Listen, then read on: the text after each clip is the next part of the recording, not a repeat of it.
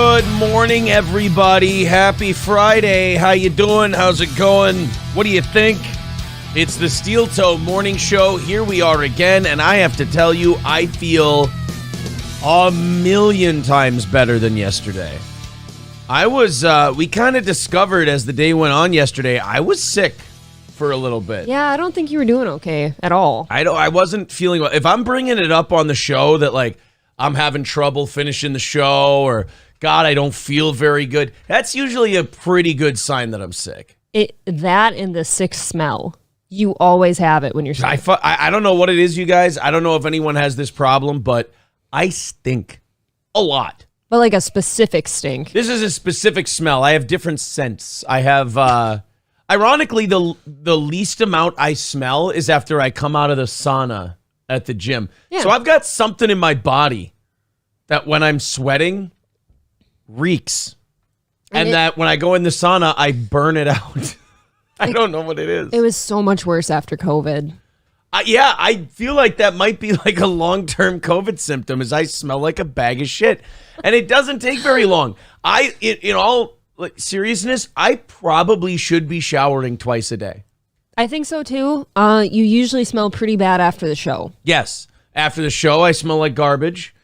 So I don't know if that's nervous sweat. Stress sweating, I know, is the worst. I stress sweat during the program. I talked about this yesterday. I kind of treat every show like it's my first show, and especially since we've had so many new subscribers the last couple of months, it's extra true. Yep.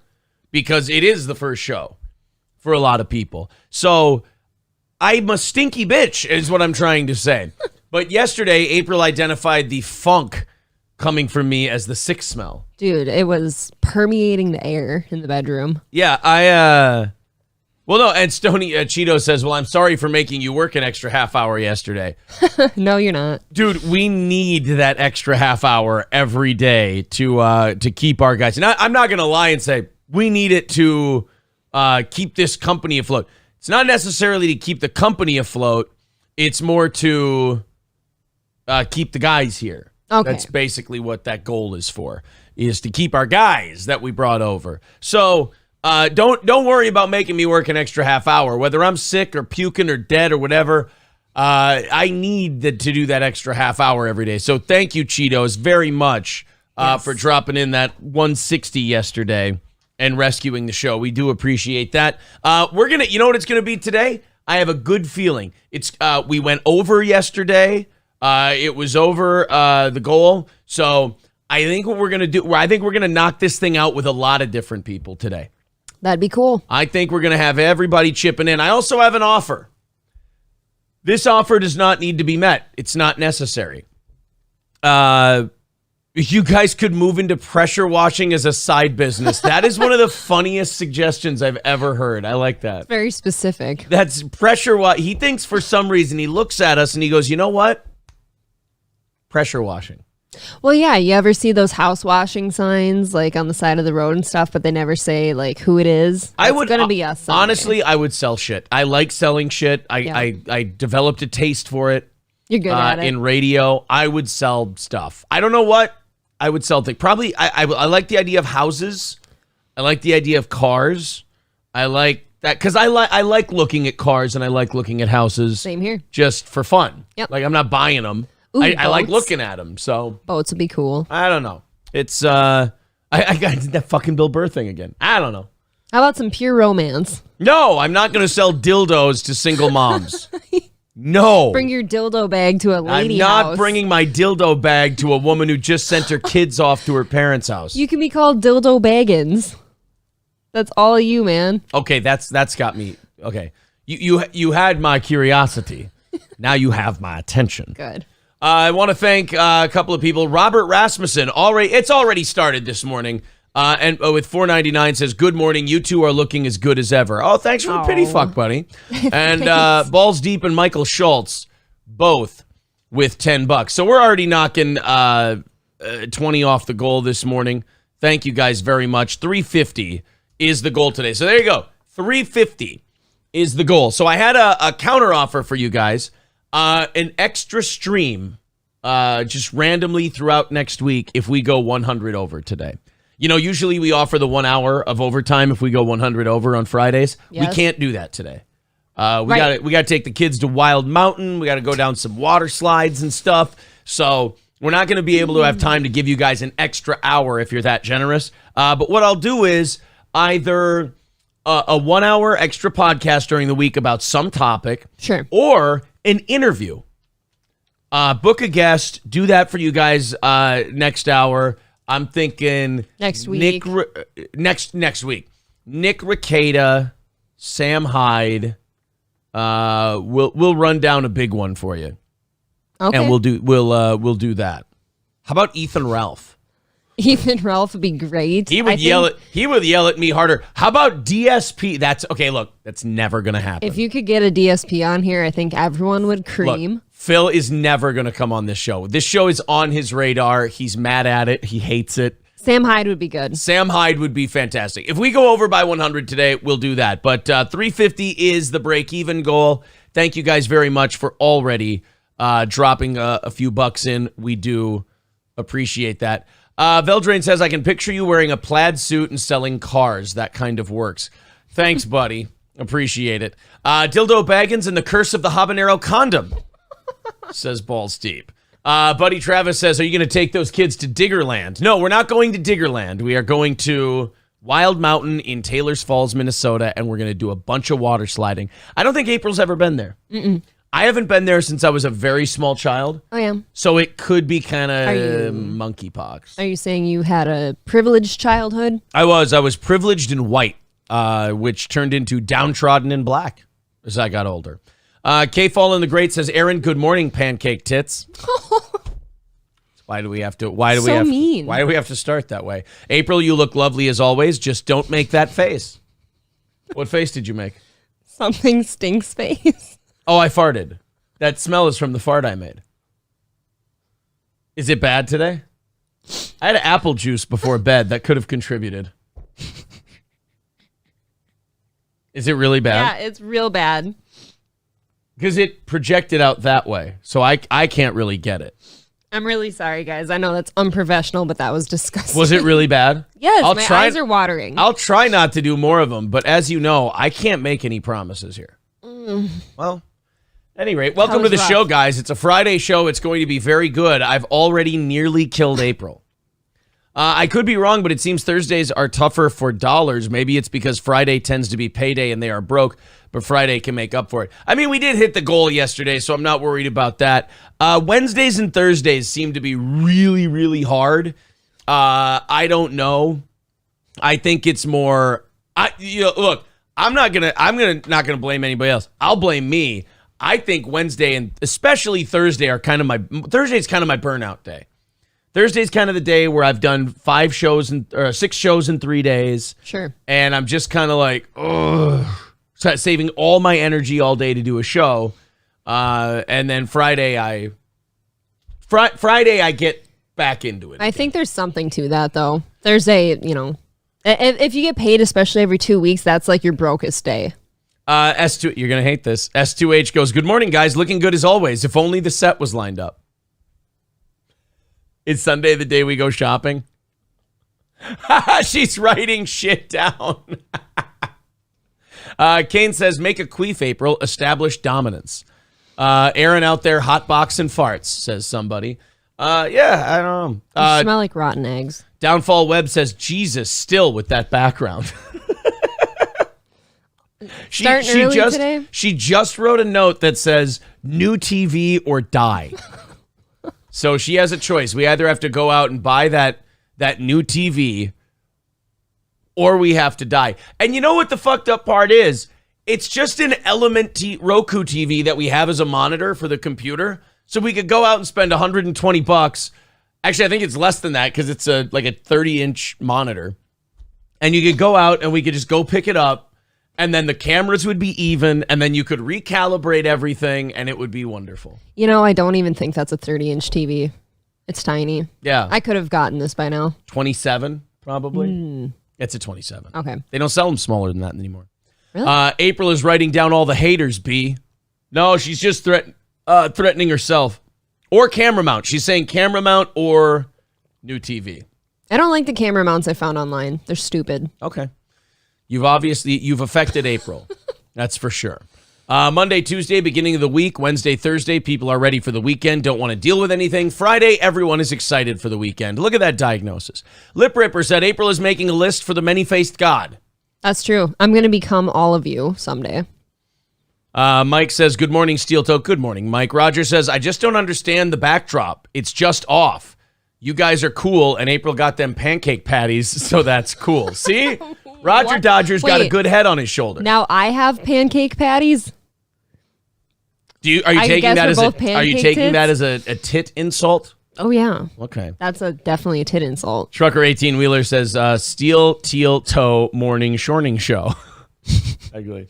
We could get some sheep in here and shorn them. I actually might keep that as the name. That's the Morning Shorning Show. The Morning Shorning Show. The Steel Teal Toe Morning Shorning Show. I like it. I feel like keeping it. All right, let's get into the show today. We have a lot of good stuff. I do want to thank Derek right away. $20 on PayPal from Derek. I don't want to miss those PayPal people. Got to get the thank yous in. 3:30 away from our goal this morning. Awesome start, you guys. Thank you very much to everybody chipping in. You know the VIP rules. I'm excited about today's show. Joe Rogan shit on Jordan Peterson. I wonder if Joe Rogan's going to get as much shit as I do when I point out the same fucking thing about Jordan Peterson. You know why this show's taking off? And you know why it's on so many people's radar now, including YouTube's? We can't get a fully monetized show to save our life anymore. Oops. Do you know why? Which I'm fine with. Do you know why this show is going to continue to get bigger? Why is that, Aaron? Because I have all these fucking hot takes before any of the big guys do. I'm on the ground level mixing it up. Yep. Getting all the thumbs downs on the Jordan Peterson stuff, stirring it up a bunch, and I don't give a shit. Well, no. Internet comments I'm impervious to. I don't mind them. I have fun with them. And this show just goes, because there's a lot of shows that go, don't talk about this guy, don't talk about that guy. It becomes a problem. It becomes an issue. I'm like, what? A couple of guys are going to write some mean things about you on the internet? Ooh. I'm scared. I don't give a shit if someone writes a mean thing. I've been on the Fighter and the Kids subreddit. Can't get worse than that. It simply can't. So Joe Rogan shit on Jordan Peterson literally the same way I've been shitting on Jordan Peterson over this Twitter thing. Yep. In fact, he got more kind of sensitive about it.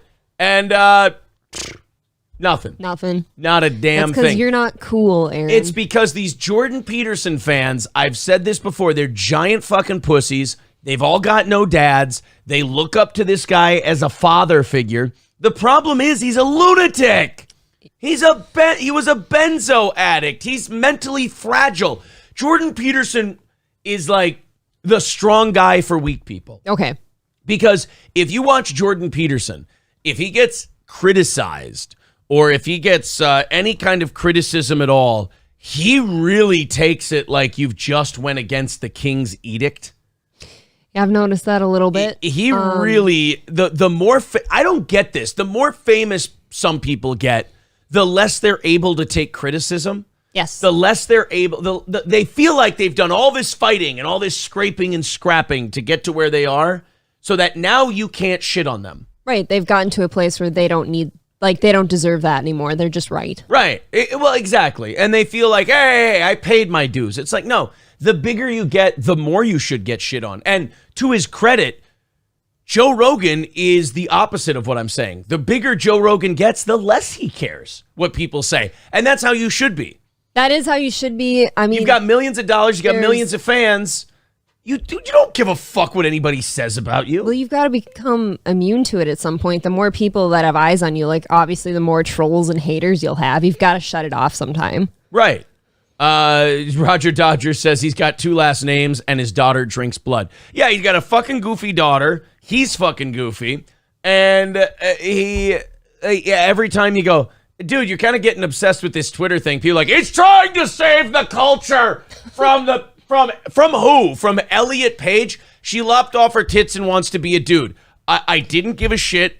when Elliot Page was a woman named Ellen Page. I don't give a shit when Elliot Page is a guy named Elliot Page. The hardest thing to be is not a Jordan Peterson who picks a fight with every trans thing he sees. The guy, you know who you have to fight to be now? The I don't give a shit guy. Because everyone needs you to give a shit, no matter what. Everybody needs you to love their thing. Yep. Like, I don't like these right-wing culture warriors because they're just like the left-wing culture warriors. They just don't know it. At least the left wing knows they're cunts. You know, they know they're obnoxious. That's their thing. They lean in. Their whole bit is that they're annoying. Yep. And they're trying to annoy you, and they're trying to bother you. Well, because they don't get their stuff done. Right. The right, if you don't play into the shit they want you to play into, they get the same way. You sell out. He's fighting for you. And like, he's not Jesus Christ. He's Kermit the Frog with a goatee and a suit. Stop it. It's true. So they go like, oh, he's fighting for the culture. He's going like, no. He's a guy to be made fun of. They're all guys to make fun of. That's what we're doing here. I feel so abandoned by the right so many times because I go, hey, I thought you guys keep saying you're in this for the memes. If we're in this for the memes, let's do some fucking memeing. Let's make fun of some people. Yes, if you're only going to make fun of the people on the left, you've cut out 50% of people who are objectively fucking hilarious to watch. You have to like them just for the comedic value. Just because why? They feel the same way about a person who cut off their dick as you do? Who gives a shit? I couldn't think of something that bothers me less. Like that person, I don't think of that person. You know what I mean? That never crosses my brain until Jordan Peterson brings it up. You know what's worth caring about? Like when teachers start doing it. Yes. Yeah, that's something you can watch and go, whoa, whoa, whoa, whoa, whoa, pump the brakes. We're having fun here. We're joking around. You're trying to turn kids. That's fucking goofy. It's like a guy like Jordan Peterson does something dumb and you make fun of him, and the same people who think that it's hilarious to make fun of these left-wingers when they get hysterical, when their guy gets hysterical, they go, oh, it's okay that my guy gets hysterical. Why? Because he feels the same way about discarded penises than you do? You guys think too much about discarded penises, and that's your problem. And you worry just as much as the left does about what you're going to call the discarded penis person. But why wouldn't somebody like a Jordan Peterson be spouting off more about people like teachers that are around kids and stuff than an Ellen Page that's not around anybody anymore? I believe it has something to do with lobsters. But I would have to confer with my 12 reasons to live or whatever the fuck it is. That's interesting. Veldrain with $5 says, here's a buck, bucko. And $5 says, the statistical analysis shows that I talk to lobsters. Jordan Peterson. Thanks. 325 away from our goal today. Thank you guys very much for your generosity, as it were. All right, he's tough for a Canadian, says fuck you. Oh no, I'm not saying he's not tough. He's like done some debates that are really interesting. He's just, I think when he went nuts and went away for that year, yeah, it changed him. Yeah. And he's lost a lot, any sense of humor he maybe had. Sir K says, I like this show because I have both mommy and daddy issues. That's why I'm mean to April. I can't tell which role she fills. That's okay. Skills says, holy cow, are you live right now? No. Where the fuck city are you based in? Oh, no matter what city in, we're always based. Fucking based. Fucking based. What the fuck? We are in St. Cloud, Minnesota. Roger Dodger says, April once escaped a fire by tying her baps together and sliding down a pole. I love how we just made these these cogent points about Jordan Peterson, and all Roger Dodger can say is that you titty slid down a pole. My baps. What? Skeezy says, is he mad about the trans or mad about Twitter censorship for criticizing the trans? He's mad that he broke a rule Twitter had that he knew existed, and now instead of deleting the tweet and getting back on Twitter, he just wants to yell and scream at the moon. That's what I don't get. You know what game these people are playing. That's why I'm starting to kind of get mad about people who carry on about being quote unquote canceled. Sure. We know what the game is now. So either survive in that space where you can talk to lots of people and do an entertaining show, or be this martyr and die for the cause and then shut the fuck up about it. I know. You died for the cause. We all saw it. If we didn't see it, it wasn't important enough. Like this show. I don't want to be a martyr. I don't want to sit here and strap myself to a cross for what? For somebody else? Fuck that noise. For Jesus. I'm here to tell jokes and have fun and make fun of people. And I keep an eye on what the changing rules are so I don't fucking murder my own show that makes me a living and entertains the fans. Yep. Because what good is it if I sacrifice myself and now they don't have a show to watch? You ruined it. And plus, I ruined my own living. People think that if they blow themselves up and crucify themselves, that it's going to make like, oh man, I fought for a cause and got my show taken away for it. All that means to me is that you're not a professional and you can't perform in front of any kind of crowd and still make it funny. It means that you panicked, you saw the rules change, you weren't good enough to continue on, so you blew it up. Yep. And then went, oh, well, I'm a victim. It's not my fault I didn't succeed. It's because they were mean to me. You knew the rules. Don't go on the platform if you don't like the rules. I've always been interested like in Crowder's behavior that way too. It's like he enjoys getting kicked off. It's very weird. But then pretends he doesn't. Right. And then he needs to fight the laws that be. Renelation says, no one is above being made fun of. Everyone where they say dumb things and should get a little ribbing. Exactly. So he's looking for attention and relevance. I agree. Veldrain with another $5 says, Jordan, if you just abide by the rules, you won't get demonetized or banned. Wait, S. Crowder. Oh, yeah. See? Wait, what? Crowder. Wait, but is he like defending Crowder? No. By saying if you abide by the... No, like he's making fun of Crowder. Because Crowder's like, oh, I don't break any of the rules and shit. They still ban me. And he breaks all the rules. I know. He purposely breaks them and then complains he gets banned. It's part of the grift. All right. Thank you very much, Veldrain. 320 away from our goal this morning. There is the PayPal link and everything else. All the contributions count, no matter where they come from. Okay. Let's watch Joe Rogan criticize Jordan Peterson. Now, the media... There's two kinds of responses to this. There's the Jordan Peterson fanboys, who a lot of them came from Joe Rogan. So now they got to pick between their two dads. This is why you got to be careful of the idol worship. This is why I like that our fans, tease us and shit on us and have fun with us, because I ain't here to be worshipped or have my dick sucked. You're no idol. Don't like my opinions because I said it.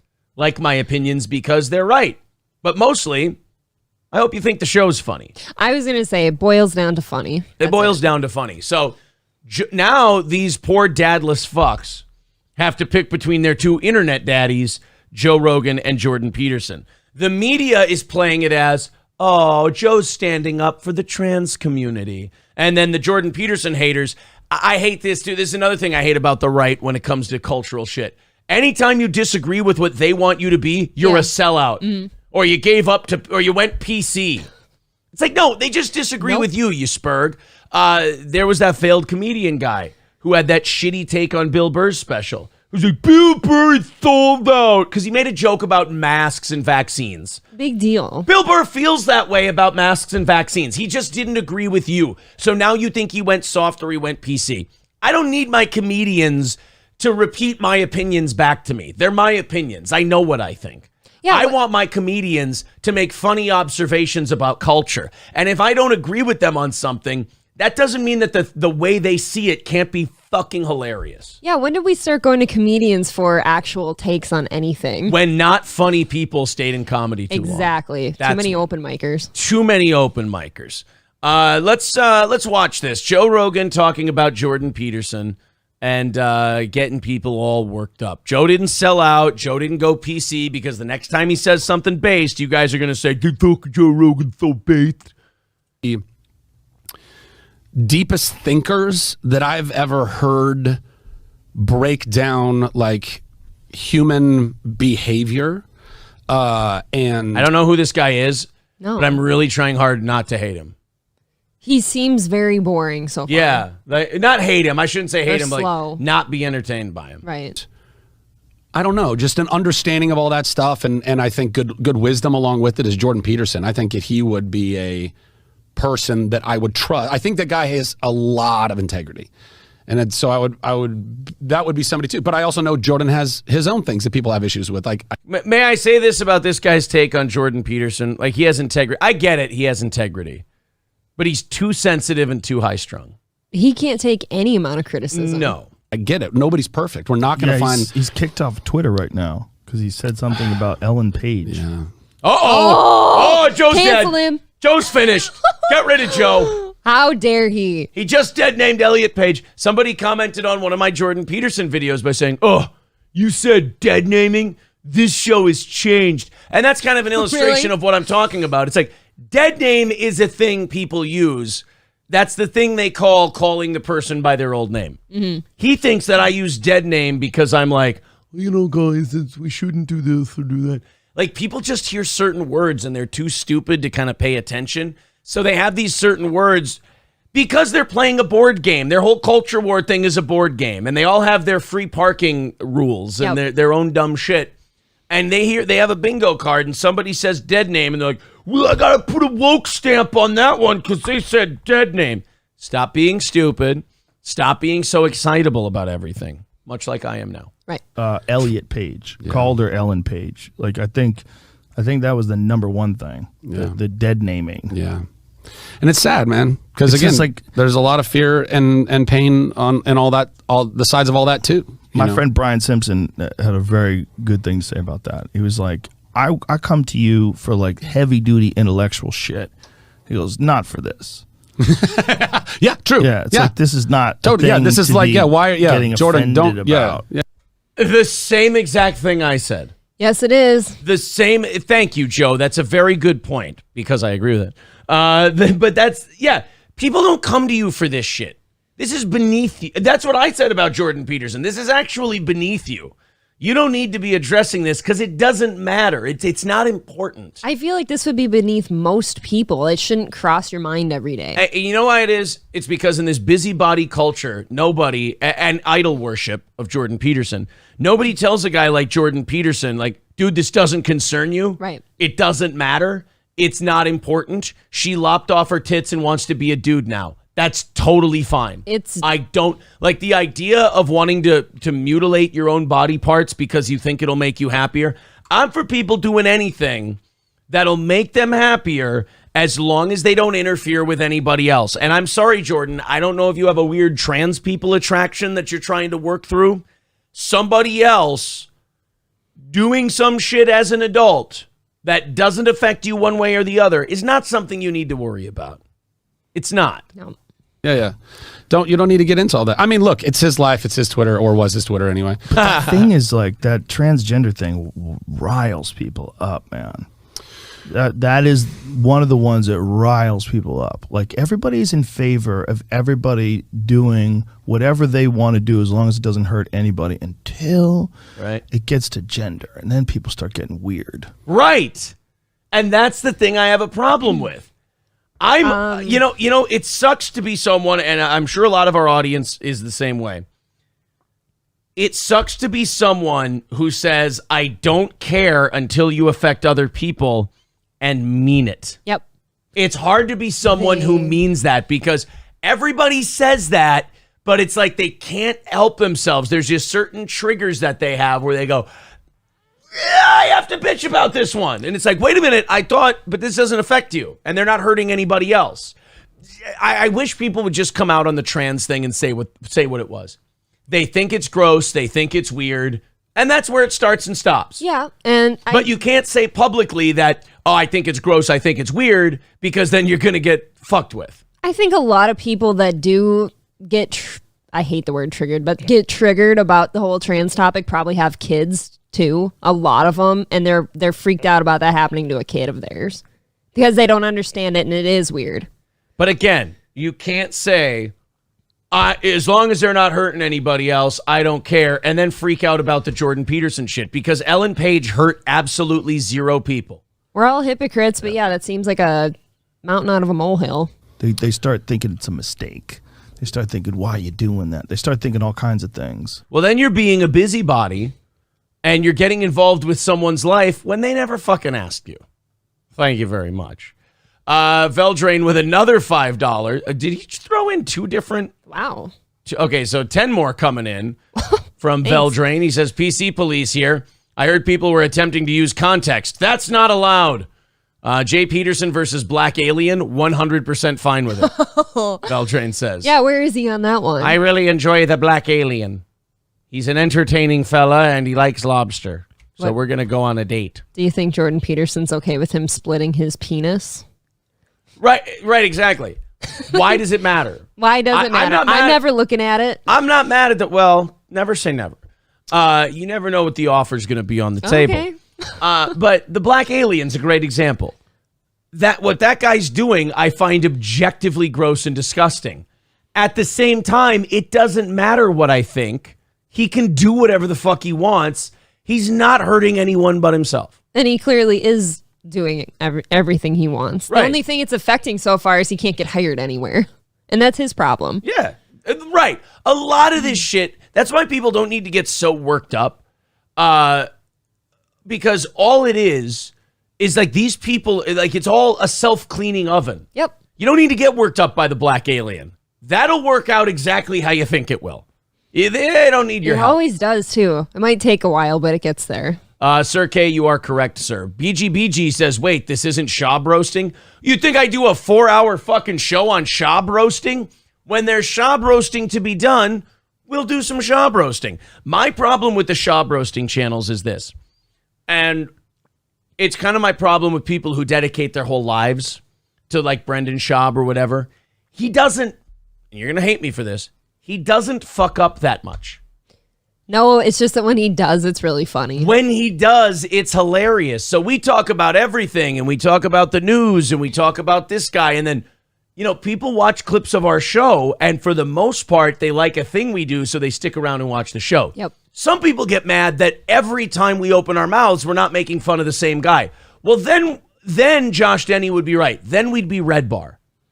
We'd just be, every time we open our mouth, we're obsessively bitching about the same guy. I like to find out what's going on in the news, and then you find new stuff to talk about. Right. We can't focus on someone's fingernail for an hour. I can't do that. I'll go insane.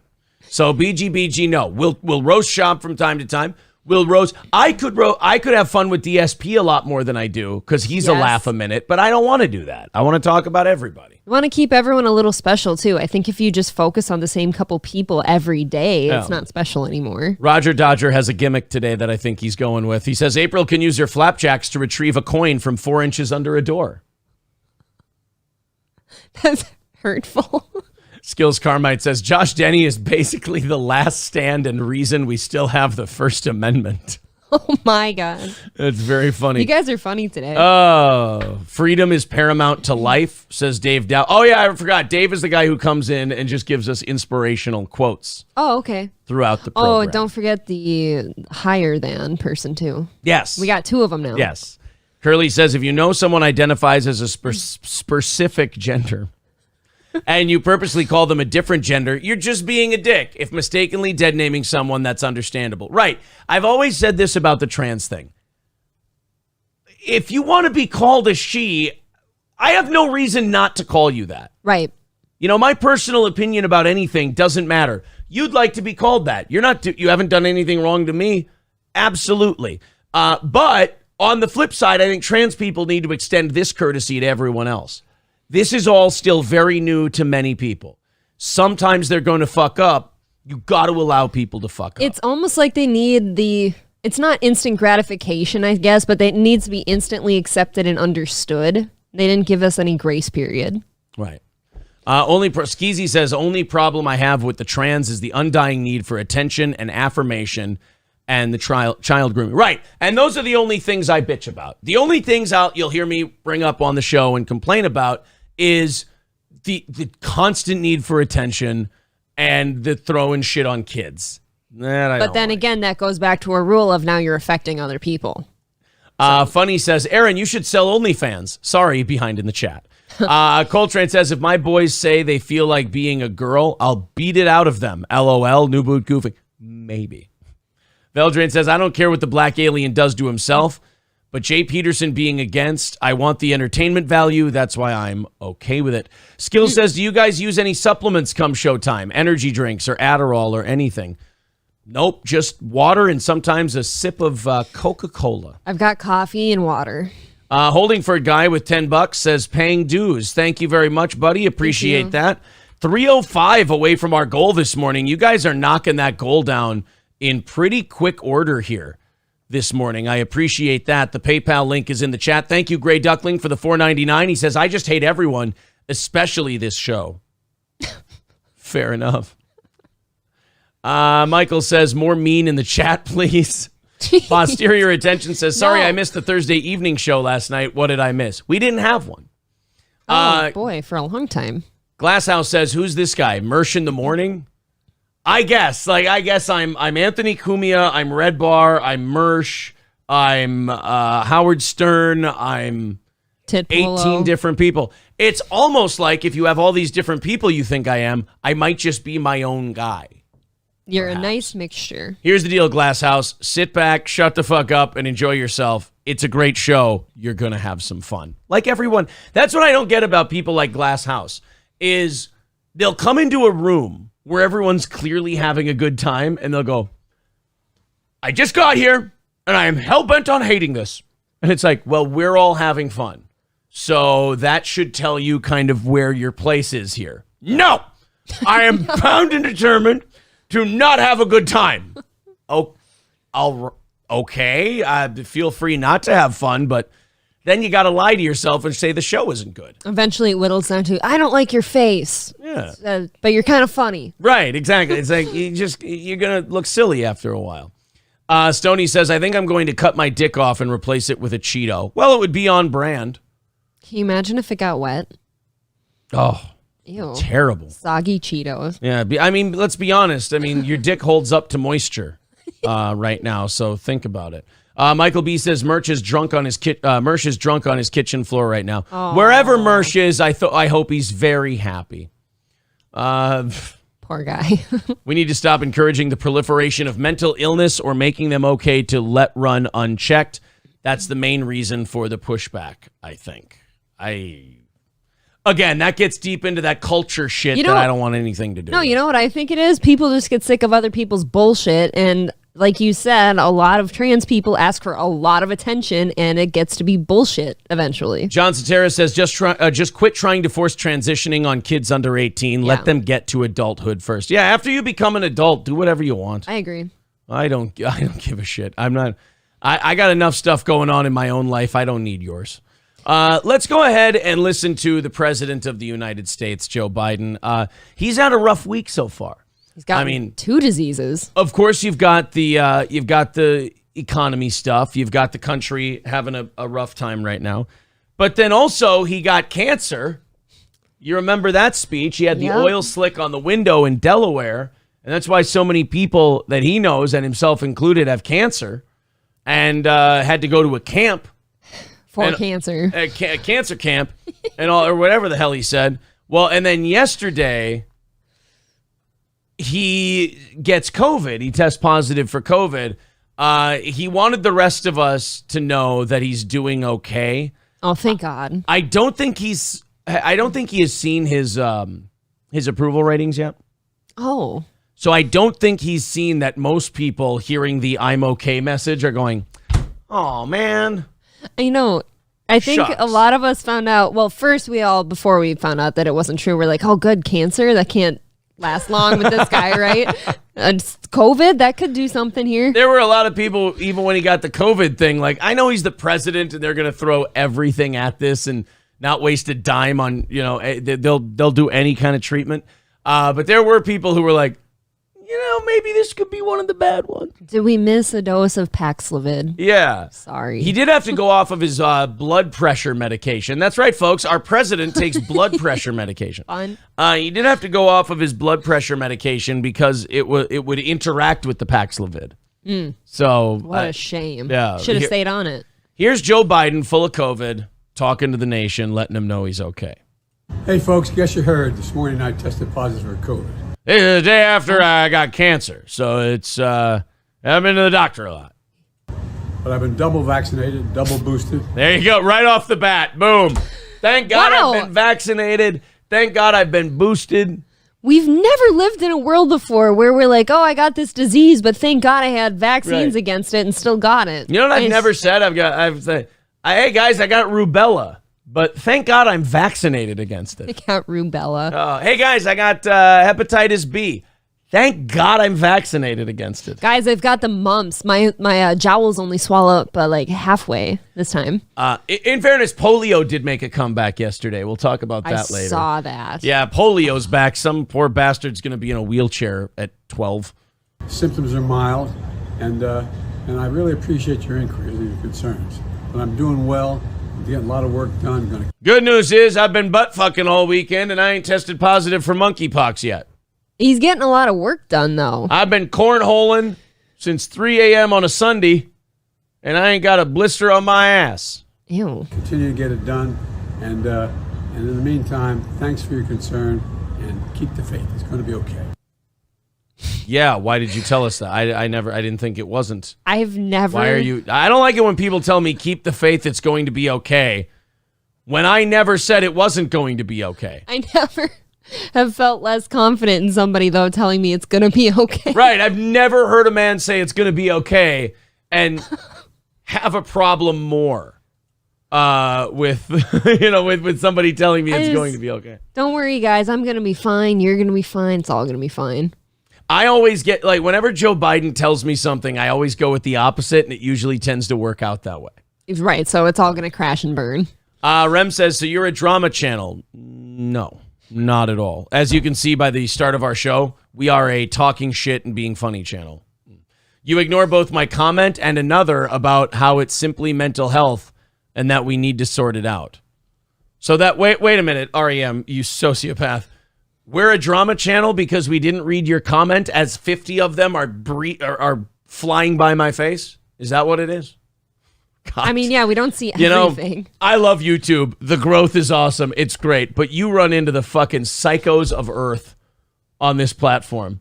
Like, you do a chill show where you make fun of people and, talk about the news and make fun of that. Or once in a while stumble across a cogent point and you get serious for a second. But, oh, my God. We're just here for the goofs, man. You run into two people. One of them's like, I want Schaub. It's like, well, we don't do that on this show. Once in a while, when people are topical and funny, we make fun of them. Then another guy says, you didn't read my comment. You're a drama channel. We're not a drama channel. We just bounce around to different shit. Here's what you need to be a fan of this show. If you don't have this, you might as well leave. You're never going to be a fan of this show. You've got to have a sense of humor, and you've also got to not get so high-strung about shit. One of the things we're trying to teach you on this program, chill out, fuck around, have some fun. If anything, this show is the opposite of a drama channel. Right, it's a break from that stuff. We want you to have a good time when you're talking about these people. BGBG's getting it. He's already adjusting. Okay. I think that's the biggest problem with people like Rem. They don't want to think they've adjusted. They're set in their ways and they don't want to change. They want the whole world to come to them. So they don't want to start out with a notion towards a show and then be proven wrong and have to admit it. I think a guy like Rem either needs to move on or show some growth. BGBG says, as a Sagittarius, I feel discriminated against by cancer camp. See, he's jumping in, having some fun. Testing positive for COVID, cancer, falling off a bicycle, and coming to full stop, and also can't forget falling upstairs. Rough times for Joe. Yeah, if you think that's bad, you should see the price of bacon. He has had a rough year. He doesn't know the price of bacon. No. AR Ghostpen says, this is why presidents shouldn't be named Joe. Joe is the name of a mechanic. So it's a weird line item to have for who should be president, but maybe we should listen to the guy. We could start with he's 80-something. He's totally, falling apart in the brain and body.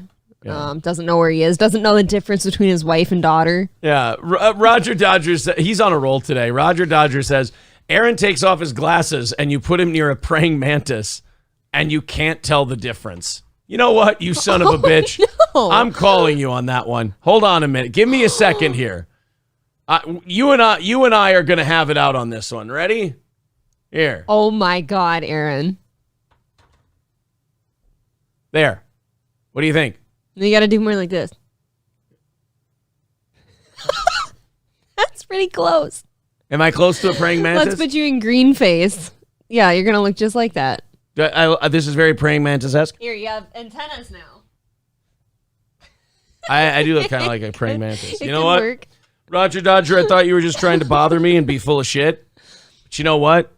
You're right. I've grown today. I've learned some things about Do myself. we consider those little things like snaggle teeth or something? I guess so. Yeah. Someone says, way to expose the cameraman. Where is your mask? Oh. Let's go to, I got to make sure I'm caught up. See, this is why I don't get to everybody's comment. If I leave the chat for 5 minutes, the comments are insane. You're lost, yeah. This lovely show. Sir K says, Aaron ignored me yesterday and now I'm sad. See, yeah, I think that's where Rem's at. I'll at mail this you point. some stuff and you'll be happy. Donate money and he'll read your comment. Don't tell people that. That's not how it works. That is true, though. Little Lemmy says, witness me, Aaron, witness me. There you go. Wow. Rem says, you're a drama channel because you ignored me. Sure, you might not have seen it, but you read the other guys that was saying the exact thing, essentially. So, You just said two different things. pull it, time out. Okay, you got it. I'm a drama channel because you didn't get attention? Bro, you need to call your dad today. And number two, if I read another guy's comment who said the same exact thing you said, why would I read both your comments? If I saw yours first, I'd probably, Rem, you need to fucking relax, buddy. Yeah, Carlos says, calm down, have some dip. Well, the guy explains it away in his comment, like, sure, you might not have seen it. Well, that's kind of what happened. Do you think that might be the case? Veldrain with $5 says, this is a drama show. No, it isn't. Today is Friday, not Wednesday. What? Rem says, I see your point. So honestly, you don't read someone's thing. Say it's BS and go on. Maybe say, yeah, you're right, but we want jokes here, not logic. Dude, you're taking this. Rem, I like new fans. I do, and I think you're going to be one. And I think you can also learn something from this show that will help you. This show isn't about like, oh, we just want jokes from our You can say whatever you want. I got hundreds of people in here. Hundreds of them are writing in at a time. I can't get to everybody, buddy. I can't do one-on-one. It's a big room. I try to get to a dozen or so chats after every segment, and then we move on to the next segment. There's kind of a format to this program. Rem, it's nothing personal, buddy. We don't pick favorites in the chat either, so if we just didn't see it, we didn't see it. Balls Deep says, hey, guys, Rem ignored my comment. What the fuck? Why is logic all gone? I think so. Why is the logic always gone? Now That give poor me my guy. kids back, but keep the short mouthy one, says Danger Bear Wolf Turtle. Isn't that always how it goes? Keep the last one. They're just so bratty. Shane with $10. Thank you very much. Danger Bear Wolf Turtle with $15. I'm not giving your kids back, by the way. They're having a lot of fun here, and they enjoy the Monopoly games we have. 275 away from our goal this morning. Thank you guys very much. The Most High says with the Mantis thing, that's his O face. I like the Most High. He's another guy who started out kind of shitting on us, and then he started having fun and realizing, oh, this show's just a good time. He's lovely. Hulkamasha Baby says, Aaron the Mantis Imholt, good boxer name. There you go. Maybe I'll That's not fight with a bad. mantis stance. They are fighters. Yeah. Brian M says, can I get a hell yeah? Hell yeah, you son of a bitch. I want a mantis mask for you now. Roger Dodger says, Aaron, have you considered acreage mowing? Oh, because I'm a retard like Forrest Gump. Thank you. That was actually a deep cut, Roger Dodger. You're getting better, and that's scaring me. Ball Powder says, Aaron is a Mersh simp. Ouch. How does that feel? I like Royce and Mersh. If that makes me a Mersh simp, I guess I'm a Mersh simp. I'll say this. I've been reading some Kiwi Farms lately on all these different people. I can't get that emotionally invested in other people as much as they do. I mean, the problem when you join up with like a subreddit or a Kiwi Farms or something like that is that now your whole life has to be in lockstep with those guys, and you kind of cease to be an individual. This is what's really weird, again, about all this culture war stuff, is that they've all become like the goth kids in school. Yeah. Where yeah, we're nonconformists and we're individualists. Now let's all form a group. It's like, no, because then you can't disagree with the group or you're out. Exactly. So why not just be out with the group? And like, you want to be that kid in school who's friends with a couple people in every group, you know, and you can float around. Why not just have a cult, Aaron? I guess. Maybe that's my problem. I run a show and I don't want to be a cult. I got to pick a lane. But I don't like a lot of this shit. Like, people are like, oh, if you like this guy, then you got to be cringe. Or if you don't like this guy, then you're not cool. It's like, just be your own guy. Don't join these groups. Joyride down the middle of the road every day like I do. Money Pit says, Aaron was right. All you have to do is type Aaron is or was right first, and he will read your comment. Well, I guess you got that me is there. actually true. You do that. Oh, I love those. Or Aaron's an idiot. You started with Aaron is. Just start with my name. Aaron, your hairline looks great today. People are saying about the guy Rem in the chat. Kane B says, Rem, oh, life is bigger. It's bigger than you, and you are not me. Hey, Rem. Can you believe they put a man on the moon? Can you believe that? I can't even remember the fucking song. It's okay. I don't either. Something about, God damn it. I know the goddamn words to that song. Monopoly 21, checkers and chess. Yeah. You've got a puffy chest. I guess. I don't know, rhyme something. Roger Dodger says Red Bar goes crazy on his chat. Yeah, I like having fun with my chat. Red Bar doesn't do too much in his chat, though. He just gets mad at them. He just gets angry at them. Kane B says, Rem, stand in the place where you live. Now they're just making REM jokes at the guy. Aaron never read my text. I'm mad, says Walls Balls. Michael B says, I wanted to talk to Aaron so I could get his P.O. box so I could give him my nudes. Fun. Thanks, man. That just seems like a good time. Veldrain says, Aaron is not a praying mantis. Those are small, green, and eat other insects alive, typically head first. He's a begging mantis. They run morning shows. Yes. I am a begging mantis. We try to make you laugh, and then we ask for your money. Somebody got mad at us. A fan got mad at us because we made jokes like, we're filthy internet beggars. And he goes, you're not a beggar. You do content and then you ask people to pay for it. It's commerce. And so he got mad on behalf of us. He got mad on behalf of us. He was mad that I was shitting on myself. Too much, what is that called? Self-deprecation? Self-deprecation. Yeah. I'm one of these guys who I don't take it too seriously. The main goal is to have fun. Thank you to Posterior Attention for the $4.99. He says, do a super chat. He reads them. Youngling Slayer with $9.99. Little Reno 911 tip of the cap. He says, I'm just goofing. New boot goofing. Thank you very much, buddy. 265 away from our goal this morning. Thank you for the generosity. Buddy Travis says, Rem, just calm down. Put the morning S&M ball gag back in and give the show more of a chance. Kidding, maybe. Ball Powder says, Aaron is now being clipped by Zen Rhino. Zen Rhino's a very big... Hey, wait a minute. Whoa. Zen Rhino is a very big fan of this show, and he likes to encourage it and throw stuff out there. I think that's great. I think anybody who wants to be a big fan He's cool. Is very cool with me. Ball Powder also says, no, you can read Kiwi Farms, laugh, and move on. That's my point exactly. You can't get too invested in it and become one of these guys who's just, I have to hate Mersh or I have to hate Ethan. Like, I don't even hate like Nick Fuentes or Ethan Ralph. I think they're people to be used for comedy. Can you imagine being someone who reads Kiwi Farms? And like getting invested in it? Yeah. Sure. Or at all.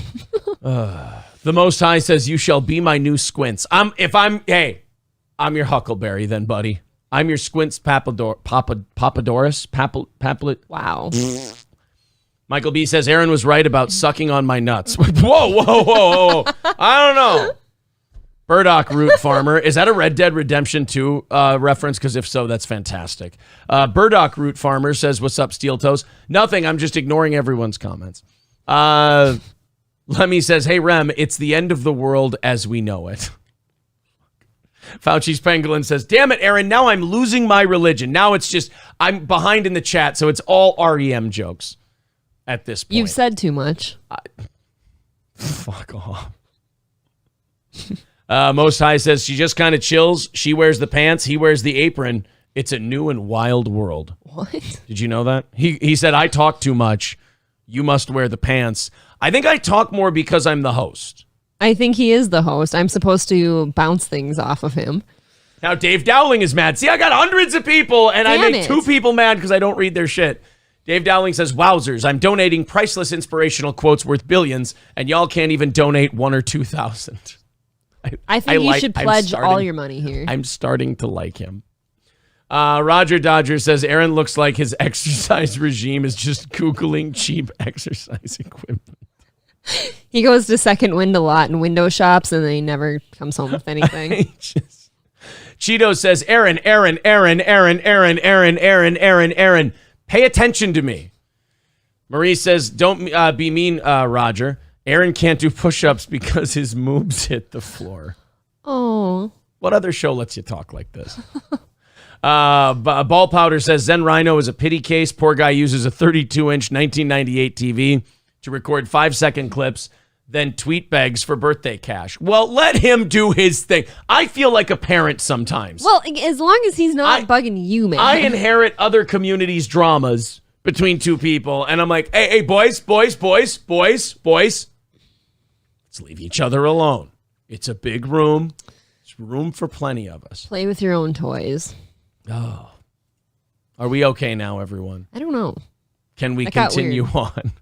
Thank you to Will. Will with $20 on PayPal. Wow, guys, this is really going quick today. Thank you. 2:45 away from our goal.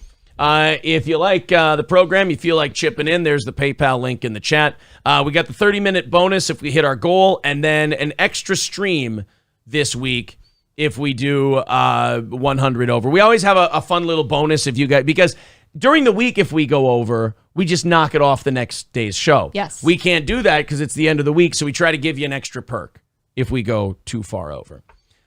He turns his comments off. I hate that. Somebody's, all right, guys, let's, you know what? I spent a lot of time. Oh, sorry. You're gonna die soon.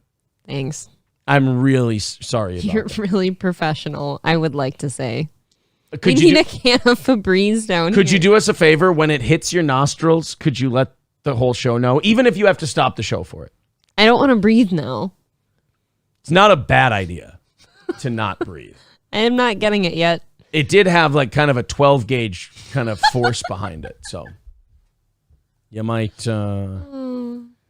might have some issues. I'm just going to light that candle in a couple minutes. Dave says, you've donated enough. If it makes you cry or when it makes you wonder if you can pay rent and bills the next month. See, now I want to read Dave's stuff because he yelled at me. Give us all your child support, your rent, your mortgage, your car payments.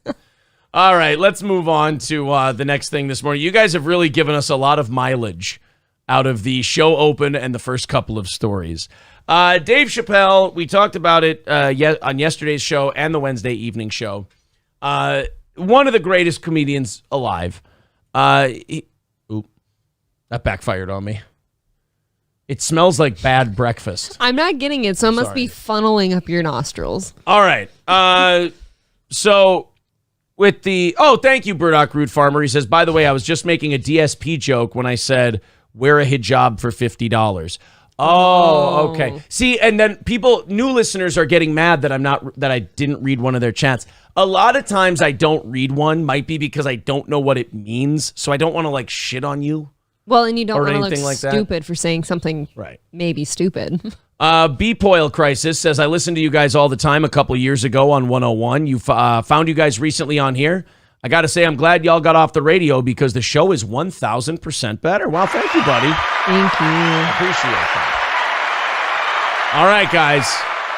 Can I leave you alone in the chat for a while, and will you behave and not... Like, I'm afraid to go to a story because I'm afraid they'll start killing each other. This is like the kids. It's like, okay, guys, can Dad and I go do something for a couple minutes? We've got to take care of some business here. We got a little work to do. Can you handle yourself? This makes me think, like... It's always no. This is this show, before we've even hit our peak for the day, and this is this show at pushing 4,000 subs. What's it going to be like when we get to 10? It's going to be unmanageable. That makes my heart flutter. We're going to have to hire an off-screen producer to like handle the chat and go, hey, just like highlight 10 of them. Do other and people then we do go that? through those. That seems a bit rich. Doesn't matter what other people do. Steel toe is steel toe. Remember, we're not a copycat of anybody.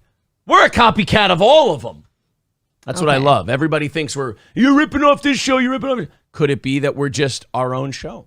So Dave Chappelle, we live here in Minnesota, so this became a big story in Minnesota the night of. Then it became a nationwide story yesterday. And now we got a few updates for you today. Dave Chappelle had shows scheduled here in Minneapolis at First Avenue, historic nightclub. And then I think he had a couple scheduled at Varsity Theater. Yes, he did. He's going to do 3 shows in Minneapolis, Wednesday, Thursday, and now today he'll do one. Well, a bunch of purple-haired trans crybabies went to First Avenue and started complaining, and the staff said some of them might walk out. And First Avenue decided, you know what we're going to do? We're going to tuck our tail between our legs. We're going to suck the purple-haired dick, and we're going to tell Dave Chappelle he can't perform here. And then we're going to tell the people who bought tickets that, as a place where we have live performance and art, we want to be the safest space out there. Because art is safe at all times, right? Yeah, which made me wonder, okay, which one is it? You just said 2 things. Do you want to be in a place of art, or do you want to be safe? Because you cannot be both. Well, of course, this was a terrible idea, and it was always going to backfire on First Avenue because there aren't that many trans people, but there's a lot of people who are they fucking had it with people telling them what to do. You're not even doing anything wrong. You're liking a comedian. You're going somewhere to laugh at a guy who's been making you laugh, if you're my age, since you were in middle school. Yes, he's wonderful. I really want to go see him. Chappelle's show's been around since, 2002? I was in middle school, early high school. Yeah. I was in high school when Chappelle's show came out. So he's been making you laugh for 20 years, at least. And then there was Killing Them Softly before that. So 25 years, this guy's been making you laugh. And then all of a sudden in the last year, because he's been telling jokes about everybody, he's been shitting on everybody. But this one group that wants to just be treated equal also wants you to never be able to talk or joke about them or tell a joke at their expense because they're also special. This is what annoys me about the trans community. Do you want to be equal, or do you want to be treated with kid gloves? Which one is it? Because it can't be both. You can't be a spoiled little baby and say, I want equality. Oh, but by the way, all the bad parts of equality, I don't want that. Nope. It's kind of a problem I have with some aspects of feminism. I want total equality, but don't change the divorce and child support shit. I still want you to write me a giant check every month whenever we part, but I'm a bad bitch who doesn't need a man and can do it all myself. Of course. Sorry, ladies. It can't be both. You can't say that I'm a bad bitch who does it on my own and I don't need a man while you're cashing his checks every month. Oh, but then everyone tells them, oh, but you're such a bad bitch for sticking up for yourself and getting rid of him and taking his money. Right. You get that bag. Right. Like, that's like exactly women what it who go is. through ugly, nasty, like really bad court proceedings and lawyers get all the money but they're like, oh, yeah, I'm a feminist. It's like, really? Because you drugged this guy through the cleaner so you could get a bunch of his money because you didn't have the confidence to live on your own. That's interesting. So Dave Chappelle gets thrown out of First Avenue. He has to go down the street to the Varsity Theater where he was doing his other 2 shows anyway. Mm-hmm. Of course, First Avenue thinks, oh, yay, we scored woke points. Well, right away on Twitter, the LGBTQ community was like, you think this is over yet? We're still going to hold you accountable. They don't give a shit that you did them a solid. They're not going to give you credit for it. Never a thank you. But what they did get is when Dave Chappelle did a show that night, he ripped the shit out of First Avenue. Good. Now, most people, when they think of First Avenue in Minneapolis, if they think about it at all, and I don't know, maybe you're too young for this, I don't know. They think of one name. First Avenue is synonymous with one name. It's Prince. Prince. Yeah. That's what you want people to think about. Yep. You don't want them to think about anything other than Prince. It's now, legendary. When you do this, now you're the to a whole group of young people now, you're the people who canceled Dave Chappelle. Now you're not the Prince people anymore. Congratulations. Dave Chappelle laughed off the fiasco that forced a Minneapolis venue to cancel him, calling his critics a small group of transgender lunatics and slamming the venue for not having more courage. God bless. Now, he bans phones at his events, so there's no audio or video of this. But one thing I like about Dave Chappelle is that unlike Jordan Peterson, Jordan still stays like in the pocket and fights the battle or whatever. Mm-hmm. And it comes off cringe sometimes because he takes it too seriously. Unlike Jordan Peterson, Dave Chappelle has never stopped being lighthearted and funny about the whole thing. Yep. In fact, his first 2 Netflix specials he did, the trans community shit on him for his trans jokes. So did he go nuts and lose his mind and start taking benzos and shit? No. He went on his next special and made fun of him even more. And it was hilarious. The guy's good at what he does. He's one of the best. Absolutely. So tickets started at $129 and sold $1,500, bringing in $200,000 of the sales. First Avenue would have taken a nice chunk of that. And then drink sales, can you imagine? Man. So the show went on uninterrupted. So all these assholes that protested this was lost First Avenue a bunch of money, and people got to go to the show anyway. And I bet you they lose First Avenue money down the road, too, because certain types of people won't be in there anymore. So 1,500 people were going. Yep. 50 protesters showed up. Seems worth it. During the show, Chappelle said he was disappointed that First Avenue hadn't shown more stealth against the woke mob. He also laughed off the transgender activists who protested outside, calling them lunatics. He says, "I can see a transgender hit squad from a mile off," he said. Phones were not allowed inside. The Star Tribune's TV critic Neil Justin quoted Chappelle as saying the small group of protesters who turned up to at the show to terrorize fans were probably hired by his wife, determined to suck the joy out of his life. That's kind of a weird comment. It's a very weird comment. It is. How are things? Now there's just problems at home, I guess. How the fuck are things at home, Dave? Jesus. He's talking like one of those old men who's been married for 40 years. The old ball and chains got me all fucked up. That shit scares me. I never wanted to be that person. Early in the set, Chappelle seemed sympathetic, sharing that he had heard children of some First Avenue staffers had been threatened. But after a few glasses of booze and a foggy geezer beer, he admitted that the cancellation had been devastating and hoped the club would be more courageous in the future. The row began I hate that word, began last week when members of MN Uprising, an activism group, launched a petition calling for the show to be canceled. The group complained that Chappelle harmed them with his transphobic views. Then here's a novel idea. If you're being harmed by these transphobic jokes, by the way, never buy a ticket to a Dave Chappelle show. Or any comic. Does that sound good? Just don't buy a ticket. Don't go to the show. I wouldn't watch him. If I was harmed or if anyone did harm to me, I wouldn't go support them. But Dave Chappelle isn't breaking any laws. I know that the thing he's doing, you wish were a law because you're a Nazi, but it's not against the law.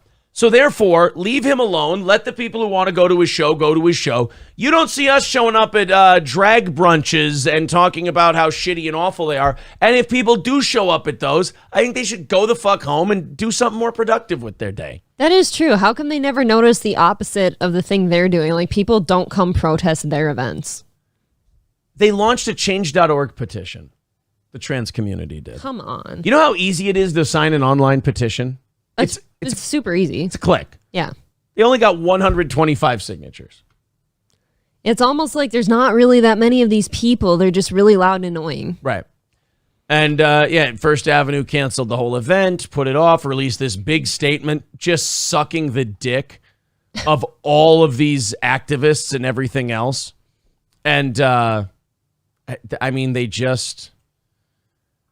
I don't know. I think anytime somebody labels themselves as an activist at this point, you become a problem. Right. But it's so at least he addressed it. At least he went out and shit on him and made fun of him. But I think this one's going to hurt First Avenue for a while. Oh, yeah.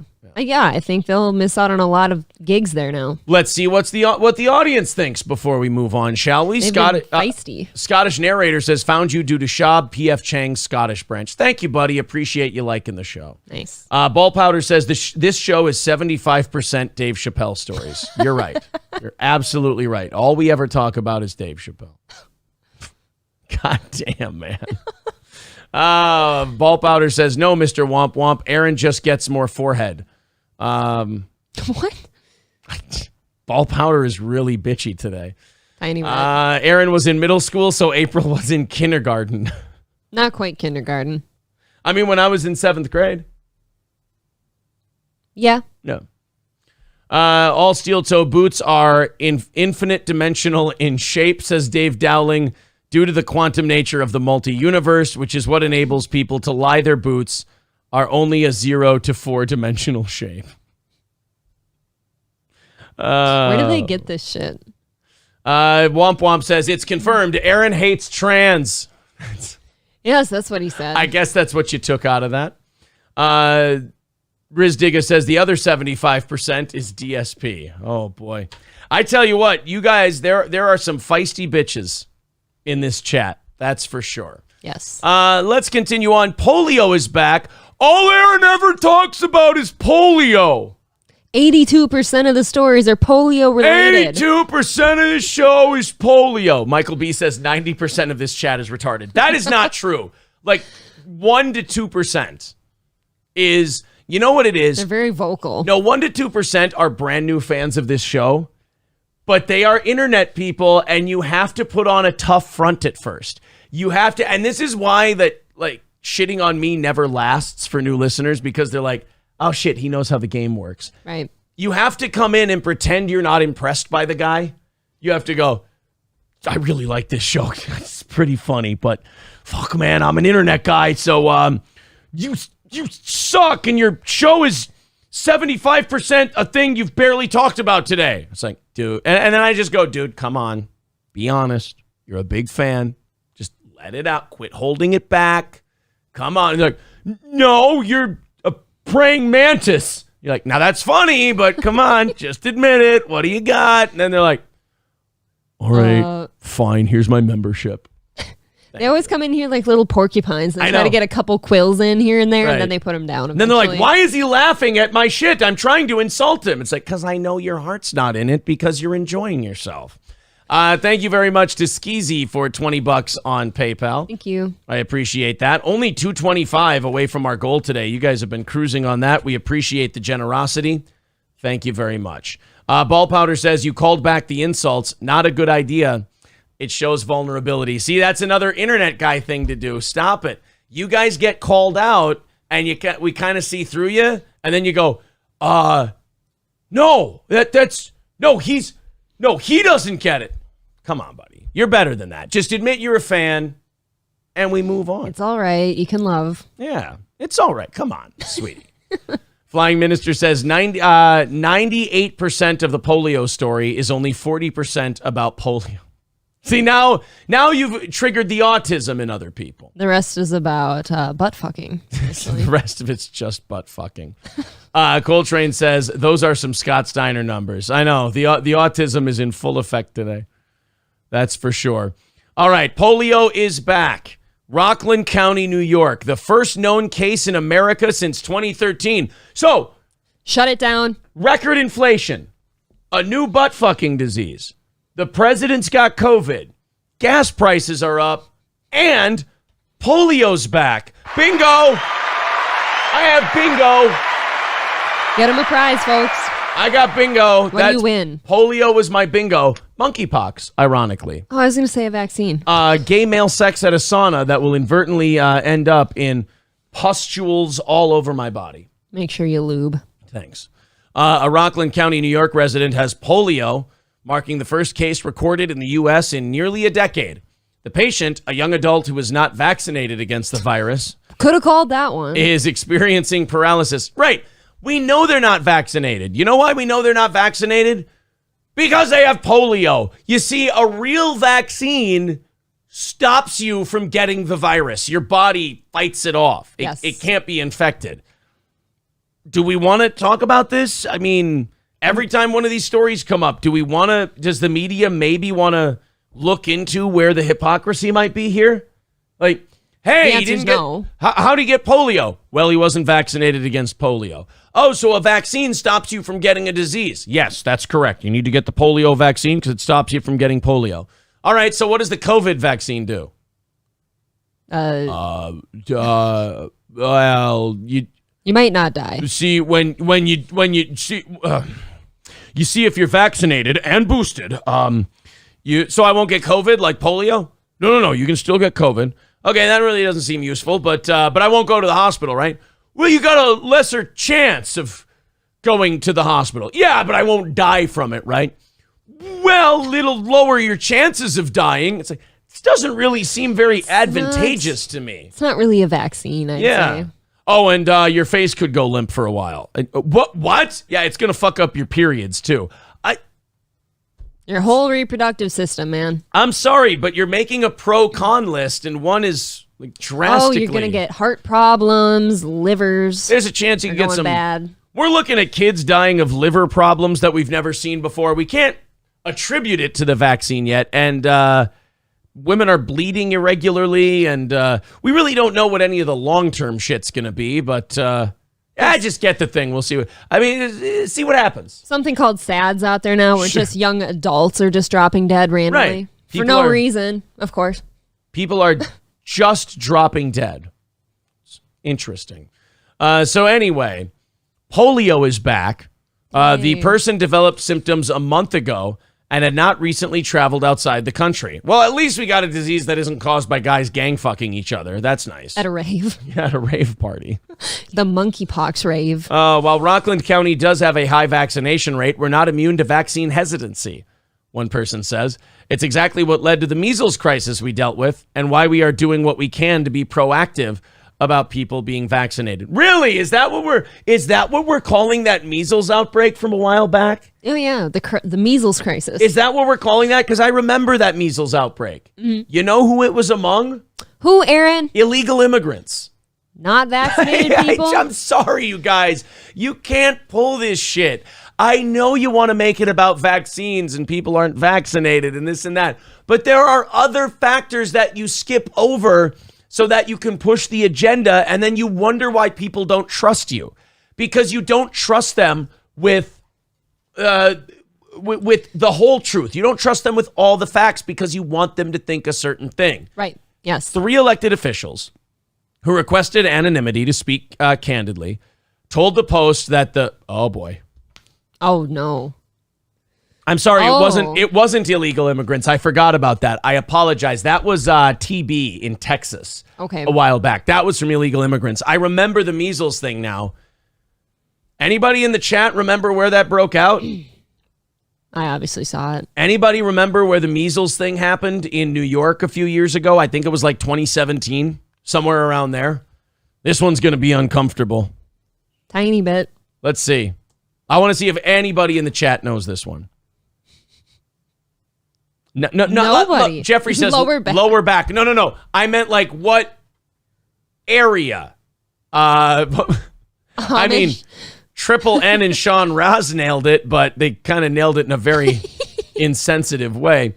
3 elected officials who requested anonymity to speak candidly told the Post that the case of polio was connected to the local Orthodox Jewish community, where pockets of vaccine resistance stoked an outbreak of measles in 2019. All right, look, if you're 25, 30 years old, if you're like 60 and younger or 50 and younger, and you're not obese, and you have vaccine hesitancy towards COVID, I understand it. Yes. I get it. Yeah. But I feel like the polio vaccine and the measles vaccine, I feel like we've worked those out. I was going to say, there's a humongous difference. There's some tried and true vaccines over here that'll for sure keep you from getting this bullshit, and this one has just kind of been a trial run, if you will, that hasn't panned out so well. I feel like nobody gets the measles and polio vaccine and then goes, I can't do my music.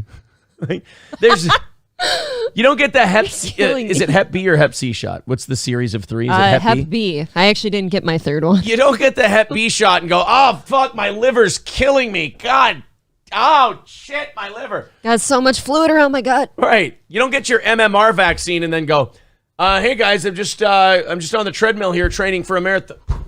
I think the only vaccine I've ever had that isn't like a foolproof but really lowers your chances is the cervical cancer one. What is that called? HPV. HPV shot. Oh, so you got That one lowers your chances of You cervical got cancer. the horse shot. I did get the horse shot. My parents were against it. That was funny. Like when that whole thing came out about the HPV shot. Yeah. I remember there being a debate about it, and I was watching. Penn Jillette had a podcast at the time. I don't know if he still does, but Penn Jillette was talking about it. He goes, HPV is the thing that leads to cervical cancer. Yep. We can stop the thing that leads to cervical cancer. He goes, this is the closest we've ever gotten to curing a form of cancer. We can cure it. Get the fucking shot. Who cares if you're a whore? Gardasil is a series of 3 shots that's like it significantly lowers your risk of a cancer. You might as well. Jeffrey, But yeah, it's the horse shot. Jeffrey Whitty says Penn has only seen Teller's cervix. It's very funny. That is funny. Sean Raz says, I have a friend that almost died from the HPV shot. When I was really little, getting my Hep B vaccines, I think that's a series of 3 too. Yeah. I only got the first 2 because my brain had swelling from that shot, and I almost died. You looked like you had fucking mumps. Your brain was bumping out here. Yep, so I did not get the 3rd one ever. Yikes. Did they have to remove part of your skull to let your brain No, swell? they got it under control in time. Ice packs? Yes. I don't know, I was little. Thank you very much to Hamburglar for the $20. And thank you very much to Not Ball Powder, cunt. Ball Powder giving us $5. Thank you, buddy. See, I can always tell when a guy's fucking around.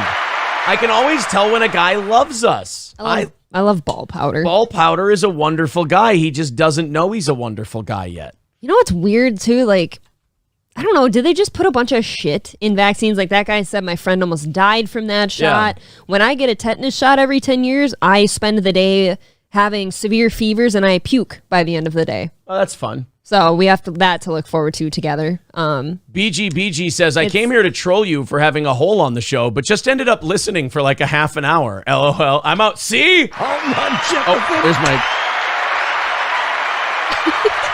What did I tell you? I tell you this about everybody. I can see when they come in hot in the chat. I'm like, they're going to be here. And by the way, BG, you've been here for an hour and 20 minutes. Cut the half hour shit. You've been here for over an hour, sir. You came in hot right out of the gate at like 6:10. It's 7:22. BG, just admit right now, you subscribe to the channel and you're going to be a fan. People wonder why I'm such a dick about Right. people being assholes in the chat. Like, Aaron, why are you such a smarmy douche to these people? Because I've seen it a million times. I've been doing this show for 8 years. I've only been doing it for 2 months on YouTube, and I've already got them picked out like that. I'm the Jew hunter of haters turning into fans. The audience feels comfortable if I'm a You're Nazi the Jew in these hater situations. or hunter. Whoa! Hunter.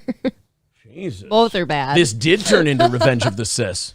It's all right. People are really mean to me today. I don't know if you've seen some of these, but they're very funny. Yeah, so again, BG, I love you, buddy. Thank you very much. But I knew when you came in being kind of a dick that you were already a fan. So thank you, buddy. I appreciate it. BG, I want you to confirm what I said is true, and then you guys can take off. I do have a question, though, from our new fans. What is 07?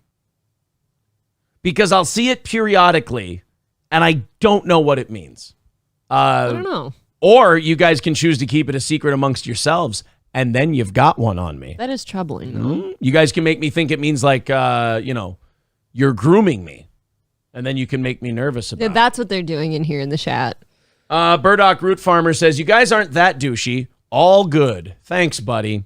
King of Cali says, I thought Aaron was a gay Jew. Now I'm disappointed. Well, I'm still a Jew. You're not gay? I'm not. No, I'm more gay. Only my first name is Jewish. You're more gay than Jew. That's it. Okay. Balls Deep says, you don't want to know what 07 means. Uh-oh. Now there's salute 07s in the chat. Oh, boy. Now here we go. Come on. It's a code word for when we see a homosexual host, says Paul Powder. You guys ever seen a host with this much level of fun about themselves? You haven't. They take themselves too seriously. Jeffrey says 0707 is an emoticon that means to salute a person. That's it? Oh. That's way gayer than I That's thought so it boring. was. I was thinking it was something like, I kind of wanted to be left out in a weird way. Sure. I wanted it to be a secret, but I just asked and you guys just ratted each other out right away. That hairline is gay. People made comments like April's brain swelling never went down with that forehead. Oh, no. They hate my forehead, too. And then Cody comes in with 2 lightning bolts like a complete fucking asshole. Thank you, Hey. Cody. Appreciate it. I like this story. This one made me laugh so hard yesterday. I just thought I'd bring it up for you real quick. Before I do, Raleigh's Rednecks and Longnecks, Raleigh's Rednecks and Longnecks.com. Oh, sorry. April just got her period. Raleigh's Rednecks and Longnecks, they have TNT and AC/DC tribute this weekend live at Raleigh's. Get your tickets. Go see them. They're the best in the country when it comes to an AC/DC cover band. They also have delicious food. That skid loader pizza is fantastic. Their homemade wings are incredible. And their whole menu really is great top to bottom. The best honky-tonk in the country. Live music on the weekends. Pool, darts, dance floor, drinks.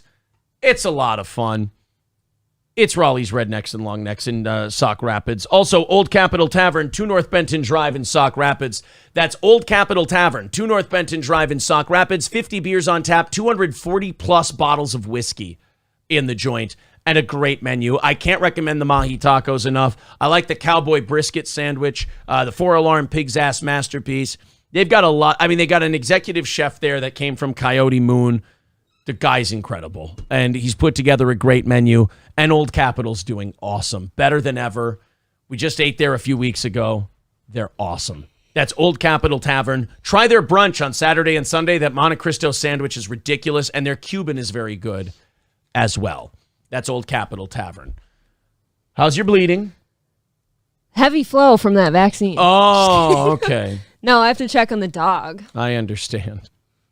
April and I have a very big day today. I hate to get gay on you here, but I'm very excited about today. Oh, yeah. We are taking the kids to Wild Mountain Theme Park. It's got a bunch of water slides and a water park, and then it's got some dry rides and stuff like that. I'm really excited about today. It's one of those places like theme parks. I'm going to teach you to appreciate theme parks more because I know you're not much of a ride person, right? You're not real big on rides. I've done it before and I don't care for it. Yeah, so. you're gonna learn to love them and appreciate them because you get to feel like a kid again. You know? Well, I do plenty of things to feel like a kid again. Oh, they've got a wild river and a lazy river. I like the lazy river. You're gonna I'm sure like that. nobody will let me use it. Oh, come on. See, now All of you. Well, when we bring the kids somewhere, it's like the kids all got to go on the rides with you. They don't like a lazy river. This is your problem. You go into things that are fun with a negative attitude. I don't have a negative That's attitude. a negative attitude. I didn't even know they had a lazy river till right now. And you say, I don't know anything about I it. probably won't get to use it.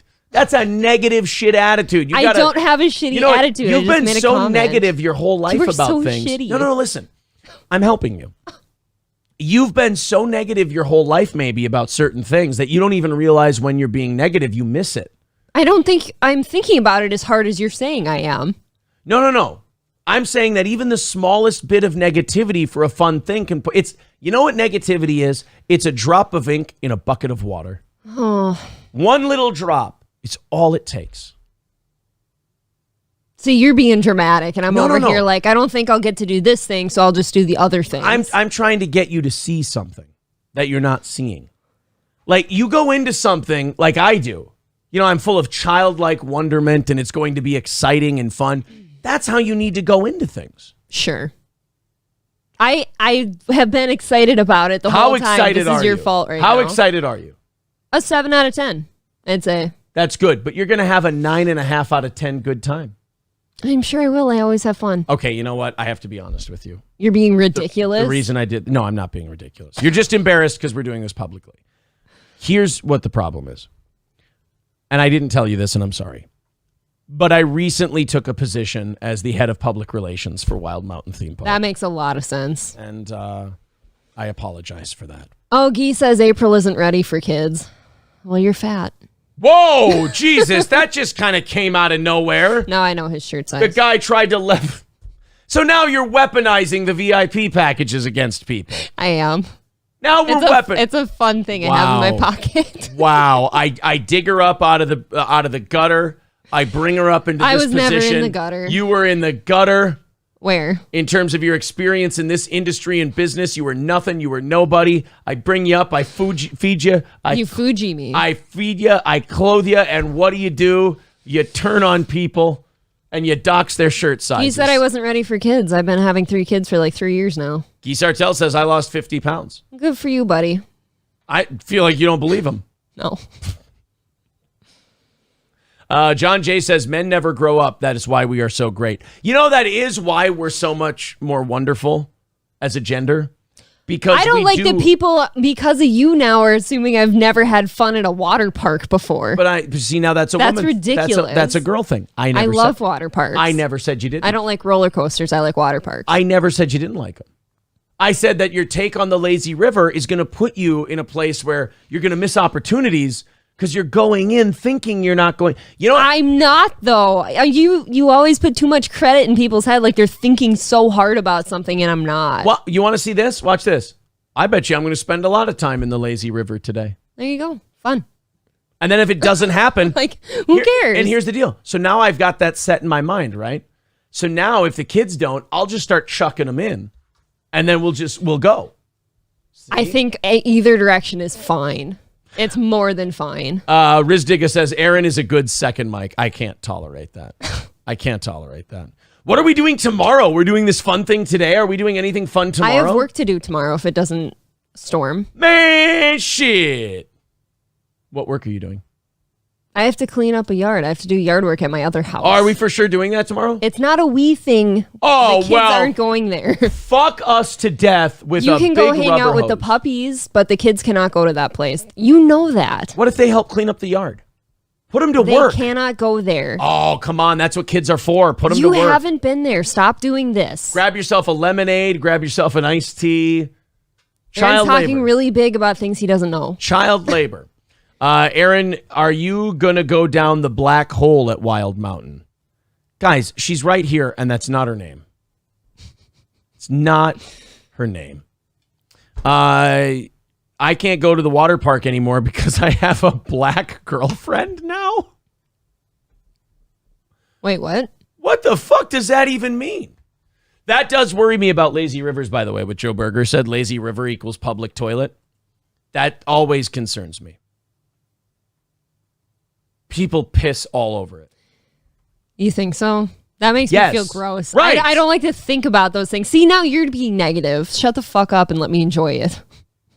Hey, you know what? When there's gonna be piss in the pool. Hey, look. I just turned you. Nice job. See, that's how you do that. You've passed your drill. And I farted. Stop. You don't get high fives for that. You reek like sewage. Oh, man. April is still working on this part of broadcasting. I've told her this before. You got to let yourself be in the barrel sometimes and not worry about it. I don't let myself be in the barrel. No. You worry about how people are seeing you while you're in I just don't like that you make me like come off as like a thing I've never said in my life.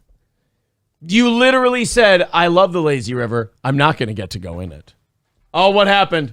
Nope, talk us through it. Don't go. Don't leave. This is a fucking show. Tell them what you're going through right now. I can't talk if there's no microphone. You're in communications. I'm lighting a goddamn candle because I have a piece of shit husband who shits his pants next to me. Being called now a piece of shit husband. There. How do you like that? It is bergamot and sage scented. Smells like my good farts. $200 away from our goal today. Thank you guys very much. You guys are ahead of the pace. You're doing awesome. If we pass our goal by $100, it's going to be an extra interview stream next week. We're going to book a good guest. We'll do an interview stream. We'll do it live, and we'll also keep it up for people to watch it later. So Aaron is actually going to PP's Water Park in South Park. I fucking hate people who think it's okay to piss in public pools. I don't like. I've done this rant before. I don't like it. It's not okay. Stop being so negative, Aaron. This is not negative. It's all water. This is positive. I'm positive you should stop pissing in public pools. People don't do it because they lose control of their piss. People do it because they go, ugh, that's what the chlorine is for. No, it's not. That's not what the chlorine is for. They don't put chlorine in a pool so they can go, all right, guys, piss away. No, they put chlorine in the pool in case a kid has an accident in the pool. It's not bad. It can be cleaned up. It's not built for 200 of you to be lazy pieces of shit the entire time because you're scared to get out of the water because your boobies might show because you're a guy with big boobies. All guys have giant tits now. Don't big guys just wear shirts? That's they wear disgusting shirts. too. You ate enough to get that fucking belly and to get those giant tits. Take the fucking shirt off, you pig, and show us what you're ashamed of. You're ashamed enough to wear a shirt to a public pool, but you're not ashamed enough to do something about it. I want public fucking man tits out for the shame of it all. What about you fucking shitting your pants at the sandbar in a lake? Those are farts. That didn't sound like a They fart. go into the air, they dissipate. Not when it's in the water. All the particles are in there then. That's not, no, they're in my pants. I just think that shouldn't be okay either. If you're not okay with like going in a pool. You know what? Here. So what do you want? You want people getting out of a pool every time they have to fart? Yeah. All right, here you go. I'll make you a deal. If we can end peeing in public pools, I will get out when I have to toot. I don't know how we're going to end it, but that'd be nice. Do you want to know how the sausage gets made? I'll explain to you how we end it. Ooh, we put dye in the water. No, a random pisser gets his fucking head blown off once a day. How do you know they're pissing though? Is there a telltale sign? A face or something? A body motion? We just don't tell people about the rule, and we ask them if they have, and the third person who answers yes every day, Wow. right in the head. And this is at every water park. They're going to stack up for a while, Is so it I at- hope you've got a strong constitution. Is it at lakes? Now, lakes are an interesting one because lakes... You can't be okay with pissing Well, in a lake and not a pool. Not that I'm okay with it, but a lake is filthy. Right. There's no chemicals to kill said pee. A pool is cleaner, so don't ruin the pristine But pool. there's chemicals. A lake already has 18 things that'll kill you in it. So, I don't know.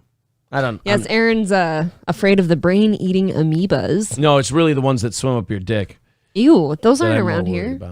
about. That's why I'm not going to South America. Lowboy with a $20 super chat. Thank you very much to Lowboy. 185 away from our goal today. Very nice of you guys to knock that goal out so quickly. 185 Thanks. away from said goal. All right, let's go into this monkeypox story. I love this. This is one of the funniest things we're going to talk about all day. Okay. I don't know how long it's going to last, but this guy, Benjamin Ryan, it was writing about monkeypox. As you do. And he was writing about how you contract it. Because, so it was a porno. well, people were saying about like how, the tweet was like, there's a COVID-19 is still a pandemic, everybody, and monkeypox is too. It's going to get a lot worse when kids go back to school, including college, in the next few weeks. Let me tell you something. If little kids start going to school and monkeypox starts having outbreaks, Got bigger we're wiping problems. out every teacher in that school. Bigger problems. We're taking them all out. You're all guilty by association. If there starts to be a monkeypox outbreaks in schools, you're all dead. Figuratively speaking. But well, this the is monkeypox will kill you. this is a doctor, Jerome Adams, who wrote this. It's like, dude, if you're a doctor, you know that that's horseshit. I don't think people could have lost more confidence in doctors and scientists over the last couple of years than they have. Because now we've got a doctor who says, kids go to school and kids go to college. Monkeypox is going to blow up. It's like, dude, that either tells me you're purposely lying about how you get monkeypox, or even worse, you don't know yet. Monkeypox It can't be that one. Monkeypox is 100% a gay gangbang disease. It's not even a gay disease. If you're a monogamous gay dude, guess what you're not getting? Monkeypox. Monkeypox. You're not having sex. But if you're having sex with 8 guys a night at a fucking pride event like that HIV positive nurse did in Florida, which I can't tell you an unsafer story. Right. Or if you're at a rave and you're having blow bangs with 15 people, that's how you get monkeypox. So there's an easy way to not get monkeypox. Stop having sex when you have pustules? Have sex with one person at a time. That's it. Have sex with one person at a time, 99.9% chance repeating that you won't get monkeypox. You're asking a lot, though. Benjamin Ryan, who is Benjamin Ryan? I feel like I've heard that name before. He is a science reporter on monkeypox, HIV, COVID, climate, battling cancer. He's a contributor for the New York Times, NBC News, The Guardian, what have you. So he's a freelance journalist, science journalist, this Benjamin Ryan. So he responded to Dr. James Lim, who said that about schools and everything else. Benjamin Ryan meant to say, monkeypox is contracted from men having sex with other men, right? Yeah. I mean, it's common sense now. His tweet, however, read the following, and I'll put it up on the screen for you. This misinformation about monkeypox here, maybe you guys can read it better if we do it this way. This misinformation about monkeypox, the outbreak is occurring almost entirely among men who have sex with me. Public health experts agree that sexual contact is the principal driver of transmission and have asserted that risk to kids remains very low. Buddy, you screwed up. He fucked it up. You missed a letter, bud. He meant to write it's entirely among men who have sex with men. And he writes, the outbreak is occurring almost entirely among men who have sex with me. How long did it take him? Well, this is what made me really love Benjamin Ryan. Is that after he wrote that, somebody called him out and said, you really should delete this tweet because otherwise it might be the funniest tweet I've ever read. And Benjamin wrote, let's leave it. We all need a laugh. That's funny because obviously he didn't mean to say that, so why not leave it? So he's just like, you know what? Fuck it. A, everybody knows what I mean. Right. And B, it makes people laugh. They're having a good time. Well, at least he cleared himself of the kid stuff too because he's like, oh, so kids have the lowest chance here or slim to none. Right. Because I don't touch kids. Because it's mostly men who have sex with him. Yes. And if you're a man that doesn't have sex with him, I think you're fine. Benjamin Ryan is the wellspring. Benjamin Ryan's anus is the wellspring from which monkeypox flows. It's very pussy. It's got his anus is a pussy, not a pussy. It could have been done better. You're right. Should we see if the chat can do any gross. better? That gave me goosebumps. I said just have sex with one person, no more 15-person blow bangs. Let's see how that was received in the chat. John J says, Aaron, you are no fun. Right, you're asking a lot of people. Guy Sartell says that's not the way of the gay. Look, you said it, not me. I just nodded a little when I read it. Skeezy says, been saying for years that doctors are arrogant, know nothing, glorified drug dealers. Hulkamash Baby says, but the deacon, pastor, and bishop said they all needed to cleanse me. Oh my God. It's ironically, they gave you blisters. Dave said chlorine in pools isn't for the pee, it's for the poop and love juices. Thank you, Dave Dowling. Ew, with the love juices. Always inspirational quotes. And how about from for the one and only Dave Dowling? All you nasties that don't shower too. All that grime on your skin. Ugh. Oh, so now we're shitting on immigrants. Right. AR Ghostpen says April went to the hair salon and after two people escorted her forehead to the chair, she said, give me the Judy Jetson. I'm looking up Judy Jetson. We had to do praying mantis for me, bitch. Judy Jetson. I can't remember. Let's see. She's cute. What do you mean? Yeah, would you fuck Judy Jetson? Judy could get it. I'm in with Judy. George Jetson fucked the shit out of her. Yeah, how many kids did they have? Two? I will say this. The fuck is going on with them hips, girl? Look at that. Those are some birthing hips. She's she's gonna. Look at that. She's anorexic as fuck. This is all wrong. You know how cartoons work? Some big ass, no waist, and some big old titties. Big ass titties. Next time I go get my hair trimmed, which is what I do every 3-4 years, I'm gonna ask for the Judy Jetson and see what they do. So what he's trying to say is basically use a Judy Jetson looking ass motherfucker. She's cute. I'll take it. People are saying Benjamin Ryan is patient zero. Yeah, I think we might have found him. If all monkeypox cases are traced back to having sex with him, that's it. He put out another tweet apologizing for the entire outbreak. See, he's funny. That's why I like him. He tweeted it. He kept it up and he's like, fuck it. Everybody knows what I mean and everybody's having a good laugh. My asshole was ground zero at that rave in Europe. Sorry, guys. I was fucking pounded like a tent steak. Dave Dowling says, y'all are just mad that April isn't thinking of a weekend with you like she is about me.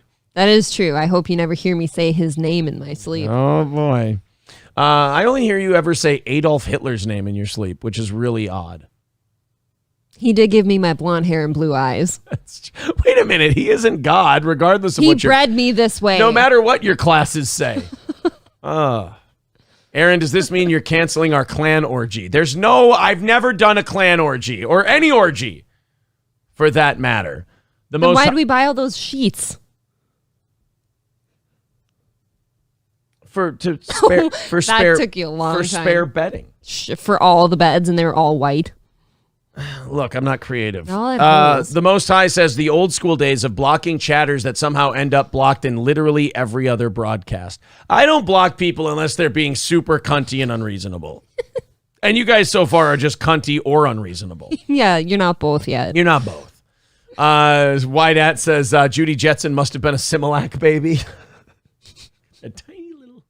No booby milk. Those fire hose titties. SC Motorsports says the look on April's face after that comment, whether that was comment or slam, was priceless. Yeah, Which one? You had a depressing look to the Judy Jetson comparison. Did I? Yeah, I think I was more so trying to remember what she looked like. Yeah, you did a hello darkness, my old friend kind of thing where your face slumped a little. Okay. Yeah. Oh, Lemmy says Judy was the daughter. So what did Jane look like? Oh, Judy Jetson was the daughter? Oh, yeah. You know what? I was Let's thinking look up about Jane. She had like brown hair. So that's not good. George fucked the shit out of Judy. Oh, yeah. He didn't fuck the shit out of Judy. Oh, fuck. That's who I was thinking of was Jane Jetson. Incest. I think you've got more of a Jane Jetson thing going on than a Judy Jetson. Really? Yeah. I mean, I don't think either I'm not a redhead. Neither one of them is you or your hair, but I think you're closer to Judy than Jane. Why would or you Jane than Judy? Why do you say this? Because Judy has that big thing right here. She just has her hair up. Right. At least she was blonde. Fucking bullshit, homie. No, she was white-haired. She had that fucking... I could get my hair up like that. I don't give a shit about the Jetsons. Why am I doing this? I loved the Jetsons. You shut your whore Why mouth. am I shouting about the Jetsons? I don't fucking care. Now you motherfucker, you have me yelling about the Jetsons. Thanks to whoever that was. Who is that? SC Motorsports or something? I'm going to be thinking about George Jetson in my sleep tonight. I'm going to be thinking about the dog. What was his name again? God damn it. There's Elroy, the son. Yeah, Elroy. Judy, Jane, George, Cosmo. Okay. Fuck yeah. I was playing the song in my head and I was almost there. That's how retards do it. You just got to go in there and start listening. Kind of like you sing the whole ABCs to yourself. Yeah. Whenever you do that, do you ever feel like the dumbest motherfucker on planet Earth? Yes. Oh my God, yes. Anytime you sing the ABCs to yourself, you should be killed. That's my opinion. Or like when you're doing a math problem and it's the simplest thing in the world, but you still go through the jingle that you learned in elementary school for See, I don't do that. Oh, I do. I just don't do math. The Most High says, fun fact, you are not one of us, the real gods. If you somehow moved beyond this world, but somehow missed the self-consuming thing called life, you are no real god if you seek pleasure in this hell. See, now you know that. So I can't have sex is what you're saying. I think you read into that. More fun facts coming from the Most High. He says, what lessons are to be learned if life and death do no longer exist? You're just existing. That you can get monkeypox from Benjamin Ryan's asshole. Monkeypox is anal born. I like that sentence. Anal born. Anal Born is my favorite band. April's okay mostly for a white girl. Oh, he likes black ladies. Dave says, Aaron might be projecting his anger at April thinking about a weekend at my place. That might be it. That might be what it is. Okay, if you were a cartoon character, who are you? You can't be Johnny Bravo. You're the opposite of a Johnny Bravo. Oh, get fucked then. I'm Stimpy. That's... I just want Aaron to say it's not okay to pee in the pool, but it's fine to pee in the shower. Well, then you're going to be fucking disappointed, sir, because you got to pee in the potty. That's what we do. We pee in the potty. You learned this when you were fucking 2. Pee in the potty. If you can't pee in the potty, pee-pee. don't leave the bathroom. I'm tired of the pee and the poopy in the shower and the pee and the poopy in You the don't waffle in the stomp pool. your shits down the Oh, drain. if I never hear waffle stomp again, it'll be too soon. I want to golf on Sunday. That'd be cool. Okay, fun. Well, then we've got to go to Litchfield on Saturday then. Okay. We can all go. You guys can play with the puppies, go to the lake, whatever, and I'll get my shit done. Sounds good. And then I'll join you. God damn it, I was onto something. Oh no, peeing in the shower, but if you peed on that foot of yours, you could get rid of the foot fungus that you've got going on.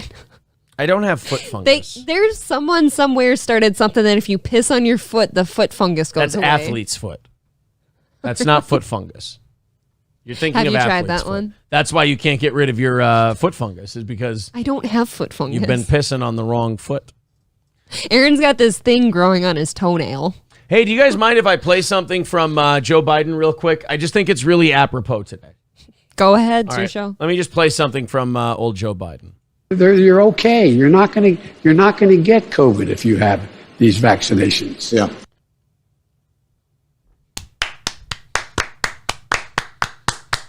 Good job, sir. I feel safe. Great work. I feel good. Yeah. Hold on. You're okay. You're not going to get COVID if you have these vaccinations. Yeah. Okay. And how about the guy co-signing at the end? Yep. There you go. Somebody was down there suckling on Fauci's balls when he said that. So Joe Biden has COVID, so he must not be vaccinated. Oh, thank God he's vaccinated and boosted. Oh, well. I heard, okay, so Isn't that just a strange contradiction? double vaccinated and double boosted, right? Double vax, double boost, double your pleasure, double your fun. That's the statement of the Great Mint and Double Mint Gum. So last night, I go to pick up the rest of the merch, and I'm hanging out with our merch supplier lady. As everybody being does. friendly. Yeah. So her son was graduating college, and he's a professional wrestler. Well, he's in college wrestling. And they made him get vaccines and stuff, and he got sick as fuck as a young person from that vaccine again. Just more stories of people that don't do well with it. 185 away from our goal today. Thank you guys very much. You're doing an awesome job. 185 away from the goal. PayPal link is in the chat. Super chats and memberships count. If we end up going 100 over the goal today, we're going to do an extra stream next week, and it will be an interview stream with a guest of our choice. So that'll be, if you guys meet the goal, we'll do a half hour of overtime. If you go over it by 100, we'll do an extra stream next week. Let's talk about Midland Armory and Foley. MidlandArmory.com. Our friends at Midland have a great selection of firearms, lower receivers, optics, knives, parts and gear, suppressors, anything you need. They've got it at Midland Armory. In fact, go on their website right now. You're looking at it. That's Midland Armory in Foley. You can order firearms right off the internet. They'll send it to an FFL dealer near you who can run all the background checks. Then you get your next firearm from our friends at Midland Armory. You'll save money, too, by entering the promo code SteelToe at checkout. You'll save a little bit, up to, I think, somewhere between 10 and 20%. Yeah. If you use the promo code SteelToe. So that's $100 off a really nice gun. It's pretty cool. That's Midland Armory in Foley. You can also order lower receivers, optics, knives, parts and gear, suppressors, what have you. A lot of that stuff can be shipped right to your door. That's Midland Armory. If you're in central Minnesota, they're in downtown Foley. Check them out, midlandarmory.com. And Your Home Improvement Company. yourhomeimprovementco.com. And our buddy Ryan Petron. Ryan Petron, of course, with 50-year shingles, bathroom remodels, kitchen remodels, exterior doors. Call him up. Contact him today, Ryan Petron 7 at gmail.com or 320-292-6897. Nobody works harder and nobody stays committed to your job better than Ryan Petron. His workers are W-2 employees. They're licensed and trained, and they don't subcontract anything. So use Ryan Petron the way many of our listeners have. If you're in central Minnesota, Ryan Petron 7 at gmail.com. That's our buddy at Your Home Improvement Company. Absolutely. So I have a quick note from Derek at Midland No, you Armory don't. too for this weekend. So they have a they have a Friday and Saturday gun show this weekend in Zimmerman at the new fire station, and Oz will be there laser engraving with them. They have to be set up by about 4 p.m. So if you get there 4 in the afternoon or later, they're going to be there with Oz. All right, go see our buddy Oz and Derek over at the Zimmerman Fire Hall. Boy, they're making the rural circuit, aren't they? They are, yeah. Well, that's where you're going to sell the place, guns. though. Yeah, that's You're the gonna- place to be. You're going to sell the guns at the rural shows. Rural. Let's get into our 7 o'clock hour stories. Oh, I love this one. How did we? Wait a minute. I had one more story left here. I thought you did too. I had one more. I had the Bill Burr cake thing that I wanted to go over. Here we go. All right, now I've got it. Now I've got my Bill Burr thing. So Bill Burr had a take in his new special. We haven't watched the whole thing yet. I think I saw the first 5 minutes. I fell asleep. Of the new Bill Burr special. It's, from what I've heard, it's really funny. Some of the clips I've heard have been just hysterical. He decided to tackle abortion, and the only thing that makes me kind of sad about his take on abortion is that Louis C.K. knocked it out of the park on abortion like 4 or 5 years ago in one of his specials. And really, like... You mention it a lot. Yeah. But Bill Burr's take on it, I think just as good. And I loved it because like I have this thing with abortion too, where it's like, how is this not a more middle of the road issue? How is this not a more middle ground issue? Because both sides make very understandable points. Yep. Both sides are right. So why can't we just like it's what I hate about the current political climate, where half the people are on this side, half the people are on that side. They all hate each other and yell at each other. And I'm the one always sitting in the middle going, you both annoy the shit out of me. It is weird that there isn't just more understanding from everyone about like a case by case issue on it. Well, let's see if Bill Burr helps everybody. I'm not going to show the video because Sure. we've been getting tagged and popped for shit lately. So we'll take a listen. It is filmed off someone's TV. That's another layer between the copyright strikes and everything else. Here's Bill Burr on abortion. Because I don't like people telling me what to do. And I always just like, it's your body. Who the fuck am I to tell you what to do with your body? So that always made sense. All right? However, I still think you're killing a baby. See? That's where it gets weird. Like, I sit on the fence and the whole thing makes sense to me. Right. Whatever anybody's saying, like, don't tell you what to do. It's my body, my choice. That's right, man. She's right. Leave it the hell alone. Oh, you're killing a baby. Well, I mean, there is that. How is that not easy to understand? That's Why are we yelling at each other? It's very digestible. It's weird. I mean, if we're going to be honest, that is the whole purpose of the procedure. You know, you're not going in there because you got an earache. You're going in there because you're like, I got a baby in me, get the fuck out of here. Right? You walk in with a baby, you come out without one. What happened to the baby, right? Something fucking happened. So, pro-choice people are like, well, it's not a life yet. It's not a baby yet. If you do, I don't know what they say. Well, you do it the first Thursday or the last Tuesday, you spin around one time. They dance between the raindrops. It's not a big... So it's not done yet, but I feel like if we play the whole clip, Yeah. it's easier to get popped. I mean, I think we've heard the best part of it. No, the best part is coming. Oh. But again, like listening to these bits, they make me laugh really hard. But they also make like comedy. Good comedy makes you go back into the real world and go, the fuck is wrong with you people? Right. You know, that's the comedy I've always liked, where you listen to a guy and you go, God, that's fantastic.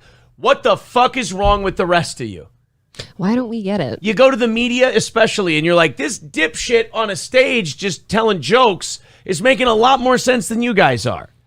You're fucking with us. You're screwing with us. It's because they don't plant their feet in on one side or the other. They just kind of make an observation. This is why I thought that that hack comedian that decided to do a little shitting on us, and I won't mention about. I don't want to make things weird for a friend, so I won't get. But most people know who I'm talking about. He had this really shitty, desperate "Notice Me" take on the Bill Burr special. Oh yeah, and also because he's sucking certain dicks to finally maybe get relevant in the industry, which he won't, because talent takes you where you need to go, and there's not much there. But he's like, Bill Burr's a sellout, and Bill Burr turned and went PC and blah blah blah because he made jokes about people who won't get vaccinated.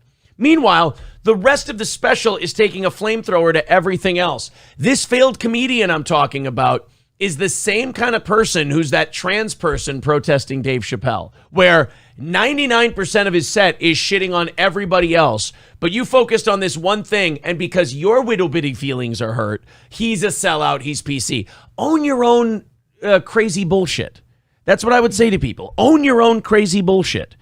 That guy didn't go PC. This guy didn't sell out. He's just not saying what you want him to say. Meanwhile, you claim you're a free speech, free expression guy. That's confusing to me, too, because I heard some clips of this failed comedian's set from his Gavin McInnes and Cumia's show that he was part of. And all he did was elementary COVID jokes. Right. And they were horrible. Baby yet, that's what they say, which may or may not be true. I don't know. I'm not a doctor, but I'll tell you, my gut tells me that doesn't make sense. It's not a baby yet. That would be like if I was making a cake and I poured some batter in a pan and I put it in the oven, and then 5 minutes later you came by and you grabbed the pan and you threw it across the floor. And I went, what the fuck? He just ruined my birthday cake. And then you were like, well, that wasn't a cake yet. It's like, well, it would have been. If you didn't do what you just did, there would have been a cake in 50 minutes. Something happened to that cake, you cake murdering son of a bitch. There you go. I like him. But why, like a good comedy makes you watch it and go, yeah, why can't we be like that? It's a good point. Why can't we just do that shit? Oh my God, no, you guys, it's not Adrian and it's not Corey Jesus. that we're talking about. Corey, Is it Jay Leno? Corey and I were on the show shitting on that guy's take on the Bill Burr special. The day that one of the days Corey was on, the day after the Bill Burr special came out, he was shitting on his buddy's take on the comedy special because it was such a terrible fucking take. So no, it wasn't Corey. Of course not. Must be Adrian. Like, what the hell? Burr did that bit on the show Crashing. Oh, did he really? Oh, so he worked it into his set. It was Cool. good. Michael B says Louis had a good joke on SNL like this. Yes, Louis had that joke where he goes, Guy Sartell says, nice cover up. No, it was Josh Denny. So anyway, nobody knows who he is, so it's hard to mention him. Louis C.K. had that joke where he goes, you know, the people on this side believe that it's their body and they should be able to do what they want. But then other people think you're killing a baby. And Louis goes, you're not killing a baby. All right, it's kind of killing a baby. Kind of. And then he waits for the laughs to dissipate and he goes, all right, it's 100% killing a baby. It's a good bit, yeah. And his bit was like, I totally believe you're murdering a baby, but I also believe that you should be allowed to do it. It's just, and that's, I can't believe that that's not most people's take on abortion. I think any person with a brainstem should be able to understand both sides of it. But I also think, like, if it's not you doing the procedure, you shouldn't. I don't think you should have an opinion. Right. Because it's not really affecting you. Exactly. My thing with abortion that I will fight against is that I don't think there's any honor in it. I don't think it's anything you should brag about. Look, you got yourself in a tough spot and you found a loophole and you took the out. When did that stop becoming something that you're just kind of quiet about? That you don't feel the need to preach about it? When we decided to get rid of shame in this country. That's true. There is no shame in anything. No shame. Everybody be proud of it. I think the worst saying we ever developed was let your freak flag fly. No, we're all freaks. Bury it deep in the sand and bring it out when it's appropriate when you're around the other freaks. Don't let it fly around everybody. We're all fucked up, but we don't want to watch each other's fucked upness. We're fucked up enough. It's just when I had all 7 of my abortions, I didn't feel like I needed to talk about it. Right. You just came home. We did our handshake and our dance. And then we went and had KFC. We did, yep. Yeah. Can we have KFC today on the way to pick up the kids? You're all alone on that one. Fuck. That's fine with me. I'll go with you, but I don't want it. I don't want it. Yep. We do. Look, we're not going to have much time after the show. Like, we got to leave at like 10:45, 10:50 I'll if have we're some going of to my get cheesy food. rice. I wanted to grab some food on the way. I like eating in the car. I'm a pig. That's why his Tahoe stinks. Yeah, my Tahoe reeks. Something. It's disgusting. There's rotting food in there somewhere. Like down between the seats or something. The kids drop food between the holes. Okay, maybe the kids, but you cannot rule out me being the culprit either. That is true. I think I'm Right. the only one in this family that doesn't like spilled food in a car. I love a good eating in the car. So Aaron just wipes his saucy hands off on it. If you're going to eat something here while I'm putting everything up on Patreon, if we leave a little early, would I be allowed some KFC? You don't need to ask permission. Well, it's out of the way. I don't care. It's not my problem. Daddy's getting KFC today, kids. Did you hear that? I haven't had KFC in a coon's age. Can't say that anymore. It's been a long time. Oh, I'm sorry. I haven't had KFC in the age of an... Oh, Even worse. I apologize. Bearded Trucker says Aaron is definitely Sid from Ice Age. Fuck yeah. I love Sid in all fairness. No, I like Scrat. Scrat's better. Now you have to look up Sid. I don't want to be Sid. Pull it up. They'll get one for me. I don't want to be Sid. Isn't They'll he get the one for little me. rat Come on. guy? No, that's Scrat. I like Scrat. Sid is the sloth. I am not Sid from Ice Age. This is a non-starter. You know chin have an ass. That is you. Those aren't my teeth. That's John Leguizamo, right? I'm not John Leguizamo. Oh, that's funny. Don't you say anything like that about me. Yeah, Scrat's the squirrel. How dare you? Scrat is lovable. Oh, well, I'm an idiot for not knowing that. I should be fucking destroyed. All right, let's move on to someone else who's way worse. David Hogg. Do you remember David Hogg? I love Hogg. Do you remember him, though? I thought I know the name. The whiny, bitchy, cunty kid from Oh, they that got the school pillow shoot? thing. Yeah. The pillow guy. He's the whiny, bitchy kid who, after the Parkland shooting, was like, guns! Guns are terrible and guns are bad. Which, dude, if you're a victim of a school shooting, if you were in the school while your friends were getting killed, I get it. I understand. But then he just would not shut the fuck up about it. He became famous because of it. And then he just kept sucking the anti-gun dick to get more and more fame. And we found out just how unbearable this little fuck was. Yeah. And he has not stopped. Remember when he did all that cock swinging where he's like, I fucking hate Mike Lindell? Which I can tell you this, hating Mike Lindell is a complete waste of energy. It is. He couldn't think about you for a second, by the way. Mike Lindell is he's a nothing. He's a guy who makes pillows that go bad in a year. And he doesn't like Dominion. Yeah, you had to fluff them up in the dryer every once in a while. So then he goes, I'm going to make a pillow.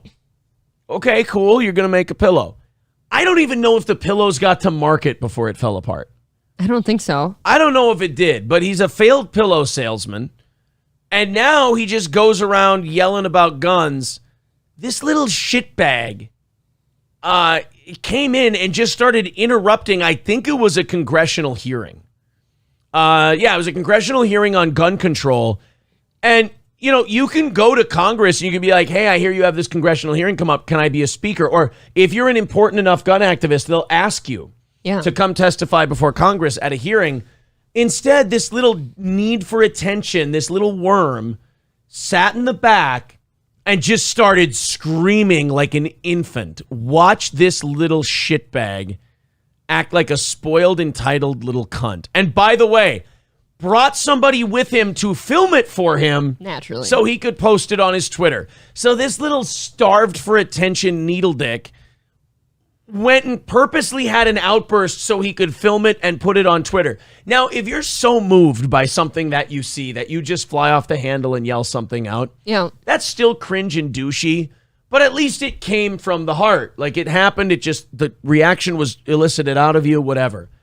This little fucking drama major went to a congressional hearing with his scruffy face and some guy, maybe they're together, maybe they're not, to film for him, like, make sure you get my tantrum on camera so I can show the world what I'm doing to fight for gun rights.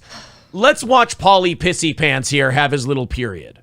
Reiterating the points of mass shooters in your manifesto. The shooter at my high school, anti-Semitic, anti-black, and racist. The shooter in El Paso just... Oh, God, here we go. So we're going to ignore the drugs. We're going to ignore the single mom. We're going to ignore the known to the FBI. We're going to know all that. Mental illness. It's just got to be everybody who doesn't like Jews is a school shooter. It's going to be all the other things that line up for every single one of these. Oh, this kid is such a stereotypical lefty. He's fucking cringe. They don't see the whole picture. Or they do and don't care. Anti-Semitic, anti-black, and racist. The shooter in El Paso described it as an invasion. Guess what? Those guns are coming from the United States of America. They aren't coming from Mexico. Actually, yeah, I was just going to say a lot of them are coming from Mexico, A fuckhead. lot of them from Mexico. They are not coming from Mexico. You are reiterating the flights of a mass shooter, sir. Sir, you are perpetuating. I love that they're just pulling his stupid ass Come out. on, buddy. It's fun time's over. He thinks he's doing this thing where he's like going to be on a movie. Yeah. Like the David Hogg story. He's a brave freedom fighter. But really, all he is just a guy going, like, grabbing him by the ear. Come on, son. Come on. Nope, you're out of here. Come on. And You're embarrassing yourself. then as soon as they close the door, everyone looks around. They go, and then a congressman goes, well, I believe it's time for that boy to have a juice box and a nap.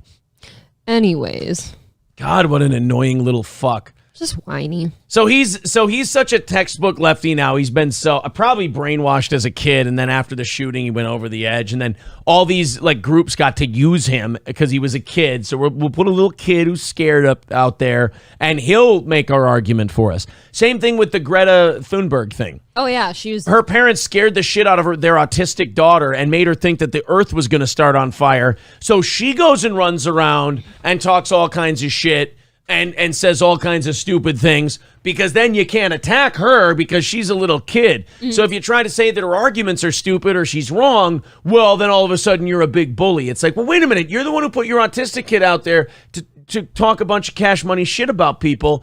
And now people can't respond. How weak is your fucking argument that you got to hide it behind kids? pretty weak, But yeah, kids are a good mechanism to. How about get in people's David Hogg heads. is such a lefty shill that he's like, how dare you guys say that these guns are coming from Mexico? You're just like the shooter, You're just like the shooters because you're saying the guns are coming from Mexico. I got bad news for you, David. Chicago, New York, all these places where guns are illegal, these gangbangers got to get them from somewhere. And yeah, while they're bringing all those drugs across the border that we love so much, they're also bringing all those guns across the border.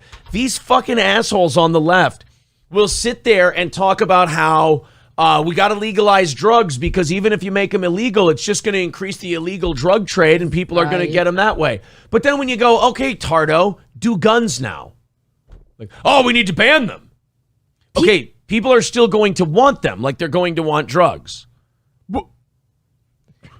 Well, they kill people. So do drugs.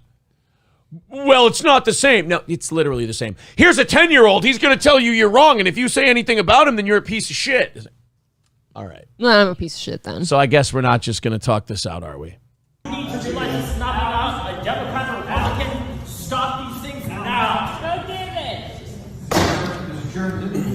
I love, there's a big sign that says shall not be infringed. So he's losing his shit. But I love that the security guard's like, yep, got it. Yep. Yeah, nope, understand, sir. Nope, just doing my job, buddy. Get out of here. The congressional security guard feels like a bouncer at like an 18-plus night at a nightclub. He's just like, all right, kid, yep, we know. Yeah, you're actually 21. Yeah, get the fuck out of here. I didn't know they just let people come in to Yeah. these things. That's interesting. I would like to move that young boy be taken to the rest area for a nap. If we could get him a blankie, that would be preferable. And a juice box. If we could. If you want some good-ass pillows, buy purple. Yeah, it didn't work out for David. They're saying David Hogg didn't get into college? Really? I thought he did. I don't know that much about him. David Hogg is half the man Emma Gonzalez was. That's true. And you know that Emma Gonzalez, the bald chick who was yelling and screaming about guns after Parkland, at least she had the decency to be like, I hate guns. They're bad. My school got shot up. And you're like, okay, we hear you. That's fine. And then she's like, all right, I'm going to school now. Bye. See you guys later. I'm going to go have a life now. Right. You didn't make it your entire identity. Right. David Hogg's like, I'm going to own all those conservatives. I'm going to make a pillow, and then I'm going to yell at Congress, and I'm going to live in a hostel. All right, David. Cool. His pillows were made with the tears of lefties. David Hogg loves couch surfing. The Most High says, see, the devil did a God a favor when it came to Adam and Eve, the first kings and queens. Show forth your loyalty as I, God, already know your decisions. Thank you, buddy. Do we love that he found us and stuck around? I think so. Sir K says, I fit every single one of those bullet points, but I never shot up a school. I mean, most people that have guns don't shoot a school. I will say that. Thank you, April. Yeah. Dave Dowling says, LOL, that's ever so funny thinking there is a difference between the left and the right sock puppets of the system. Okay, you are right there. I did use that cringy term, the left. You are correct. He says there isn't. They are the same sock puppets of the system. Right. They all hold these hearings and they all yell and bitch and nothing's going to happen. They all just get their TV time. A lot of whining and complaining. That's all it is. He's acting like a child whose mom told him he can't have a candy bar at the grocery store. Somebody writes, why doesn't he just live in California where he would actually be happy with all the people that agree with him? Does David Hogg look like the kind of kid who's happy ever? He would find something else to bitch about. This is where all those people who get Dave Chappelle kicked out of a venue come from. He's an ally. He's a perpetual ally. Belusier says, can we get some steel-toe golf polos? Nice little steel-toe boot on it, and that's it. Oh, that sounds cool. Actually do have a polo written down as an idea. It started with tit polos, though, not golf. Robert says, with your gun take, April with the hot takes. Yeah. Pew, pew, coming in hot. Except we don't do that to our schools. Somebody says, believe it or not, I own 25 guns and not one of them went out on a shooting spree. I just told them to sit and stay. It's always been my opinion, you can put a loaded rifle in the middle of a classroom, and if nobody touches it all day long, that thing won't kill anyone. MN Viking says, changing the subject completely, I guess, because that's what we're doing. Says, Andrew Schultz, what do you think about his podcast Flagrant? Just watch his podcast with Joe. I don't care. Andrew Schultz is very blah to me. He's fine. Whatever. Good luck to him. We weren't talking about that. Sir K says we need tit polo with Aaron's face on the back. No. See, now it's gone too far. Absolutely not. Absolutely not. All right, guys. You guys really cruised through that goal for the first couple hours of the show. We've stagnated a little. Let's just make sure we're on top of it so we can knock that thing out. We don't have very far to go. 185 away from our goal today and an hour 45 left in the show, so plenty of time. If you feel like chipping into the program, please do. There's the PayPal link in the chat. Super chats and memberships count as well. If we knock out that $185 goal today, we'll do an extra half hour. If we go $100 over the goal today, we'll do an extra interview stream next week. So if you feel like chipping in and supporting the show does run on listener donations. It's just how we do things here. If you feel like throwing in, please do. Again, there's the PayPal link in the chat. 185 away from our goal. Oh, this should help. Speaking of guns, Pat Benatar says she won't perform Hit Me With Your Best Shot out of deference to the victims of mass shootings. She's helping, folks. Yeah, exactly. Wow.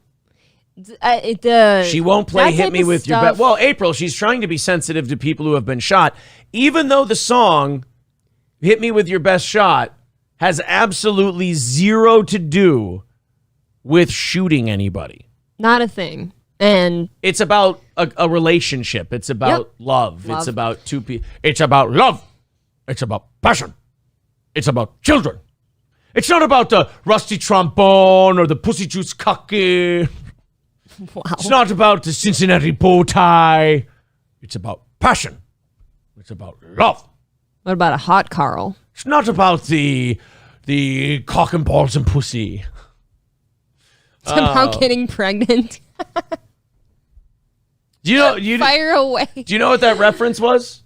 No, I don't. What I was just, really? We need to watch the 40-Year-Old Virgin again. Where the Indian guy's like, Andy, so what? I hear you're a virgin. That is okay. You are what, 25? You're right, now that you say that. And he's like, I'm 40 years old. Oh, you got to get on that shit, man. They're in the store Besides, when you do that. Love is not about the cock and balls and pussy. It's about love. It's about passion. It's not about the Cincinnati bow tie or the rusty trombone It's about passion. Max says best impression of the week. Thank you, buddy. Fauci's Pangolin says, think what she could do to corn on the cob. You or Pat Benatar? I'm not sure. I'm not really positive.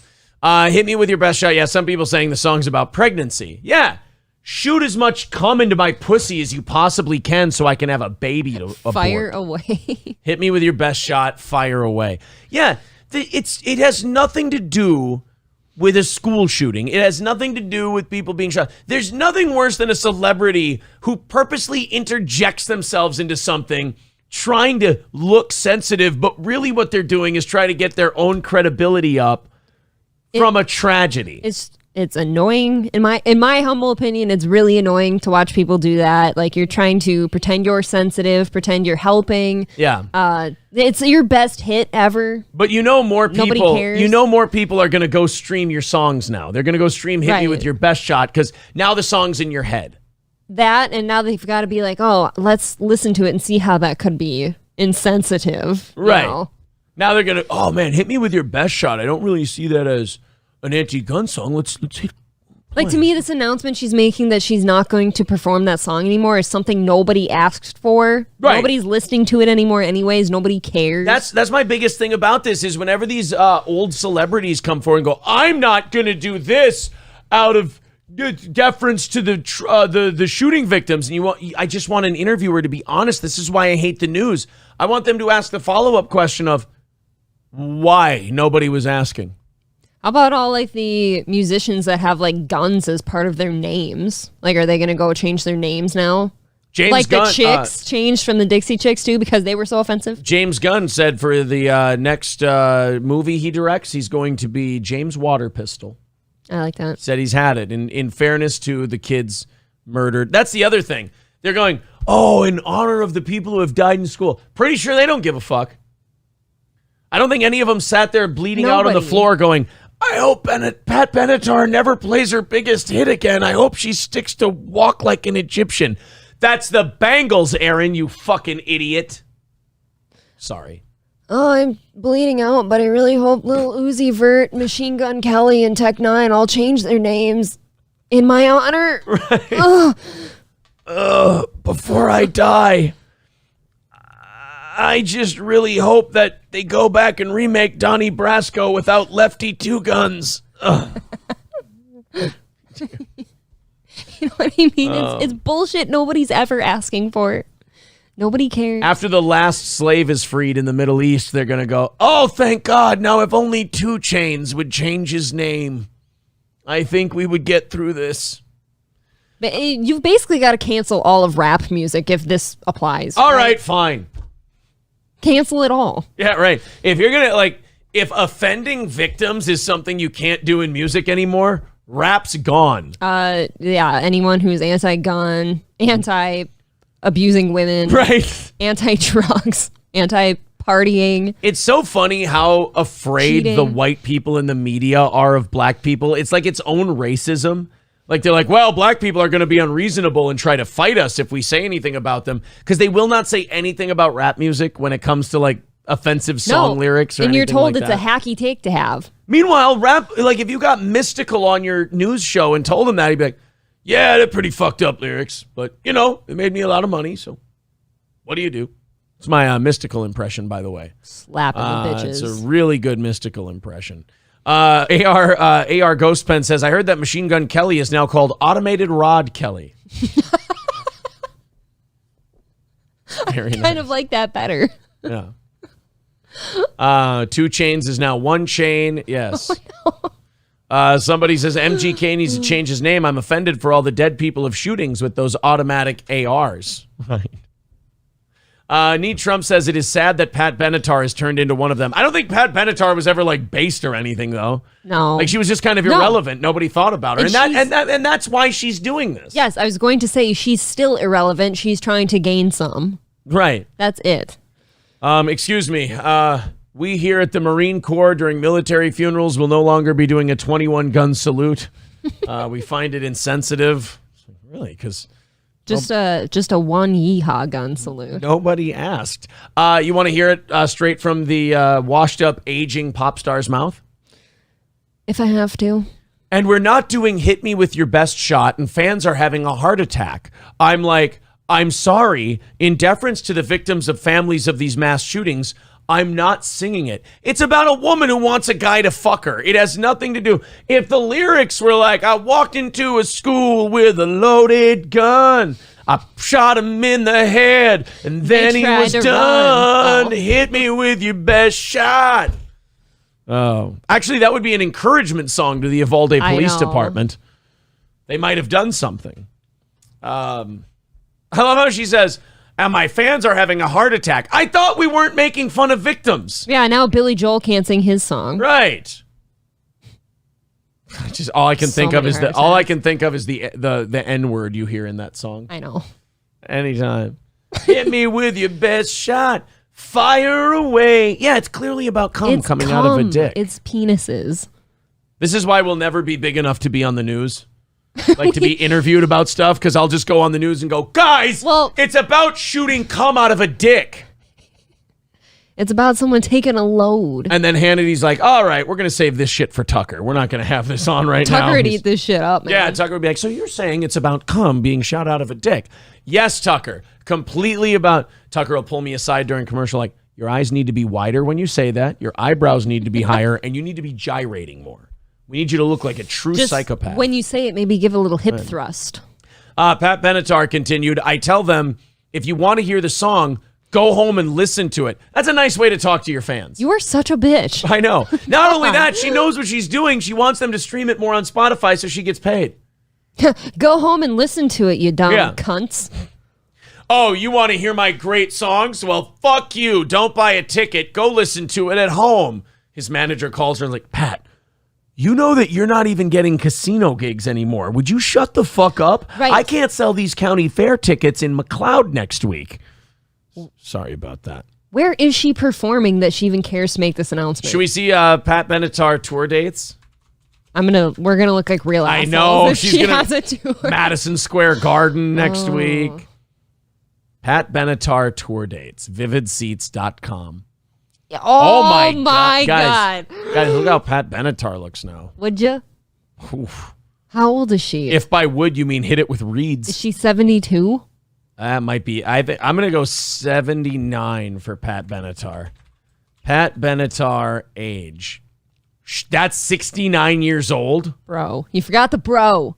Wow. That's a rough 69. She needs to go to a plastic surgeon and say, hit me with your best shot. Of Botox. All right, she's at the New Buffalo. She's in New Buffalo, Michigan at the Silver Creek Event Center at Four Winds. So that's a that's a casino. Yeah. She's at the Ryman Auditorium in Nashville. It's a small building, but it's historic. She's at the Niswonger Performing Arts Center in Tennessee. Stir Cove at Harrah's Council Bluffs. So she's at Council Bluffs, Iowa Casino. Great. The Factory in Chesterfield, Missouri. The Uptown Theater at Kansas City. The Genesee Theater in Waukegan, Illinois. The River. So she's doing little theaters. Oh, no. She's in Linden, Washington in the Northwestern Washington Fair and Event Center. That's always good.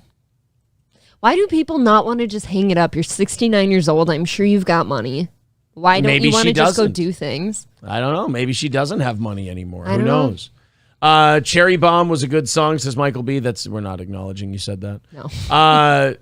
Burnt just writes, Jews! Sorry, behind in the chat. Whoa. Scudmiss says, Kiss has to cancel Love Gun.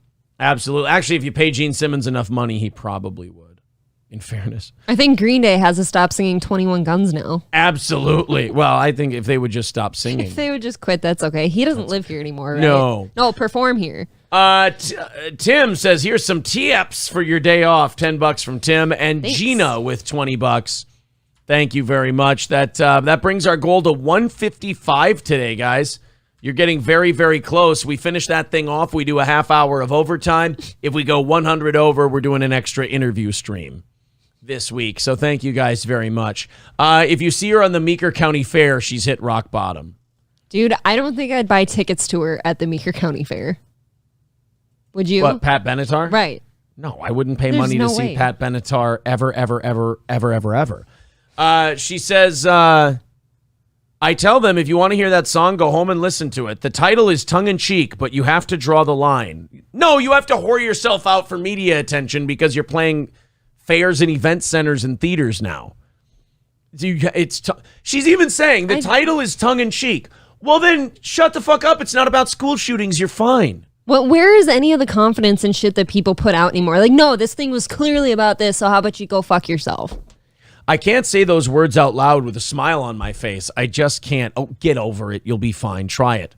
I'm not going to go on stage and soapbox. I go to my legislators, but that's my small contribution to protesting. I'm not going to sing it, though. So I'm not going to go on stage and go on my soapbox.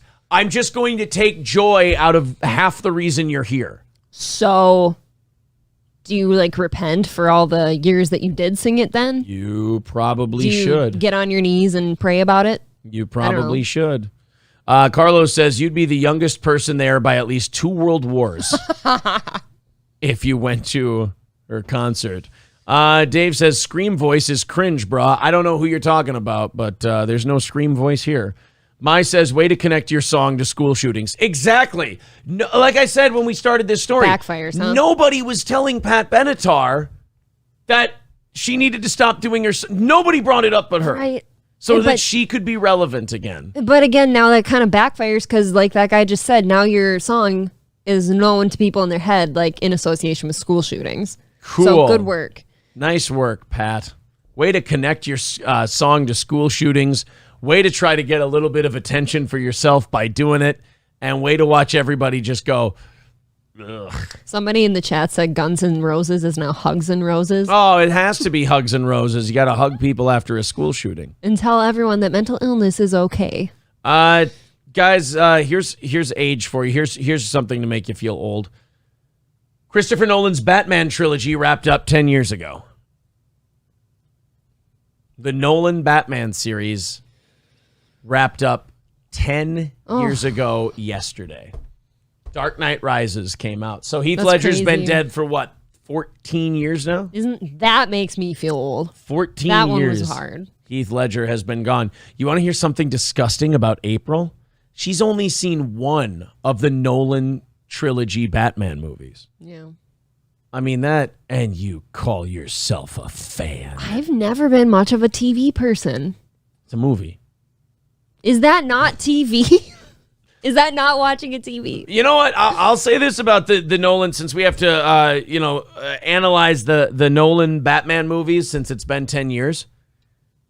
There's only one great movie in that series of 3. You know, everyone talks about the trilogy. Oh my God, it's amazing.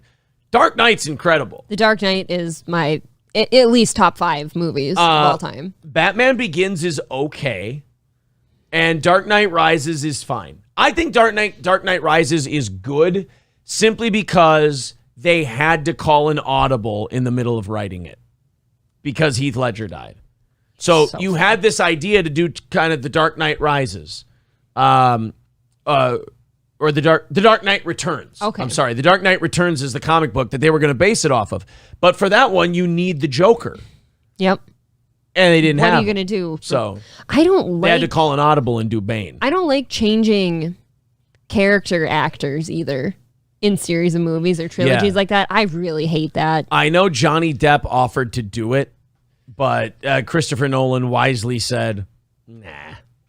Look, he's dead and he's dead and there's nothing we could do about it. Heath Ledger is my favorite Joker. I don't like seeing anyone else replace that. Let's talk about Ricky Martin a little bit here. Ricky Martin, this surprised the shit out of me.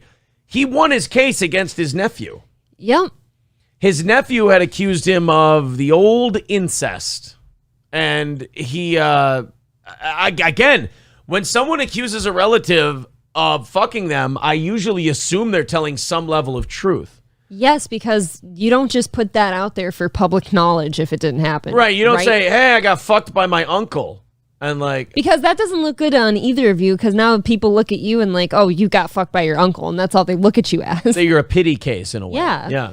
Well, Ricky Martin won his court case against his nephew over alleged incest sex crime. Now, I need to reiterate here, this doesn't mean he didn't do it. This doesn't mean he wasn't in a gay sexual relationship with his nephew. But at the same time, he's not going to have to face any consequences for it. I still think something happened. Well, I don't think what- some guy just comes out and goes, oh, yeah, my uncle and I were in a relationship. And then the other guy says, nuh-uh. And then you're like, oh, well, Well, what happened? I was only joking. What led to him winning the court case? Why did he win it? Because the judge found there to be insignificant evidence. That just seems, I don't know. I feel like if you're going to come out and say that you were fucked by your uncle, you've got to have some kind of evidence of it. Someone says, poor Lancel Martin. You know what I think about Lancel? What? I think, oh, shit. I think I didn't set this up in time No, I don't think so. to do it properly. You know what I think about the name Lancel, April? What? I only think one thing about the name Lancel. Odds, what a stupid name. There we go. Who named you? Some half-wit with a stutter. He fucked Cersei too, didn't he? Your mother was a dumb whore with a fat arse. Did you know that? Sorry. Drink. Your king commands it. I've been sitting here for days. Start the damn joust before I piss myself. Any excuse to play Robert Baratheon. I know. You get a big old boner over him. I like Robert Baratheon. I So like. weird. Hey, what can I say, April? I'm a big Mark Addy fan. Again with the names. Like, I don't know people as their names. It's just their character. What? You don't like Mark Addy? I like Robert Baratheon. Michael B says Bane works if you have on subs. I think Tom Hardy did a great job as Bane. It wasn't the ending people were looking for because Heath Ledger got sleepy one day and took a few too many pills. Isn't that fucking devastating? He was so good at everything he did. Yeah. That makes me so upset to see just... Well, the thing about Heath Ledger is that the unfortunate thing about his death is he was getting better. Yes! We hadn't seen the best yet. He was kind of a flat, one-note, heartthrobby actor early on.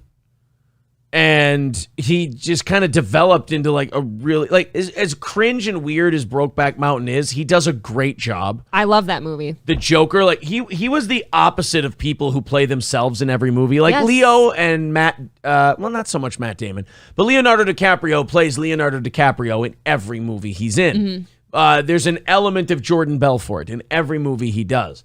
But it almost seemed like Heath Ledger went out of his way to take roles where he had to like occupy the skin of another person. And I like He kind of, to me, is like... I think he would have turned into like what Johnny Depp was at some point. I think Johnny Depp plays different characters well. and what and then cashed out as a one-note actor.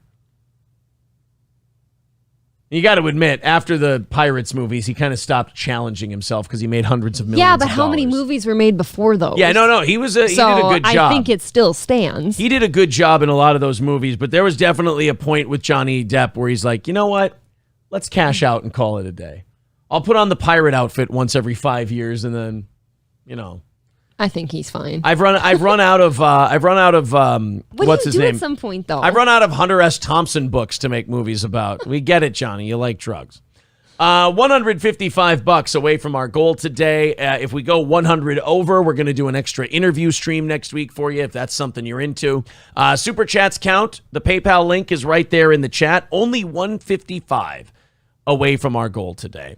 Johnny Depp will always be Crybaby to me. Yeah. I don't know what's Crybaby. You don't fucking know Crybaby? What's Crybaby? One of his like first roles ever, I believe. It's probably kind from of like a gay. greaser role. It's probably from a gay movie. That's why I don't know it. What movie is it from? Crybaby. What the fuck is Crybaby? Look it up. Who's on first? Crybaby IMDb. Jesus. 1990. Directed by Josh Waters, so it's probably fucking goofy. Ricky basically- Lake? Yeah, as Iggy Pop? Tracy Lords, the porn star? Wasn't she in porn? I wouldn't know. The fuck is this shit? What a weird movie. Just basically looking like a little In greaser. 1950s Baltimore, a bad boy with a heart of gold wins the love of a good girl whose boyfriend sets out for revenge. Gay. Come on. AR Ghostpen says it was a fake grease. Right. Is that fair enough? It was a fake grease? I think so. Like I said, as a greaser. Or he played like a greaser role. So it was probably more like it was a wannabe Outsiders. With a romance. By the way, you want to go back and look at a loaded cast. That movie, Outsiders, holy shit, everyone before they were famous. I haven't seen that since like 2007, so I don't remember. Oh my God. I'm going to try and name them here before we look. Patrick Swayze, Matt Dillon, how I fucked up already. Patrick Swayze, Matt Dillon, Charlie Sheen, I think, Willem Dafoe. I don't know. Don't ask me. Let's check it out because I might have just fucked that up brutally. Oh, C. Thomas Howell and Ralph Macchio as well. C. Thomas Howell, Matt Dillon. Dillon. Patrick sure. Swayze, Ralph Macchio, Rob Lowe, Emilio Estevez, Tom Cruise, Leif Garrett, Diane Lane. What a wild lineup. Right? Tom Waits was in it. Sophia Coppola. Get the fuck out of here. Did Francis make that movie? Yeah, he did. Okay, Francis Ford Coppola directed The Outsiders. Very cool. All right. Huge cast. That's a massive cast. And all of them before they were anybody. I like that shit. That's the only way to afford that. Rusty Grammer says, check out Fast Times at Ridgemont High. Oh, yeah, let's try to go. Fast Times, obviously Sean Penn. Fast Times IMDb. Here we go. Sean Penn and Spicoli will always fuck with me. Jennifer Jason Leigh, Judge Reinhold, Phoebe Cates. This is kind of a pretty 80s-centric list of stars. Oh, Forrest Whitaker. I feel like Eric Stoltz. No, that one's not as big. I feel like most of these are. You got Sean. You can look right over. You got Sean Penn, Jennifer Jason Leigh, and Forrest Whitaker in that one. That's about it. SC Motorsports says Wilford Brimley was in The Outsiders too. No idea. No idea. He could be fucking with me as well. I don't know. Another movie we've rewatched recently with a cast full of uber stars in it. Black Hawk Down. Yeah, that one was really crazy. I don't know how you afford that. Well, in fairness, a lot of those guys were not huge yet. I mean, for God's sake, Orlando Bloom made a tiny appearance. Right. It was basically a cameo. Yes, it was. And he died. It's so weird. You look at the names that are in that movie and you go, how the fuck was Josh Hartnett the big A-list draw in that movie? I mean, that's not the only one. We watched Tropic Thunder lately too, and we're like, how the fuck? Because think of how many people are in that. Well, that one, in fairness, and Black Hawk Down too, they were both expensive movies, so they could afford it. Sure. Black Hawk Down won 2 Oscars. Awesome. Had to be for like sound and shit. Dude, this is a heartbreaking movie. I cried my eyes out. It really is. If you haven't seen Black Hawk Down in a while or ever, it's probably going to be in your top 10 kick in the dick movies. It's an absolute kick in the dick the entire way through. That movie mangles your dick by the end of it because it's just constant. It's like, oh, there's hope for these guys. No, just another one got their head blown off by a Somali. Your dick looks like Ben Stiller's hands in Tropic Thunder. Yes. Josh Hartnett, Ewan McGregor, Tom Sizemore, Eric Bana, William Fitchner, who's in fucking everything, Sam Shepard, Hugh Dancy, Kim Coates, Jan Griffith, Jason Isaacs. There's more. There's Tom Hardy, the guy from Modern Family, Ty Burrell. How don't they list those people? Then there's the guy from Entourage, Ari from Entourage. God damn it. Come on, autism. He's a creep. Jeremy Piven. So bad. Is in there as well. Fucking everybody. But Tropic Thunder is huge. Like, those are all big names. Big names. Sicky says Tropic Thunder may not be the best movie, but it's the last one. The last good one. I don't know. Me personally, Tropic Thunder's of like 2002 to 2020. I think it's maybe the best comedy. That's of that era. I think there's a few more you could throw in there, but it definitely belongs in the conversation. Let's go check out The Expendables new movie. No, yes, you're right. The Expendables has a great cast. Black Hawk Down was filmed in Gary, Indiana. So then it really did cost a lot of money for all that CGI. Gettysburg has a great cast. The new Resident Evil on Netflix is pretty dope. True Romance, Brad Pitt, Samuel L. Jackson, Val Kilmer, Gary Oldman. Holy shit. Doesn't True Romance also have Christopher Walken in it, Tell too? you another thing, I never saw True Romance. Neither have I. One of the best movies I'll never watch again, says Mark. Yeah, Black Hawk Down for me, and I think I told Aaron that too. That's a movie I can watch once. Depressing as fuck. I just can't. Somebody like me with my soft heart comes out after that shit, and I'm like, I can't fathom the fact that humans do that to other humans. I can't do it. Some idiot says Saving Private Ryan is the same way. Yeah, but Saving Private Ryan is another just giant cast. Tear your guts out, literally. Yeah. Type of. Well, Well, was it too? But I'm talking about movies that had a great cast before they were all great. Because like my thing about Black Hawk Down is everyone in there went on to become A-list. Right, they were entry level at that Right, point. Ewan McGregor, Tom Hardy, Orlando Bloom, Jeremy Piven, Ty Eric Burrell. Bana. Well, Eric Bana was big by then. Josh Was Hartnett he? was big by then. Tom Sizemore, Jason Isaacs, and Sam Shepard were big Okay. by then. But it was all those underlings that ended up being the biggest fucking deals. That's crazy to me. But yeah, who was all in that cast of Saving Private Ryan? Obviously Tom Hanks, but who was with him? Matt Damon. I don't remember. It's been a long time. I think Tom Sizemore. I'll tell again. you why, because I watched that movie and I'm like, it's great. I can't do it again. Yeah, Saving Private Ryan's a kick in the dick too. Tom Hanks, Matt Damon, Tom Sizemore, Edward Burns. Edward Burns is sneaky in a lot of stuff. Yeah, he's in a lot of stuff. Vin Diesel, Wow. Giovanni Ribisi, Adam Goldberg, Ted Danson, Okay, so Paul yeah. Giamatti, Dennis Farina. Wow, that is stacked. It's a shitload of awesome people in that movie. Yeah. I mean, Steven Spielberg calls you and says, "Hey, you want to be in a war movie?" You're like, oh, I'm busy. God, kicking the dick movies like Cinderella Man too. That's one of the best movies ever, but Yeah. I can't watch it very often. Cinderella I can't do Man that. is a kick in the dick, and there's some low key big names in that one too. Platoon, yeah, Platoon. Willem Dafoe, Charlie Sheen, Tom Berenger, John C. McGinley. Really good. Really good. It is actually kind of cool to remember that Ted Danson was in Saving Private Ryan because you're used to him in Cheers and shit like that. Not And a, he's actually kind of badass and fun. not a kick in the dick, but didn't Caddyshack have a pretty big cast? Massive. Well, whenever Harold Ramis wrote a movie, everybody wanted to be in it back Right. then. Everybody. So they got guys, they got old and new. April, have you ever been to Gary, Indiana, home of Michael Jackson? It looks like a fucking war zone in real life. That's true. Gary, Indiana is No, shit. I can't say that I've ever taken a fun-filled vacation to Gary, Indiana. I'm sorry, Coltrane. Silverwolf says Red Tails and Fury, kick in the dick, and freaking awesome war movies. I'm trying to think of movies, not like Cinderella Man, that are a kick in the dick with redemption. I'm thinking of just like kick in the dick movies. You know what? One I watched recently, I forgot how much of a kick in the dick it was. Which one? White Men Can't Jump.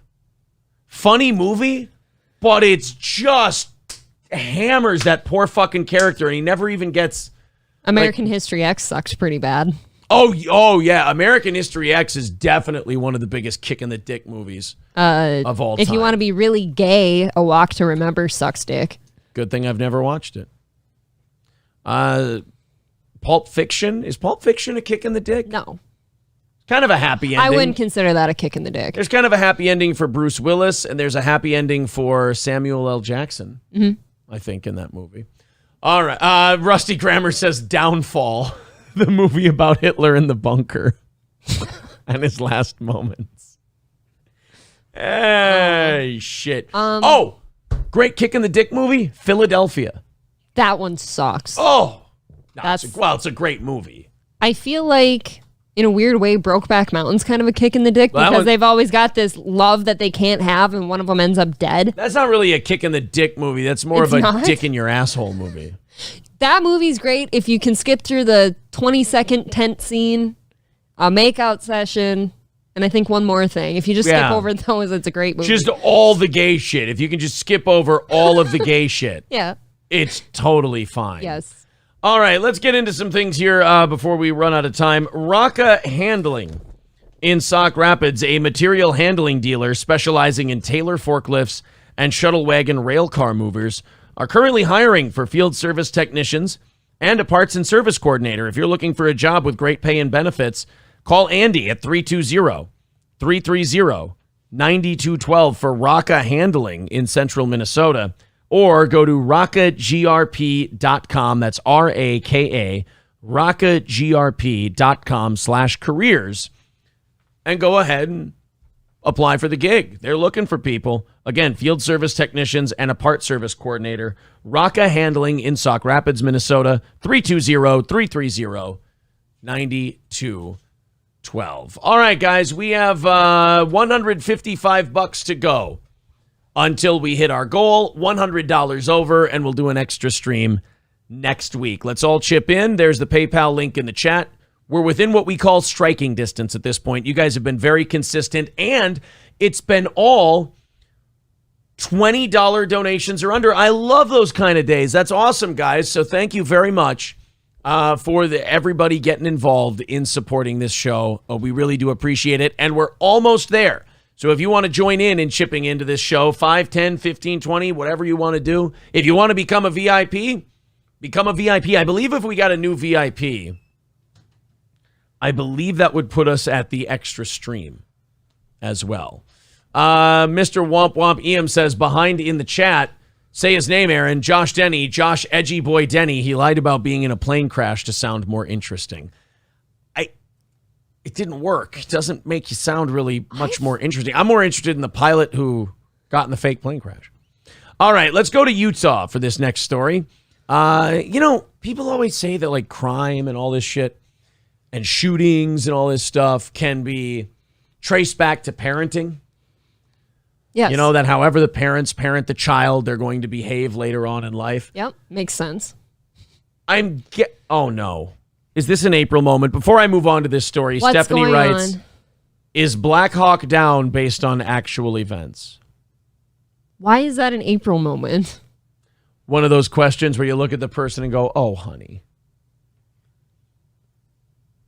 Yes, Black Hawk Down. I mean, I knew it was real. Is based on the Somali conflict in the early 90s. I was really confused. Like, why are you looking at me right now? Oh. You know I know that. I know, but you know how you say things sometimes? You'll go, oh, April. Yeah. Now my Litchfield shines through. Now you get to see what it looks like on the other side of things. I'm sorry, Stephanie. Funny to me, not funny to her, because she's seen it before, and she will not suffer anyone else to feel that way. All right, so Utah, a 4-year-old, is at a McDonald's, and apparently he must have had some problems with the police. Why is that, Aaron? Well, because there was a little bit of encounter between this 4-year-old, so a kid getting ready to go into preschool, and the police at a Utah McDonald's. So no parents. Oh, no. There was a parent. He was busy being arrested by the cops. Here you go. Open! The door. You got the...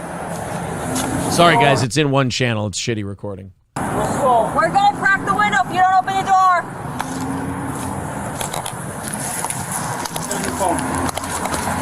It's on your phone.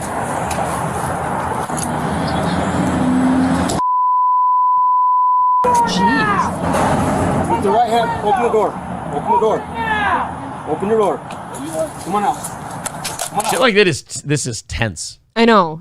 What's going to happen here? Hold on. Step out! Step out! Get out of the car. Get out of your Prius. Down! Gun! Get your arm out! Get your arm. Now they're yelling gun, but they've got this guy. So who could possibly have the gun? The fucking 4-year-old. Out! Get your arm out now! Drop the gun! Oh my God. The 4-year-old shot, that gunshot you heard, that was a 4-year-old shooting at the cops. And he doesn't know it, but that could get him killed. Right. By the cops. Do you know how conflicted that cop is right now who's pointing a gun at the 4-year-old? He's like, theoretically, based on my training, I should shoot to kill that kid. I should shoot this kid.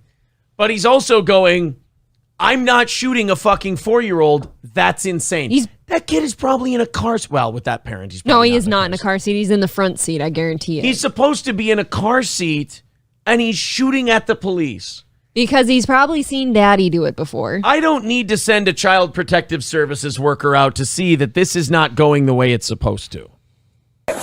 Kids!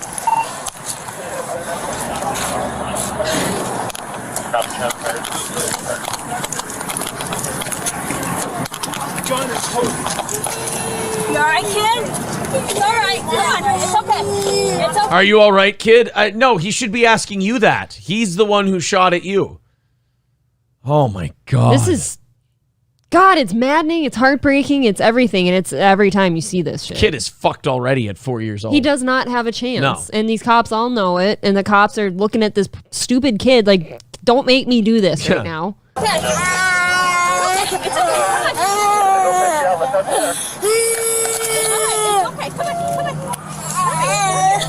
Guns everywhere. It's okay. It's okay. Oh, more kids. Oh, there's more kids coming out.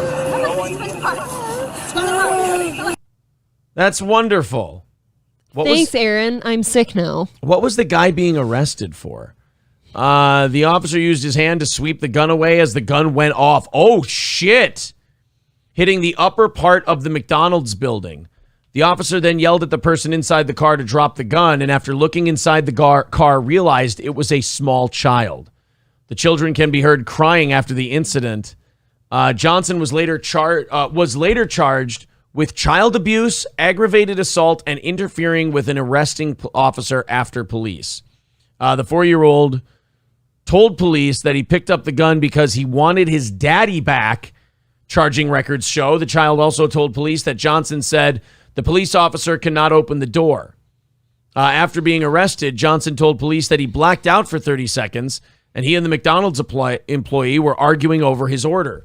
Johnson also denied brandishing the gun in front of the worker, despite surveillance video showing him pointing the gun at the worker. Johnson also told police that this wasn't the first time his 4-year-old had gotten his hands on a gun. You fucking asshole. This shit always seems to happen around a McDonald's, too. Oh, I thought you were going to say something else that would have been kind of true.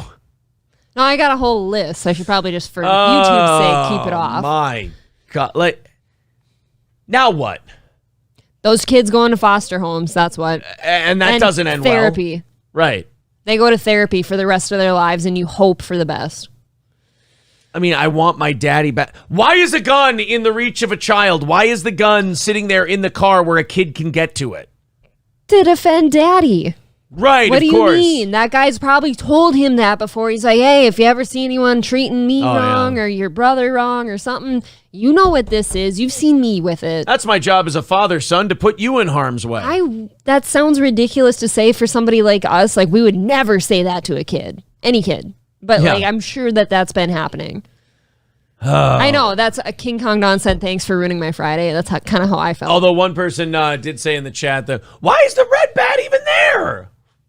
That is kind of how I feel about the gun in this situation. I don't feel that way because you know why the gun's there. There's probably 3-4 guns around that car. Oh, really? Why is that? Because they just have them. Why? They're criminals. He was a criminal. He was being arrested. Skeezy says those cops just created Black Joker. Kind of a little Black Joker element to this kid possibly now. Or Black Batman. You could have created one or the other. It isn't good. Flip a coin. We'll see how it turns out. He's a Targaryen. He's a Targaryen. It's a Targaryen. What? Thank you for enunciating. I didn't know how to say that name. Targaryen. That's how you say it. What? Like Targaryen. Targaryen. And if you had a baby... You're such an innocent. And if you had a baby, it would be a Targaryen baby. A Targaryen baby. Oh, my God. Targaryen baby. Targaryen baby. Oh. Right? What, was that not correct? I didn't say anything. It's what it would be. That's all. I think now is the perfect time to let you guys know that we're $155 away from our goal today.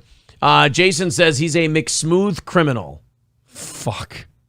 That one hurt. Oof. He's a McSmooth criminal. Oh, man. Well, hey, guys, let's talk about Walgreens. You know, we started the week talking about Walgreens. Let's get into the last hour of today's show by talking about Walgreens.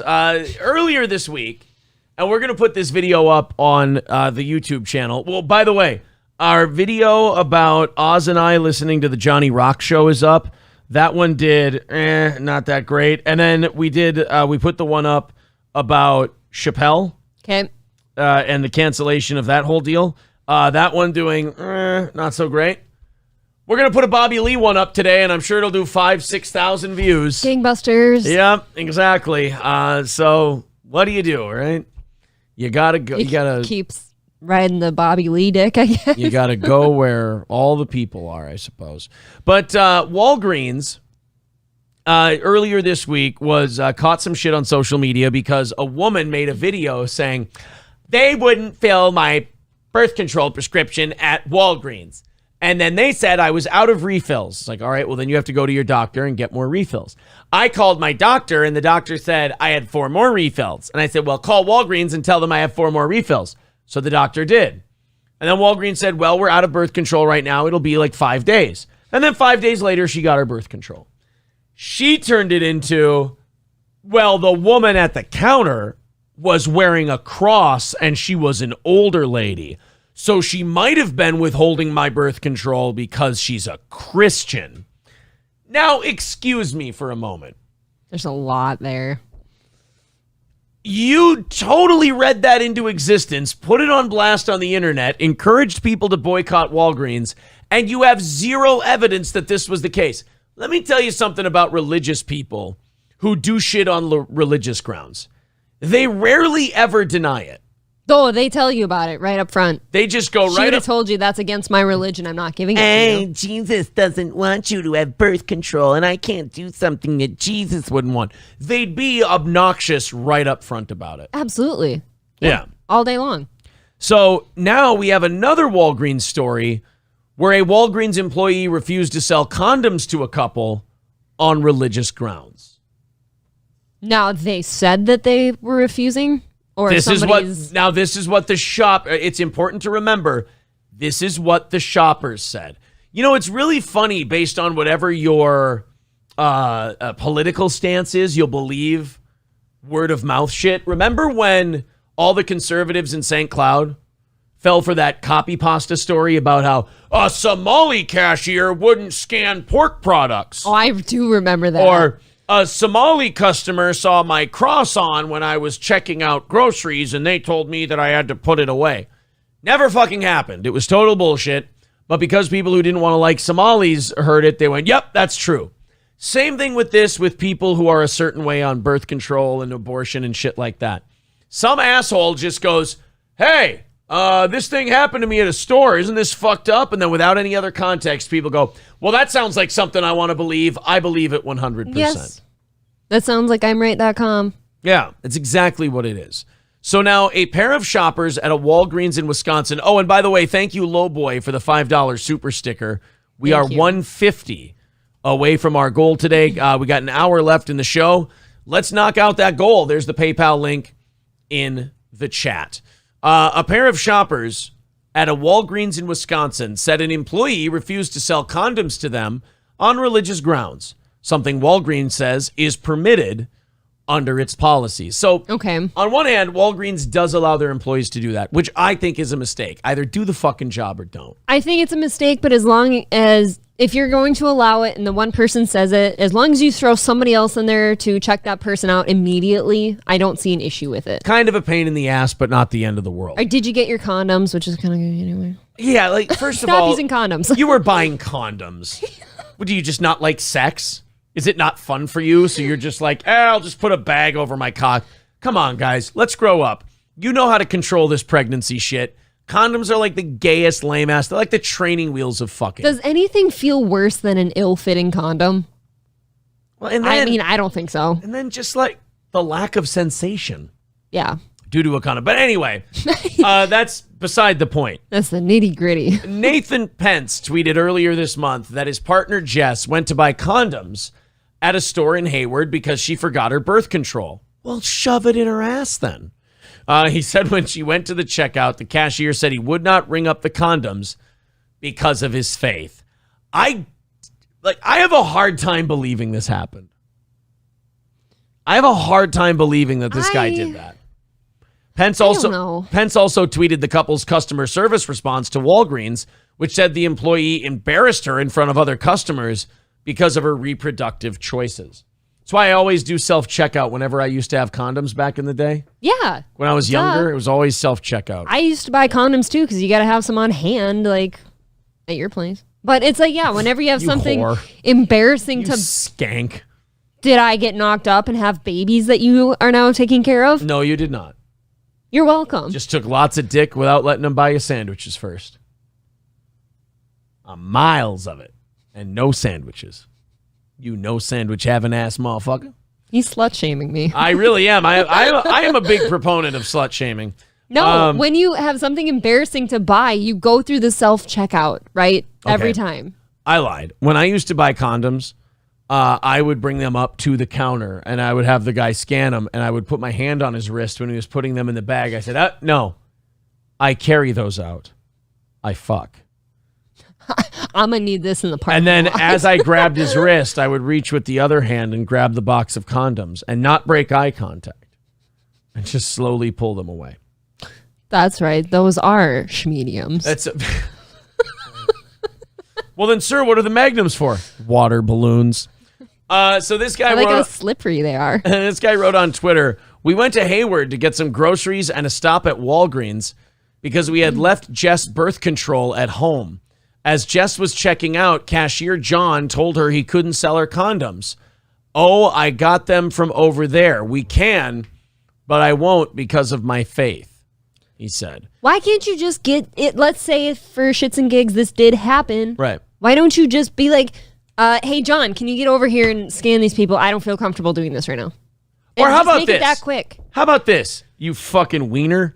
Scan the goddamn condoms. Right, it doesn't make you any less of a Christian just because somebody else is off having promiscuous sex. Who cares? You're not doing the fucking, you weirdo, you virgin creep. Not only that, but these two were married. So Yeah. it's not like a couple whores are Well, just coming through. no. Especially in I Catholicism. know you're going to say the be fruitful and multiply. No, in shit. Catholicism, when you're married, you're not supposed to be using condoms. That is against it. So we're doing okay, right? I think the only time you're supposed to use condoms in Catholicism is when it's a boy's asshole. When it's a filthy, dirty choir boy hole. I think that's what it's supposed to be. So if this happened, which I have my doubts, it could have.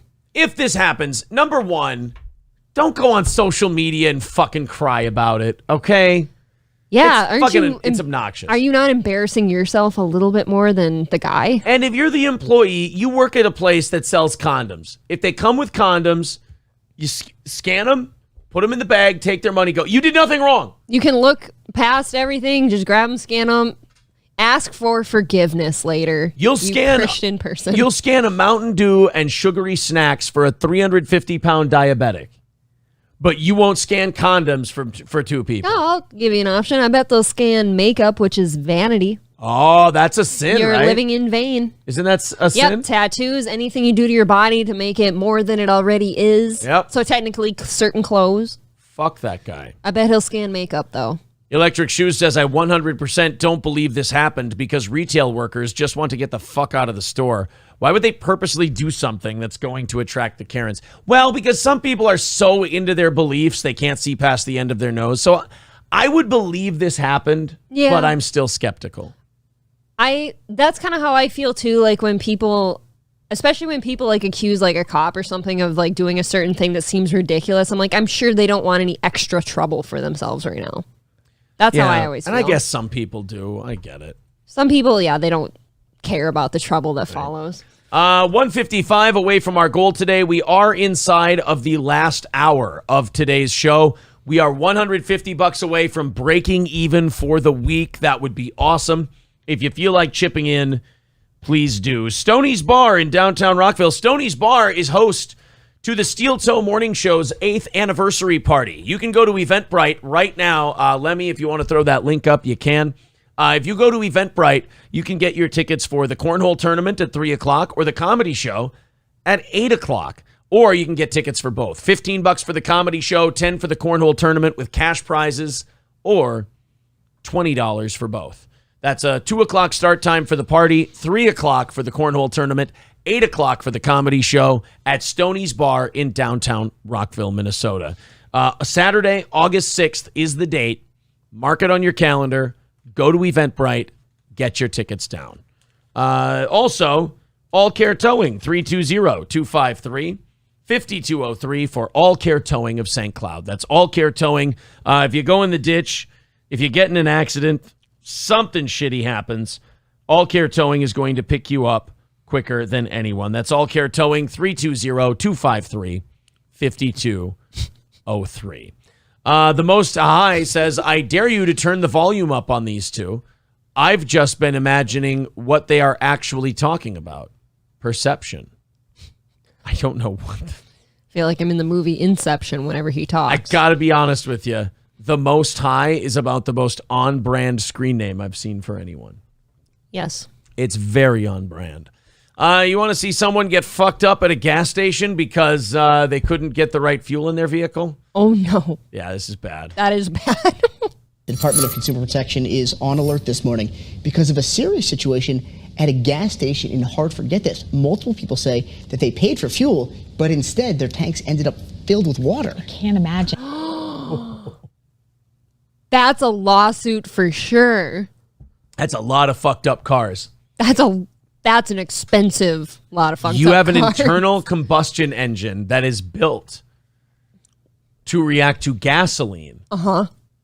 Which is a heavier, more flammable, combustible liquid/gas. Combustible is the correct. And then you put water, which if I check here real quick, let me see, not very combustible. Yeah, I would say the molecules in gasoline are going to do the job for you. The molecules in water, that H2O, not combusting very well. By the way, why did they get creepy Anchor and match him up with super tits over here? I don't know. Watch him talk, though. Watch his face when he talks. He's so goofy. You know how I'm really mean to women, and I'll sometimes say fat when they're not really that fat? You say that to me when I bloat. Yeah, this is a well-built lady. She's not a piggin'. That's just a well-built... You're not going Hagen tonight? That's a sturdy broad. That's what that is. Now, that's a grab on and fuck for your life kind of broad. You know, you could hammer away at these walls of Jericho and they ain't coming down. That's what I'm saying. She's not a pig. She's not fat. She's just a real sturdy broad. You know, you're a Mustang. She's a thoroughbred. She's like a heavy Clydesdale. I don't prefer Clydesdales, but I can see someone wanting to saddle up and go to town. Not my taste, but I'm not going to shit on her. Now, how big old heavy tits and childbearing hips. All right, we get it, Aaron. No, what is Would you fuck her? No. Really? So, what's wrong with this one? Would you fuck him? All right, then. He kind of looks like me a little bit. No, he doesn't. His hairline's better. You wouldn't sex the lady making scrunchy face right now? No. Okay. That's probably what she'd look like if I were fucking her. You think so? Yeah. Is it a strap-on and you're tagging her in the... Okay. And that's her face. No, what's the argument? Isn't there an argument out there that there is no such thing as a big boned person? Like everyone's got the same skeletal, thickness in general. I don't know. So you can't have like a sturdily built like she does have to be heavier. I don't know. I think that's a thing. I think she's a wrought iron gate, this one. Yeah, numerous drivers have been complaining that their cars were damaged after filling up at the Phillips 66. Stop making that face at me. Both of you, stop making those faces. She's fine. He's weird. No, she's going like this too much when she talks. Okay, his eyes are completely bugging and his eyebrows are out of control. He's trying to fuck me. I don't like it. He's got fuck me eyes, but it's coming across as like crazy. Yeah. Road in Hartford. And that's where we find Channel 3 Eyewitness News reporter Audrey Russo. Oh. No, she's cute. Poor Audrey, though. What?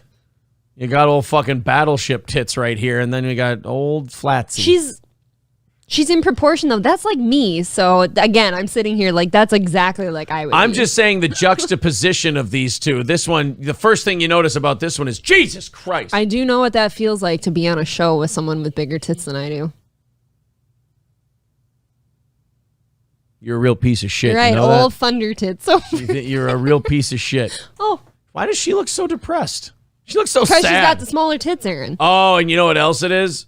She's like, I'm such a good journalist. I'd totally be an anchor if I had old Samantha's tits over here. She's also like, I also just put water in my gas tank accidentally. Oh, no, she was a victim. Yeah. Audrey, what is the owner of the gas station saying about these claims? She's saying you're kind of fat and don't really have that great of tits. It's all because you're overweight. She's angry. Well, good morning, Nicole and Roger. Here at the gas station, you can see that This woman just sounds like a bummer. It sounds like somebody's like pinching her somewhere. Every story she covers is a funeral. Well, guys, you can see here that She's still cute, though. pump that was affected is bagged off this morning so that no one uses it.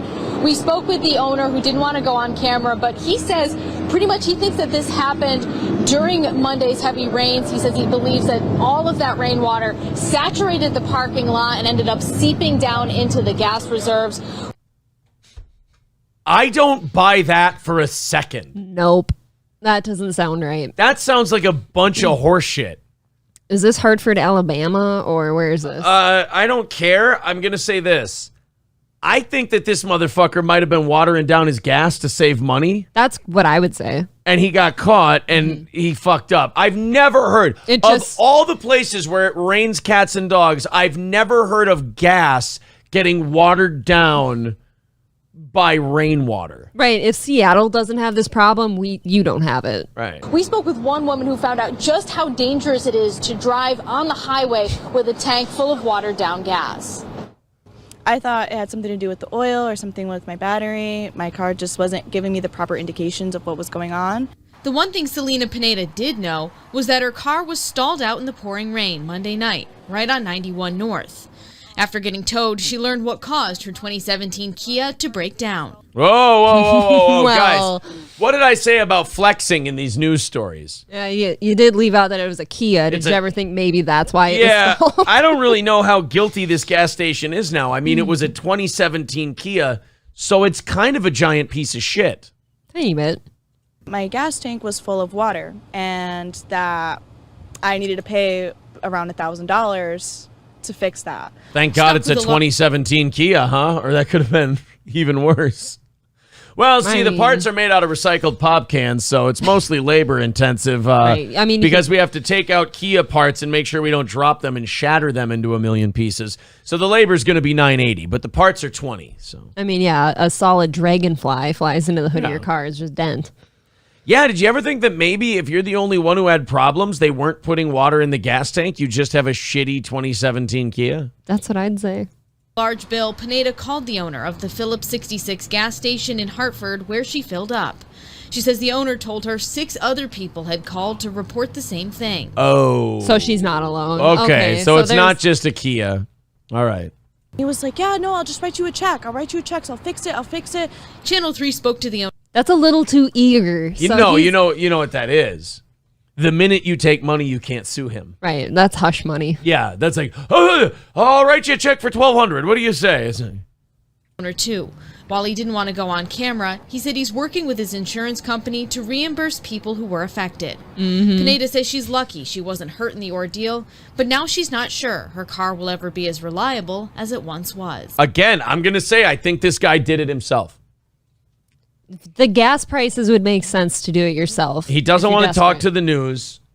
He rushed to give them money. Yeah. You don't rush to give people money if there was an accident. It smells guilty. I know, he's coming off as a guilty dude. I don't even know what's going to happen later on, like if there's any further issues that will happen to my car.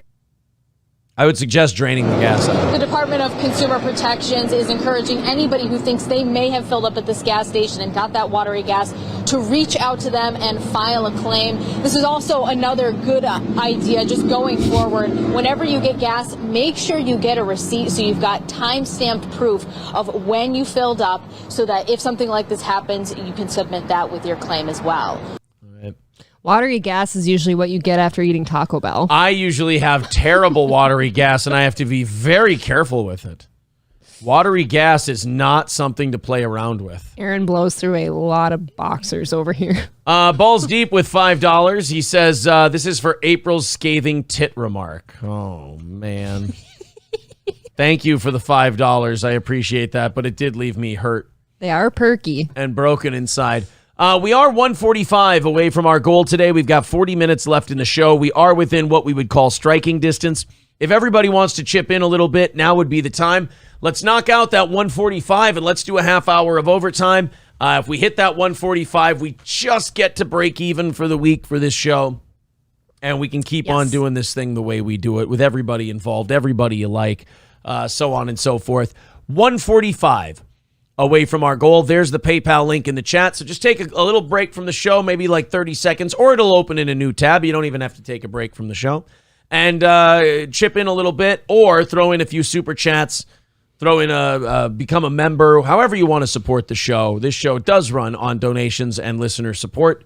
So if you could, we would appreciate it. 145 away from the goal. Very, very close. Also, if we go $100 over our goal today, we'll add in an extra stream later this next week. Steven says, damn, April, you looking good. Read the one before that. Rainy G says, April, your forehead is very attractive. You should use it for self-defense. Oh, that's just funny today. That is I will not sit here and pretend I have a nice forehead, so I get it. That is a remarkably mean comment. You know, though, I was here to witness it. Nobody had ever told me how big my forehead was until I got on this show back in I started making appearances in March of 2020, and suddenly I've got a big forehead, and now I feel like I can't take a nice picture.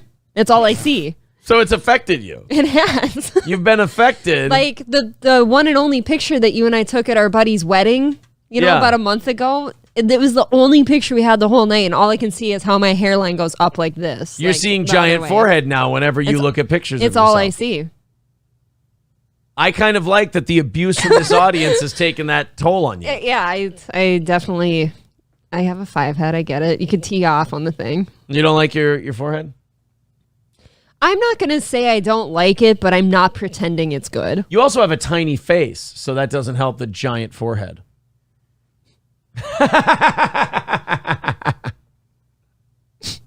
People are saying you don't have a nice forehead, but I've got more chin than you. They say you do have a nice 5 head. Oh. Aha, you banged your foot because you were making fun of me.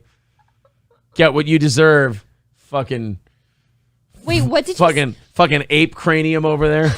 What was the nice compliment you told me while I hurt myself? Bubba's Lost Everything says, you're right, you don't have a nice forehead, but you have a nice 5 head. That's sweet. I think he meant that in a complimentary fashion. I fully understand the insults coming my way. Phoenix says, welcome to the last 45 minutes where we shit on April's appearance nonstop. Oh, no. If you think that's what we're doing the last 45 minutes, you don't realize that we haven't hit our goal yet, and Aaron's going to start panicking soon. So, no. It'll be both of those things. 145 away from our goal today. There's the PayPal link in the chat.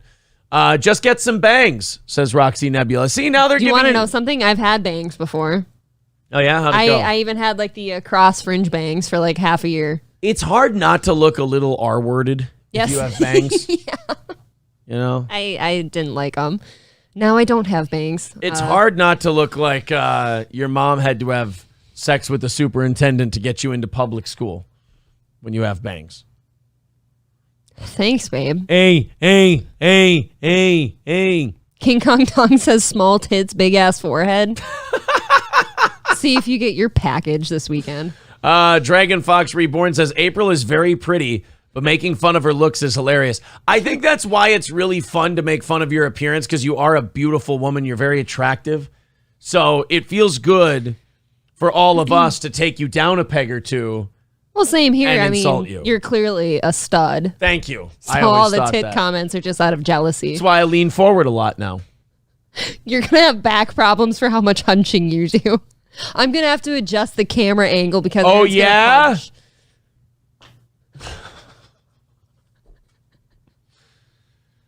that registered. Let's see how that one does for you. That registered in the mic. How have they been this morning? They've been gross. I think there's been about 4 times where I tried to keep it to myself. I'll do this. If the chat ever sees me doing this, that's definitely because I'm trying to close off the pathway to my nose. Oh, I thought that meant you were doing cocaine off your microphone. No, I don't want to breathe. Phoenix says, dude, that was a war crime, Aaron. Was it hurt? Was that hurt? I said it registered in here. I could hear it in my headphones. All right. Fauci's Pangolin says, I like her forehead. Just wish she was pretty. Yeah. At least April isn't a four eyes like Aaron. I've got news for you. I wear contacts and glasses, so. Johnny Chimpo saying Aaron has watery gas. That one did have some snap to it. Granny says the gynecomastic mantis enters the ring. Thank you. Do you know what that much. word is yet? No, I think it means man boobs. Mastic is boobs, yeah. Shiraz of Chaz says April is the sexiest Downs woman I've ever seen. It's almost like I should be a new Victoria's Secret model. Victor... You love that one, don't you? I follow her on Instagram as kind of a gig now, and like I That's show kind of a Aaron gig or a gag? A gag. Okay. And a gag, I don't know. And Aaron cannot stand to watch videos of her. It's wrong. It's fucked up. The little retarded girl they have as a Down syndrome model. She's just got more money than I ever will. Running around being all Phoebe and like fucking, but trying to be sexy. It's like, stop. You're not allowed to legally fuck. This is not okay. How about the videos of her and her boyfriend like out having ice cream and stuff? He's mentally retarded too, right? They're both Downsy. Good, because you can't fuck someone with Downs unless you're Downs too. That means you have to have like a weird kink. So wait, does that mean they're both Downs to fuck? Some of your best work. Oh, you smell. Thank you very. Oh, does it? Yeah, it registered over Did here it? too. Okay. Yeah. Could you describe the ruckus? A lot of sulfur today. Okay. Aaron's asshole still smells like sulfur. Thank you very much to Richard for the $10 on PayPal. Thank you, Richard. 135 away from our goal. 135 away, 35 minutes left in the show. Let's see if we can get there, guys. It would be big for the week. I liked Aaron in the movie The Ringer. Thank you. The light refraction from April's forehead wraps the steel toe banner. Isn't it illegal for ours to fuck? No. They can't reproduce. Oh, they can't? No. If you impregnate a woman with Down syndrome, it's technically rape. Because mentally men are almost universally sterile. And so if you can't have what does that have sex to do with some, well, think about it. Why can't a normal man have sex I don't think it's allowed. Why, it's just in the books somewhere? No, I think you're taking advantage of a vulnerable I'm adult. going to need some proof of this. Okay. Well, no, now I have to Google, is it legal to have sex with someone with Down syndrome? Yes, you do. So now I'm going to look all fucked up. Well, the fun part is Google already heard you say it, so. With someone with, this is wrong. I don't want to do this. I'm doing this against my will. Is it legal to have sex with a girl with Down syndrome? Let's go to Reddit for all the hard-hitting facts. It depends. It depends on how high-functioning she is and whether a judge or jury would find her competent enough to consent. All right, if you have to ask those questions for a judge and jury, then you should stay away. There's nothing more sexy than getting a judge to sign off on your sexual partner. Yeah, no. So don't do it. Oh, but 17's legal in some states, Aaron. That too. Yeah, if you have to go with that loophole, that's remarkably bothersome. The poop hole loophole. They can't consent to it, posterior attention says. That's what I always thought. You've looked up worse, Aaron. Welcome to that list, Aaron. Thank you, Granny. I'm happy to join you on What would the worst thing be that you've looked up, would you say? Oh, boy. Is your asshole supposed to bleed like that? Are bloody turds normal if the blood is light?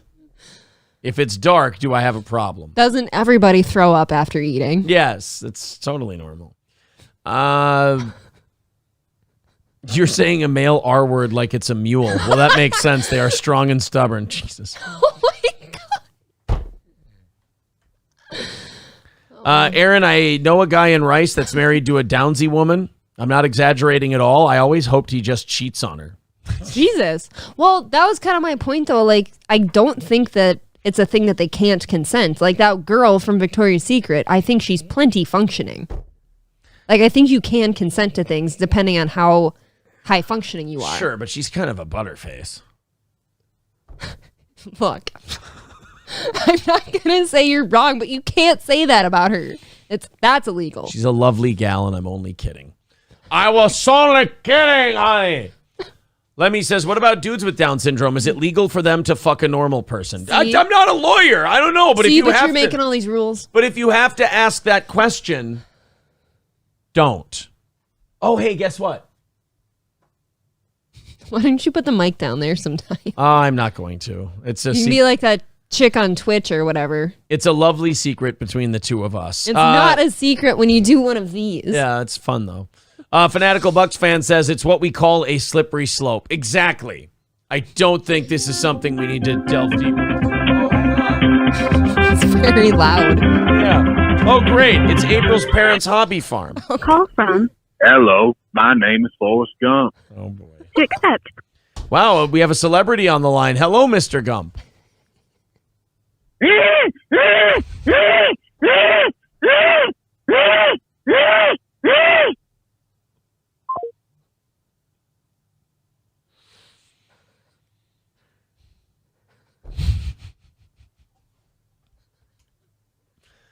He just wanted to be a part of the show. That's all it was. He just wanted to go to school. He just wanted to be a part of the program. Oh my God. I can't breathe. That's all it was. I saw a peanut butter comment. We've got to go back and find the peanut butter comment. Bubba's Lost Everything says, not a bad call, to be honest. That was pretty good. Balls deep. I don't know if we can read that, though. I think you can trick them with peanut butter, too. That's so mean. It is pretty bad. Thank you guys very much. 1:35 away from our goal today. 30 minutes away from the end of this program. But if we hit that 1:35, we're going to get to 30 minutes of overtime. So if we could finish her up, you guys have been doing great. It's, again, been all $20 and under, so that's awesome. I would love to see us hit the goal that way today. New York City Mayor Eric Adams. Eric Madams is a porn star, actually. Eric Adams says the flood of illegal aliens into his city is a real burden on public resources. Wow, it's almost like everyone is a racist who says that until it becomes these cities' problems. Is that Knock something? me over with a feather. Remember the mayor of Washington, D.C. this week said, Texas is busing illegals up here, and it's not fair because they're using a bunch of services that are supposed to be saved for citizens. It's like, that's funny because when Texas and these border states bitch about this stuff and they're having these serious problems for years, you tell them how racist they are and how bigoted and how much they hate Latinos, and then you use that to run on in the next election. But now when Florida and Texas start busing illegals to your state, you go, this is costing us a shitload of money, and it's costing the tax dollars a fortune to have these illegals here. Really? Oh, so now it's a problem. You know what? You got it, Aaron. Nobody help. No. Let them figure it out. I think they should just keep doing it until everyone's sick of it. He says, New York City is and has always been a city of immigrants. We are a destination for diversity and a place where people from every nation seek refuge, raise families, and enrich our communities. Under my administration, our government will reflect that. That's what he wrote in 2021 in June. So a year ago, hey, immigrants are wonderful. They're what's helped build this city and build this country. Nothing better than these immigrants. Ladies and gentlemen, Eric Adams yesterday. This is a real burden on New Yorkers as we're trying to do the right thing. We already, as I stated, we already have an overburdened shelter system. So now we're talking about, as you stated, food, clothing, school.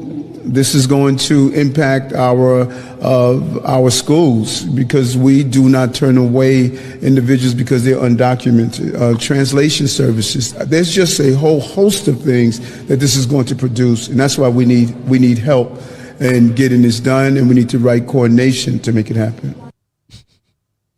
What a difference a year makes. I give it a year. Wow. So, rip off more fucking Red Bar lines so he thinks gave it that a year. We're Now he off. thinks differently, Aaron.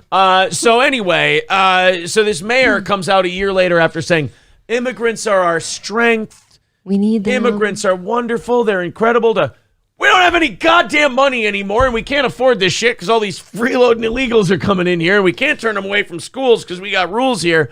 But it's okay if Texas has to deal with it for 50 years. Don't you think so? Yeah. We're not in Texas. It's so funny. And now he's like, oh, we need help. Like, really? Every time all these other states were asking for help, you just called them names and told them to shut the fuck up. And you made rules that made it even harder for them to control immigration. I got half a mind to just say, you know what? Go figure it out. Letterbuck? Yeah. Yep, that's a real quick turnaround, huh? Yeah. Just 1 year and a broke, homeless, crime-ridden city later, and he's like, yeah, I think we might have to do something about all these illegals that are hanging out. What? I don't think so. Yeah, I'm sure D.C. and New York City will be fine. You know what's crazy about those two cities is those are two cities that are in the shitter before they had an illegal immigration problem. Why is that, Aaron? Now they're getting an illegal immigration problem, and they're even more fucked. It's horrible. Yep. Let's continue on with the program here. Again, 135 away from our goal today. We've got to hit it. That would make us break even for the week. Our goals are basically our break even point. Makes us keep everybody around and do the show that you've become accustomed to. The FCC is now ordering phone service carriers to block auto warranty robocalls, saying that consumers are out of patience and have had it. So the FCC is now telling whoever your mobile carrier is, hey, if you get any of these robocalls reported, you block them. You get rid of them. They're not allowed to be used on your service. But to me, this is like a giant game of whack-a-mole. Yes, because there's number generators all over the place. Like, you can just create a new number as soon as they remove the old one. And what are they saying? So, like, if, like, let's say I got that call to my phone and I report the number and then block it, then Verizon would be notified to, like, delete that number from their whole service? The FCC is basically saying then you have to delete it from your entire service so nobody gets that phone call. Okay. And I don't know if it's something the government should be doing. I don't know if that's something the federal government needs to be getting involved in. Not to mention, like, is that going to cause all these different carriers to have to hire more people, and then it costs more money, and then it raises the rates of your phone bill? And I always get worried when the government mandates companies to do stuff, because they mandate companies to do stuff, and then the companies have to spend money in order to implement those changes that they're forced to do, and then they have to pay for that investment, and that usually comes out of our end. Well, number one, I just think that, like you said, they don't need to be getting involved in this because there's bigger fish to fry, in my opinion. And two, I think you and I are both kind of the same person. Like, if you fall for scams like that, I think you deserved it. If you fall for the robocall scam about your car's warranty, or if somebody calls you from the credit card company and you end up falling for that one, then you're kind of a dildo and you kind of earned it. Yeah, this is the debt collector company. Yeah, you're behind on your taxes. Let us help you get out of debt. Right. Because you know the IRS calls you on the phone. Oh, they don't even say they're the IRS. They just say we're the debt collector company. Or the tax collector company. Yeah. We're financial services. We're not going to tell you from a company, but we're a service. And the number that pops up on your phone isn't some company. It's not some corporation or anything like that. It's just Fort Wayne, Indiana. I don't know anything about. I don't. What? Quebec, Canada is calling you. Yeah, it's no thanks. I think I'll skip. So if you answer the call in the first place. Now, if you answer the call to dick with them, I think that's very funny. I've seen that before. Yeah, I mean, people have whole like Twitch channels dedicated to that. Yep. According to the statement, these 19 entities are responsible for sending more than 8 billion illegal robocalls since 2018. And now the FCC says telecom companies are responsible for stopping them. See, I think that's kind of bullshit, and that's just going to make our bill heavier. That's almost placing blame on them at this point. That's not their fault. Anyone can generate a phone number. We are not going to tolerate robocall scammers or those that would help make their scams possible, said FCC Chairwoman Jessica Rosenworcel. Rosenworcel? Wow. That's a loaded name. Power Jew, activate! Holy shit. That is a wild name. John Franklinberg Goldenstein Silverman. Well, stop dead naming yourself, Aaron. That was his previous name before we got married. FCC Chairwoman Jessica Rosenworcel. Rosenworcel. Consumers are out of patience, and I'm right there with them, she said. Oh, yeah. I love it when the government's right there with me. Hey, I'm from the government, and I'm here to help you. I've had it with you, too. I've had it with them, too. How are you, fellow kids? It's like 8 different memes all at once. No, thanks. Look, I can see the robocalls coming. I can answer them or not answer them. And then if they go, this is the credit card company, I can easily just go, fuck, and then just hang it up. It doesn't need to be my phone company going, yeah, we had to raise your bill $5 per device because we had to hire a whole new team so we could investigate robocalls and find them and block them. And now we have if they've made 8 billion calls in the last 5 years, then you are going to have to hire a whole team just to track down these numbers and get rid of them. And then more are going to pop up. As soon as they're gone, like that's not, I don't know. They regenerate instantly. Yeah. Carlos says, Mazel tov, fellow kids. Fauci's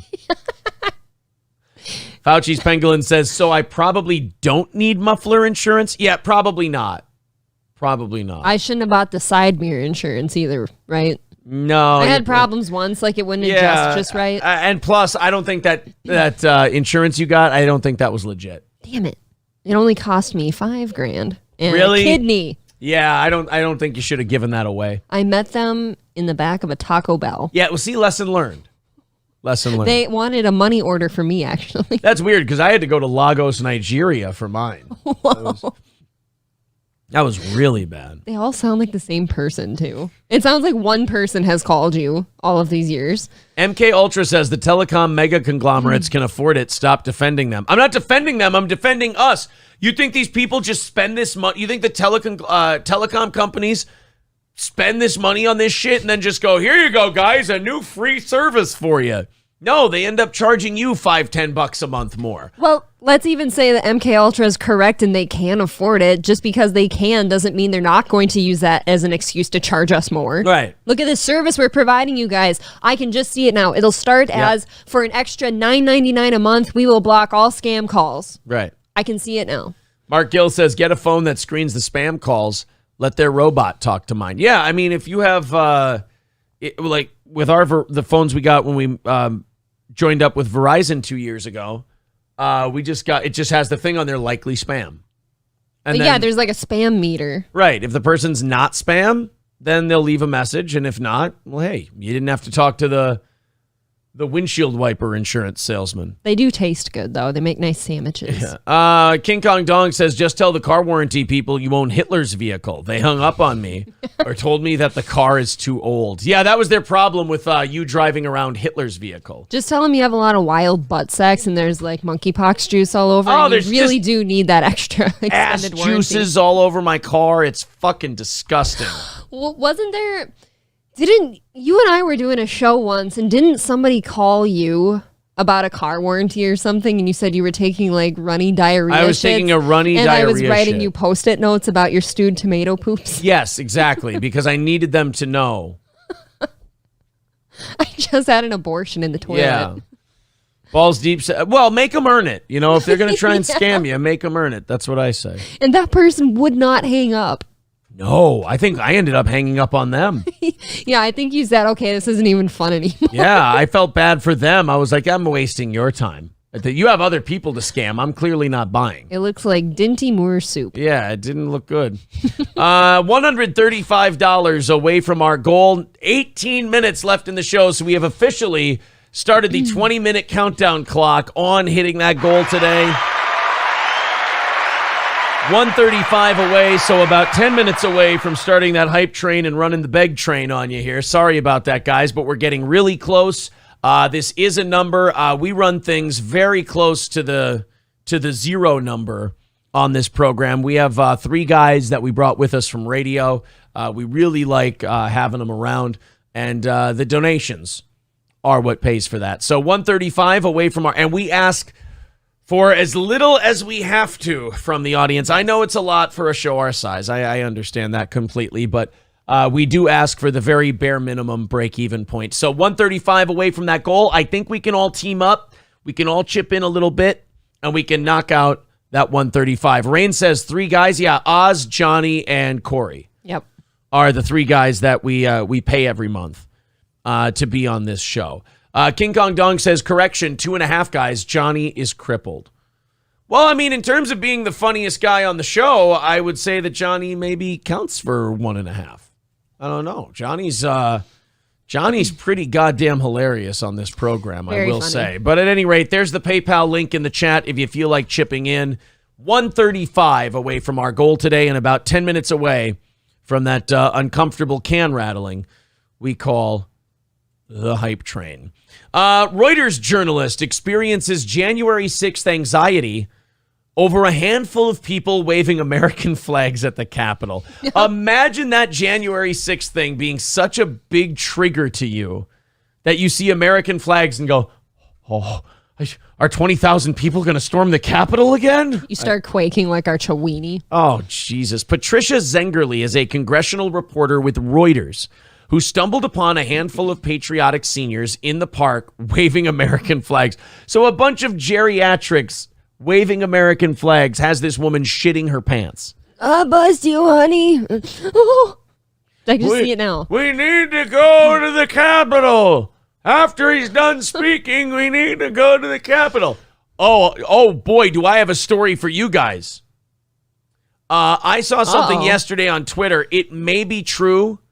It may not be true. I haven't been able to confirm it yet. Okay. What's the guy That one guy. that people think is the FBI guy? Oh God, Roy Ray. Oh fuck, Swanson. I was way Dobbs. Roy Dobbs. Ray Dobbs. Ray Ray-Bans. Ray-Ban. Sun rays. Ray Epps. That's who I'm thinking of. Ray Epps, Nancy Pelosi. Now, this You might got have been there. a bullshit tweet. Okay. Okay, so there's no reports of it. So it was probably a bullshit tweet from somebody. They said, oh, yeah, Ray Epps and Nancy Pelosi, the emails reveal they were contacting each other. Okay, so it's bullshit. It's a horseshit fucking tweet. You've been had. That's too bad. Mike Epps. Yeah, it was Mike Epps. Oh, my God. Mike Epps Be way better. actually came in and was part of January 6th. I had no idea. Phil Burnell. Oh, my God. It was Dark Side Phil. I'm sorry. It's Cowboy Phil. Oh, now. Cowboy Phil. I apologize. I prefer Cowboy Phil.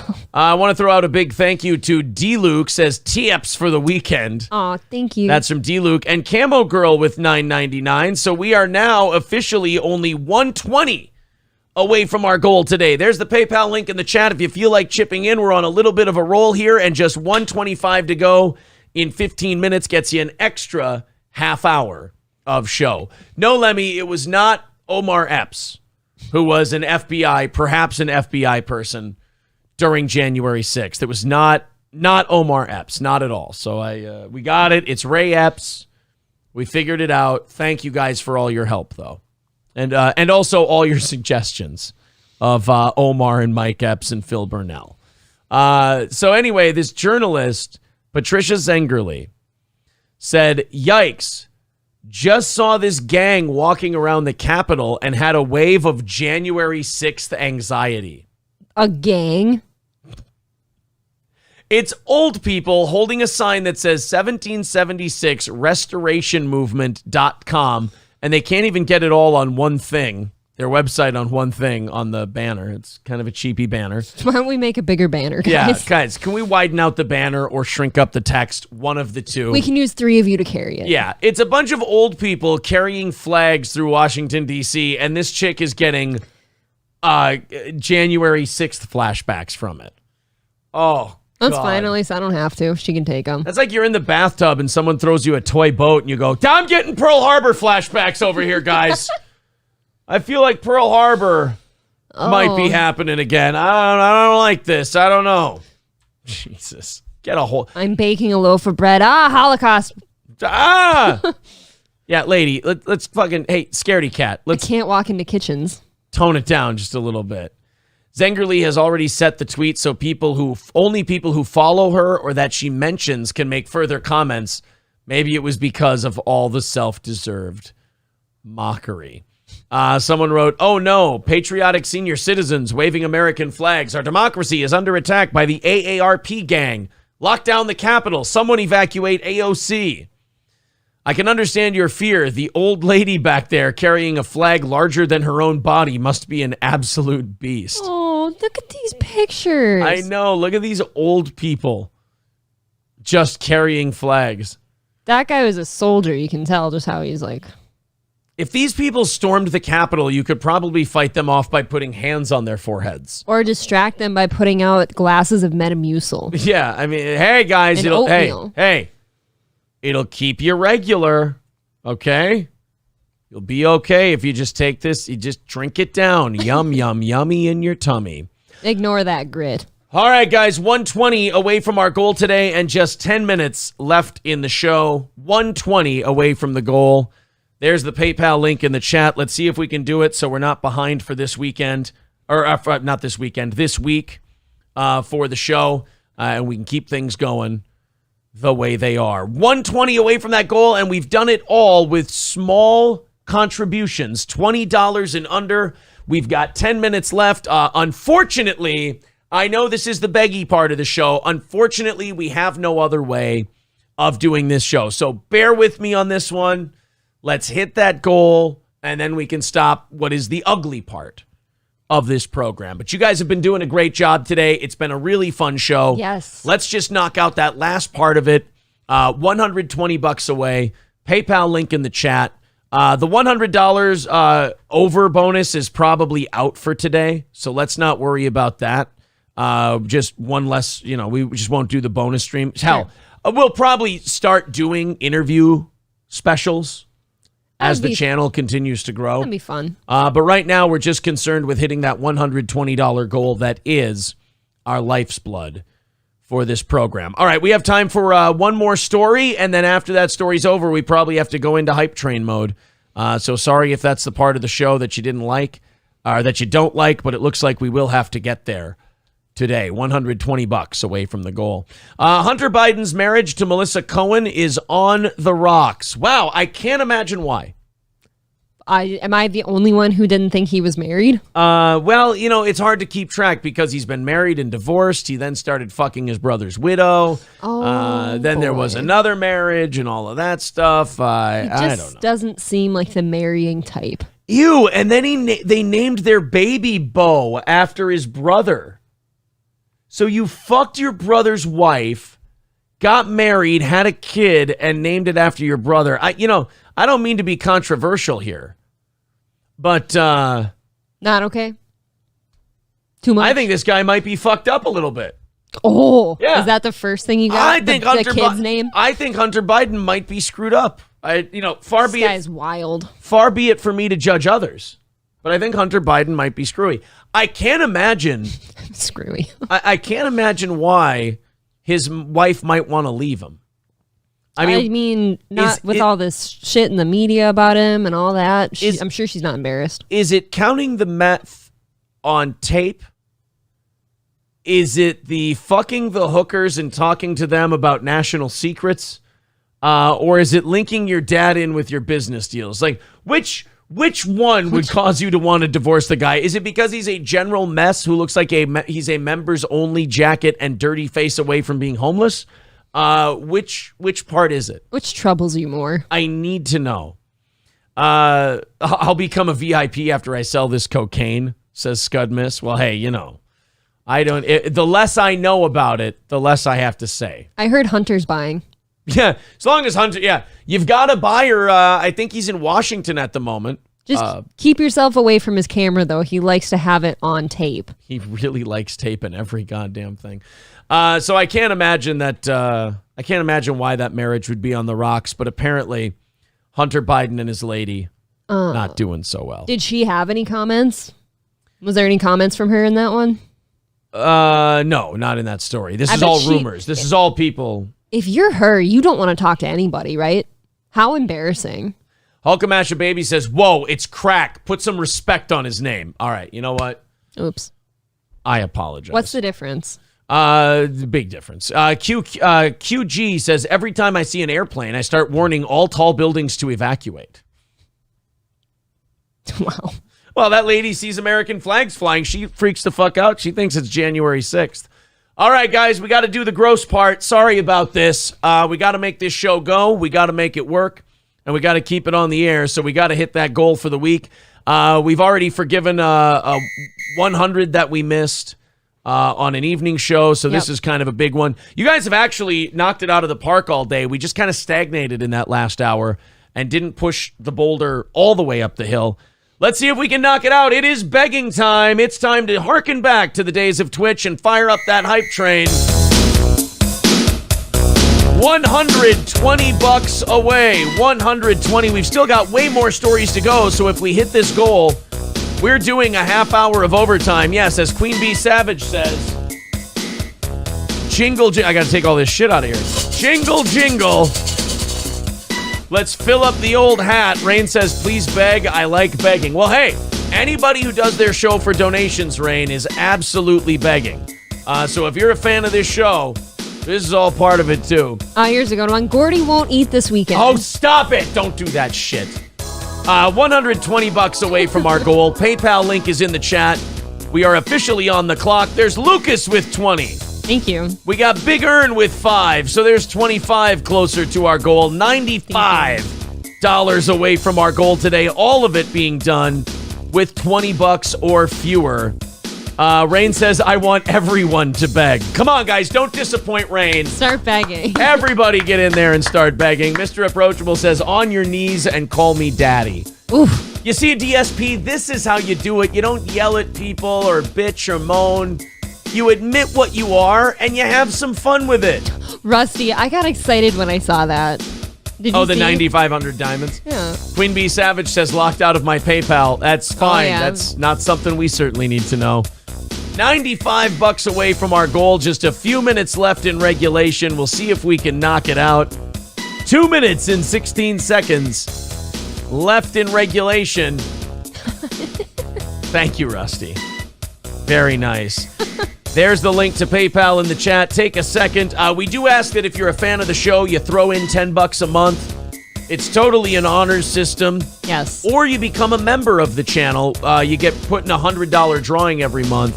And we do an extra show for you every Sunday.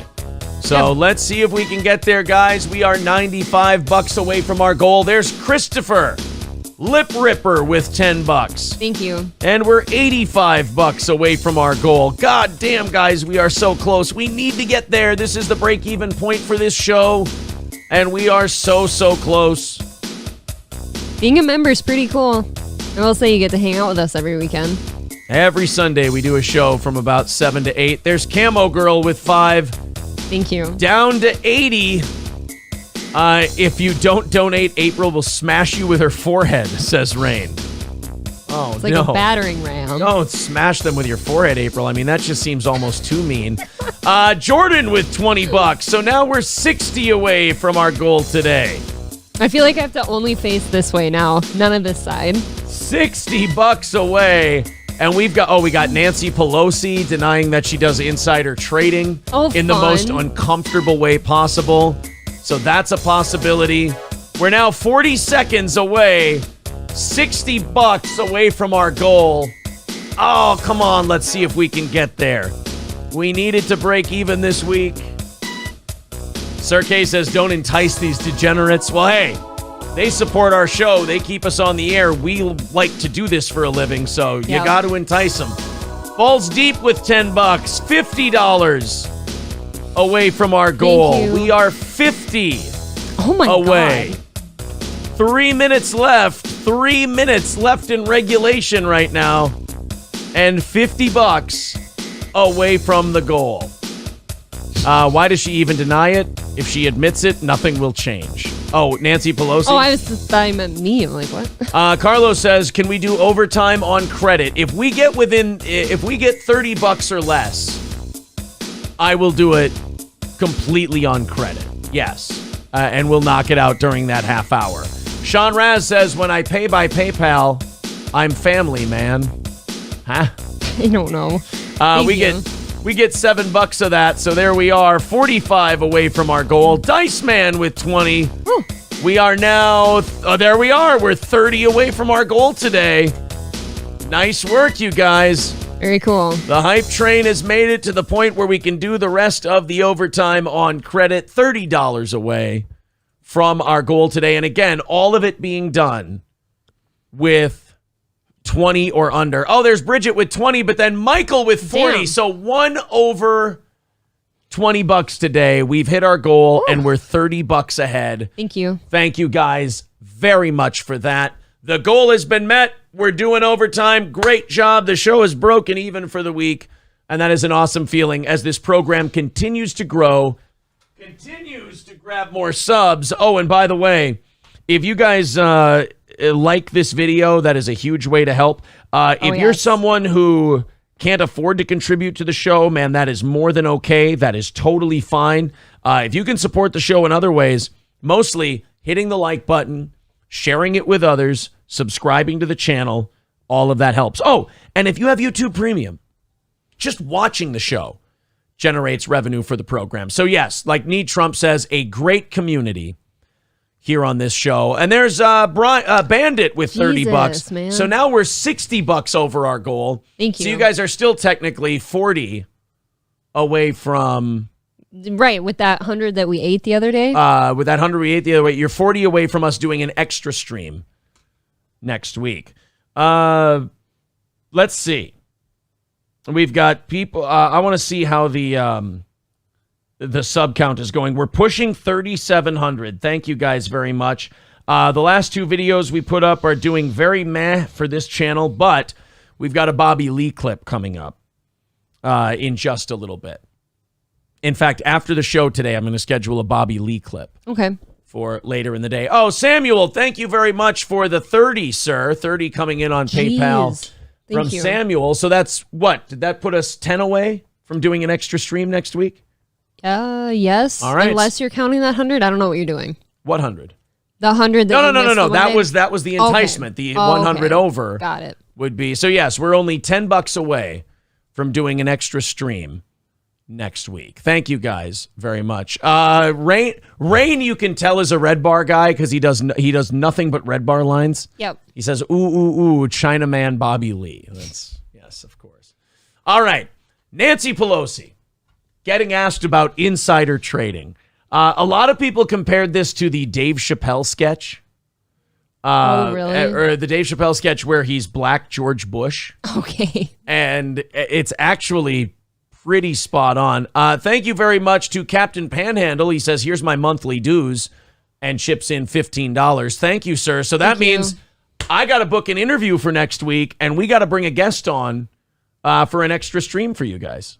All right. That's very cool. We'll do that on, you know what? We'll do that on either Tuesday or Thursday of next week, depending on what. I say Nick Rekieta, Alex Stein, or Sam Hyde. Okay. And then we got to pick an attainable one in case those ones fall by the wayside. So you have that list somewhere, right? Yeah, I've got a list. All right. We got the list somewhere of someone we could get. All right. So when are you going to fix the backdrop, says Scudmiss? Eventually. I'm going to the store this weekend. I'm buying another TV so everyone can stop the comments. April's losing it over this. All right, here's Nancy Pelosi. So if you guys aren't caught up with this whole situation, Nancy Pelosi's husband bought tens of millions of dollars of NVIDIA stock. Okay. And it was the day before Congress voted to give NVIDIA a shitload of subsidies. So people were going, oh, let's see, Nancy Pelosi. So Nancy Pelosi makes like a couple, anywhere from $300,000 to $500,000 a year. Yep. But somehow she's worth tens of millions of dollars. Oh, God, whatever could that be? Yeah, people have attributed it to, she's just smart with her money. Intelligent people say, oh, there's a loophole in federal law that says Congress people are exempt from insider trading laws. They can get insider information on these closed-door hearings that they have and then trade stock based on that information before the rest of the public gets that information. I've heard this. So you guys can decide. Is it she's really smart with her money, or is it that she's allowed to legally insider trade? Nah, she's always struck me as a very, very honest woman. Her husband just had a hunch about NVIDIA. Yeah, it came to him in a dream, actually. Yeah. In the form of a naked Indian. He didn't find out from his wife, the Speaker of the fuck House, that they were going to vote on NVIDIA subsidies that would go through. Let's listen to her. A lot of times when people deny something, you go, oh, you know what? They're very passionate about their denial. They seem very honest. And then other people give you denials that make you go, wait, hold on. Wait, what did you just say? Huh? Let's see which one Nancy Pelosi does. Yes, sir. I think we have to go now. One more, he said. Yes, sir. Oh, you're going to regret that. You're going to wish that you would have just left. Gosh, she's so nasty. Over the course of your career, has your husband ever made a stock purchase or sale based on information he's received from you? What are you saying? Over the course of your career, has your husband ever made a stock purchase or sale based on information you've received from you? No, absolutely not. Okay. Oh, boy. That one struck a nerve, huh? Has your husband ever traded on information he got from you? Huh? Your husband ever traded on information he got from you? No? Bye. No. It's never good when someone asks you a question, you go, no, and then you bail. It's just, as soon as you leave. can. I want to watch that answer again. Then I'll show you the juxtaposition with the Chappelle Black-Bush sketch. Make sure you watch her lick her lips a bunch because her teeth are falling out. Yes, her dentures are. God. I What'd you can't say? stand watching her. Has your husband ever made a stock purchase or sale based on information he's received from you? What are you saying? Over the course of your career, You're fidgeting, Nancy. has your husband ever made a stock purchase or sale based on information you've received from you? No, absolutely not. Oh, that's so awkward. Oh, man. You know what's weird about that? She walks away like she's so guilty and evil and terrible, but you've been doing this for decades now. And if you've been doing it for decades, how does it affect you at all? Right. That you're right. It shouldn't phase her one bit. She should be able to stay there and take questions. Right. You would Or think. you should be able to say no and just go, all right, guys, talk to you later. That was my last question. Like, you shouldn't take the mic and go like that. Like, why are you doing that? How is this doing anything? That's just a nervous tick. And then you're going, okay, bye. And then walking out I'm as just gonna fast as your go. 80-year-old legs will carry you. Breaks a hip on her way out. Yeah. Her hip has a guilty conscience. Oh, boy. Like, no, you stand here and answer that question. Exactly. So people found that, and then they said, wow, that reminds me a lot of this Chappelle Black-Bush sketch that he did. Pelosi, Chappelle. Here we go. This is, Over the course of your career, has your husband ever made a stock purchase or sale based on information you've received from you? No, absolutely not. So here we have Yep, spot on. It's 100% the same sketch. What are you saying? Over the course of your career, has your husband ever made a stock purchase or sale based on information you've received from you? No, absolutely not. So here we have If you guys, do you want to hear this guy? Do you want to hear the background of this whole deal? The Nancy sure, Pelosi yeah, thing? I don't care. I just want to give him credit. It's Decoy Voice on YouTube. So subscribe to this Decoy Voice guy helping us out today. Her husband's probably Yeah, like, Democrat- why would you walk away like that? Do you know how guilty that looks? Right. Now we look like a bunch of assholes right now, man. Speaker of the House, Nancy Pelosi, pulling at Dave Chappelle over questioning on why her husband had a sudden premonition to purchase millions of dollars worth of computer chip stock Oh right my before God. his wife voted on a computer chip manufacturing bill. And this isn't just market. Weird. So these That companies is are so going to get scummy. millions of dollars from the government. I'm sure that would make their stock price go through the roof. No, Right? that never happens. What? We're going to check NVIDIA's stock after this and Yeah, see we how are. they've done. Could watch calling her out. Everybody aware of this is upset about it, and it's nothing new. Unusual Whales made a business off tracking Pelosi family trading history, where people can subscribe to be up to date with all her moves. As it appears, Oh, Congress really? people Wow. consistently beat the S&P 500. So we should probably fix this system. But unfortunately, the only people that can fix that system are those same members of Congress. Isn't that the best part? So that stings. Congress people get to engage in legal insider trading, and you can call them scumbags all you want, but it's legal. They're not breaking any laws. Well, somebody should make a law then. Well, the people who are going to have to make the law are the people who are making millions and millions of dollars trading on insider information. That's not going to happen. only one way you're going to get this to stop, and that's if God just starts striking random Congress people down. Starting with her? Start wherever you want. No, make her sweat a little bit. But let's check in on America's sweetheart, Dave Chappelle. Well, apparently activists shut down his latest comedy show. Oh, well then, okay, now he just goes to the Dave Chappelle thing. Well, he's got a show to do, Aaron. So let's check out NVIDIA's stock. Let's see how it's doing in the last week, because he bought this stock a week ago. Yep. I think Thursday he bought the stock. Let's see how the NVIDIA stock is going since he bought it on Thursday. Let's go 5 days. In the last 5 days, NVIDIA stock looks like it's up 7.3%. Wow. That's really nice. So, I don't know. So it's $5 million. I can't remember what he bought the stock at. Wasn't it like, $5 million divided by 163. Okay. Okay, so let's go 5 million divided by 163. 30,674 shares times $11.62. He has made $356,000 on that one trade. Wow. Jesus. So great job, Mr. Pelosi. You just had a wild hair one day, just a complete bug up your ass, and you made $350,000 in total legal income. You fucking stock demon, you. It's about a year's worth of her income, right? Yeah. Nice job, bud. How's the Dow doing in general today? It's been going up lately. I don't know how it's going up, and we're all fucked. Yep. Last 5 days, it's up 2%. It's up 611 points to 32,000.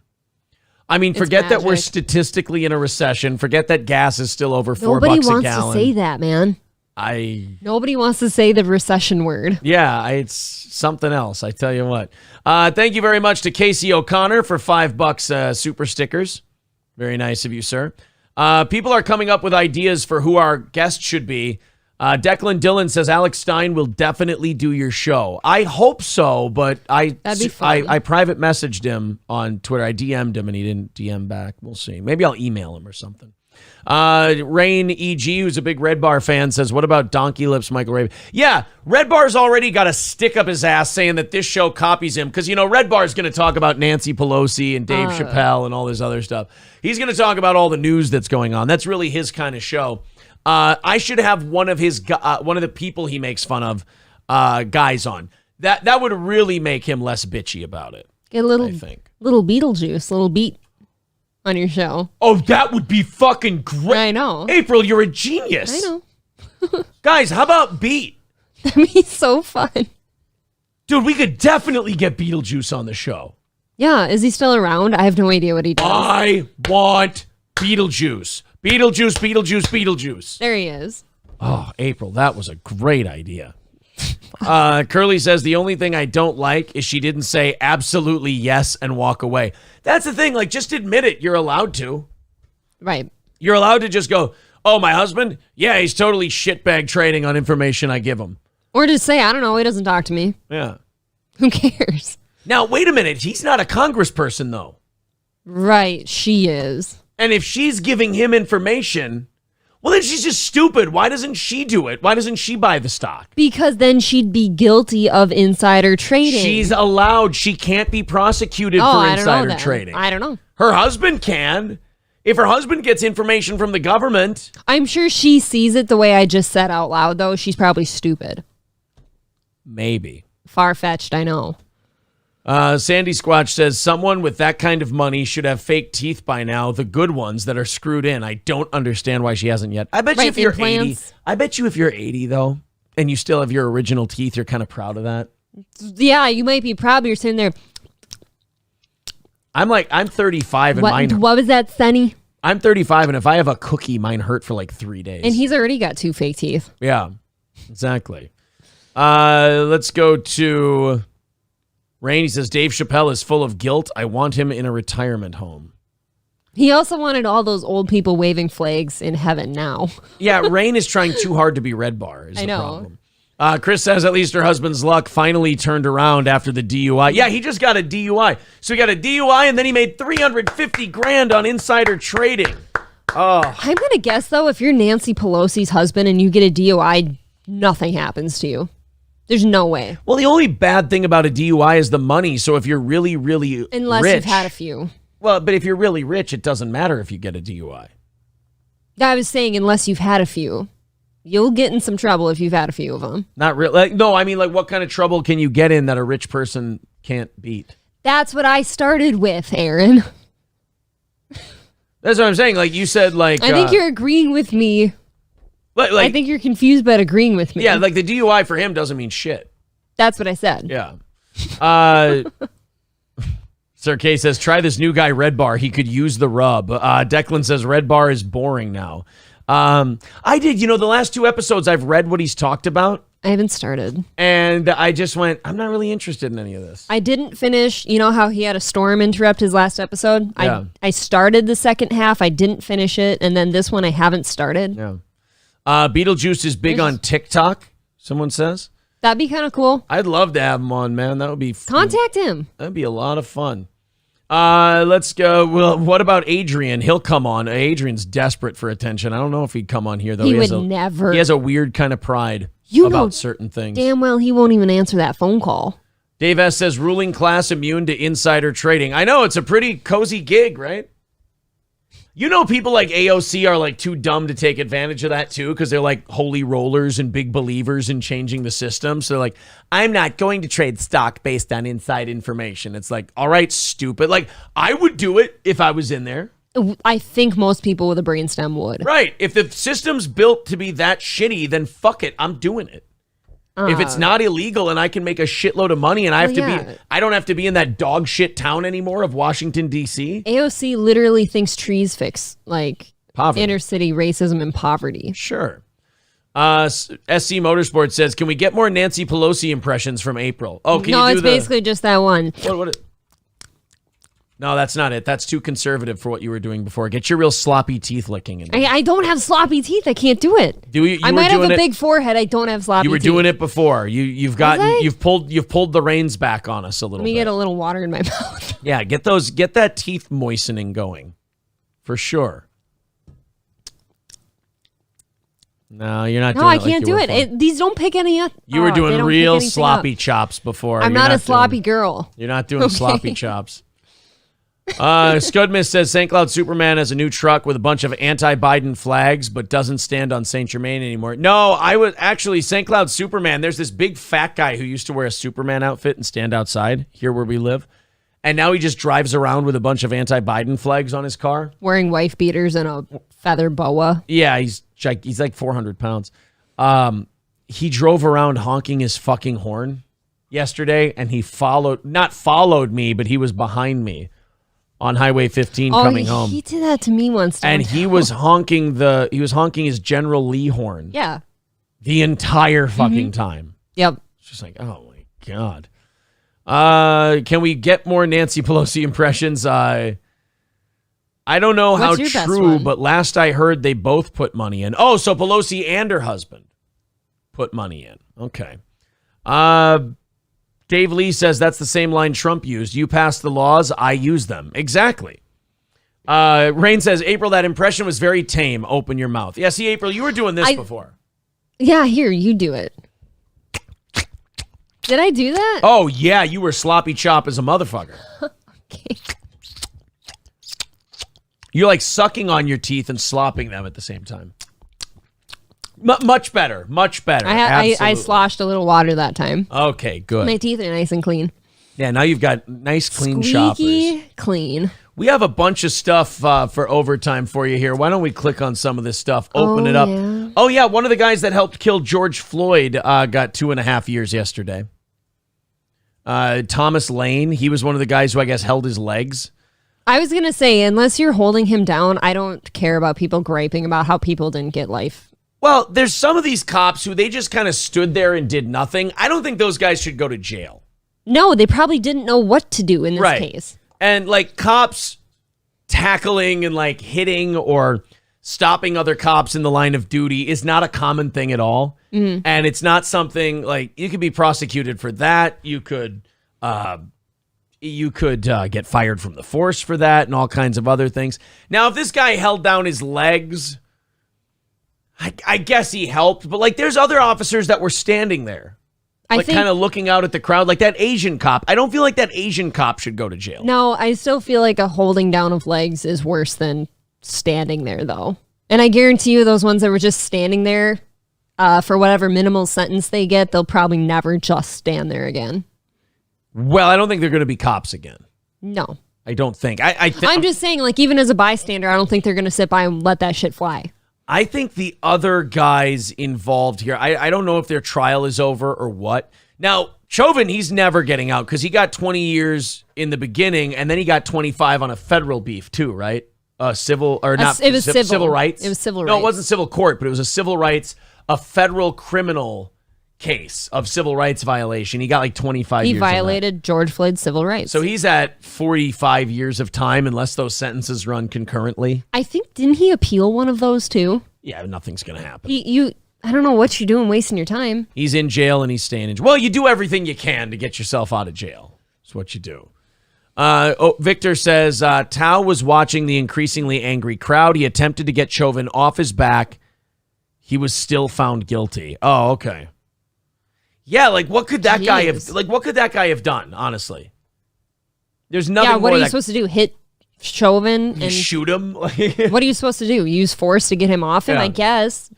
Next time. I don't know if he got any jail time or not, or if he's been sentenced yet or not, but that doesn't seem fair. That Tao guy. Police say an Atlanta man was shot with a crossbow Saturday by another man. Do you know how bad you got to piss a guy off that he goes and gets a crossbow and shoots you with it?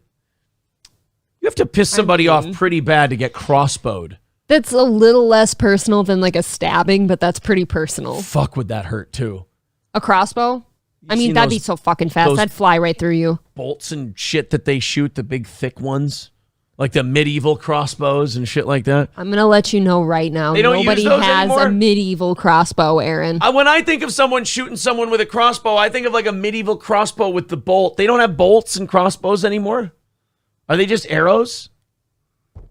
I don't have one yet, but no, for me, I think, are they caps or there's something metal on the end of it that I know you can buy, but usually it's arrows for hunting. No, I want them all to be like the old school bolts. Carbon express I don't know bolt, for sure. Pile driver carbon crossbow bolt, 4 inches, vanes, black, packs of 6. See, but you make it sound like this big elaborate thing, and it's just not. Oh, this is what I'm talking about right here. This guy. I'm talking about this thing. Aluminum bolts, 12 pack. That's what I'm talking about. That hashtag totally my crossbow. That looks like a fancy field point. That looks fun. See that? You get shot with that. That The goes thing through is, though, you. That that's going hurts. right through you. Owie. That's not going to sit in you. That's just going right through. Yeah, but it hurts like shit. Oh, yeah, you'll bleed. That's for sure. The man was found with a chest wound after police responded to a call about the shooting. Police say it appears the man was shot at a convenience store west of... So what are you doing with a crossbow at a convenience store? They say it appears the victim was standing outside the convenience store when a man arrived in a gold minivan, got out and shot the victim with an arrow from a crossbow. Police say the victim This is refused great. to cooperate further and was taken to the hospital conscious and alert. Oh, so he doesn't snitch. That means, this whole story means that the guy outside the convenience store clearly did something fucky to the guy in the minivan. Drug because- debt? A drug debt, something. Gambling debt? He did something real bad. That's why the guy shows up. He was stalking him. He shoots him. And he's not going to rat because he's the one who did something illegal too. Yeah. So. Like I don't buy, like if you're not cooperating with the police, like after you get shot in the fucking chest with a crossbow. I didn't see him. Yeah, you're know. definitely guilty of something. You're guilty of something. Well, sir, does anyone have a reason to hurt you? Nope. I don't know anybody. 3K says, where's the link? I got $10. Someone says, Aaron gets pissy if you post the link after the goals met. Here.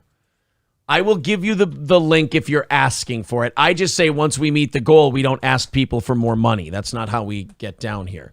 3K says, I just put 10 into PayPal. Good show. Thank you, buddy. Appreciate that very much. Thank you. Starbucks. This is just another one of those articles that because it's written, it just kind of tells you what kind of shape the country's in. Okay. Starbucks can't be America's public bathroom. You know why it can't be America's public bathroom? Because right now heroin addicts are nodding out in them.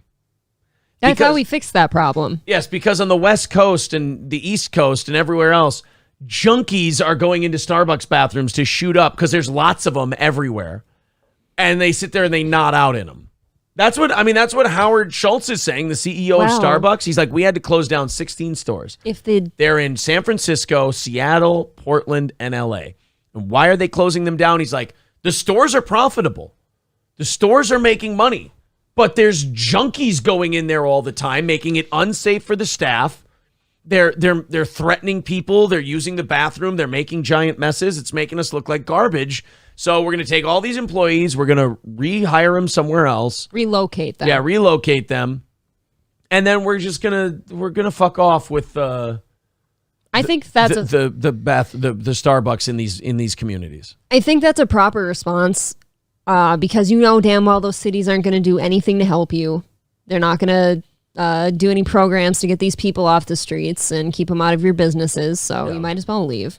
So this thing says 20 years ago, then New York City Mayor Michael Bloomberg was under pressure to build more public bathrooms. He responded with an answer that represents how most of the United States has handled public bathroom access for decades, saying there's enough Starbucks that'll let you use the bathroom. One in every corner. Starbucks has at times embraced an open bathroom policy and shied away from it at others.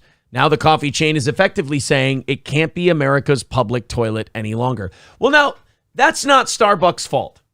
No, I don't see any problem with their stance on this. Starbucks tried to be America's bathroom. It tried to let you piss and shit in their bathroom, and you threw shit all over the walls, and you did heroin in the bathrooms. Needles on the floor. And now you lost it. And it's just like school. Yep, you let a few people ruin it for all of you. Yes. Because people had to go and put junk in their arm in our bathrooms and just kind of go... Well, people don't feel safe at work when there's drug addicts in there. I'm sorry. No, they don't. And when they're coming in, they're dirty and disheveled. And they're smelling and they're threatening the staff. Yeah. Just sick in general. Hodgepodge in around says, newsflash, Aaron says getting impaled hurts. It's true. Would hurt very much. That was a very hot take of you. That a crossbow bolt through the chest would hurt. That might hurt. Yeah. Matthew says, in order to shoot someone with a crossbow quickly, that line had to be pulled back so you can slam a bolt in place right away. That was definitely a personal situation for him to use a crossbow. Yeah, I'm thinking, I think the safest bet is drugs or gambling. Yes, because the other guy definitely is in some kind of legal trouble if he's not talking. Right, yeah, where talking to police would cause you problems too. It's just like, no. You're just going to take the wound. Yeah. And then go lick it later. That's exactly. fine. Exactly. Am I alive? Yes, I skated by this time. Yeah, so you know what? I'm just going to go ahead and count my blessings, and if you guys don't mind, I'll be on my way. How's that sound? Kind of a fun story. I got shot by a crossbow, and I'm alive. Now you got a scar you get to tell. Apparently an Olympic cyclist in Australia went on some unhinged road rage outburst that's going viral down there. Okay. I just wanted to check this out before we run out of time this morning. It's also, I think, our last story. Hey, babe. In the prep sheets today, yes? Where is it going viral? Down there. Down where? Down there. Down under. In a land down under. Come on. How'd you miss that? I sensed you wanted it, but I wasn't sure. I did want it. All right, here we go. Let's play Olympian Tony the Lally. Identity of the cyclist behind that frightening road rage incident on the northern beaches last week. And you're in for a surprise. He's an Olympian. We found no trace of him today. I just want all of our news people to sound like this guy. Why? I can't take it seriously. I can't do it. All right, we got a fella here. He was on his bicycle, and some Sheila got in his way on the highway while she was in a lorry, and he pulled over and gave her a good what for? I still maintain I want only the Ugandan news anchor. Yes, this man pulled over and he yelled at this woman. He was wearing a rainbow armband, so he was probably a homosexual. They eat the poo-poo. Day, but police might have more luck. A road racer with road rage. Whoa. Don't right in front of me. Don't hit me. You pulled right in front of me, didn't you? Tony Lally unleashed on a driver at Brookvale last week. Monique, who This shit's funny. Your steering wheel is on the wrong side of the goddamn car. That's weird. was behind the wheel, filmed the abuse. But police told her they couldn't do anything until they had his name. Now they do. Just knowing now that they can do something is amazing. I don't think this should happen to anyone else. If you conduct appalling, violent behaviour on the roads, you will get caught. Isn't it amazing like how less violent Australia is than the United Right. States? This is their national news. Right. Like somebody got slapped and in this country, it's like everyone's getting shot and shit. Yeah. And sometimes it makes it. They're talking about this the way we talk about gun control. Yeah. There's like, Can we control old men from slapping people? we need to Thanks. worry about these road rage incidents. It's a national emergency. Meanwhile, we're like, man, I wish our biggest crime we had was people slapping the shit out of each other on the highway. Ali is a top Sydney executive and a former Olympic cyclist who represented Ireland in 1980. Absolutely shocked. An Irishman with a bad temper on the roads? Never. Knock me over with a dildo. That's You what think I of the thought. kind of people. As soon as I saw what he was wearing, like he clearly had Irish garb on, and I'm like, great, you upset an Irishman. Right. That never happens. That hit women. You don't think professionals. Today, he was at his North Shore. You don't think professional athletes when you think people who hit women? What? She doesn't live here, Aaron. Are you out of your fucking mind? I only think about professional athletes when I think about people who hit women. home and wasn't interested in telling his version of events. Well, get out, you wee cunt. His wife claims she knew nothing about the incident. He hits me if I tattle. Might want to get that rattle checked on, too. Yeah, why do we always show the knocking of the door and the driving away? Yeah. It's so dramatic. After the video was circulated, investigators here on the northern beaches received at least half a dozen names from the public. One tip-off even came from a police officer who's based in Sydney's southwest. That's funny. That means a lot of people saw that guy and went, oh, that looks like an asshole that I know. Yeah. Well, he looks like most old assholes. There's cameras everywhere now. I have dash cams. People have dash She looks so cams. harmed by Charges this. are yet to be laid. Natasha Squarey, 7 News. Well, bitch, stop cutting people off. Yeah. Seriously, sometimes you deserve that shit. That's a wake-up call. Fucking Stop it. Drive nicer. You just cut off a cyclist and almost killed the poor guy. If I cut off somebody driving, I fully expect them to be pissed at me. Yeah. Seth wants to end the show with this comment. What's up with the set?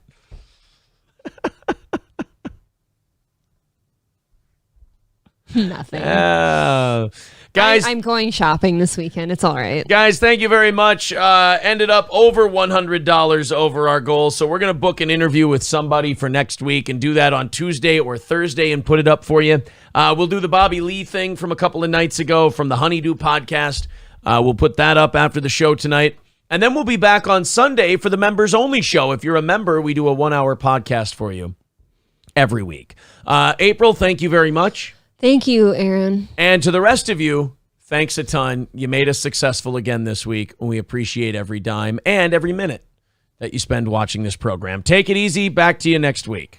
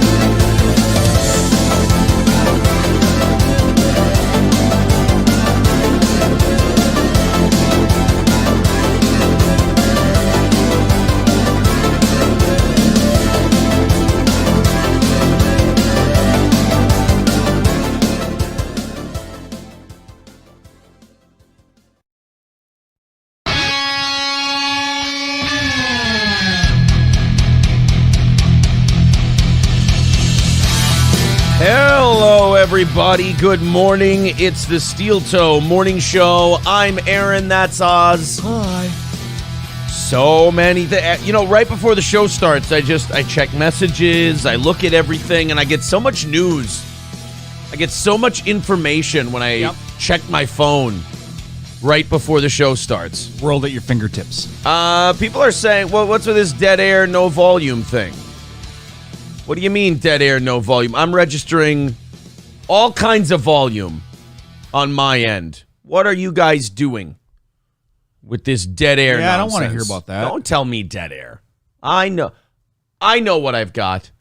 People saying, I hear you fine. Yeah, sometimes this thing happens where people are stupid. They forget to plug in their headphones. And they forget to plug in their shit. And they can't hear. What do you do? Welcome to the show. It's the Steel Toe Morning Show. I'm Aaron. Like I said, I checked the phone before we started, and just fun.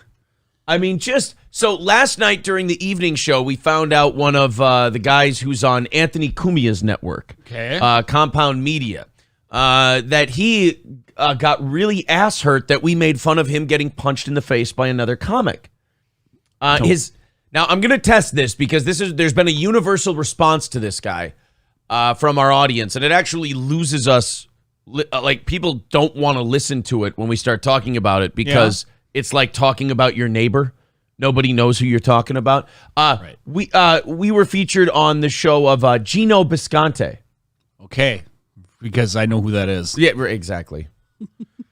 I mean, I like ripping on the guy, and it's fun because he's an absolute train wreck. He's not a stand-up comedian because you have to be able to play in stand-up comedy clubs to be a stand-up comedian. He can't. Okay.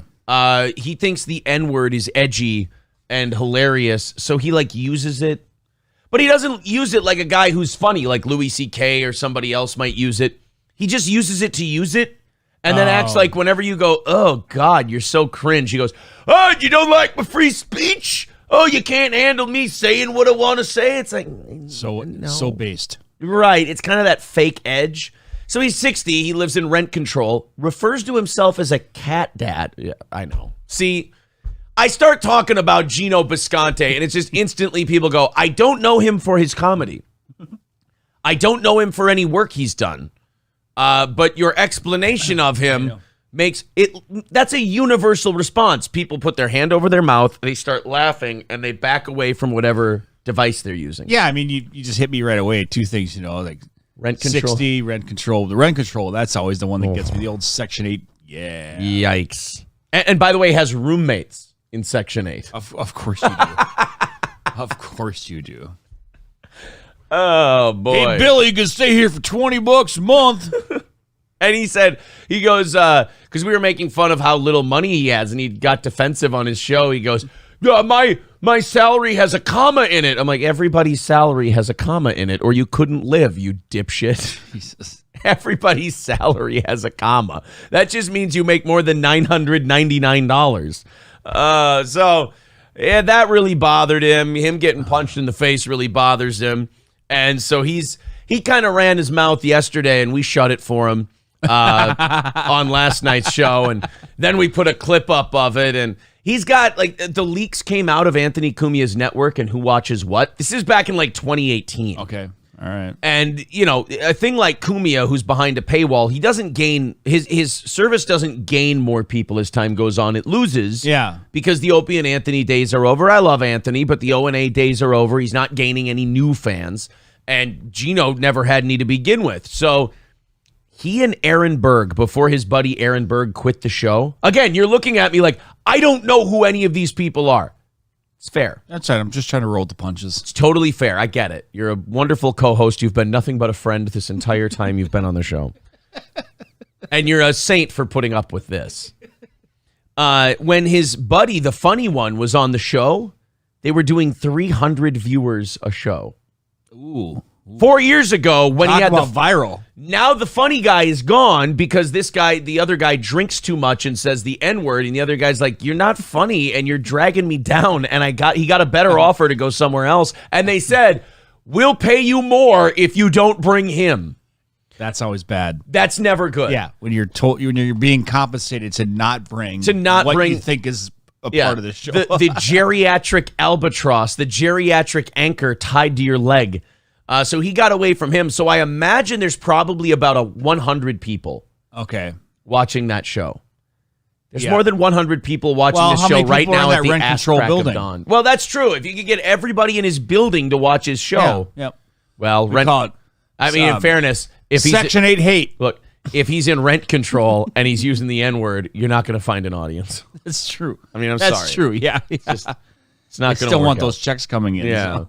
So. Thank you very much to Coltrane with $5. He says, I wanted to start a new diet, but right now I got too much on my plate. I'll leave now. Oh, fuck. Well, you don't have to do one for him. He did it himself. Fried Fish joining the show, a member for 3 months now, and Skeezy starting his 3rd month of membership. So I guess we're knocking $15 off the goal right away today. Hey, you guys were extremely generous yesterday morning, and you started today $50 into our goal. Oh, well, shit. So it's $335 this morning. There you go. Link to PayPal in the chat. Memberships, as you can see, count for $5. Super chats count. If you guys feel like becoming a VIP, I guess now's the time for me to mention to you. A Steel Toe VIP, $250 in a week's time. Gets you all 3 of our t-shirts. Gets you the hoodie, the 5.5-inch vinyl stickers, 2 tickets to every comedy show. Automatically entered in a $100 drawing, which is coming up tomorrow night. Every single month, you're in a $100 drawing if you're a VIP. And every time we have a new piece of merch come out, hats, whatever, it goes right to your door. So that is the Steel Toe VIP program. Usually have about a dozen or so of those added every month. So thank you guys very much. $335 is the goal today. Thank you to Skeezy, Fried Fish, and Coltrane for getting it started. If you guys want to keep it going, we've kind of got this checklist system that worked yesterday. Okay. $100 each hour knocks out the goal. So right now, $335, we're $35 away from hitting the 7 o'clock checkpoint at 6:07. For God's sake. So thank you guys. We did clip the Gino Bisconte video. Okay. It is up right now on the YouTube channel. The only problem is, like I said, you don't know who he is. Nobody else knows who he is. So I don't know how many views it's going to get. Maybe our hilarity will carry it through. I don't know. But we also did the DSP one from yesterday. And people love the DSP videos, so that one's doing very well. Coltrane says he still wants a dad joke from you. This is a fun little hacky thing we have Oz do. Well. $5 or more gets you an Oz dad joke. Basically what happened was, if you're new to the show, Oz started infuriating people by purposely telling shitty dad jokes. So I said, you know what? Fuck you. Now every time someone donates, you're reading one of these terrible things. Yeah. Go ahead. It's kind of a penance. Throw one to Coltrane. All right. What is Forrest Gump's password? What? 1, Forrest. 1. Can you just feel the energy like being sucked out of the room when that happens? Gone. It's remarkable. We got to talk about a bunch of news today. We got some Joe Rogan. We got some Andy Dick. Andy Dick in the RV. Still doing the RV thing with the drinking thing and everything? Well, from the clip I'm going to show you today, I don't think the RV thing with the drinking is as temporary a situation as you might think. Oh, boy. It looks like he's growing roots in that sumbitch. Oh, boy. It's pretty bad. However, still more money in his pocket than Gino Bisconte. Yes. So there is that. I still remember watching one of the videos of the ultimate in flexing was Cowpote when he had a $20 bill and he had it wrapped in like 400 ones. Yeah. And he was like, look at that. This, this is $400. This is what I do for you, blah, blah, blah. I'm making it. And I was like, and he was calling you with the imbecile and Nimrod. Yeah. So I just remember seeing a piece of that and I was like, wow. Or as Gino calls that, a whole shitload of money. I also got a little news before the show started. I don't know if you remember the fat kid with the crazy hair and everything. You have to be way more specific. And he was watching our show and he was saying, these guys suck. They're terrible. They have an awful set. Meanwhile, his hair is frizzing into his green screen. And his mic is crackling as he's talking into it. He goes, these guys are awful. Well, apparently, April got a message from someone. Yeah? who said, Blue Glass, the guy shitting on you in that video Lucky Glass. about a month ago, really stepped in the pile of shit. He doxed himself in the Red Bar Discord, and he's been spiraling for the last 36 hours. I got to see what this guy's channel is. Why is it that people who fuck with Steel Toe, either we decimate them, nobody ever hears of them again, they fuck themselves hard in the ass and fall apart on their... Like, it never goes poorly for us. We never come out of one of these looking bad. No, but it's free. It's like free content for the day. Yeah. Like, here, gold. Here, you want some gold? Free gold? Or I will take some gold from the street. Thank you very much. Thank you very much. You know what it is? Our show is basically, it's fun, and we have a good time. Yeah. And the problem with these people like this Blue Glass or Gino or Josh Denny or DSP or any of these other people that get mad at us is that they take this shit too seriously. They get trashed on the internet and they go, I'm going to get that guy. Number one, no, you're not. People have been trying to get me in different, when radio it was different markets, or here on the internet on different platforms for 15 years. I'm ungettable. Do you know why? I don't take this shit seriously. I'm telling jokes with my friends. My wife and I will do a show. My fans love the program. They support it financially. It's fucking awesome. You can't hurt my feelings because I don't give a shit about any of these people on the internet. Like if Oz went on a thing and he started shitting on me, that would hurt. I would get really pissed off if that happened. So I shouldn't watch that podcast you did? I should probably skip that, shouldn't I? Yeah. But these other guys, they get all mad and they're like, I'm going to get this Steel Toe guy. Oh, yeah. No, you're not. And the reason you're not going to is you're not me. You can't be me. And it's sad that you want to, because I'm a guy who's on his way up, but still just a little fish, so to speak. And you want to be like me, that's your first mistake. And in order to be like me, you got to stop getting mad every time some asshole like me tries to rile you up. Because that's what I'm doing. First of all, I'm making fun of you because it entertains me. Right. Number two, I'm doing it because it entertains Oz. Number three, I'm doing it because it entertains the audience. You getting mad or you getting pissy or you getting cunty and firing back is like a side bonus for me. That's not even the main thrust of it. I'm making some jokes. I'm using you for content. I'm entertaining my audience. If you get mad and you start getting cunty about it, like Denny, like Bisconte, like these other people, that's just more fun I get to have. Like here I thought, 15 minutes, I'll shit on this guy, I'll be done with it. And they go, I heard about this guy and his wife's a cunt and he's this and he's that. It's like, oh, dude, we got to you? Like that little bit? Yeah. Us teasing you got to you? That's fantastic. Stop taking these things so seriously. Did you end up on DSP's radar? Yeah, he's kind of slow referenced the show a couple of times. Yeah. Because of the everything, begging and everything like that. You're like, hey, we're gonna get you a new computer. No, I don't want a new computer. I need money. Yeah, I was like, what the fuck? Sorry, I don't want a new. I know. I thought that was the craziest thing. Was that don't give me a new computer that I'm asking for. Yeah. Just give me money. Yeah. God. That's so fucking prick. In other words, and this is hypothetical, but hypothetical? Yes. It's like thetical, but like really exciting. But hyper. Yeah. Okay. Yeah. That's okay. Gino, when he was making fun of April yesterday, said that she's vapid. Not vapid. Well, it's not as good as hypothetical. Yeah. But what is your hypothetical? Yeah, my hypothetical is I don't think he really needs these particular things. I think he just... These what? These particular things. There you go. I think he just wants money. You think? Yeah, I mean, I'm going to be all controversial Are you going to die on that hill? Yes, I am. Okay. So this Blue Glass guy self-doxes himself, and I guess he's freaking out in the Red Bar Discord. Guys, another thing. If you're going to do this, you can't freak out about doxing. Yeah. You're a public figure. Shit happens. You know those movie stars and everything, they have star maps of like where these people live? Guys, some of these assholes on Discords and some of these guys with 5 viewers and like even the Genos of the world, they have this weird thing where they want to be famous. You know, and they want to be on the internet and they want to be talking shit. But then the minute like anyone finds anything out about him, they're like, this is wrong. How can you dox me? Asshole, you're in front of a fucking camera. You're talking shit about people. Not us, but some people are going to get mad and they're going to like do dirty shit to you. That's how it works. God, I can't believe it. Like my time in broadcasting, I can't believe all these people who want a public life, but then simultaneously. Oh yeah, they want to be able to just shut the switch off. They want to be able to shut. Yeah. Once the microphone is off, I'm done. It goes away. Well, it doesn't work that way. We found that out many a times, especially on the radio.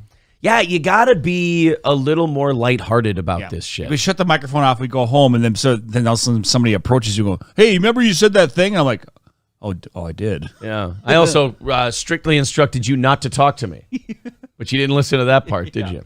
Yeah. All right, I got a few people who want you to tell them a dad joke, and then we'll get off into. We got to say goodbye to Paulie from Goodfellas. Oh. Yeah, Paulie died. Oh, no. Yeah, they're going to put him in the casket. They're going to slice him so thin that he melts right into the sauce. Sorry. We'll get more of those in a little bit. But Balls Deep gave us $5. Okay. I used to have a job at a calendar factory. Oh, yeah? Yeah. But I got the sack because I took a couple of days off. That hurt you to read, didn't it? It doesn't, because it doesn't make any sense. Dylan gave us $10. Jeez. Why did the vampire attack Taylor Swift? Why? She had bad blood. Samuel gave us $10 and says, dad joke, please. Why did Santa go to college for music? Why? So he could improve his rapping skills. Fuck off.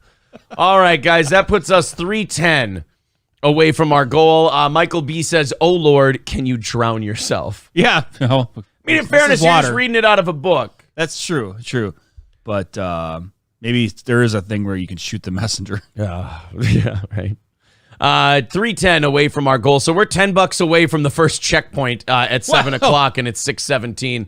Great work, you guys. Thank you for the support. We appreciate it. Memberships, super chats, and PayPal. Yeah, Paul Sorvino died.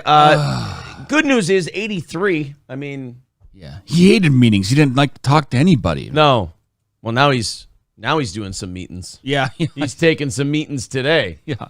So I'm trying not to mix Godfather with Goodfellas. I know it's so hard. And tell him he's gone and there's nothing we could do about it.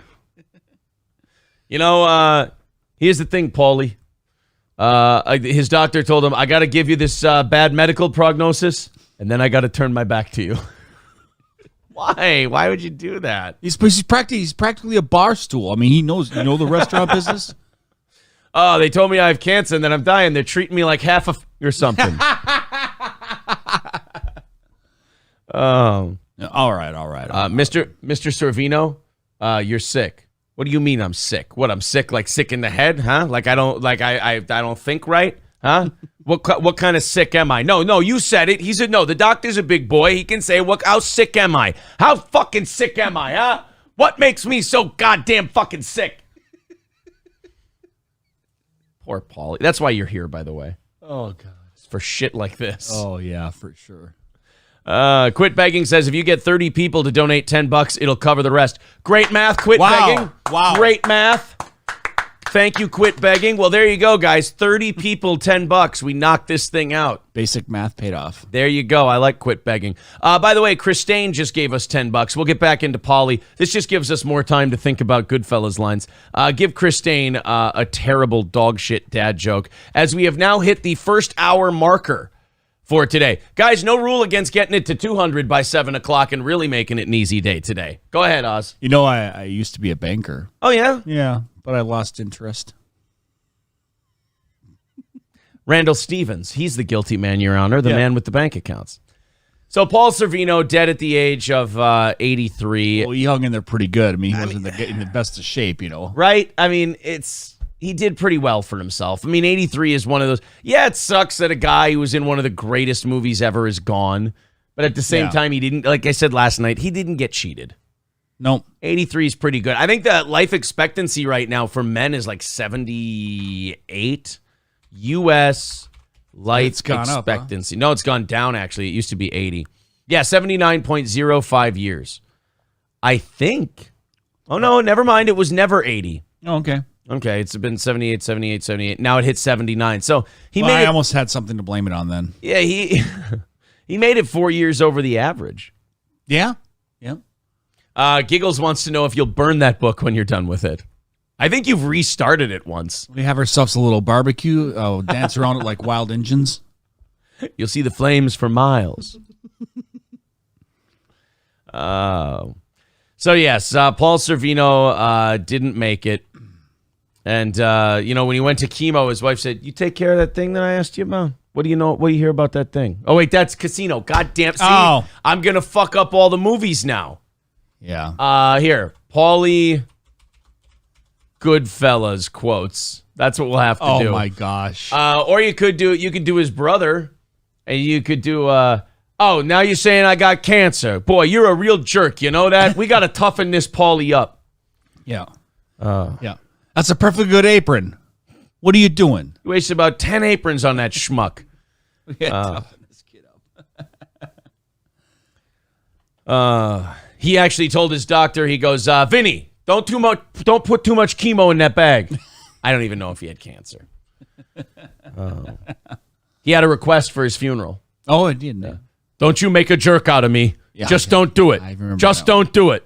Now I want to talk to you about Jimmy. You have to watch out for him. He's a good earner, but he's wild. He takes too many chances. I don't know what anything Paulie said had to do with him dying at 83. Poor guy. So no more Paulie from Goodfellas. So so far, Ray Liotta, James Caan, and Paulie from Goodfellas. All three of them passed away. Yeah, all of them dead. I mean, James Caan made it a while. Ray Liotta died pretty young, but the other two, like I said, it's not like they got cheated or anything like that. Yeah, he gets to heaven and God goes, "You popped your cherry. Good for you." You did the right thing, though. You said nothing, and they got nothing. Yep. Except the medical bills your family's going to have to pay. Balls and Wiener says, heard he had monkeypox. No, now you're treating him like he's half or something. I'm trying to say, there's a couple of people who had some decent lines.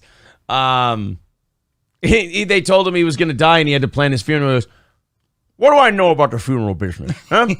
All I know is you come in, you order the casket. All right, that's what I know. What do I know about the... Don't worry, your wife can take care of it. She's in there all the time. Right, she's like a stool. I'll help you out. He's moving product in and out of his restaurant. All right. I'll help you out. And then he dies. Goodbye, Paulie. It's too bad. They're all like, this is that part of like, you start to feel old when people who weren't old your whole life are like most of the people. I'm 35. So most of my life, the people who have died are people who have always been old to me.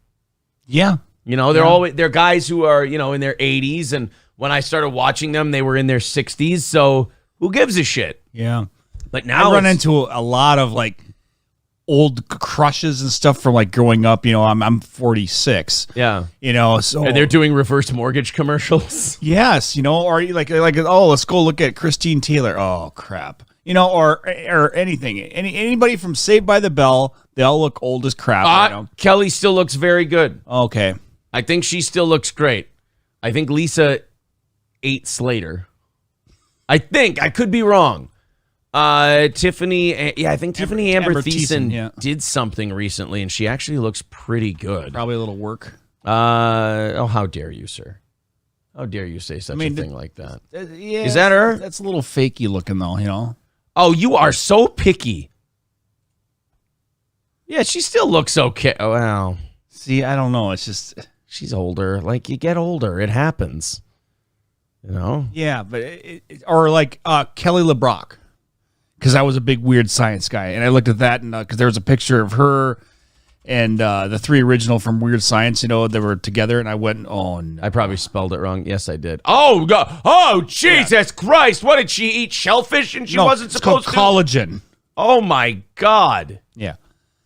But, I get it. I mean, I was, 15 at the time, and they were in their 30s, so I get it, Yeah, you're a little older than me. I think for me, it was probably Kelly from Saved by the Bell was the first one.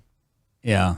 And then after that, yeah, I don't know. I mine are still. You know who's a lot younger though that I thought that I mean, obviously like a longtime crush, but Mila Jovovich. Whatever. Yeah. She's actually 42. People are saying don't be Googling Jesse Spano. Oh yeah, after that Showgirls thing. Elizabeth. She looked good in the Showgirls, but that was the last time she looked good. All right. Teases Showgirls in Saved by the Bell. I mean,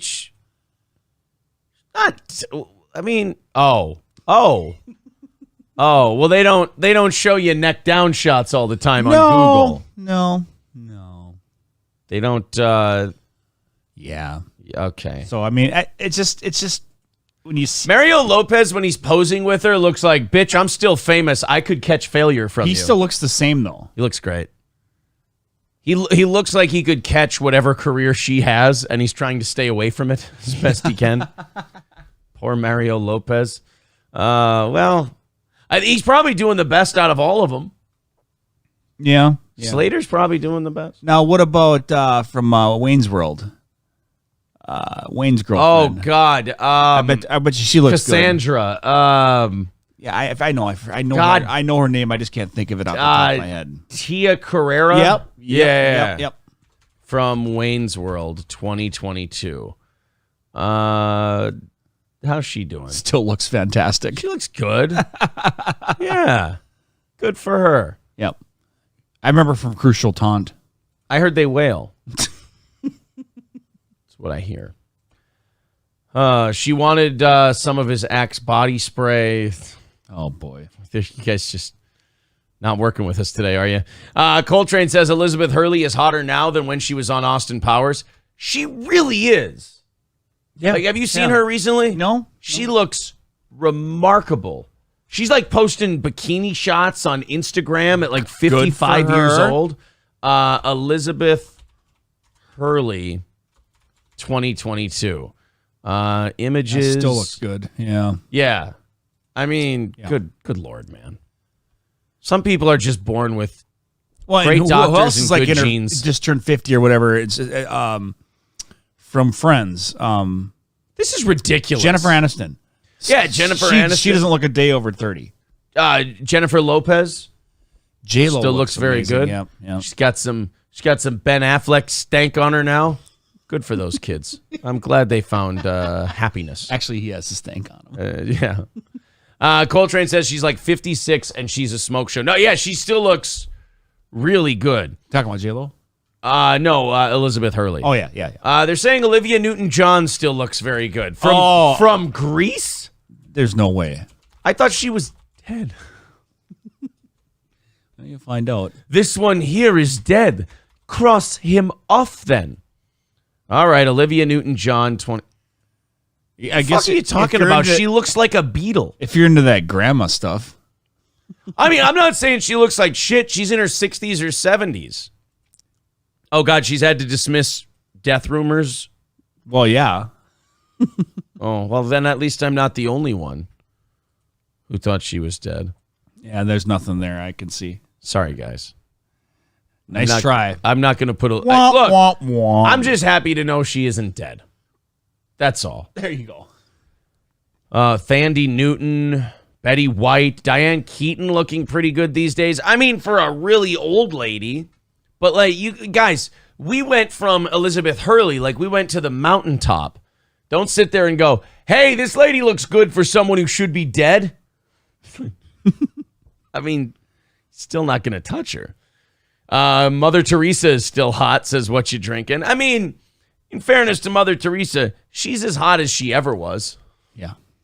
I mean, I don't think anybody ever really looked at Mother Teresa and went, I'd fuck her. I don't think so. All right, guys, $300 away from our goal today. You guys are 30 minutes ahead of the goal. What do you say we stay 30 minutes ahead of the goal? Let's knock out that. Let's get her to 200. Yeah. By 7 o'clock this morning. That would be awesome. Then you're one VIP away. You're good. Rebecca says, are we talking about Elizabeth Hurley or Berkeley? Oh, we moved on to Hurley. We looked up Berkeley and we got sad.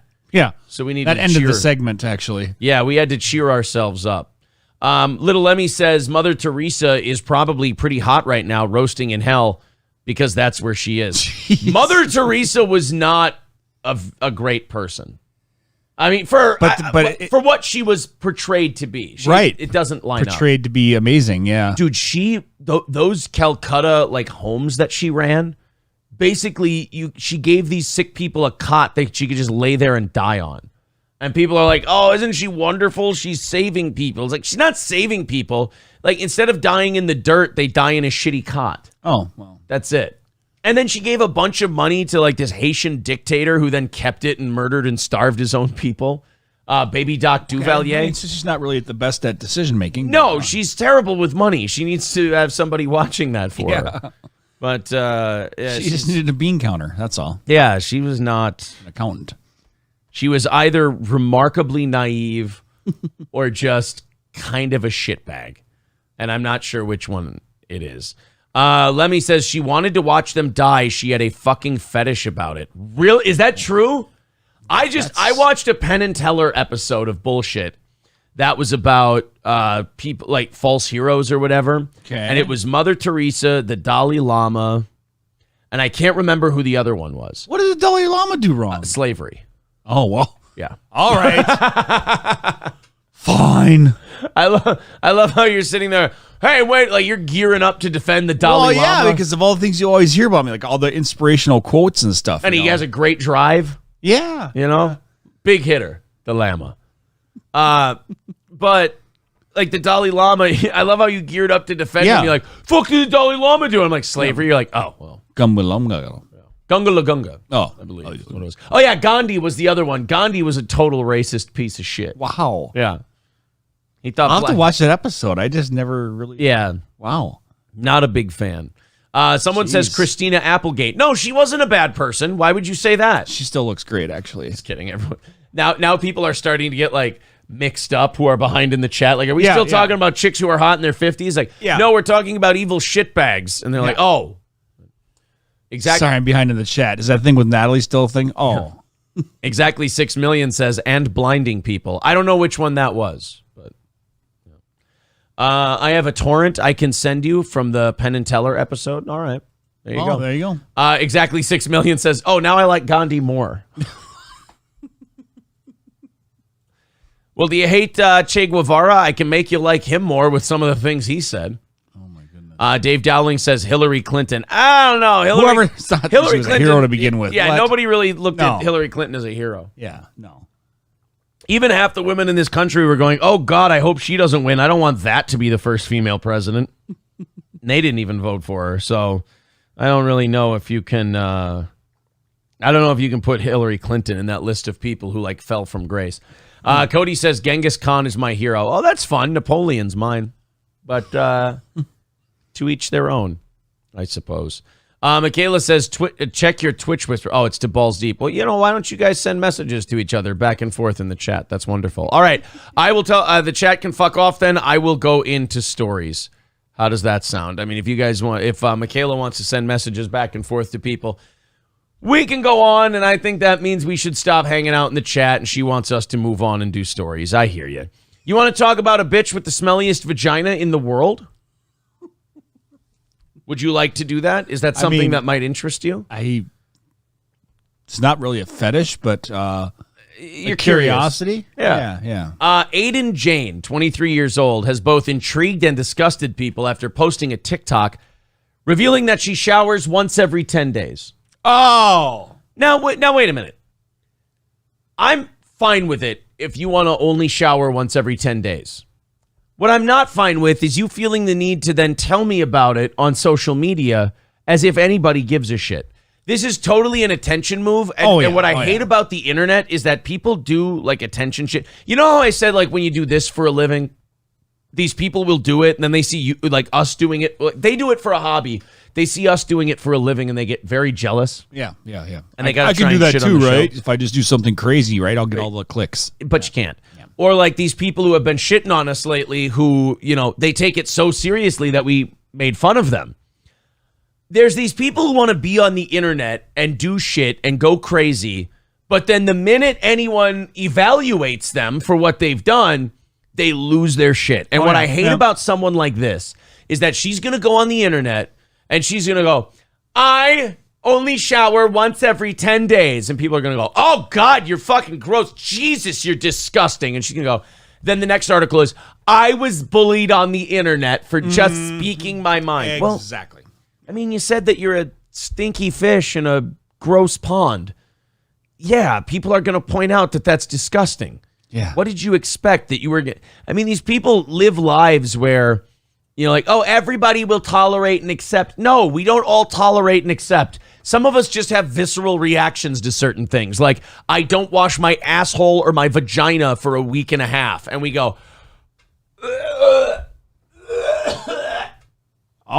we can't even help that. The thoughts that are like grumpy old men. Remember when he put that fish in his car and then about 10 days later? Sure. Great example. Yeah. You want to watch her TikTok? I can smell it already. Of her. Ooh, Pollock.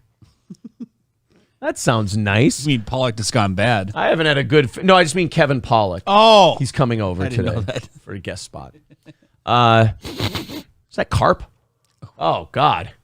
Carp's the worst. Yeah. Why am I... I'm picking up hints of grouper. I didn't know you were a seagoing fish. It's very interesting.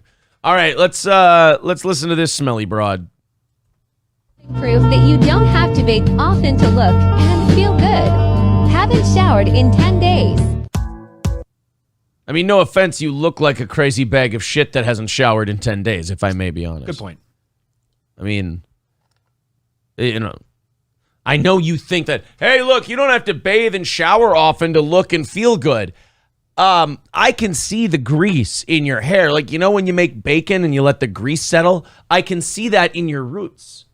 So, I don't know what you think looks good, but an oversized college t-shirt and stringy hair, it's more like 10-day walk of shame than whatever you're thinking it is. One 23-year-old has set off a firestorm on TikTok after revealing she showers once every 10 days. First of all, she didn't set off a firestorm.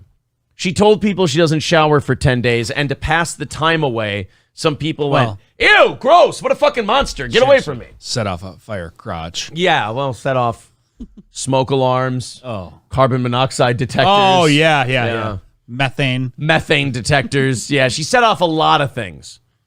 Look at that hair. She really is a dirty mess.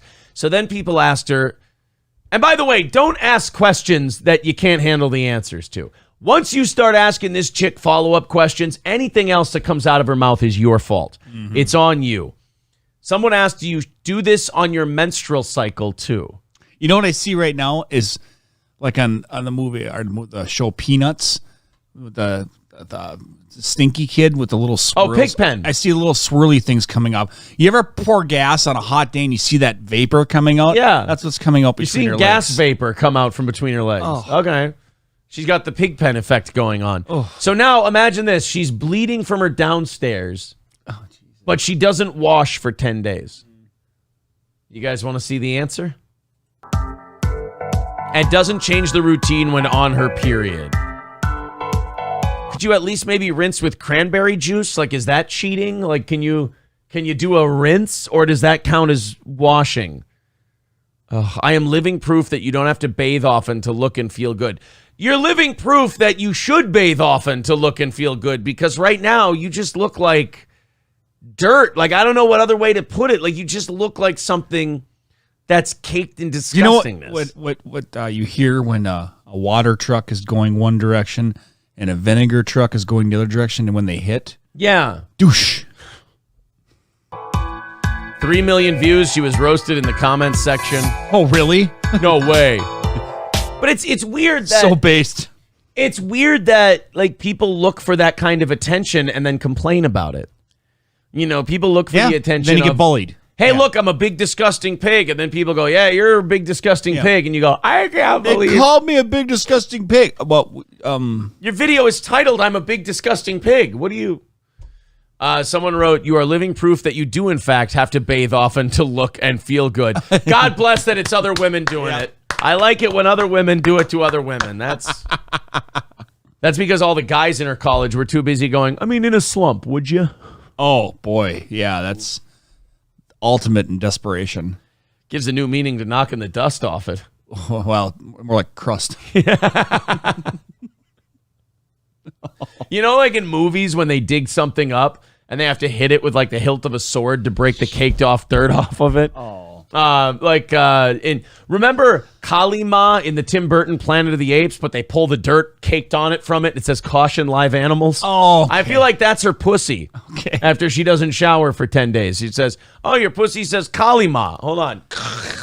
Oh, caution live animals. Okay, I understand. The only comparison I can compare it to is what Arnold Schwarzenegger had to do in the movie Predator to become invisible.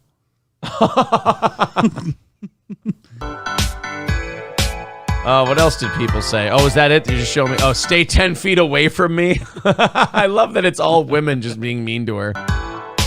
Smelly cunt. Well, good luck to her. I'm sure she'll find a nice boy, probably from a third world country somewhere who won't mind. Yeah. That might. Yeah. Maybe that's where you have to go. With a dirt floor. There's somebody for everybody. Yeah. She was preparing herself to be on the show alone. There she would shower never. Fire Ginger says, if I didn't shower for 10 days, I'd be so covered in grime that it would look like I'm doing blackface. Okay, please don't shower for 10 days and then take a picture and send it to the NAACP and just see what they think. Michael B says, I work out. My girl likes me to shower after I wake up, but she is a... Jesus Christ. All right, Mike. Jesus Christ. Coltrane says, maybe if you're really desperate and it's the day she showered, imagine the smell after dudes have been dumping loads in her for 8 to 9 days. Oh, no. If she's fucking, she smells like loads. Oh, jeez. Even if she fucks every other day, that's 4 days of loads on the last day. Where we're going, we don't need loads. Yeah, exactly. Yeah, if you don't shower for 10 days, where we're going, we don't need loads. Oh, so you're going to a feminist rally? I can never even make it past the day. There's no way. No way. I just thought, no. I mean, not showering. I could not shower for one whole day, but the first thing I'd have to do in the morning the next day is shower. Oh, yeah. Yeah, that makes sense. I mean, that's under optimum conditions. Like I have nothing going on that day. Yeah. I can just lie in bed, walk around the house, whatever. That makes a difference, yeah. But if you're like out, doing the yard or something like that, there's no way. $300 away from our goal today. Thank you guys very much for knocking us down to 300 before 7 o'clock. Let's see if we can knock her down to 200 before 8 o'clock. We got about an hour and 20 minutes to hit that next checkpoint. If you feel like chipping into Steel Toe, please do. We basically run our whole system on listener donations. That's how we have to do it. And if you feel like chipping in, that really does make our day. If you want to become a VIP, become a VIP. That's a fun deal, and it helps us all, really. But if you want to chip in $5-10, chip in $5-10, and let's knock this thing out of the park today. This woman's going to be both infuriating and your favorite at the same time. Okay. There was a shooting in Los Angeles over the weekend, and it is it's rumored to be a gang-related shooting. Okay. All right. And they spoke to the mother of one of the gentlemen who was killed in the shooting. And I want you to tell me, after we watch this news story, if you think that the violence in this neighborhood might be, we'll use the word systemic. Okay. All right. Or that maybe there is a culture in this neighborhood that allows for these things to continue and flourish. And that maybe until these things are addressed, we won't really see much for changes. Okay. This is from KTLA in California. Breaking news out of San Pedro. That's where at least 7 people have been injured after gunfire rings out near a reported car show. Now, the LAPD says it happened just before 4 o'clock this afternoon. This is over near Peck Park on the 500 block, actually, of Northwestern Avenue. That's where we find KTLA 5's Carlos Sacedo. He's live there with the All right, let's see which news guy drew the short straw that has to cover this one. Hey, Surprising he's not wearing a vest. Yeah, 7 people shot dead at a car show. Oh, shit. All right, give me the thing. Is this good or bad? Yeah. Carlos? Rick, it's still a very active fluid situation right now. There's an active... In fact, there's fluid all over the ground. Some of it's blood. Yeah. Some of it's transmission fluid. Some of it's oil. Just a real fluid situation here at the car show. Search for the shooters. We've been told that witnesses heard multiple gunshots just before 4 o'clock at the 500 block of Western Avenue at Peck Park here in San Pedro. Now, I want to bring in Monique Howard. You said your adoptive son was shot. Can you come this way? So now this woman's adoptive son was one of the people shot, and she's going to give one of the best news interviews of all time. If you're like, you know, after one of these shootings, people are always like, oh, the horror, how could this happen? I'm about to answer the how could this happen part for you. Okay. Here you go. Yes, sir. What did you know? What have officials told you? Well, officials called and said for me to come and check on my biological son. That's the whole reason I came down here. But literally, it just was a massacre. So... And you're... Right. Okay. We've got that part. So it's her adopted son or biological son? Because she's saying biological son. All right. Son was not affected, but my adopted son died. Oh my God, I'm so sorry to hear Holy shit. Hey, news. Way to do your fucking homework before you bring a lady on. That's great. Very good. Yeah. They told me to check on my biological son, but he wasn't here. Oh, so but your adoptive son is here? He's dead. They killed him. She seems to be really shaken up about the deal. Well, you're going to see how shaken up she is in just a little bit. I don't know for sure, but that's what I've been told. You haven't been able to get a hold of him? No, I'm on my way now to go to the hospital and find out So he's just... Then you don't have time to talk to the news. Go to the fucking hospital and go see your dead son. Don't worry about it. He'll keep... Why? Yeah. He's on ice. Why are we sitting here talking to the news when something tragic and heartbreaking and earth-shattering has just happened? Your son just died. Get the fuck out of the camera and get to the hospital. You should be too shattered to even be speaking to the news at the moment. And she's just like, well, this is my chance to get on TV. It's not picking up calls. You haven't tried... No. We have a big family from Compton. So we can afford to lose a few. You know, it just cuts down on my grocery budget. You know how inflation is. I got to buy bread and milk and meat and potatoes, shrimp stew, shrimp salad, shrimp gumbo, shrimp kebabs. There's Creole shrimp. You can broil it, barbecue it, saute it. I'm from Compton. So this is a Compton massacre. Just to hear that a gunfight would break out at a picnic, this was at a car show, there were families, there were children. It wasn't a car show, sir. It was a baseball game. Boy, so did the news get anything right about this? Yeah, I was going to say. Yeah, so, and I love how she tries to correct him like that somehow makes it better. Excuse me, sir. Yeah, a shooting at a car show would be fucking ridiculous. It was at a children's baseball game.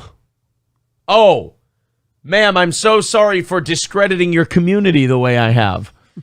You guys clearly have your shit together. And she's smiling. Her adoptive son has been killed. I adopted him for tax reasons, sir.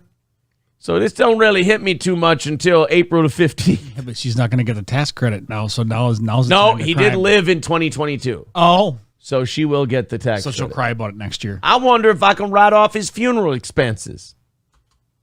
That's it. I made him a casket out of Jack-in-the-Box leftovers. I just took all the fry boxes and I made him into a casket. Lower him in before he gets soggy. Well, didn't you embalm him? I mean, I drained out his blood and I replaced it with Crisco, so he should be all right. At Peck Park. That's it. Just to hear something like that would happen on a Sunday afternoon. Well, when you dealing with different hoods, what do you expect? People not to shoot each other at a baseball game? Is that too much to ask? Apparently. You come from this neighborhood. I come from this neighborhood. They was at a baseball game. What are you supposed to do but pick up guns and start killing each other? Yeah.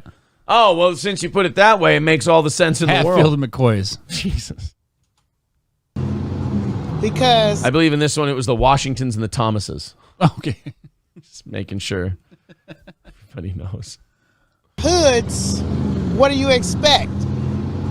Because it's the weekend. Wow. So her adopted son was shot and killed. She's over here smiling, talking to the news. She hasn't been to the hospital yet to see her dead son. And when they ask her about the shooting, she goes, I mean, it's the weekend. What are you supposed to do? Not shoot a bunch of people to death because they were born in a different house than you? I guess not. I mean, y'all are being very unreasonable about this. It's the weekend. It's hot out. Mm-hmm. We all got to cool down sometimes. So many reasons. So much for that theory about trees causing less racism and crime and poverty. Yeah. This looks like a pretty treed area. Yeah. I mean, I guess they can stop the bullets. Yeah, true. Yeah. Well, when you dealing with different hoods, what do you expect? Because it's the weekend, and I don't know. I can't speak for everybody else, but I'm from Santana Thank Block God. Crip, so it's gonna, Did you see that? Yeah. You said thank God too early. I can't speak for everybody else, but I'm from Santana Block Crip, so Now you got to flash a gang sign. All right. I can't imagine why her adoptive son was shot and killed. He seemed to have such good guidance and upbringing. Yeah. I'm Santana Block Crips, and it's the weekend, so you know somebody got to die. I mean, one of them pitches was on the outside corner. It painted it black, and the umpire called it a ball. Where I come from, Santana Block Crips, you got to die for that shit.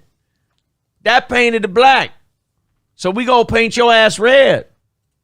it's gonna do what it do. Well, I hope your adoptive son is okay. That you're able to get a hold. No, he's I thought she said he's fucking dead. It's the weekend, and I don't know. I can't speak for everybody else, but I'm from Santana Block Crip, so it's gonna do what it do. Well, I hope your adoptive. It's gonna do what it do. I believe that was the same thing the police department said at Uvalde. They said, Yeah. well, you know, it's an elementary school, so it gonna do what it do.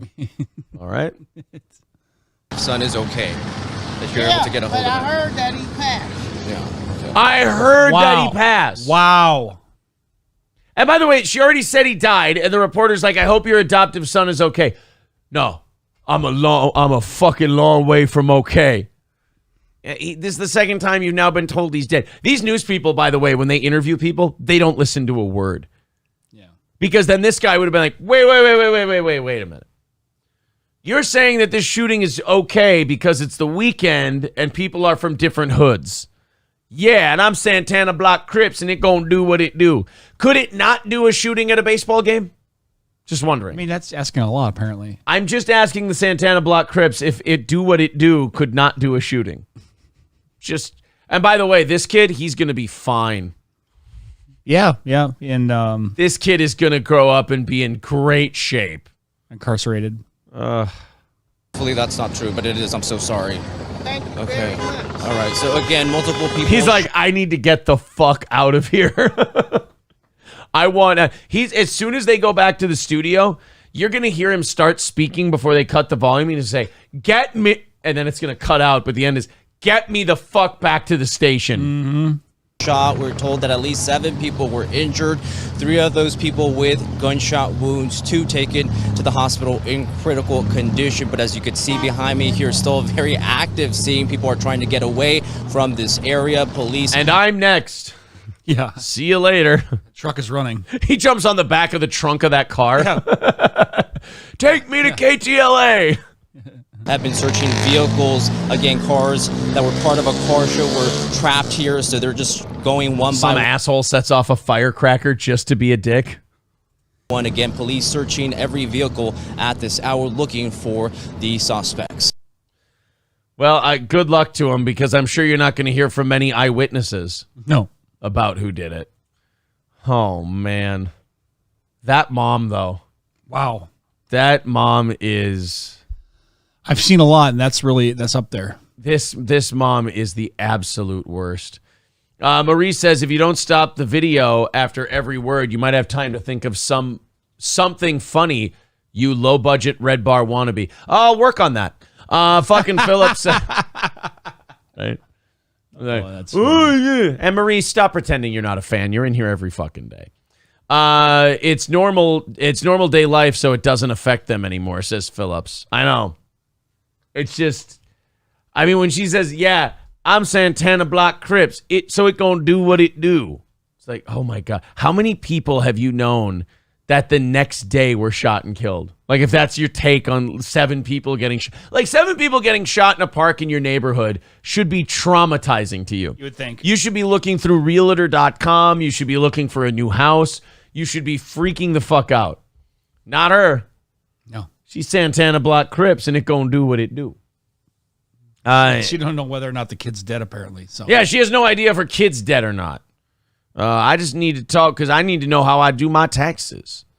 Some of my sons live through the beatdown, getting into a gang, and some don't. That's just how it is, says Veldrain. Let's go to Shits and Giggles. Says, I think yesterday's show got room down. Might be behind in chat. Jesus. Gordy says Maurice is a colored name. It's falling apart today. I don't know what's going on with our chat, but it has completely just absolutely sunk itself. Why don't you just stop pausing it? That's what we do. I don't like you. You're free to go. Yeah. Tell that guy to shut up. Guys, I feel like, honestly, what time is it? 6:56 in the morning. I feel like I'm running daycare and all the kids miss nap time. Yep. All the kids had a terrible night's sleep. No milk and crackers for you. They missed nap time, and good Lord. Michael B says the chat is better than the show. No, it's not. Only for the train wreck part of it. The show, very funny. The show, incredibly entertaining. The chat, psychotic. You come back with a warrant, and I'll sue your ass for wrongful infringement.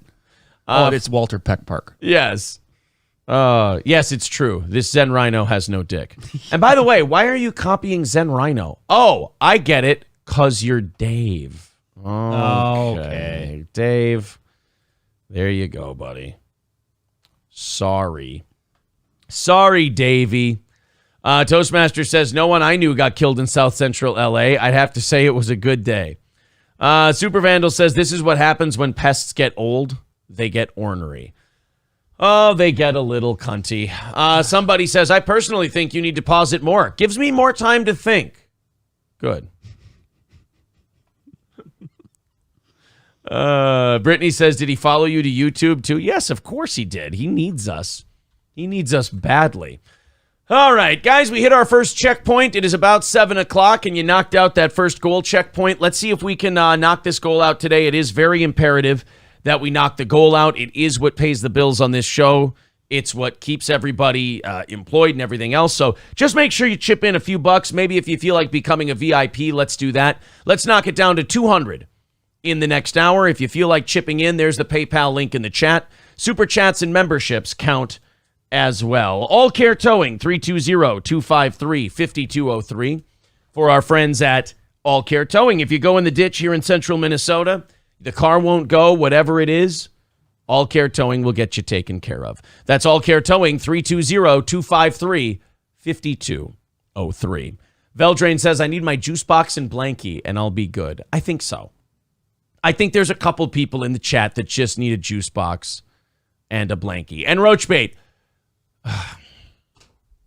I see this, like, and I get it. We get new fans, and it's fine. We're not an absurd. Same thing with you, buddy. We're not a DSP channel. Yes, we make fun of him for 20 minutes a week on 5 4.5-hour shows. So we spend 20 minutes of a guy on a 20 or 30-hour show. If you're coming in here to just be like the DSP people, don't. Just enjoy the show. Enjoy what we're doing. The DSP, honestly, the DSP stuff, as much fun as I have with it, it's like the 50th funniest thing we do. It's not the best stuff we do. It attracted you, and that's awesome. That's great. That's superb. But don't, like, DSP things in the chat, I don't care. Like, when he does funny shit, I make fun of it. But after that, we move on. Thank you very much to Nicholas for $5 in Super Chats. $295 away from our goal today. That's $295 away from our goal. Thank you guys very much. Keep chipping in. Let's knock out that goal today. Jessica says, where is the pretty one? Right there. The pretty one just sat down. Gordy's quite friendly today. Roachbait. Oh, really? Yeah. Roachbait says, fine, I'll just go to work then. No, you can just enjoy the show, man. People get so sensitive when you tell them, hey, guys, weird start to the show today. You guys have been a little iffy, a little weird. Yeah. This isn't a show. This isn't a show about a guy. That would be boring. Do you know how horrendously boring it would be? And that's why I'm glad you DSP fans are here, because you guys need to broaden your horizons. You need to expand your mind. Watch this show because we talk about 15 other things. Yeah. And then you can enjoy more things than just this one guy. The Absurd says, I'll smoke a bowl and chill. Hey, buddy, if that's what you need to do, God bless. God bless. Now Dave's pretending to be Maurice. Oh, great. Polish Debo says, some detractors are kind of weird, just like DSP. That's okay. They'll get it. They'll understand. A lot of them have become big fans already. The rest will follow suit. All right, time for an Andy Dick checkup. Oh, boy. Andy Dick is living in an RV, doing live streams of him just being fucked up out of his mind. Yeah. Drunk, on drugs. And this is this is, as they say, a meta in the business. This is a thing that people do now. They live stream from an RV. They get these train wrecks. They keep them pumped full of booze and drugs. And then they just turn a camera on them and let them loose. It's very much Fear and Loathing in Las Vegas towards the end. Yeah, right. You know what? Absolutely. Yeah. It's 100% Fear and Loathing, or Leaving Las Vegas. Leaving Las Vegas. Oh, that too. I'm thinking Fear and Loathing. Oh, you're thinking Fear and Loathing. When they're all messed up in the hotel room. Oh, I was thinking Leaving Las Vegas, where he dies of alcohol. Well, there's that too. So it's both. I don't get sick when I drink. I get sick when I don't drink. I guess I won't need all of these. That's good talk. Keep drinking, Ben. By the way, Elizabeth Shue is the lady in that Amazon show, The Boys. I decided to start. I was thinking Karate Kid. I decided to give it another chance and watch another episode or two. Still not really into it. Still don't really like it. It's just kind of It's a little on the nose. It's a little too ham-handed. She's another one that looks good. But I saw her in that show, and I'm like, I know that lady. Who is that? I hit pause on Amazon, brings it right up there. Adventures in Babysitting, Cocktail. I mean, she's done a lot of movies. There's Elizabeth Shue. Yep, right there. Queen Bee Savage says, same people you talk about every week. Yeah, and here you are watching the show, enjoying it. Queen Bee, quit being that person who pretends they don't love it. M.A. Mahalik says, Andy Dick and Chicken Andy are lovers, daytime friends, and nighttime lovers. All right. We got a weird chat today. All right, let's check in on Andy Dick. We're obviously going to have to rely on Oz and I today. Let's just make sure we hit that goal so we can keep paying everybody. And so when I need to rely on Oz, he's here. Let's go to Andy Dick. This one's called Andy's Morning. Okay. And, you know, in all these RV streams, there has to be one guy who's way more fucked up than everyone else. And in this RV, it's Andy Dick. Okay. So all of these people are drunks. Like, this guy's teeth are all fucked up and everybody's a problem, but they can all feel a little bit better about themselves. They go, let's go check on Andy. And then they feel better. All right. This is them going to check on Andy Dick. Excuse me. Oh, they took it down? Son of a... So what happens with these... I had a lot of stuff planned for this thing. And they they switched it to private. Those dirty, dirty bastards. Must have been that good. Oh, huh? Andy Dick was playing with a big, long black vape. And he was like, I clear my butthole. Oh, boy. And he was just going, oh man. See, This is the shitty part about these RV streams. I think sometimes, like usually they leave them up. Yeah. But I think sometimes some shit happens in that stream. That has to get taken down. And like, shit, we can't keep this up. You know, I have a prediction. I don't think he's going to make it to the end of the year. I think, I'll be honest with you, I think Andy Dick is eternal. Okay. All right. I think Andy Dick's going to be around for a long, long time. How do people not just clip shit out of these, though? Like Andy Dick RV. Andy Dick arrested for, that's from 2 months ago when he got arrested. Yeah, I remember that. But yeah, they go. Andy Dick presses the whole RV, emasculates one Sonic, and JJ presses chicken into oblivion. Casey says Andy Dick's crackhead friend stole everything valuable from his RV. Oh no. Andy Dick and Chicken Andy meet at the RV. Andy in love with Chicken. Chicken retreats to top bunk. Oh God, there's a lot of. Chicken Andy talks about why he's not streaming with Andy Dick. How old is that kid? I don't know, but this is creepy. You want to deep dive into Andy Dick and Chicken Andy? Sure. Now I'm in. All right, here we go. This one's called Chicken Andy talks about why he's not streaming with Andy Dick. Are you going in front of me?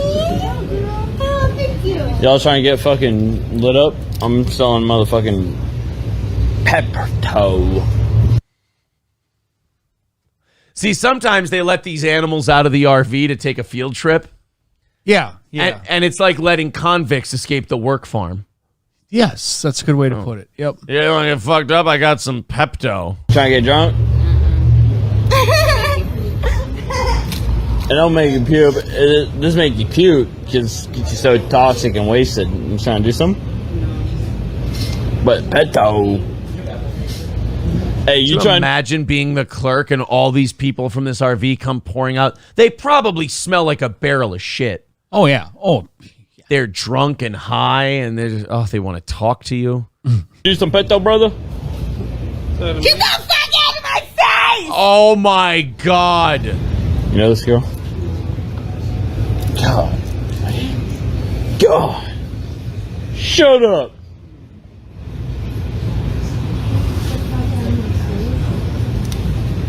I mean, you smoke some Pepto. Ugh. She's gonna lose it. Hey, smoke some fucking Pepto. With her beer gut. I know you're tweaking, bitch. I know. I know. All right, that's kind of funny. I know you're tweaking, bitch. Is that what you do when you're tweaking? You drink Pepto? I guess. I had no idea. Wow. Take some Pepto. Wait, so all these people aren't from the RV? We just happen to be in a line of meth heads right now? Yeah. Where is this located? What a lovely neighborhood. I don't know, a place where housing isn't as in demand as it used to be. There you go. Yeah, you ever seen tweaking like this before? Hell yeah! Hell yeah! Okay, he's right. I mean, there's definitely tweaking going on. Do you know how much I would love to be in this convenience store? You've just got a chick looking at the snack aisle and going, "Can I get a hell yeah?" Jeez. I'm tweaking on meth. Yeah, it makes you throw up. Cocaine. What? Weed. What? PCP. What? Shrooms. What? Booze. What? Uppers. What? Downers. What? Prescriptions. What? Non-prescriptions. What? Generics. What? Little bit of synthetic. What? I'm going ape shit in the convenience store. I'm yelling at the Pringles. What? The Cheetos. What? The Funyuns. What? The Twizzlers. What? Cheetos again. What? Haribo gummy bears. What? Reese's Pieces. What? Reese's peanut butter cups. What? Snickers. What? Fifth Avenue. What? Whatchamacallit. What? Heath. What? M&M's. What? Skittles. What? Nutella. What? Nutella. Stone Cold gets tripping balls and he yells at all the snacks. Wow. Pringles. What? Chocolate covered peanuts. What? Chocolate covered grasshoppers. What? Chocolate covered clusters. What? Almonds. What? That weird bacon shit they got now. Beef jerky. Snapple. All right. Let's continue to watch the meth head yell at the snacks. Wow. Shut up and drink some Pepto. This guy's looking at you weird. Drink that. Can you not do that? Can you not do that? Drink some Pepto. You need it. Can you not do that? You want NyQuil? Oh, God. That's the last thing that guy needs is a little bit of NyQuil. Yeah. Drink some NyQuil. Go to sleep.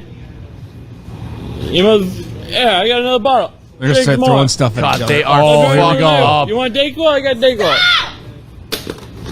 Jesus, they are a mess. Hey, yo, she's tweaking.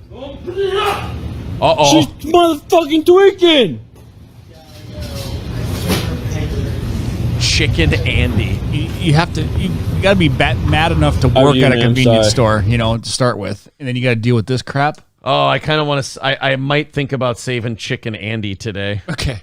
From the Andy Dick RV. So he's supposed to be talking about why he's not streaming with Andy Dick anymore. And then after this, we got 2 clips of him streaming with Andy Dick. Oh, boy. Imagine this. These drug addicts and drunks that live in these RVs don't stick to their convictions. Yeah, weird, huh? Weird. Let's get my video. Hey. Ms. Katz sent $50. Somebody, and they give these people money, which is the worst thing you can do. They give them $50. They give them... Wow. We should just be sitting here. We should do this show from an RV. Just get hammered all the time. Yeah. Make way more money. The stuff that comes out of my mouth wouldn't be probably good. Yeah. This is for both you and just don't get too drunk and be safe. No promises, Miss Katz. I love you so much. Oh my God, are you serious? Anonymous sent $3. Get Andy ASAP. Suck it up. Get Andy ASAP. It's important. Uh-oh. Yeah. Oh, something happened with Andy. Something happened with Andy Dick and Chicken Andy. That face went from I'm throwing Pepto-Bismol at a meth head to I'm terrified in a very short amount of time. That mood just changed really quickly. Where did Andy grab you? Because Andy's known to be a grabber. Is that what he went to jail for? Or something? Yeah, I think he was grabbing a guy's dick in a bathroom or something like that. Well, he is Andy Dick. He is Andy Dick. People don't know this. Middle name, Grabier. Yeah. Andy's been a douche, man. He's trying to suck my dick left and right. Like, wow, who could have? Well, who could have saw that coming? If Andy Dick comes into your RV, it's only a matter of time before he tries to suck your dick. Just let that be a general rule of thumb. I'm just trying to kick back and stream, and he wants to suck my dick. He won't let me stream. You already sucked my dick once. I guess that wasn't good enough, Well, then don't let him suck your dick. He won't want to suck your dick anymore. Andy Dick is like a zoo animal. You feed him once, he's dependent. You throw that trouser lizard down his throat, and all of a sudden he won't be able to leave it alone. Andy keeps trying to suck my dick. It's probably because I let him suck it once, so he... That's good. You guys should drink a lot. You could do it again, which is stupid. You guys should drink a lot and do a lot of drugs and get sexual I was with each one other. and done, and then he wanted to be more. Yeah. He did suck my dick. But yo, to Miss Cass, holy fuck. We out here. All donations are pretty much going towards hotels and transportations at this moment because you're broke? Yeah, there you go. He's broke? How? Yeah, weird. I can't imagine how he doesn't have a... But you can afford Pepto-Bismol and NyQuil. A comfortable job. Yeah, and throwing NyQuil at people. Yeah. You look retarded. Look at my peoples. They look great. Tell you, I ain't as retarded as I could look. Yeah, Andy did suck my dick, unfortunately. Yeah, it's fucking bullshit. Hurry up, bitch. He's so random. Can you hurry up? And then like he forgot and it was his magic word. Bitch.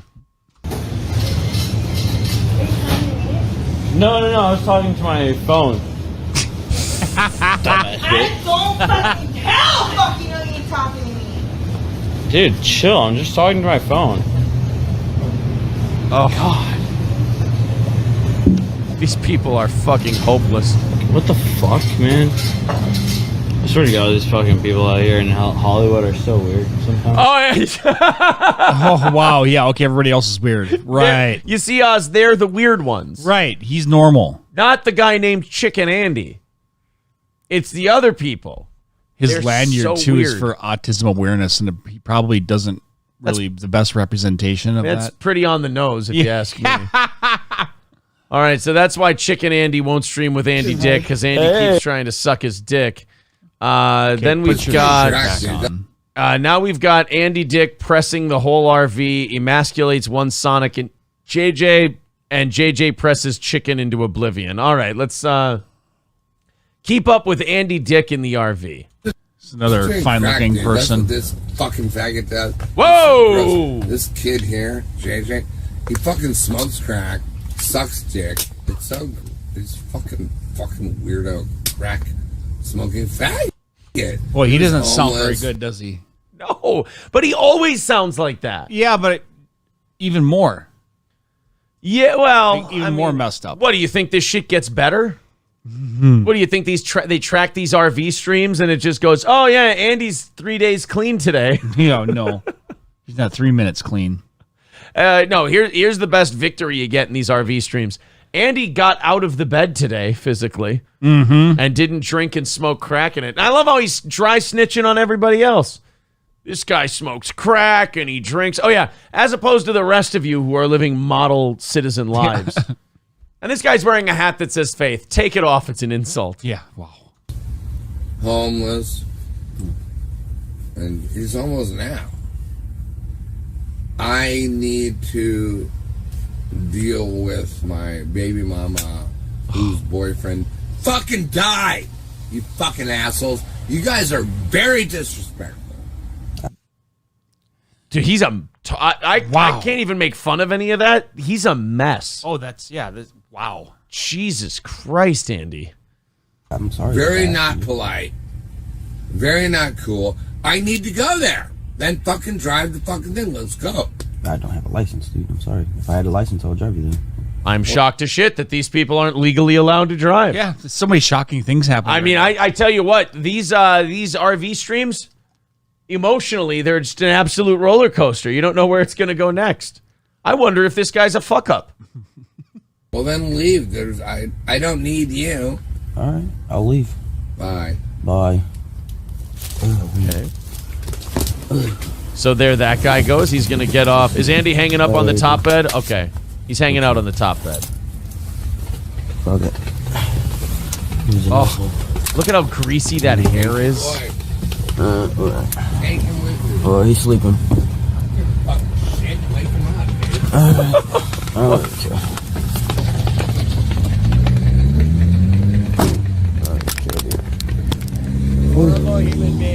You are. I don't.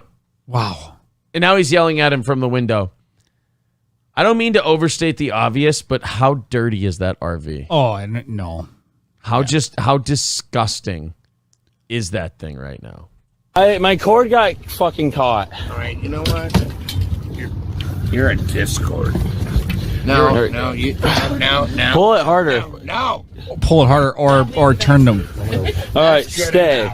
Stay over there. They're barricading him in the bed. Look at with the mess. bike. Look at the mess. Oh, look at that. Ugh. Oh. I just sat on it and water came out. He broke his water. That's dirty water. Oh, that smell. Oh, is there water coming out of the floor of the RV? That means they overfilled the water tanks and it's burst through the floor. They overfilled the gray or the black water. Black water. Yeah. Can you imagine what that smells like? No, that's shit and piss water. They're probably doing a number 2 in that bathroom, which is the no-no to begin with on an RV. And can you imagine? I'm sure he doesn't treat the tank or anything. So, oh no, yeah, like he doesn't put those scent bombs in there and then drain it regularly when he doesn't go to the dump station. Andy Dick he squatted onto the floor and juicy water came out. Oh fucking hell! Probably just peeing on the floor. In other words, so we'll smell amazing. Let me get this straight: the CIA will drone bomb a wedding in Yemen, but we won't drone bomb these RVs. Yeah. You can come up with a reason to drone bomb a wedding in Yemen and kill innocent priorities people. Are messed up. We can take out Andy Dick's RV. What is that? What is that smell? What the fuck is that? That's the shoe. It's in your ass. No, that's the black water coming up through the tank because you overfilled the shit tank. Oh no. This just I can when smell I think without smelling it. Yeah, just when I think this shit can't get sadder. What the fuck? It needs to be. Oh my god, get that out of here. What is that? It's old laundry. It's all laundry. Why is it all? That's fucking molded. Oh, that is mold. That is. Why is there wet laundry? Get out of here, I swear. Ah, we have a fucking bike in the way. No, I swear.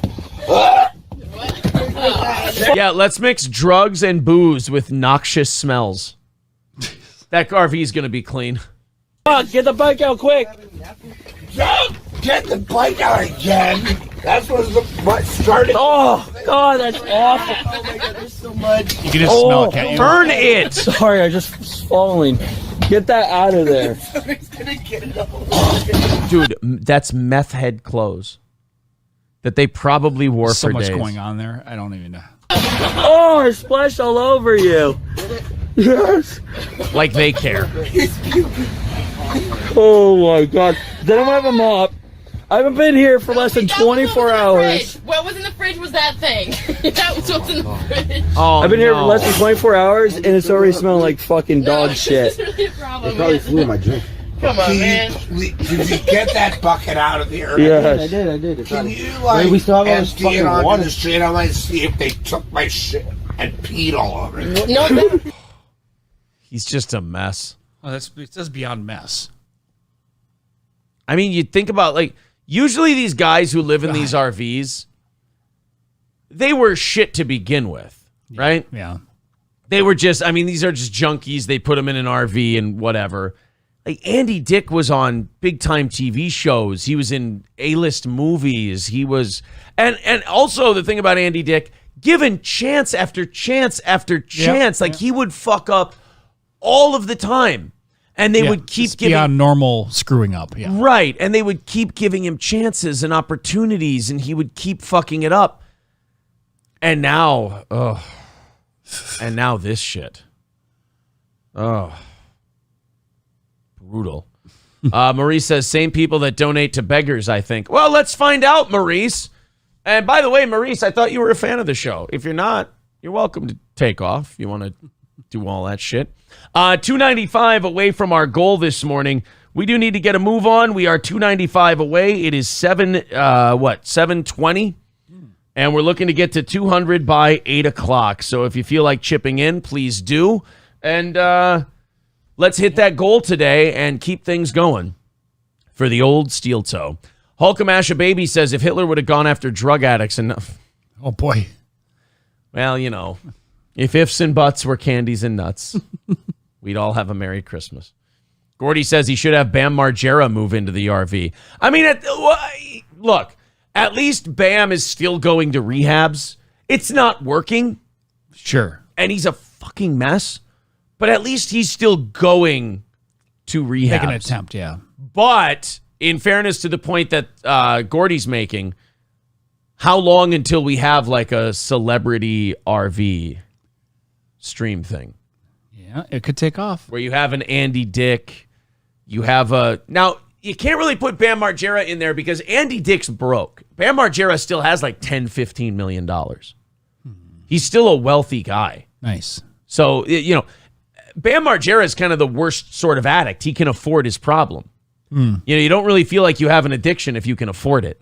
Yeah. And Bam Margera can still pay for his coke. Didn't Amy Winehouse have the RV? Oh. No. No, she did not. She didn't make Didn't it. Prince? Oh. They didn't make it to the RV, no. Carlos says, I appreciate some people trying to get clean, but some people are probably at a point of no return. That's Andy Dick. See, I disagree. I feel like there's people who try to get clean, there's people who are hopeless, and then there's Andy Dick. Sure. And he's beyond that. Someone says that they're asking who's worse, Bam or Andy. Andy Dick for sure. It's not even close. In fact, I think the only reason Bam Margera still does drugs is because he's seen Andy Dick and he's gone, oh, I'm fine. Yeah, you're good. I shower still. So I think I'm all right. Did he died, Dud? Says, I just found you through your Red Bar coverage. Red Bar's better, but I dig your style. Hey, you know what? Nice. Respect. Although I will say this, Did he died? I like Red Bar. I like his show, but I'll say this. Give it a month or so. I think you're going to find what we see from the Red Bar fans is that Red Bar's here, we're here, and then over time it just kind of goes like that. We'll see if you're the case, just like that. But That's what we've seen. Lemmy says, I watched my very first Red Bar clip last night. That dude looks like he's an old dude trying really hard to look like a young dude. In fairness to Red Bar, he's very deathly ill. So when you're gravely sick, you're going to look a little worse for wear, if you will. Dave says, Abby Disick, I think he means Andy Dick. Wow. Andy Dick got Phil Hartman's wife on drugs. Did he really? And then she ended up killing him. Oof. Did she kill herself too or no? I don't remember that story. I mean, I remember the story that he died, but I don't remember if she took herself out. I can't remember if she did or if she ended up in jail or what the deal was with I think she took Phil herself Hartman. out, if I remember correctly. Did she? Hulkamasha Baby says, do you think the withdrawals would kill Andy at this point? He's been loaded so long. Could his body handle it being gone? That's a good question. Andy Dick got Phil Hartman's wife back on coke, and yes, she shot herself. Okay. So killed him. And murder-suicide. It wouldn't have been a big waste if she just would have skipped him and just taken care of herself. Yeah, I mean, I did like his style. We still would have had Phil Hartman. Unfortunately, selfish bitch. Joe Rogan, God damn, man. Joe Rogan, a lot of people thought that him going to Spotify might make him less popular or whatever. But Joe is still in the news every goddamn day. I mean, the great they want him gone so bad, Joe Rogan, that they're just making shit up on a daily basis. There's not a day goes by that I don't see Joe Rogan in the news for something. Oh, sure. And I can tell they're getting desperate because now the criticism against him is he's left, he's right, he's left. They're just throwing everything at the wall to see if they can get rid of this guy because people enjoy watching him. Yep. People enjoy watching Joe chilling, laughing, having a good time. They don't want to get deep down into politics. It's kind of like this show. They don't want to get mired into this shit. They want to have a good time. Yeah. But so many millions of people watch him that the media sees him as a threat and they go, well, we got to make him like a player in the political game and we got to put him on this side so we can call him this, that. And it's like, maybe if you put as much effort into fixing your own broken news stations as you do in trying to get Joe Rogan, you might have an easier time of it. But once in a while, shit gets back to Joe, and he feels like he has to address it. He declared on his Saturday edition of the Joe Rogan Experience that he's a bleeding heart liberal, in his words, on certain political issues. He was talking to Andrew Schultz, and the comedian's personal politics have long been a source of discussion and debate, as he welcomed controversial figures from the alt-right movement, as well as COVID-19 deniers, on his influential show. Speaking about politics on his Spotify podcast, we got the clip here. We'll just play it for you. Okay. But I mean, they keep trying to put Joe Rogan in this political hole, and you can't. He doesn't really have a set political standard. But they want him to have one. Shit, I've seen Joe Rogan change his mind on shit week to week. Like, Joe Rogan's just a guy talking shit on the internet. Joe gets it. And then people try to put him in these political boxes because they need him in that political box so they can then create this straw man that they can then tear down. And Joe just keeps moving along, doing his show. Once in a while, he's got to address it. Here's Joe on his show with Andrew Schultz. We probably got an ad here first. Hey, guys. Little 5 Didn't second. he at one time get Elon to smoke OJ? Yes. Yeah. It's not just abortion rights, but now they're going after gay marriage too, which is so strange to me. That people are talking, like Marco Rubio was saying that it was like a silly thing to argue about, to be concerned about, and then some other senator who is a gay woman confronted him, and she was furious at it. Because gay marriage is not silly. It's marriage. It's marriage from people that are homosexual, and it's for them. It's important. They want it. They want it. They want to affirm their love. What a right-wing conservative! Yes. What a get a show on Fox, you fucking Nazi, Joe. You and your gay love. Joe's going to become such a threat that they're going to turn liberal shit gay, or liberal shit gay. There already is. They're going to turn liberal shit and gay shit conservative, just so they can say that Joe has a conservative belief that needs to be taken down. Joe has got these people in such a way that they're going to start abandoning their own principles, taking the other side of shit, just so they can say, go after him. Yeah, Joe's on the wrong side. Yeah, wow. Gay marriage is now a conservative issue. Joe Rogan, arch right-winger, believes that gay marriage is good. Is Joe Rogan too right-wing for America? And their relationship. Because he's just doing his thing. They're driving themselves nuts. Yeah, he's the fact look at how that they're chilly going he is. after that now almost makes me feel like they want us to fight. They want to divide us in the best way they can. And that this is the best way for them to keep pulling off all the bullshit they're doing behind the scenes, is to get us to fight over things like gay marriage, or get us to fight over things like abortion. This is what I kind of like. Some people shit on Joe for this. This is what I kind of like about him. He sometimes makes such basic points that you're like, oh, cute. Now we're doing the sophomore in college smoking weed show. Man, it's almost like they want us to fight each other so they can distract us from what's really going on. Now I got to write this paper because I got class in an hour. It's just like, why are you removing freedoms? Yes. And, and then this new thing where they're, gun rights, like trying to go after the Second Amendment. You see that story that recently happened where there was a shooter in a mall? Can we say something about the gay marriage real quick? Andrew, shut the fuck up. This is out of your depth. You're a comedian. You talk about comedy. Joe's going off about stuff. That's another thing. Like, sometimes Joe's guests can just become furniture. You're like, shut up. I want to hear what Joe has to say about this. But this is why he drives so many people nuts, because they want to pigeonhole him. But here he is defending gay marriage and gun rights all in the same rant. Whoops. Oh, shit. I changed it, guys. Sorry. It's going to take a second for me to go back here. He was talking about that, what I call a good Samaritan, that 22-year-old that shot a guy. Guy started shooting up a mall. 22-year-old pulls up his concealed carry 40 yards away. I got to go back. Sorry about shoots that. him. Sorry, shoots everybody. 10 times, hits him 8 out of 10. That's a pretty damn good shot. That guy is remarkable. They did some reconstruction of that shooting and the shots that he made, and he landed like 7 out of 10 from 50 yards. 8 out of 10 from 50 yards with a pistol. Yep. That's remarkable. And he's also a hero because how many lives he probably saved? A lot of them. Let's hear what Joe has to say about the guns and everything. Gay marriage is not silly. It's marriage. It's marriage from people that are homosexual. Now, monkeypox, very silly. Gay marriage will save you from monkeypox, by the way. You just fuck one gay guy, you're going to be fine. You don't get any monkeypox. You fuck 20 gay guys in a night, you might end up with some blisters all over you. Yeah, there's been some, history with that. That didn't exactly end well. I saw someone the other day on the internet, they were talking about it. They're like, the CDC is unfairly targeting LGBTQ people about monkeypox. I'm like, are you kidding? They're deathly afraid to say anything about you being the only reason it's spreading. You think this is them being tough on you? I mean, 98% of these cases are from orgies, gay orgies. Yeah. And we're not telling you to stop fucking.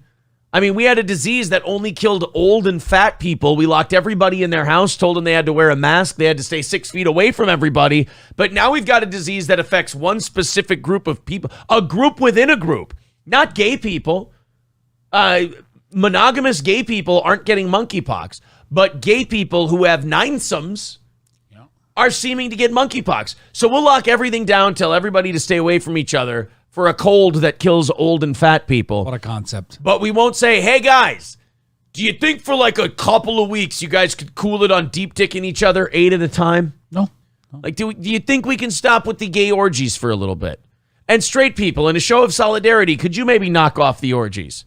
Then all the straight orgy people are looking at the gay people like, thanks a lot. You know this is all your fault, right? Now I got to fuck my wife for the next 2 weeks.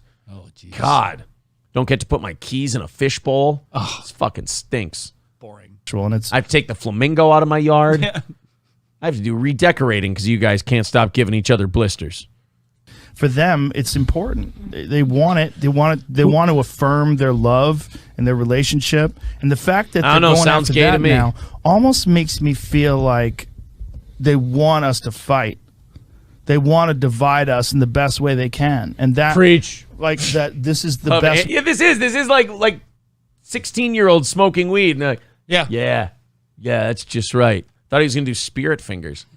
Way for them to keep pulling off all the bullshit they're doing behind the scenes is to get us to fight over things like gay marriage, or get us to fight over things like abortion. Or it's just like, why are you removing freedoms? Yes. And and then this new thing where they're gun rights, like trying to go after the Second Amendment. You see that story that recently happened where there's a shooter in a mall? Can we say something about the gay marriage real quick? Yeah, please. Like, if you're going to say that marriage is an important cultural institution to the fabric of America, you can't remove it from Americans. May I? Oh, yes. Could I just refute that real quick? I don't believe this, but the belief he's referring to comes from like religious people. They believe that marriage is a cornerstone of life so that a man and a woman can make babies and have children together and raise them as a family and keep the earth populated. So, Andrew, I hate to burst your bubble. I'm not one of these guys. I'm just telling you the opinion you're referencing is not a defense of gay marriage. As a matter of fact, religious people usually use it as a way to say that gay marriage is not necessary and it shouldn't be a thing because you can't have babies unless you count their dogs. Right. You can't go and say, this is important. This is what we do. We create a family and we love one another. And this is how we express our love. And then say, these Americans can't do that shit. It's so homophobic because you're saying there's something wrong with being homosexual. I love these two. This really is a college sophomore discussion. Yes, Joe, those people are saying there's something wrong with being homosexual. You're not going to shame them out of it. They say it publicly and openly. They fucking scream it from the rooftops. They're so obsessed with gay people, I think they're gay. I think they like dick personally, Joe. But yeah, he's like, it's almost like you're trying to say homosexuality is wrong. Have you been out of this debate the last 20 years? Yes, that's what a lot of them are saying. By saying that you are opposed to gay marriage, you're saying you're opposed to gay people. Yeah. Because if gay people are in love with each other and they want to have a celebration and they want to be legally bonded and connected, and there's all sorts of benefits to that in terms of financial benefits. Like you build it into the system. Yeah. But not only that, like if your loved one is in jail or not in jail, well, that's on trial. You can't. Or I was going to say in a hospital. Oh, that's right. You have access to them. Yeah. You have access to them, and you're the only one that has access to them because you're their spouse.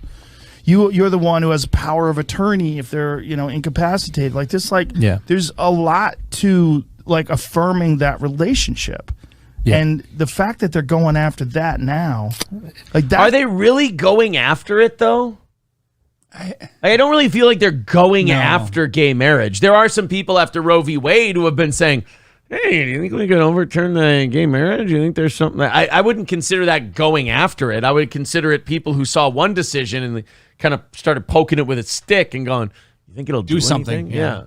That's the kind of shit that keeps me from being a Republican. Yeah. It's only one of the there's a bunch of shit that keeps you from being a people. Yeah. But that's one of the, people will say oh, you're a secret conservative. I'm like, you could suck my dick. You don't know.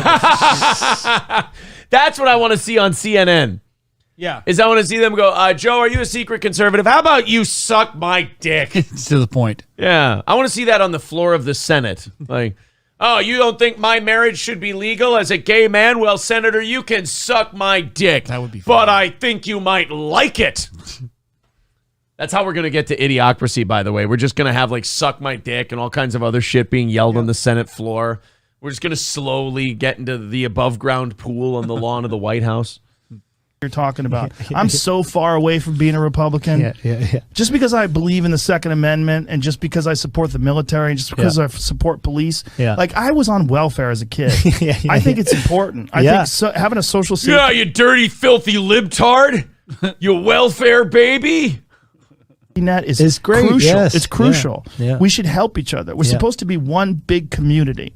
I'm a bleeding heart liberal when it comes to a lot of shit. There it is. As long as that community has a cul-de-sac, I'm fine with true. it. Yeah, let's not get ridiculous. Open-ended streets? No, thank you. Just also believe in discipline and hard work. Yes. That's where I fall Racist. into the more conservative side. And but that's I'm okay. but I'm not a person who wants to like keep all my money and not pay taxes. Like people. You know what is you know what I just realized? You know what's useless about Joe Rogan doing this? What's that? They're just going to say the same shit about him in a couple of weeks. So Joe Rogan sits here and he goes, I believe in this. I believe in this. I believe in this. So he's told you what he believes. Yep. He's told you what he thinks. So therefore, you can stop theorizing about what he thinks or what he believes. Is Joe Rogan a secret conservative? Is Joe Rogan this? Is Joe Rogan that? He already told you who he is. So you're just doing this for propaganda at this point. Well, Joe, don't worry, Joe. You'll have to have this conversation again in probably another month or two. Say it a few weeks, yeah. Yeah, when you're accused of being a Nazi again, or that you hate abortion, Just a or continuous thing. this, that, and the other thing. All right, guys, we've definitely stagnated today. We're almost to the halfway point. We are 295 away from our goal. As Maurice says, we are a bunch of filthy beggars. So if you could fill the coffers a little bit here and we could knock out that goal so we don't have to roll it over to the next 3 mornings. 295 away from the goal today. The PayPal link is right there in the chat. Do us a favor, click that link, take a few seconds, chip into the program. Again, super chats, memberships, PayPal link. If you are a fan of the show, chipping in $10 a month would help dramatically. Right now we're at 295. We started our goal today at 350, so we're only 55 into our goal, and we're pushing the halfway point. So if you guys could help us get there, it is very important. It is how we stay on the air. It is how we do this for a living. As times get tougher for people, for us, for you, for everyone else, Lord knows we understand that, but also we run a little bit closer to those old margins. So please chip in. Let's take a few minutes. Consider this a little bit of beg time, if you will, to throw in. And, of course, Oz with the dad jokes if you throw in more than $5. Hulkamasha Baby says high college kid talk is the perfect way to describe this. Yes, absolutely. Maurice says, please don't stop the PayPal. The begging will be even more unbearable. Yeah, probably. But you're more than... I got to say, I'm a little weirded out by Maurice today. And the chat in general has been kind of weird. Yeah. Like, Maurice, you're a big fan of this show. You're here all the time.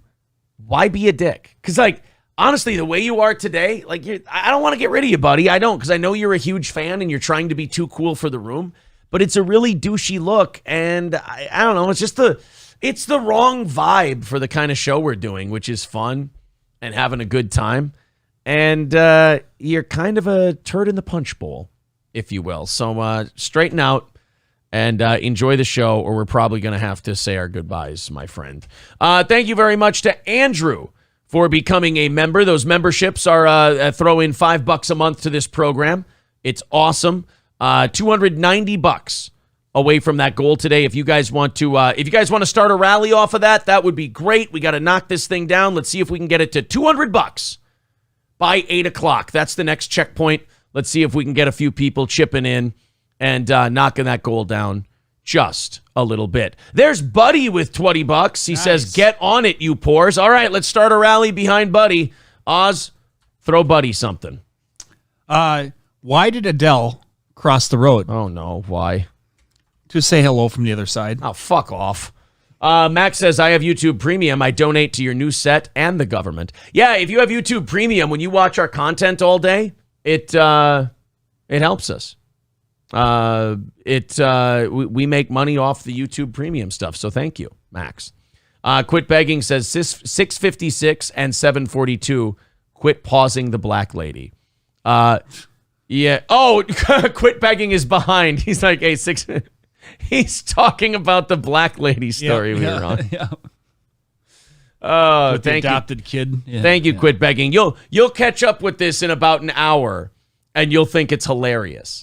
So there you go. Buddy and Andy trying to get something started here. 270 away from that goal. In the next 15 minutes, let's get $70 in. Let's hit that $200 checkpoint and call it good. Lip Ripper says, Aaron, please fire Oz over the Adele joke. I can't. I encourage this shit. I can't encourage it. Yes, Orange Boy, tips or we can't go on the Vegas trip. That's exactly what it is. Orange Boy, you fucking douche. All right, let's watch this lady. You know, this lady. Two annoyances right off the bat. What? Nose ring, glasses. What's wrong with her? You don't think that those no-frame glasses are cool? I'm sure they're... Or no frame or no lens. Prescriptions. Yeah. Yeah, I'm sure there's no prescription on them. What do you... I'm going to take this down so people can't read it first. I'm going to see what the chat thinks, and I'm going to see what you think. What do you think that she's going to talk about? What's the thing? You see the nose ring, you see the Notice Me glasses, you see the high-angle camera shot so you can't see how fat she is. Yeah. What do you think she's going to talk about? Well, it's either going to be abortion stuff, vegan stuff. Okay. Transgender stuff. Okay. Stop drilling. You've struck oil. Oh. Well. Who specifically, when it comes to gender stuff, is she going to be talking about? What kind of person? I'm not going to make you struggle on this one. I'll give you a guess or two, and then we'll go on. So I was saying transgender, obviously, but... it is trans, but who specifically? As far as like a gender or... No. As far as like a type of... I'm keeping this vague, and like I said, one guess, and then... Okay. I'm just going to let it go. I'm going to catch up real quick here. Dave says, if y'all were not so cheap and actually donated $1 million or $2 million, the begging would stop for a week or two until Aaron wasted all the money. It goes into our business account. I draw a salary from the business. I don't touch that money. We all get paid. I will say this to people who are new. If you donated, if we got $1 million, you wouldn't hear us begging for about 6-7 years. Yep. We would be set for years. Yeah. At that amount. It's amazing. I don't think anybody's gotten it yet in the chat. Michaela says, Aaron, take my sword. I don't want it anymore. Give it to someone else. Guys, why is there fucking drama today? Why are we being dramatic? Michaela, the fuck is wrong with you? You're fine. Zen Rhino says, providing entertainment and then asking viewers to donate is not begging. You're paying for a service. Yeah, I mean, you don't even have to. We just ask that you do to keep us going. But people like saying begging on the internet because they can't do it, so it makes them feel better. Yep. April would spend it all on camo and deer stands, says Lip Ripper. One person I think April got it. I think she's the only one. Oh, no, Raz of Chaz got it as well. Yeah, she's going to talk about kids. Oh, no. More specifically, her kid. She's a mom. And that mom is going to talk about how her child, surprise, surprise, is trans. You know, it's kind of like the monkeypox thing where I'm like, 97% of these cases are coming from one place. Same thing with transgender 5-year-olds. It's all coming from the septum or nose-pierced single mom community. Yep. That's where all of this stuff is coming from. I mean, they push it on the kids, or the kids say something benign like, I feel like a princess today, and it's a boy. And it's like, oh, do you know about transgender? Do you think you might be a girl? Maybe you're a girl. I'll buy you some dresses you can put on the dresses. Let's put them on some hormones now. Right, and they will swear to God, they'll tell you, oh, yeah, my kid told me they're transgender. When in reality, the kid said something that all of us said growing up, and then the mom just pushed them the rest of the way. Can we just wait till they're 18? Yeah, I don't know what it is with this single mom shit. And them being so susceptible to wanting their kids to be trans, but it's a fucked up thing. Yep. Stephen King says you can always watch the show later and skip past the begging if it bugs you that much. Dude, we post a thing in the chat, we mention it for fucking 15 seconds, and we move the fuck on. Chop says, everyone calm down, have some dip. Hey, there's $10 from Chops. Throw him a dad joke. We're at 2:55 now. Heck yeah. 2:55 away from our goal, and 12 minutes until 8 o'clock. $55 away from our next checkpoint. I should have been sad when my flashlight batteries died, but I was delighted. Oh, God. Chopstock says, everyone calm down, have some dip. Yeah, our chat's being really fucking weird today, but that's all right. We got lots of stories to talk about. Here we go. Here we go. Here's mom talking about her trans kid. And again, it's like it's out of central casting. It's like it's like she was made in a lab to make her kid trans. It's amazing how they just like crank out like Attack of the Clones in Star Wars. Yes. Look, another helpful question. Kids have to go to the pediatrician a certain number of times for the first few years of their life. It's to make sure they get fully vaccinated, are growing on time, development is as it needs to be, yada, yada, yada. At the 3-year checkup, they ask a question to see if the children know the difference. So the pediatrician looked at Bug, and she said, "Are you a boy or a girl?" Bug looked her in the eye and said, "I'm a girl." Do you see how happy she is and how excited she is? Like he's telling the doctor, so like really fucking up the doctor. I'm a girl. See? The kid said it. Meanwhile, you've been putting him in dresses and necklaces and have him try on mommy's clothes and pushing him one way or the other, telling him about trans shit that's getting in his head way too early. It's fucking abusive, man. It really is abusive. Yep. Because she wants a pink poodle in her purse. She wants to have a unique thing so she can get attention. These trans moms are all the same. They make it all about themselves. They make it all about themselves. They encourage their kids into it. They tell the world their kid is trans. Everyone else gets super uncomfortable and looks around and says, should one of us say something to help this poor fucking kid? And everyone goes, no, it's not my place. And then she just celebrates herself all fucking day. She uses the kid as like a cheerleader for her. It's gross, these people. People are like, man, you really shit on single moms a lot. I'm sorry, they fucking deserve it. Every bit of it. Lack of dad being around is not good. Yeah, so the kid tells the doctor that he's a girl, and the mom is thrilled about this. By the way, with these single moms, it's always boys turning into girls that they're happy about. And I think psychologically, if you went and analyzed like a woman like this, it would have something to do with the dad running off and the hatred of men and the dislike of guys. And then, oh, well, if my son wants to become a girl, that's the ultimate get back at these men. Honest to God, believe me, this transgender kids shit with these single moms is 100% about the mom and nothing to do with the kid. The kid is being used as a pawn in almost all of these situations. You imagine the father watching this video and just walking around like, should have pulled out. Right?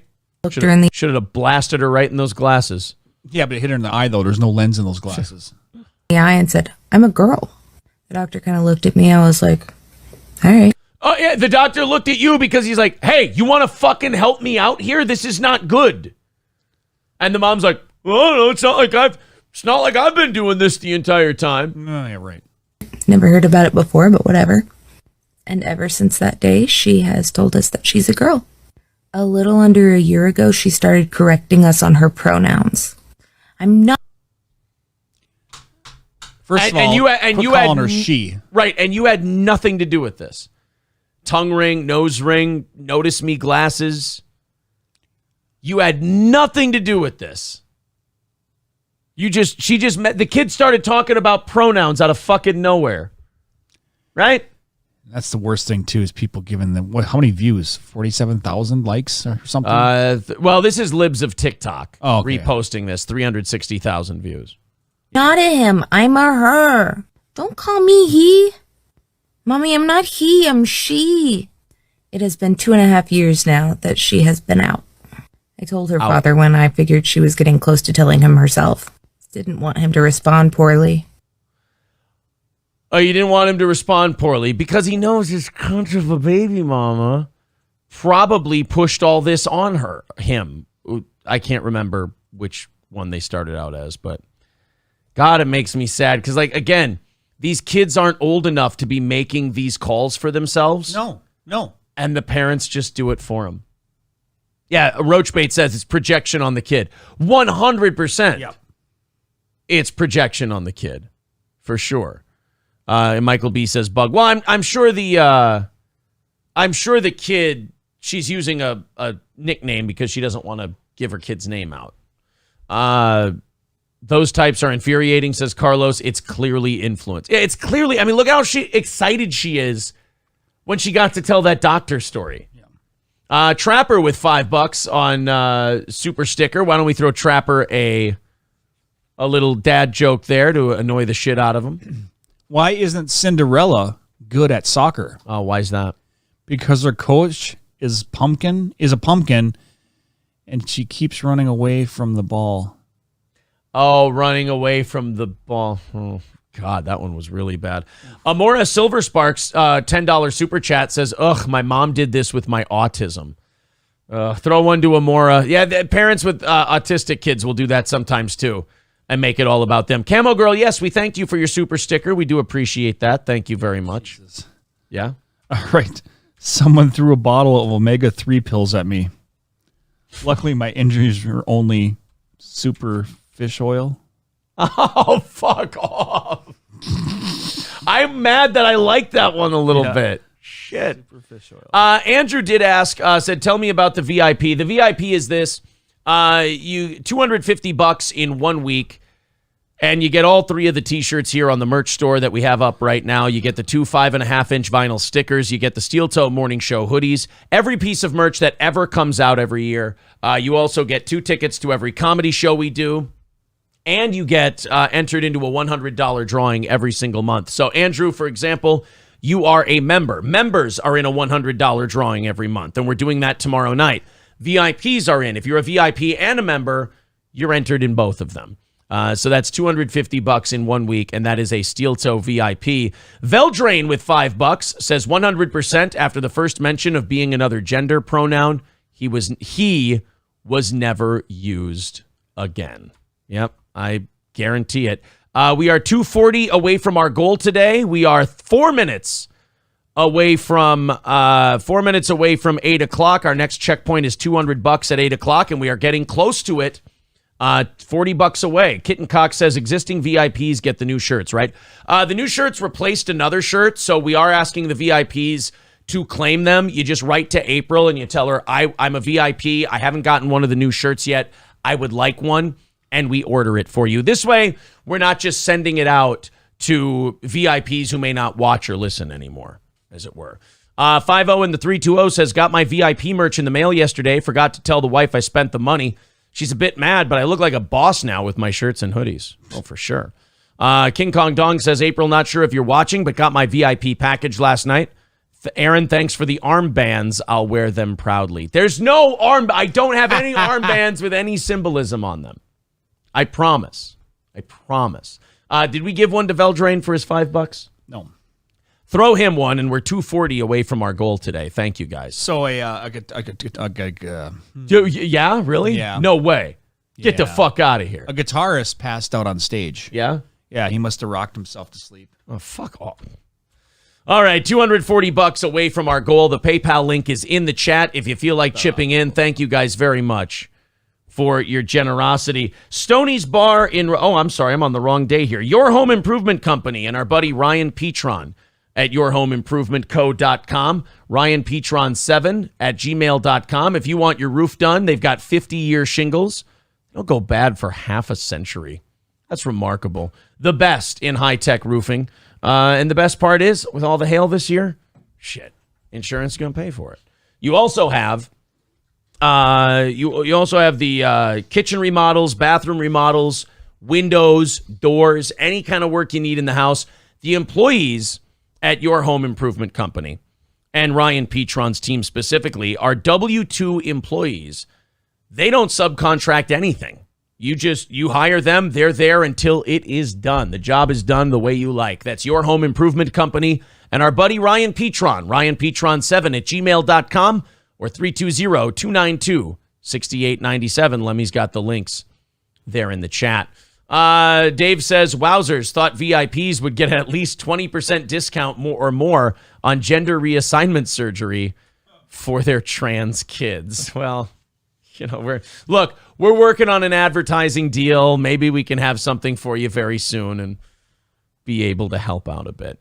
All right, let's get to 200 by 8 o'clock. That's the next 2 minutes. And then let's get to 100 by 9 o'clock so we can knock that goal out today, so we can have a great show, but also keep the show on the air. All right, I got something real quick for you. Oh, I forgot one thing. Raleigh's Rednecks and Longnecks. Raleigh's Rednecks and Longnecks.com. Of course, Raleigh and his team have great shows coming up. Saturday, Sawyer Brown performing outside at Raleigh's. They don't have many tickets left. So go to Raleigh's Rednecks and Longnecks.com and get your tickets for Sawyer Brown. And while you're there, go for some wings, go for some pizza, grab a couple of beers, play some pool, play some darts. Have some fun with the live music, man. Do some dancing. Have a party at Raleigh's Rednecks and Longnecks on Highway 23 in Sauk Rapids. All right. If you're out boating and this happens to you, it might have just been your day to be fucked with. Let's watch this unfortunate encounter. Should have got a bigger boat. With a humpback whale. Oh, no. That rarely happens. Comes out of the water. Boom. And then right back in. And boy, that's a tough boat, too. I mean, they really did get effed. It's a humpback. Look at that. Just bam. Right there on the front of the boat. There's no sound to it either. Boom. There. Now you got sound. It's just cool that like it happened to be filmed at the time. Yeah. And they were able to catch that. So Natalie's causing problems again. So you're shitting your pants when this happens. This is one of those things that once it's done, like once it's over, you all just kind of stand there yelling holy shit for like 3 minutes. You don't say nothing for like 30 seconds until you process it. Yeah, you don't know what you're supposed to do. You don't start driving the boat. You don't really hell of a ride for the person in the back there. I know, he had smashed right up to the front. That guy had to hang on for dear life. Look at that. Look at Boom. that. I think he hung on though. Did he? Yep. He hung in there. That is just your day to get butt fucked by a whale. I mean, I've thought about that. You know how big the ocean is, what space in the ocean your boat occupies, and then a whale just happens to be coming up at that same time. Wow. God, the ocean is a scary place. Yeah. It really Let's is. go swim with the sharks. You know what? I'm good. Yeah, I mean, I'll go in a lake where the worst thing that's going to bite you is like a northern. Yeah. Might nibble on your toes a little bit and then realize you're a person and go, get me the fuck out of here. A lake where the fish can't even fit a toe in their mouth. I'll go with that. I'm not going to go with the thing that can just open up its mouth, strain for baleen, and accidentally suck me up. Very true. I'm not into it. Mai says, watch the one where two people in a kayak get swallowed up. Oh, you've seen that one, haven't you? No. Where the two ladies are in a kayak and a whale comes up with its mouth open and they end up in it. That's not Whale a good day. swallows kayak. Yeah. Oh, yeah, this is the one. And the crazy thing about this one is that you can see the birds start to go ape shit before the whale comes up, so they know something's going on. So these chubby old ladies are just out for a nice chubby old lady kayak. You know when you get older and fatter and then women like start doing things that are very light exercise because they think it's the equivalent of like rocking at the gym for 2 hours a day? Right. Kayaking is one of those things. They can work on kind of the little flab arm under here. Come to think of it, I may take up kayaking for that same reason. But this one didn't go so well. In fact, this one comes with a lot of therapy and trauma.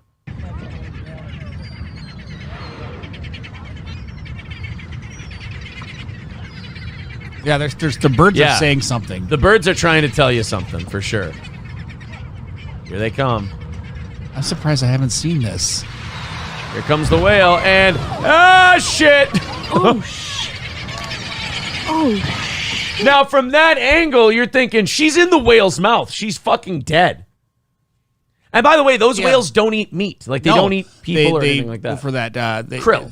They filter out. They have a big filter, basically, in their mouth. Yeah. Wow. So you could just get swallowed up by accident. Yeah, I suppose there's no way to get out if you are actually swallowed up. Hopefully they're still stuck to the canoe. I think they spit you out, though, because they're not supposed to be swallowing things that big. Right, I think they do like just kind of... Yeah. Oh, my God. Like, there's part of you in that moment that goes, oh, my God, I just watched two people die. Yeah. Yep. I just watched two people get eaten by a whale. Yeah, because it looks like she went in. So I stick with lakes, you know?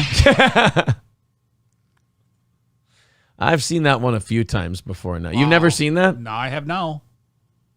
You just light a fire like Geppetto, says Riz Digga. Oh, yeah, you know what? You're right. Geppetto did teach us how to survive inside of a whale. And did we listen? No. Pseudo Tablehead says lake beds are literally covered in dead bodies, oceans swarming with sharks, pools have pee. Thanks for ruining all of it, Pseudo Tablehead. Raz of Chaz says they spit like a sophomore girl. It's very sweet. You remember, this ever happened to you? Like when you have that, what do you call it? A fear and it's irrational. Like you would think like a pool, like, oh, there could be a shark in there. Right. You know, you would think that when you were a kid. Yeah. You know, it's like, you actually look like, oh, and I'm hope there's not. You know, it's like, yeah, no. Hey, what do you think this guy did? Just wondering. What do you think that this gentleman is get out of there. What do you think this fella did? What do you think he's in trouble for? You know, do I have to go with the stereotypical type? I mean, you can if you want to be a disgusting racist. That's true. Auto theft. Auto theft. All right. My guess would be, well, clearly he lost his clock and his sunglasses. The clock that he wears around his neck. And he just shouted, yeah, boy, at an inopportune time. Oh. I believe. I think that may actually be Flava Flav. Most robbers go after cash, jewelry, and other valuables, but City of Miami police say they recently arrested an alleged pizza thief. I didn't even know you could call someone in for stealing your pizza. Wow. Yeah. Yeah. I thought that would be something that they would just go, hey, you get put on a list, where like they won't deliver to you anymore because you stole a pizza. I thought you call the cops for something like that and they just go, well, them's the breaks. What are you going to do? Better luck next time. Okay, so Marcus Xavier Jackson, 29, faces charges of armed robbery, aggravated assault with a deadly weapon, and resisting an officer without violence. You're sticking people up with a gun to steal their fucking pizza? Could we call him a pepperoni pirate? I hope you get monkeypox from a butt pirate. Or a sperm whale. Or a sperm whale. Or just a grizzly bear. Yeah. The robbery was reported Sunday at an apartment building at 210 Northwest 16th Street in Miami. According to the suspect's arrest report, the victim was bringing pizza to his friend, who lives on the second floor of the building, when he saw Jackson sleeping on the stairwell. Well, that's a good start. Okay. Let them sleep. Always let them sleep. Yeah. This is a good part of town, I can tell. Don't wake a sleeping bum. The victim told police that Jackson woke up and said something to him that he didn't understand. And then an old lady came by and said, it's okay, I speak jive. As he was heading back downstairs, Jackson demanded that the victims hand over the pizza to him and grabbed a broomstick as he aggressively approached the victim. Oh, wow. He then I'm going to clean your clock. Yeah. He then grabbed the pizza and flew off on the broomstick. That's weird. In an interesting twist. So, well, you know what? I got to say, I like this guy's criminal improvising. Okay. He's going to steal the pizza, but he needed something to threaten them with. He didn't have anything on him. Found a broom, made the best of it. I like it. Because you can intimidate anyone with something as long as you're, as long as you're believable. It's kind of cheesy, though. Fuck. I hope you get your sausage cut off today. As he was heading back downstairs, Jackson demanded that the victim hand over the pizza and grabbed a broomstick. The victim told police that Jackson also reached toward his waistband and pulled out what appeared to be a knife. Well, then what do you need the fucking broomstick for? Oh, my God. That seems a bit unnecessary. The guy sounds like, now you're producing a deadly weapon. It sounds like the guy was going to give you the pizza when you pulled out the broomstick. Yeah, you didn't have to go the extra mile. Yeah, now that's going to add years to your sentence. Well, he did take out the knife because he did want a slice. Maybe that was it. He's like, no. Oh, I'm sorry. You think I'm threatening you? Yeah. No, I thought you were handing over the pizza. I like to cut it in squares. I'm sorry. Did the knife frighten you? No, I was going to sodomize you in the asshole with the broomstick. Right. That's the part you have to be worried about. Yeah. I mean, you had to worry about that tight booty hole of yours getting invaded by a broom. I wasn't going to do anything with the knife. Oh my God. Officers, this has been a terrible misunderstanding. I was robbing the man with a sodomy threat from a broom, not the knife. The knife was strictly for dining purposes. According to the arrest report, the victim ran away from his scooter. Of course he had a scooter. Why wouldn't he have a scooter? Leaving the pizza behind on it. Police said Jackson then grabbed the pizza and took a bite before throwing it to the ground. Oh, what a waste. All that work for nothing. Man, these white motherfuckers like mushrooms on they shit. I don't get it. Well, he was a fun guy. We're not hitting the goal today. This company's going to go fucking broke. It really is. It's really going to go fucking broke. I'm trying my hardest to keep this thing afloat in tough times, and you don't seem to care. This is all just a big You guys still goddamn have that picture joke of to him you. up there? They do. Would you like me to put it on the screen? Look at how crusty he is. Probably smells like onions. Now you got me doing it, you sack of shit. Oh, no. I didn't want to do that. Oh. So he goes through all that work of And threatening then one bite and then throws it. and then throws it on the ground. Yeah, that's drugs. You know what? I kind of respect him, though, because that's a guy who's not in it for, robbing or anything like that. Yeah. He's just in it because he thought it was good Well, sport. he's doing the equivalent of dropping the mic. Right, he's like, give me that pizza, I'll stick this in your booty hole. He's like, here's the pizza. All right. Bullshit. Chucks it down. Yep. We caught the bandit. One day we caught a child playing with a pizza the size of a tangerine. Well, then why was he stealing the pizza? Well, I don't know, because he thought it was good sport, I suppose. Thank you very much to Veldrain. $5 on the super chat. Says, interesting. I thought the Domino's Noid was white. Who knew? Oh, I didn't know it was the Noid. Avoid the Noid. Yeah. And Willie Lala becoming a member of the Yeehaw Club. Thank you very much, buddy. I appreciate that. Knocks the goal down to 230 for today. Guys, we are getting closer. Let's see if we can get that close to $100 by 9 o'clock. Willie says, I gave it a month. Definitely adding value. Look at that. I told these new listeners, I said, give this show a month, and then you can decide if you want to throw us $5-10 a month after you give it a month. Look at that. New You're listener. fun. You like Poison Ivy. And then becoming a member. Yeah. You know what it was? It was your shitty racist pizza jokes. Oh, that's what it was. Okay, good to know. And then Coltrane just has to go way over the top and go, chicken and watermelon toppings? Jesus. No. He took a bite and then threw it on the ground. He didn't keep it and worship it as a god. Sorry. I'm really sorry. Look how you people drag me into that shit. What do you mean, you people? Pizza. Hey, you. Pizza lover. Pizza lover. I got 2 slices. One for each of you. Thank you, Willie Lala, for becoming a member. 230 away from our goal today. There's the PayPal link in the chat. If you feel like chipping into the show, we really do appreciate it. As we say, we run on listener donations. Go ahead, throw one to Willie Lala for becoming a new member. Did you hear about the important pickle? It was a big deal. God, really it always just upsets me.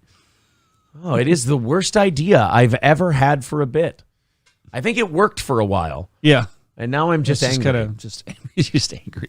King Kong Dong says, I thought it was fried chicken topped with grape drink for refreshments. Now this is just getting into an aggressively stereotypical segment. Yeah. Dave says almond and Carolina Reaper pepper pizza with goat cheese. I'll take things that make me feel like you should be deported for $500, please. Phoenix says, are we cross? Yeah. He's holding a broomstick. Yeah. Because if I didn't think you were my friend, I don't think I could bear it. He puts the pizza down there. We can be friends now. Ravenmore says it was a Hawaiian pizza. You stop it. I enjoy a good Hawaiian pizza. Wrath of Chaz says it was a menthol pizza. Again, this is just getting so offensive that how can I even take part in all this? Why would you guys do this? Ewell Gibbons becoming a member for his 3rd month. Thank you very much, Ewell. That puts us 225 away from our goal today. And we're getting closer. You guys are starting to really inch up there. See if we can get into the 100s by 9 o'clock. 225 away from the goal. PayPal link in the chat. Super chats and memberships are helpful as well. So we are less than a VIP away from giving you an extra half hour of overtime for hitting the goal. Michael B says, I can't be here anymore because of the racism. I'm pretty sure you fucking started it. You son of a bitch. New Boot Goofin says it was Colt 45 pizza. Now, see, look. Okay. Phoenix says 13% of the toppings covered 50% of the pizza. Why? Oh, no. Why does it have to? Why do we have to go to ugliness? Why does it have to get to these places? Michael just writes, thank you. No, nobody was thanking you. Yeah. Nobody was happy that all this business got underway. Somebody says probably tasted like the last pizza he had with his dad before he went to the grocery store when he was 6. Jeez.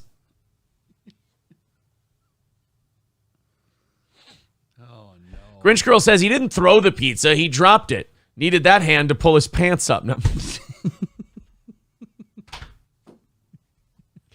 Mr. Unknown for Real says it was topped with Newports. Why would you top a pizza with cigarettes? That doesn't make any sense. Raz of Chaz says, wait, he didn't take the pizza home to his kids? I know what you're trying to do there, you son of a bitch. Ladies Man says, you fucking white folks are nuts. Right, ladies man? I'm sitting here trying to defend the honor of this criminal in this story. I mean, black, white, doesn't matter. I mean, here I am trying to hold things up, and I can't believe it with a black gentleman like Ladies Man. I just, you guys, my heart cries for him. Jessica writes, Colt 45 and 2 zigzags followed by a Newport. Why?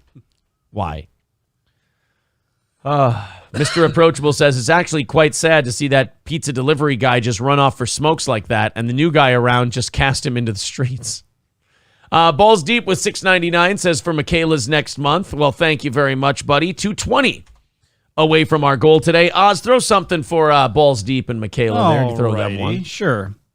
He threw the pizza. Cody says he threw the pizza box down because it said now hiring on it. Why can't you give Elsa a balloon? Why is that? Because she'll let it go. Let it go. Rusty Grammer says, I'm glad the chat is finally redeeming itself after a rocky start this morning. Yeah, when it goes to 100% race jokes, apparently that's making up for it. What a wonderful audience we've built for ourselves. Michaela says, good, Balls Deep, because I canceled my membership. Why is Michaela being bitchy today? What happened? Yeah. Did somebody do something? Michaela, what's the story here? Why are you being so mean? You're sitting there like, get rid of my wrench. I canceled my membership. What the fuck did we do? Oh, man. Yeah, I'm actually concerned. Jessica J says he heard the pizza was pregnant. Come on. He dropped the pizza when he realized he couldn't smoke it. You guys. It was a kid's pizza. He didn't want to be responsible for it. Oh. He dropped it because he heard his mom go, nuh-uh, no you didn't. That's not as bad. Balls Deep says she's sad and pissed. Why? What have we done?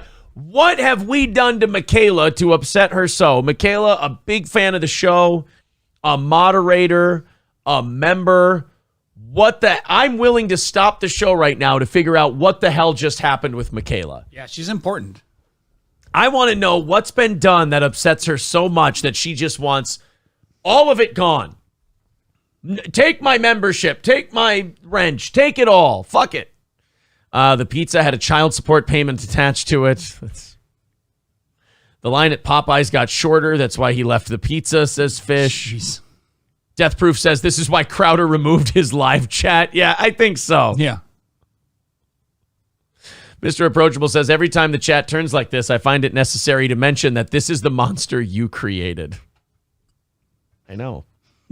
And now I'm trying to figure out what's going on with poor Michaela because she's sitting here complaining, and her and Balls Deep apparently got into a thing, and now I'm paying for it for some reason. I don't know what the hell happened. Michaela says she's leaving, but she's still here. Willie Lala says, what happened? She's a woman. Well, Lily Lala apparently has made himself comfortable in the last month on this show. Yeah. It's very good. Yeah. Oh, my God. Found out there was a sale on grape. Isaac with $5 on PayPal. Thank you very much, buddy. 215 away from our goal today. Let's keep knocking that down, guys. We can do this thing. Let's see if we can get it to 100 in the next 40 minutes. Raz of Chaz theorizing that Michaela is mad that she only gets 70 cents on the dollar of her mod pay. Keith Sartell says Michaela is on a diet and is just hungry. Michael B says women make everything better. Mick says she's riding the cotton pony. Trump says this is an awesome chat today. Michael B says it's a good segment. We're jumping between the black guy pizza story and Michaela being angry. Yeah, it's today. a very interesting combination we have going on here. Exactly 6 million writes, I'm starting to think these comments have some racial undertones. Really? You picking up on that? That's kind of... Undertones. I'm offended by the term undertones because I believe they're overtones or maybe even mighty, mighty boss tones. They're so upfront. Did we get one for Isaac? I got one ready, yeah. Okay, go ahead. Why don't you iron a 4-leaf clover? Why is that? You don't want to press your luck. Thank you. Michaela, what's the deal? You know what? We're writing to her. At Michaela. What's here? What's the deal, sugar tits? There we go. Now I wrote to her in the chat. So even if she's not listening to the show, she can see what I wrote. Sure. And she can know that I'm talking to her. So I just asked her nicely, what's the deal, sugar tits? Yeah, I mean, that's all. Very mild. Isa with $2 says, working at a vet now. Who went balls deep on who? The gentleman named Balls Deep let us know that Michaela is upset, and I have no idea why. I went back in the chat after I read she was leaving and saw nothing bad. Yeah, me neither. I don't get it. Guy Sartell says she's just looking for attention, and it's working. Michaela was the pizza. She didn't appreciate being dropped. Okay. Coltrane says it's not racial undertones, it's deftones. Oh, good to know. There you go. Which is, now you know what? It's not worth it. The joke isn't worth it. Isn't worth the squeeze. I've decided. I pulled back on that joke. I uncocked my pistol. Oh. Well, you don't want to accidentally discharge it.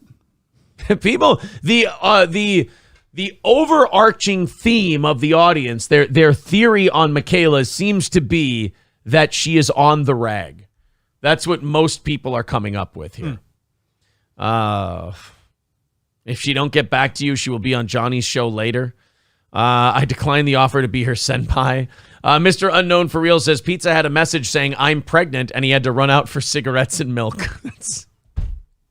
So we're still on the guy who stole the pizza. You guys. Look, I can't stop you. That's for sure. 2:15 away from our goal today. There's the link in the chat to the PayPal if you'd like to contribute to the show and help us hit that goal. And then we'll do an extra half hour of overtime for you today. Oh, my God. This Saturday is Pena Nunez 2 for UFC. I'm excited about that. I've got Juliana Pena in that one. Raising Cane's owner buys $50,000 in lottery tickets, one for each of his employees. So jeez. Todd Graves, the guy who runs the Raising Cane's chicken shop. Yeah. He spent $50,000 buying each person a lottery ticket. That's a lot. Because I guess the Mega Millions is like $700 million. $790 million. $790 million. So you're going to walk away with over $400 million off $500 million. I mean, the way here's what I've always heard. Spend it. If you take the lump sum, you take half, and then taxes is half. No, that's what I've always heard. So like $800 million would be $250 million. Yeah. Wow. About $200 million bucks, which. I mean, chump change, right? Totally fine. $200 million.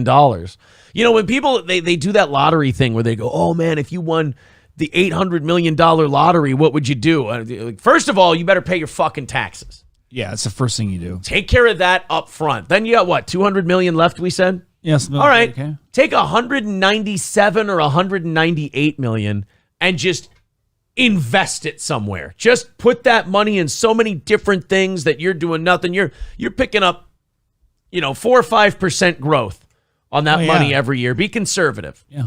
Take your 5% of 200 million or 195 million every year. So you'd still be making over $1 million a year. Well, let's see. Profit wise. What's your salary? Is it? Yeah, I guess it would be $1 million, wouldn't it? Yeah, you're making $1 million a year.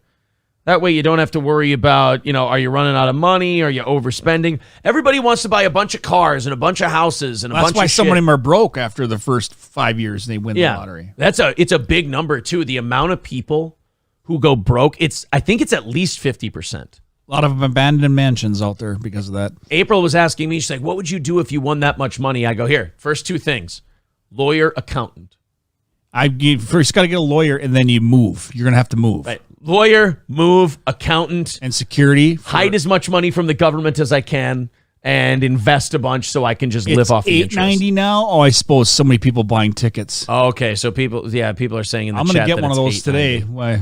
Because I think when's the drawing? Tonight? Is it tonight or tomorrow? Is it Tuesday? Yeah, I think it's tonight. Oh, I'm going to make sure I at least get one. I mean, you don't win if you don't try, right? Am I right? Yeah, you miss 100% of the shots you don't take. What is it, like your chances are 1 in 80 million or something? I think you have the same chance of being raped to death by a shark on land. While being struck by lightning. And being in Andy Dick's RV. I'm willing to take that risk. Isa Gutierrez with $2 super chat says DSP is nothing compared to the Chris Chan insanity. Thanks, buddy. Thank you for the $2. That says 890, no one won on Thursday. So there you go. Commander-in-the-Chief says buy a massive chunk of land. Yeah, there's a lot of shit you can do. Get a financial advisor. Yeah, I mean, that's pretty much it. These lawyers and accountants and guns steal your money. I got 3 tickets, Aaron. Maybe I'll become a VIP if I hit the jackpot. I mean, I'd take $1 million. Yeah. Long fellow deeds.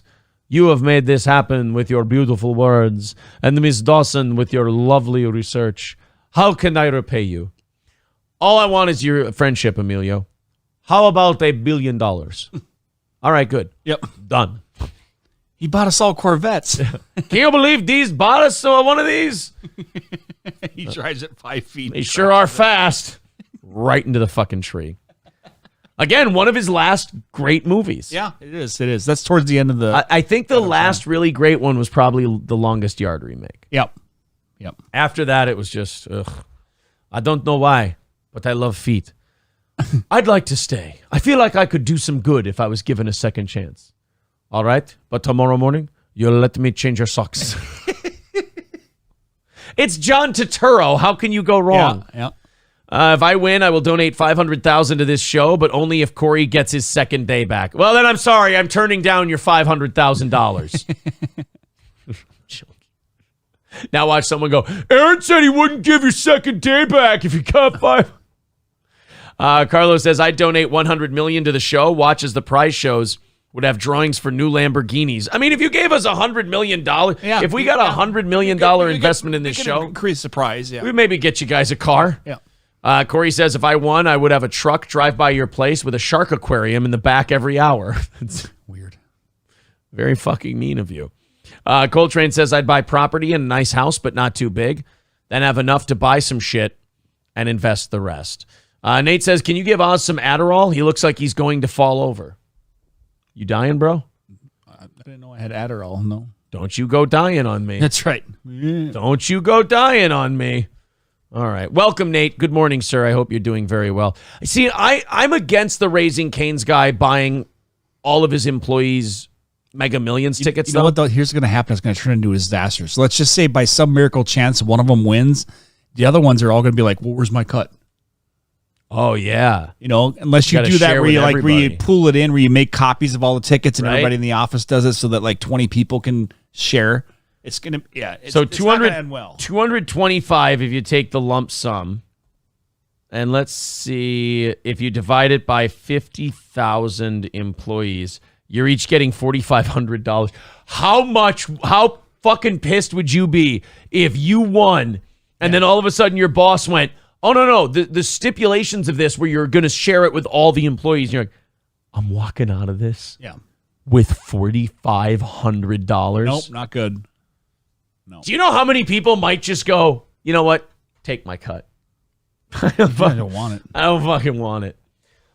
First thing I would do with the money, find a pizza that guy won't drop. What kind of pizza looks like a huge white woman?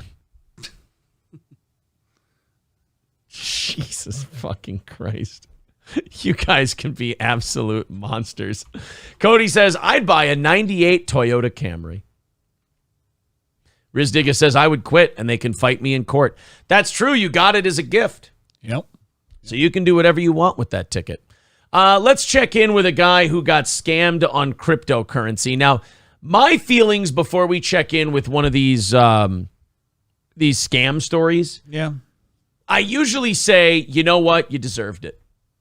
You've earned it. I think people who get scammed, I think that you just showed a lack of street smarts and the person hustled you. And to me, that means you get what you deserve. But you got to listen to the story. You got to see what happened. Maybe maybe this guy did, enter this with good intentions. I'm sorry. You were saying something about best intentions? Let's go to Fallen One. He says, hey, fellas, just found your show because of RTUSA. I like your channel. Well, nice. Great. Review Tech is going to be here. We're going to be talking to him at noon today, and we'll live stream that for you. We promised you guys an extra live stream this week because you went $100 over our goal on Friday, and we just felt like you deserved a reward for that. Sure. So we got Review Tech USA on Tuesday. I'm trying to book another one for Thursday. Even though I promised you one, I might do a second one, and we want to do more interviews on this channel as well. 2:15 away from our goal today, guys. There's the PayPal link in the chat. If you feel like throwing in some super chats, becoming a member, or throwing into PayPal, this show does run on listener donations, and hitting that goal every day signifies breaking even. So 2:15 away and an hour and a half away from the end of the show. So let's get within striking distance and knock this thing out. All right. Let's see if this Tampa bakery owner is a victim of a very creative scheme, or if he's just a dumb piece of shit who, there's a lot of these people. Once Bitcoin hit like 60 grand, they thought that they were going to become crypto millionaires overnight. Oh, I'm going to buy some crypto and I'm just going to watch the money roll in. Well, the problem is, like any other investment, there is no quick million. It happens so rarely that it probably ain't going to happen to you. But everyone thought crypto was the big ticket into the rich boys club. Let's find out what happened to this dude. To a warning from the FBI about cyber criminals who are stealing money through fraudulent cryptocurrency sites. Good evening and thanks for joining us. I'm Wendy Ryan. And I'm Jameson. See, now if you're getting scammed on something that's a fraudulent cryptocurrency site, do your fucking research before you give somebody your money. Yeah. Look at the site, look at the reviews, see where it's registered, see what happened. Yeah. The first thing I would do would talk to somebody who has purchased and then it's worked out for them. Right. That's the best way. And he can't be from India or Nigeria, because then I feel like you're in on the scam. Well, actually, I just sent $5,000 because the Nigerian prince actually died, and I have $1 million coming. Wow, that is a great deal. I just sent him $5,000 so I could they could release the $1 million. That is great. I mean, I've never heard of any bank ever working that way ever in my goddamn life. But man, that sounds great. So your $1 million should be here any day. It was actually supposed to be here last week. Oh, well, you know how bank transactions are, and I'm sure the larger they are, the more it takes to post to the account. Yeah, but I tried calling the guy back, and the number's been disconnected. Oh. Well, maybe he got a new phone, and he's going to get in touch with you. You know, when people lose their phone, shit gets hectic. Yeah, I was hoping, in the next couple of days he'll have his new phone and give me a call. So yeah, that would be great because, well, you got to be excited. You've got $1 million coming. Yep. First thing I'm doing is buying a Tesla. Yeah. You know what? Buy it now. Fuck it. The $1 million is on its way. That's true. You know what? I could do that. I could just put it on a credit card. Exactly. Or finance it and then pay it off when the money gets here. Sounds good. Easy, man. Yeah, you've got this. All right, let's watch these dumb motherfuckers get scammed, huh? Or the FBI says cyber criminals are creating fake cryptocurrency investment platforms to steal people's money. Their report shows since last year, more than 240 people have fallen victim, losing more than $42 million. These people are spending a lot of money. If there's 42 people, how many people lost 42 million? 243. So they're spending some money. Yeah, to me, it's just that a fool and his money are soon parted. I mean, if you're going to listen to some guy over the phone or via email, if you're going to give someone that much money, you meet them face to face. Yep. You see them. Not You doing have them anything over bring the you phone or internet. I'm going right into an office. They bring you that giant folder that shows you all the charts and graphs that they explain to you, and you have no idea what the fuck they mean, but you just nod because you don't want to look like an idiot in front of your financial guy. That's my favorite part of going to financial meetings is looking at the shit he's telling me and going, yep, and just not having the balls to ask what he just said. Because I'm like, you sound pretty confident. Yeah, I give you money, you do stuff with it. Yeah. They say these websites still claim you owe taxes or fees and then threaten to take your money if you don't pay more. Guys, the government does not contact you on your phone or via email. The IRS doesn't call you. No. To get your tax money. They send something to your house in the mail with their official letterhead, the website, the whole deal.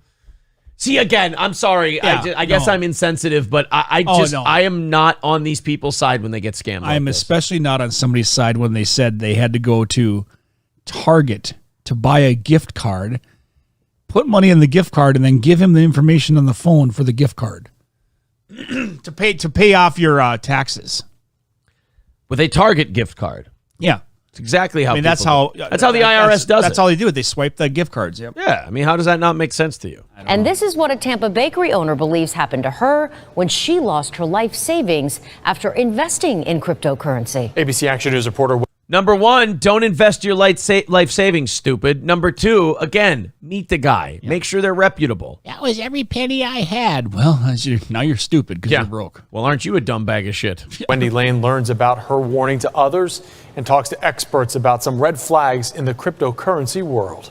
Number one, they asked me to pay my taxes over the phone. That might be red flag number one. They have a website that was created 6 days ago, and it's apparently a very reputable cryptocurrency trading site.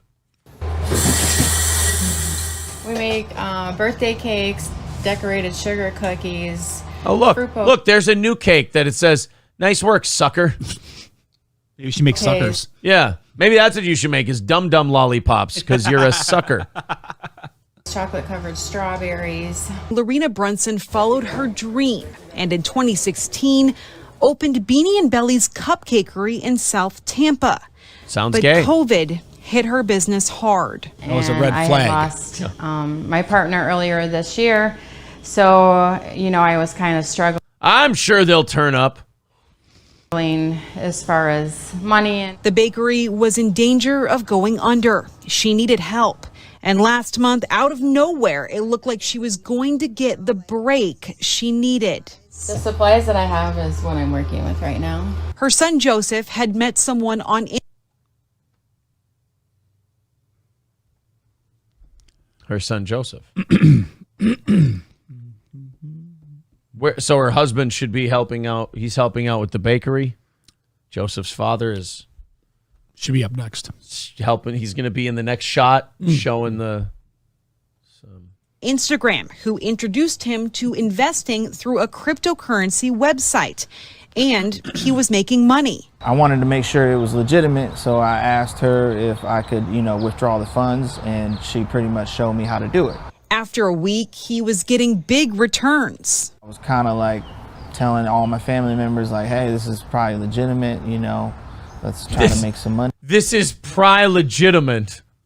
That's what I like to say when I'm asking people to give money to an investment thing. When you give money to Steel Toe, it's probably legitimate. No, pry. Off of this, this might help. So Lorena started investing what she had been saving. And at first, it went well. My brother gives me like $9,000 to start. My mom gives me $24,000. Oh, no. I doubled the money within like 2-3 days. But then, you double it on. But then what happens when you try to extract it? Wait a minute. Is that a scam? Because like a little while ago, crypto shit the bed hard. It's not really a scam if you're making money. Oh, you're right, though. Yeah, what if they try to withdraw it? Show it on paper, but then when you try to take it out, let's see. Let me see. I'm guessing that's where it goes foul. So they gave their money to Bernie Madoff, basically. Yep. Money had doubled and then was tripling. So then we thought, wow, this is great. You're out your money let's now. invest more. So they did. But when they wanted to make another withdrawal, they said they were told they first needed to pay taxes or they would lose the money they had in their account. So they scrambled to get the money. No, you did not try to give these people your tax. You only pay taxes to the IRS or your state's Department of Revenue. You don't give your taxes to an investment firm. Boy, they got a good thing going here. I mean, as far as the scammers. Oh no! So in other words, if you want your $42,000 or your $100,000, we need you to give us another $10,000 in taxes. Oh, even borrowing from friends and family. I took cash advances. Again, you deserve this. Cash advances out of credit cards. Oh, you seem like a nice lady. You seem like nice people, but you are absolute helpless suckers, and you deserve this 100%. This from my credit cards because I thought, wow, I can pay it back in a matter of days. They say they paid the $29,000, but were told that because they had help from others, that they needed to pay a risk fund. And then we had 2 days to get the money to them for the $62,000. They realized something was very wrong. Oh, really? It was only at that point that you after realized. you give them money 4 times, then it seems kind of sketchy. After you gave them about, what? We're at about $60,000. Only then did you realize that, this might be fucked up. And by the way, they showed them 3 times the returns. They never invested their money in crypto. They had their website show that they were making huge gains. Yep. God, how could you do it? They filed a report with police and the FBI. So what? There's nothing you can do. It was already too late. Within a month's time, Lorena says she lost more than $100,000. It had to take an emotional toll on you. Yeah, I was. Well, she definitely ate her feelings. It did because it's my livelihood. Did you learn a lesson? Like, this is kind of like when your kids cry when they do something they need to be disciplined for. Yeah. Immediately you feel bad, but you're also like, hey, you got a job to do. There's a lesson in this. You got to teach the lesson. I'm sorry. You should be sorry. You done fucked up. It's just not my livelihood, but, my kids. Yeah, you sure did fuck everybody real hard. The grandkids. Yep. And, I'm probably going to lose, everything. Yes, you are, because you let your son talk you into investing into a scam crypto site because you didn't do your homework. When they asked you for more money to pay taxes, you didn't bother checking in with the IRS or the Department of Revenue or anything else. She's one of those people that sees those mailer things. Yeah. For like the home refinancing companies, the fly-by-night ones, we're like, we'll give you, here's a check for $250,000. It's like, I'm gonna do this. It's all gonna be fine. The husband's gonna help. He'll be there in a couple days and just come and fix everything. I suppose he can. He'll be fine. He'll be there. I promise. Meanwhile, her son's driving a brand new car with a Rolex. See, I was starting to think a little bit that maybe he was in on it. Because he's like, oh, yeah, I told her it was great. It was an awesome idea. It was a really cool site. You should put your money into it. And you might want to check in with that. Dave says she's broke. It's her relatives you want to show that lake to. Need Trump says, I like this when scammers do this to people because it's teaching them a goddamn lesson. I mean, there's a reason they target people like that. Zen Rhino says she made bad decisions based on her stupid son's recommendations, and now it's everyone else's problem. She wants other people to pay for her mistakes. And Pseudo Tablehead says, whoa, Beanie Babies are not a scam. You know what, Pseudo, you're right. You can get those cheap now. Everything but Beanie Babies is total horseshit. But that Beanie Baby thing, you got that, buddy. Guys, we are $215 away from our goal this morning. Let's go ahead and chip in. Let's knock that goal down a little bit. Hour and 15 minutes left in the show. Wanted to get it down to 100 by 9 o'clock. But let's get it into the 100s by 9 o'clock so we can knock out that goal and not fall behind this week and have a shot at breaking even. That's what the goal means. That's what the listener contributions do. They help our business break even so we can stay here and do our show. Mr. Approachable says investing in a fake crypto site is almost as dumb as trying to buy a half-priced cat online. Corey's never going to live that down. No. That fucking cat thing. Scammers should be hauled into court on numerous charges. I mean, maybe, but like, you need the suckers. Yeah, but 9 too. times out of 10, they're not even from the country. So yeah. Good luck. Gordy says probably legitimate. Stop there. Yeah, if you have to go, something seems probably legitimate. I mean, every time somebody says probably legitimate to me. Legitimate, yeah. I mean, I'm thinking 20 grand easily. Yeah, Ma, this is legitimate. What do you mean, like it takes a bar and into door and wedges it and pries it open? No, it's you mean probably legitimate. Yeah, legitimate. Yeah, I'm not investing in that. This sounds fucking stupid. I'm not getting involved in this whatsoever. So there's the PayPal link in the chat, guys. Let's knock that goal out. Have a great day today. Have a good show. And also hit that goal and make sure everything's running in ship shape. Uh-oh. We have a problem in a Long Island neighborhood. Oh, okay. Out in the New York area. Somebody started deciding to hand out flyers in the neighborhood. Okay. Sure. For like a upcoming bake sale? No, not a bake sale in that sense. Okay. But I mean, it's a little maybe more forward than that. Okay. How about that? All right. Before we jump into that story, Exactly 6 Million says, man, what an obvious scam. On an unrelated note, I'm doing a fundraiser for the Ukraine. Oh. Yeah. Well, let us know where we can send the money. We'd love to help. Yeah. Poop is Lube says, my grandma got told to send $25,000 in gift cards to pay taxes for Publishers Clearinghouse. And instead she said, oh, I'll just go get cash and send it stupid old people. She did get her money back, though. That's amazing because I don't think most people get their money back. I mean, she got lucky. But yeah, give me gift cards to pay my taxes. And then, oh, gee, golly gosh, why don't I just give you cash? And they're like, okay. Yeah. I mean, sure. I don't think the IRS takes cash either, actually. Yeah.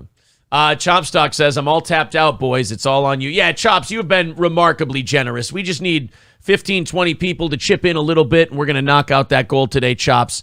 Don't you worry about it, bud. Guys, let's chip in a little, especially if you haven't thrown in $5, $10 a month to the show. Let's maybe do that today. Here you go. This is the story out of Long Island. There was it's a bit of a hubbub around the neighborhood over a flyer being handed out. Well, new developments tonight after anti-Semitic flyers were found on cars and driveways on the South Shore. News 12's Daniel Campbell spoke with one of the victims. Somebody decided to take a bunch of anti-Semitic pamphlets and just strew it all over the neighborhood. What possesses a guy one day to just go, you know what? I know what I'm going to do today. Warn everybody about the Jews. You gotta wonder if it's like an initiation thing for like a KKK or something like that. Yeah, you got to go spread the word on windshield wipers all over town. Otherwise, you're not one of us. You're not getting your robe. Yeah.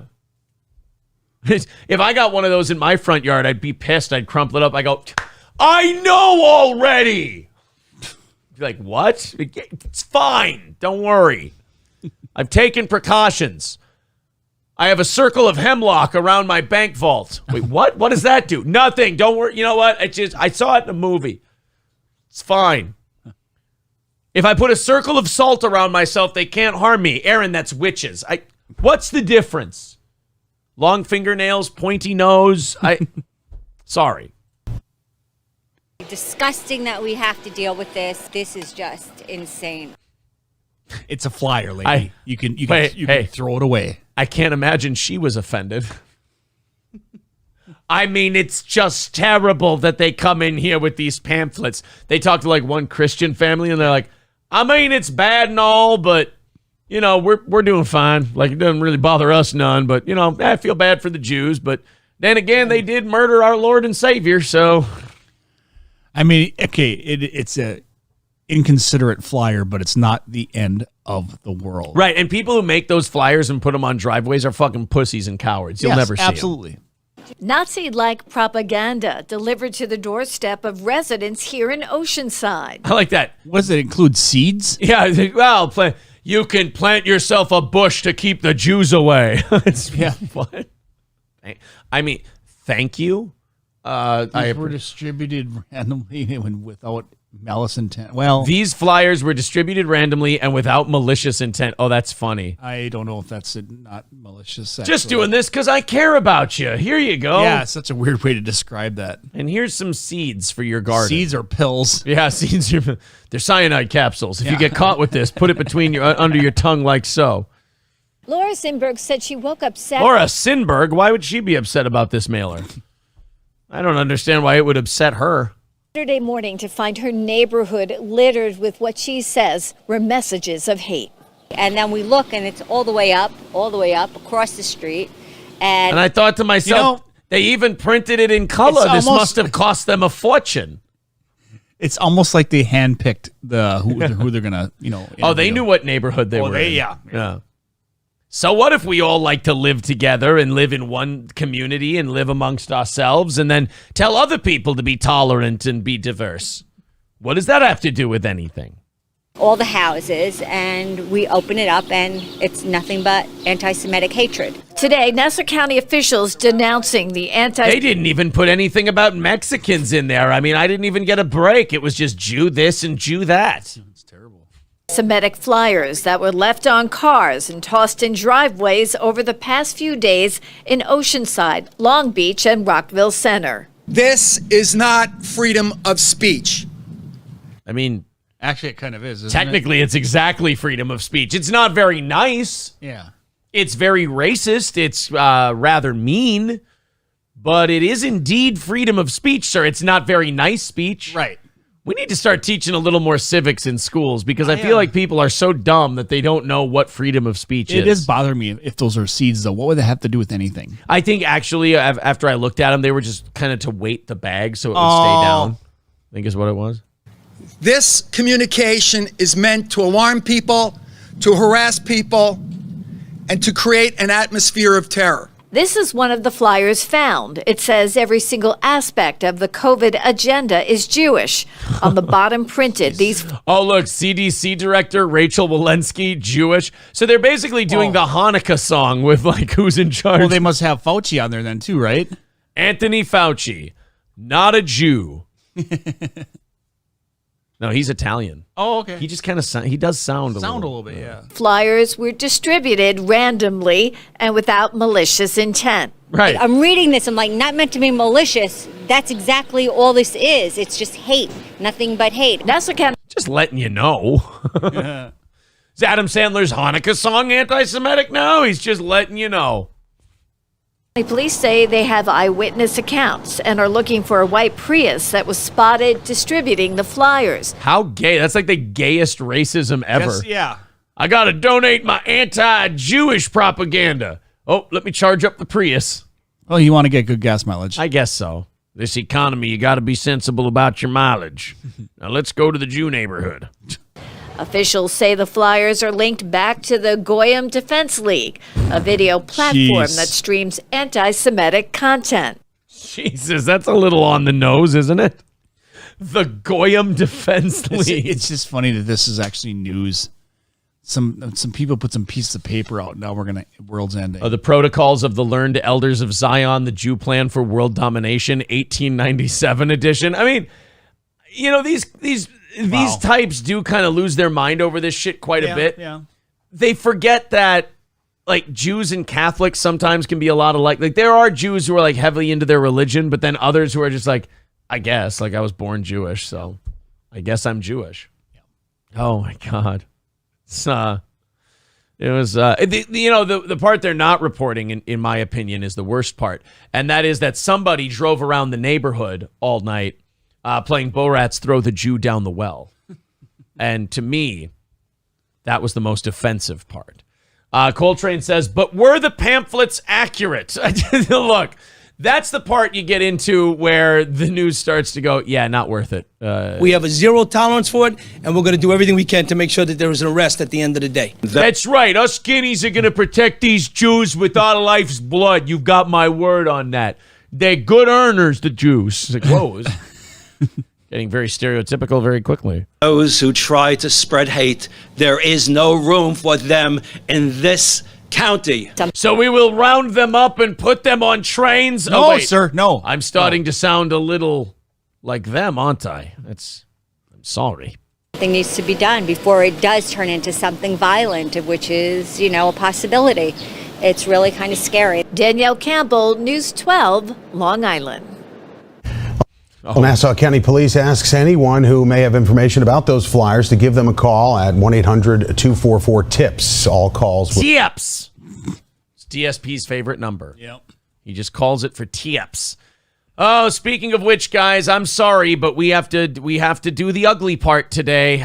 Sorry for doing this to you so much, but we're 2:15 away from that goal. That's a long ways away, and that of course is how we, as we always say, pay the bills. That is how this show stays on the air and keeps everybody here. And we've got about an hour left in today's show, and we've had not a lot of movement in the last hour or so.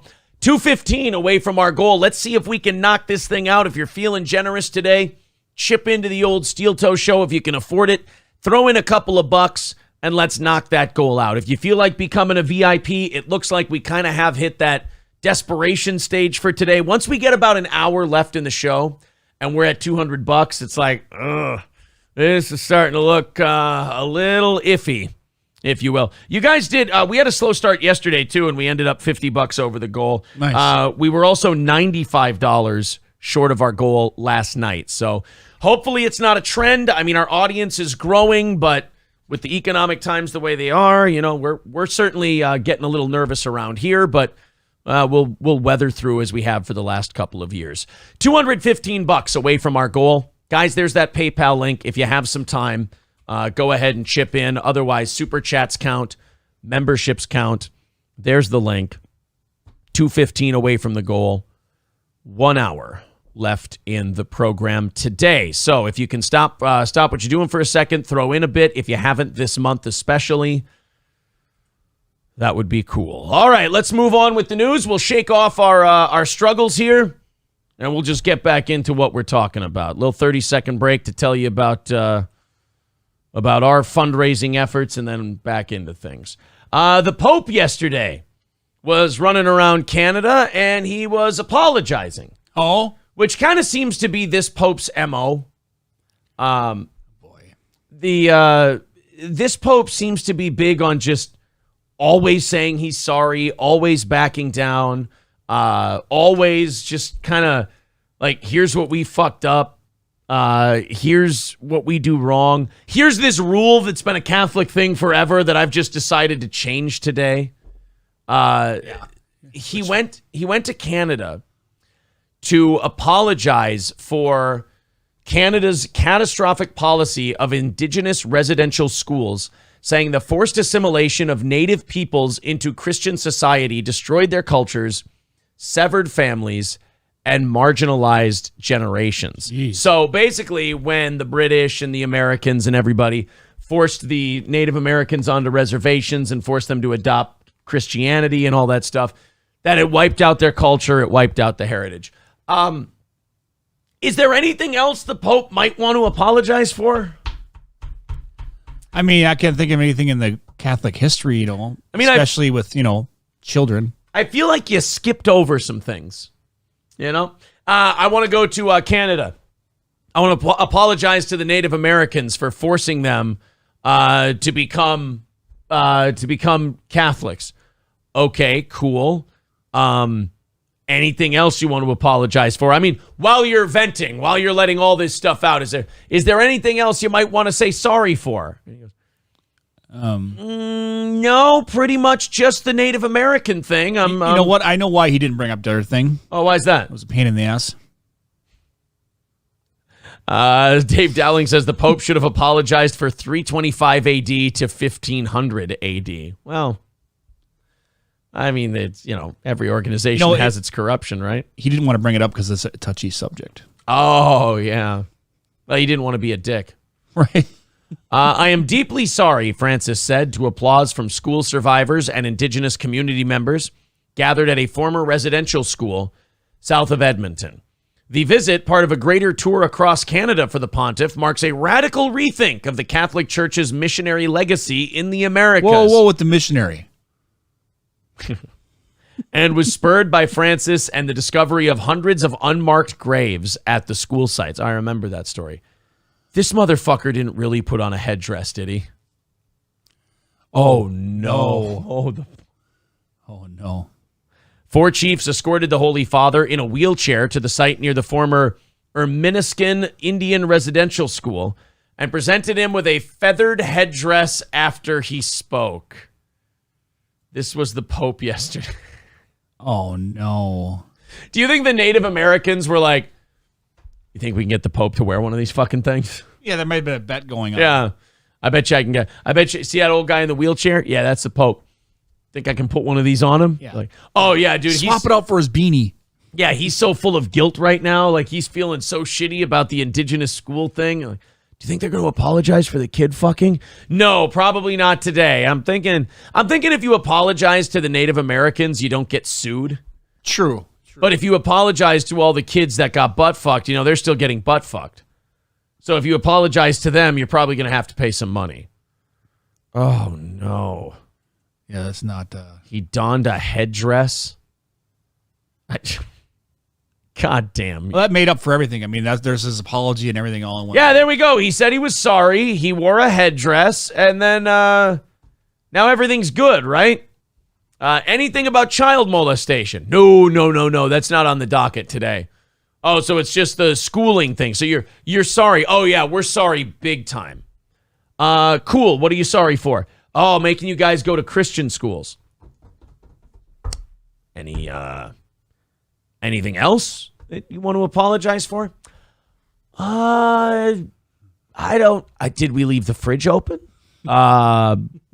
Did we spill and not clean it up? We definitely left something open. I don't know. No, we want you to apologize for the gaping assholes of children you created. Oh, yeah. I've been instructed by my attorney to not say anything. Windsock Wednesday. I thought this was about God. Oh, no. You see, God doesn't involve himself in matters of legalities. And, the statute of limitations is not up yet. And to be between you and me, there might be some more kids going through it now that we're not going to be able to address for about 35 years. And that's if we stop today, which... I'll get back to you on that. I love how this Pope is changing all the rules for everything else. Yep. But when it comes to apologizing for and stopping all the kid rape, nope. Can't be bothered. Oh, man, we're getting history lessons from people today. Danger Bear Wolf Turtle says, you got me laughing the last few times you've been on. Good stuff. Keep it up, Oz. Well, there you go. You made him laugh. Nate says, Oz looks like a good man and a father. I bet he barely ever looks at porn. It's a dick. Dave says Emperor Constantine in 325 AD gave that new church unholy powers that they abused for millennium. Well, you know what, Dave? Take it up with Emperor Constantine. Windsock. They like Windsock Wednesdays. I'll tell you who didn't. The people working for the church. No. I mean, from the kids who were getting windsock to the janitors who had to mop up blood. I mean, none of it was fun. Sir K says, I view Oz as my father figure, never at my home and always disappointing me. Danger Bear Wolf Turtle says, next thing you know, the Pope will accept trans people. Oh, don't try to make a joke as though that's not totally going to happen. True. All right? True. It's a coming. All right, Oz, we're getting some trickles in here a little bit. We got some dad jokes. We can take a break to read some donations. We got a couple. Guys, we're an hour away from the end of the show. We're inside of our final hour, and we are a long ways away from our goal. Thank you to Jason and Callie on PayPal for $5 a piece. Guys, if we could get a bunch more people doing that, we can knock out that now $205 goal before the end of the show so we don't fall behind for the rest of the week. And Wednesdays are typically the toughest day for people when it comes to donations. So let's see if we can knock this down and hopefully hit it and hopefully do a half hour of overtime. And the company that I run here is in decent shape. Oz, fire away. All right. How much room is needed for fungi to grow? How much room is needed for fungi to grow? Yep. How much? As much room as possible. Oh, of course, it was mushroom. Usually they do the reverse on you. Mm-hmm. They do the mushroom thing first, and then they do the fun guy joke. All right, guys, I got to open up these 8 o'clock stories. We got more good stuff coming your way. We got plenty for overtime if we need it, but we are 2:05 away from that. If you feel like chipping in, PayPal link is in the chat. Super chats count. There's $9.99 from Trident. Thank you, buddy. That's going to get us under 200. So we're at 195, maybe poised for a rally here. Trident says, last night you were wondering about gifted memberships. It's in beta, so you need to fill out a form to request that feature. All right. Gordy says Wednesday is tighter because of Josh Denny's employee. No, I think it's a middle of the week thing. I really do. But thank you, Trident. 195 away from our goal today. There's the PayPal link in the chat. Oz, throw Trident one. Why Trident's does Waldo always wear stripes? Why does Waldo always wear stripes? Because he didn't want to be spotted. God, it's harmful. It's really harmful.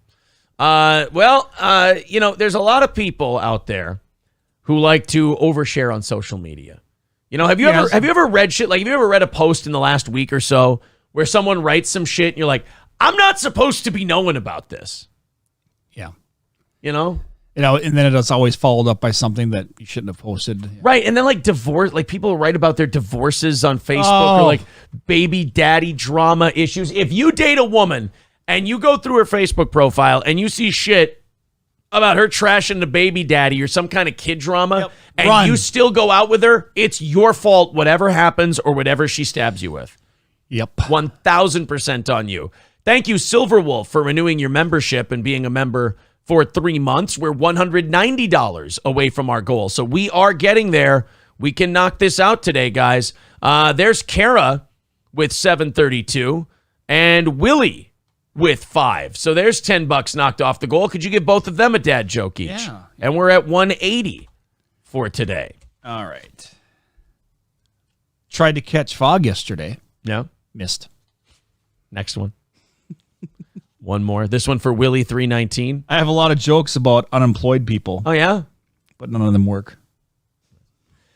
So we have this story where the talking shit on the social media about marriages, about custody, about all of this other shit can end poorly. Because somebody might be getting run down on social media. Because usually what you have is you have one party who's trashing. And then the other party is like, I'm going to stay above this. I'm not going to write on social media. But they're also getting like dragged through the mud. Sure. So people are only hearing one side of the story.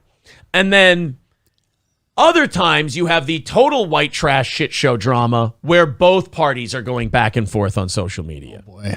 This one is the worst of the worst. A man traveled more than 700 miles to his ex-wife's Chicago home and shot her dead in a murder-suicide after she wrote about their relationship woes on TikTok. Don't do that. Keep it to yourself, because all you're trying to do when you go on TikTok to bitch about your relationship or anything else, attention. You just want other people to tell you how beautiful you are and how wonderful you are and how you're brave and tough and you'll get through this. I'm so ugly though. Yeah, you're just jerking yourself off. That's all it is.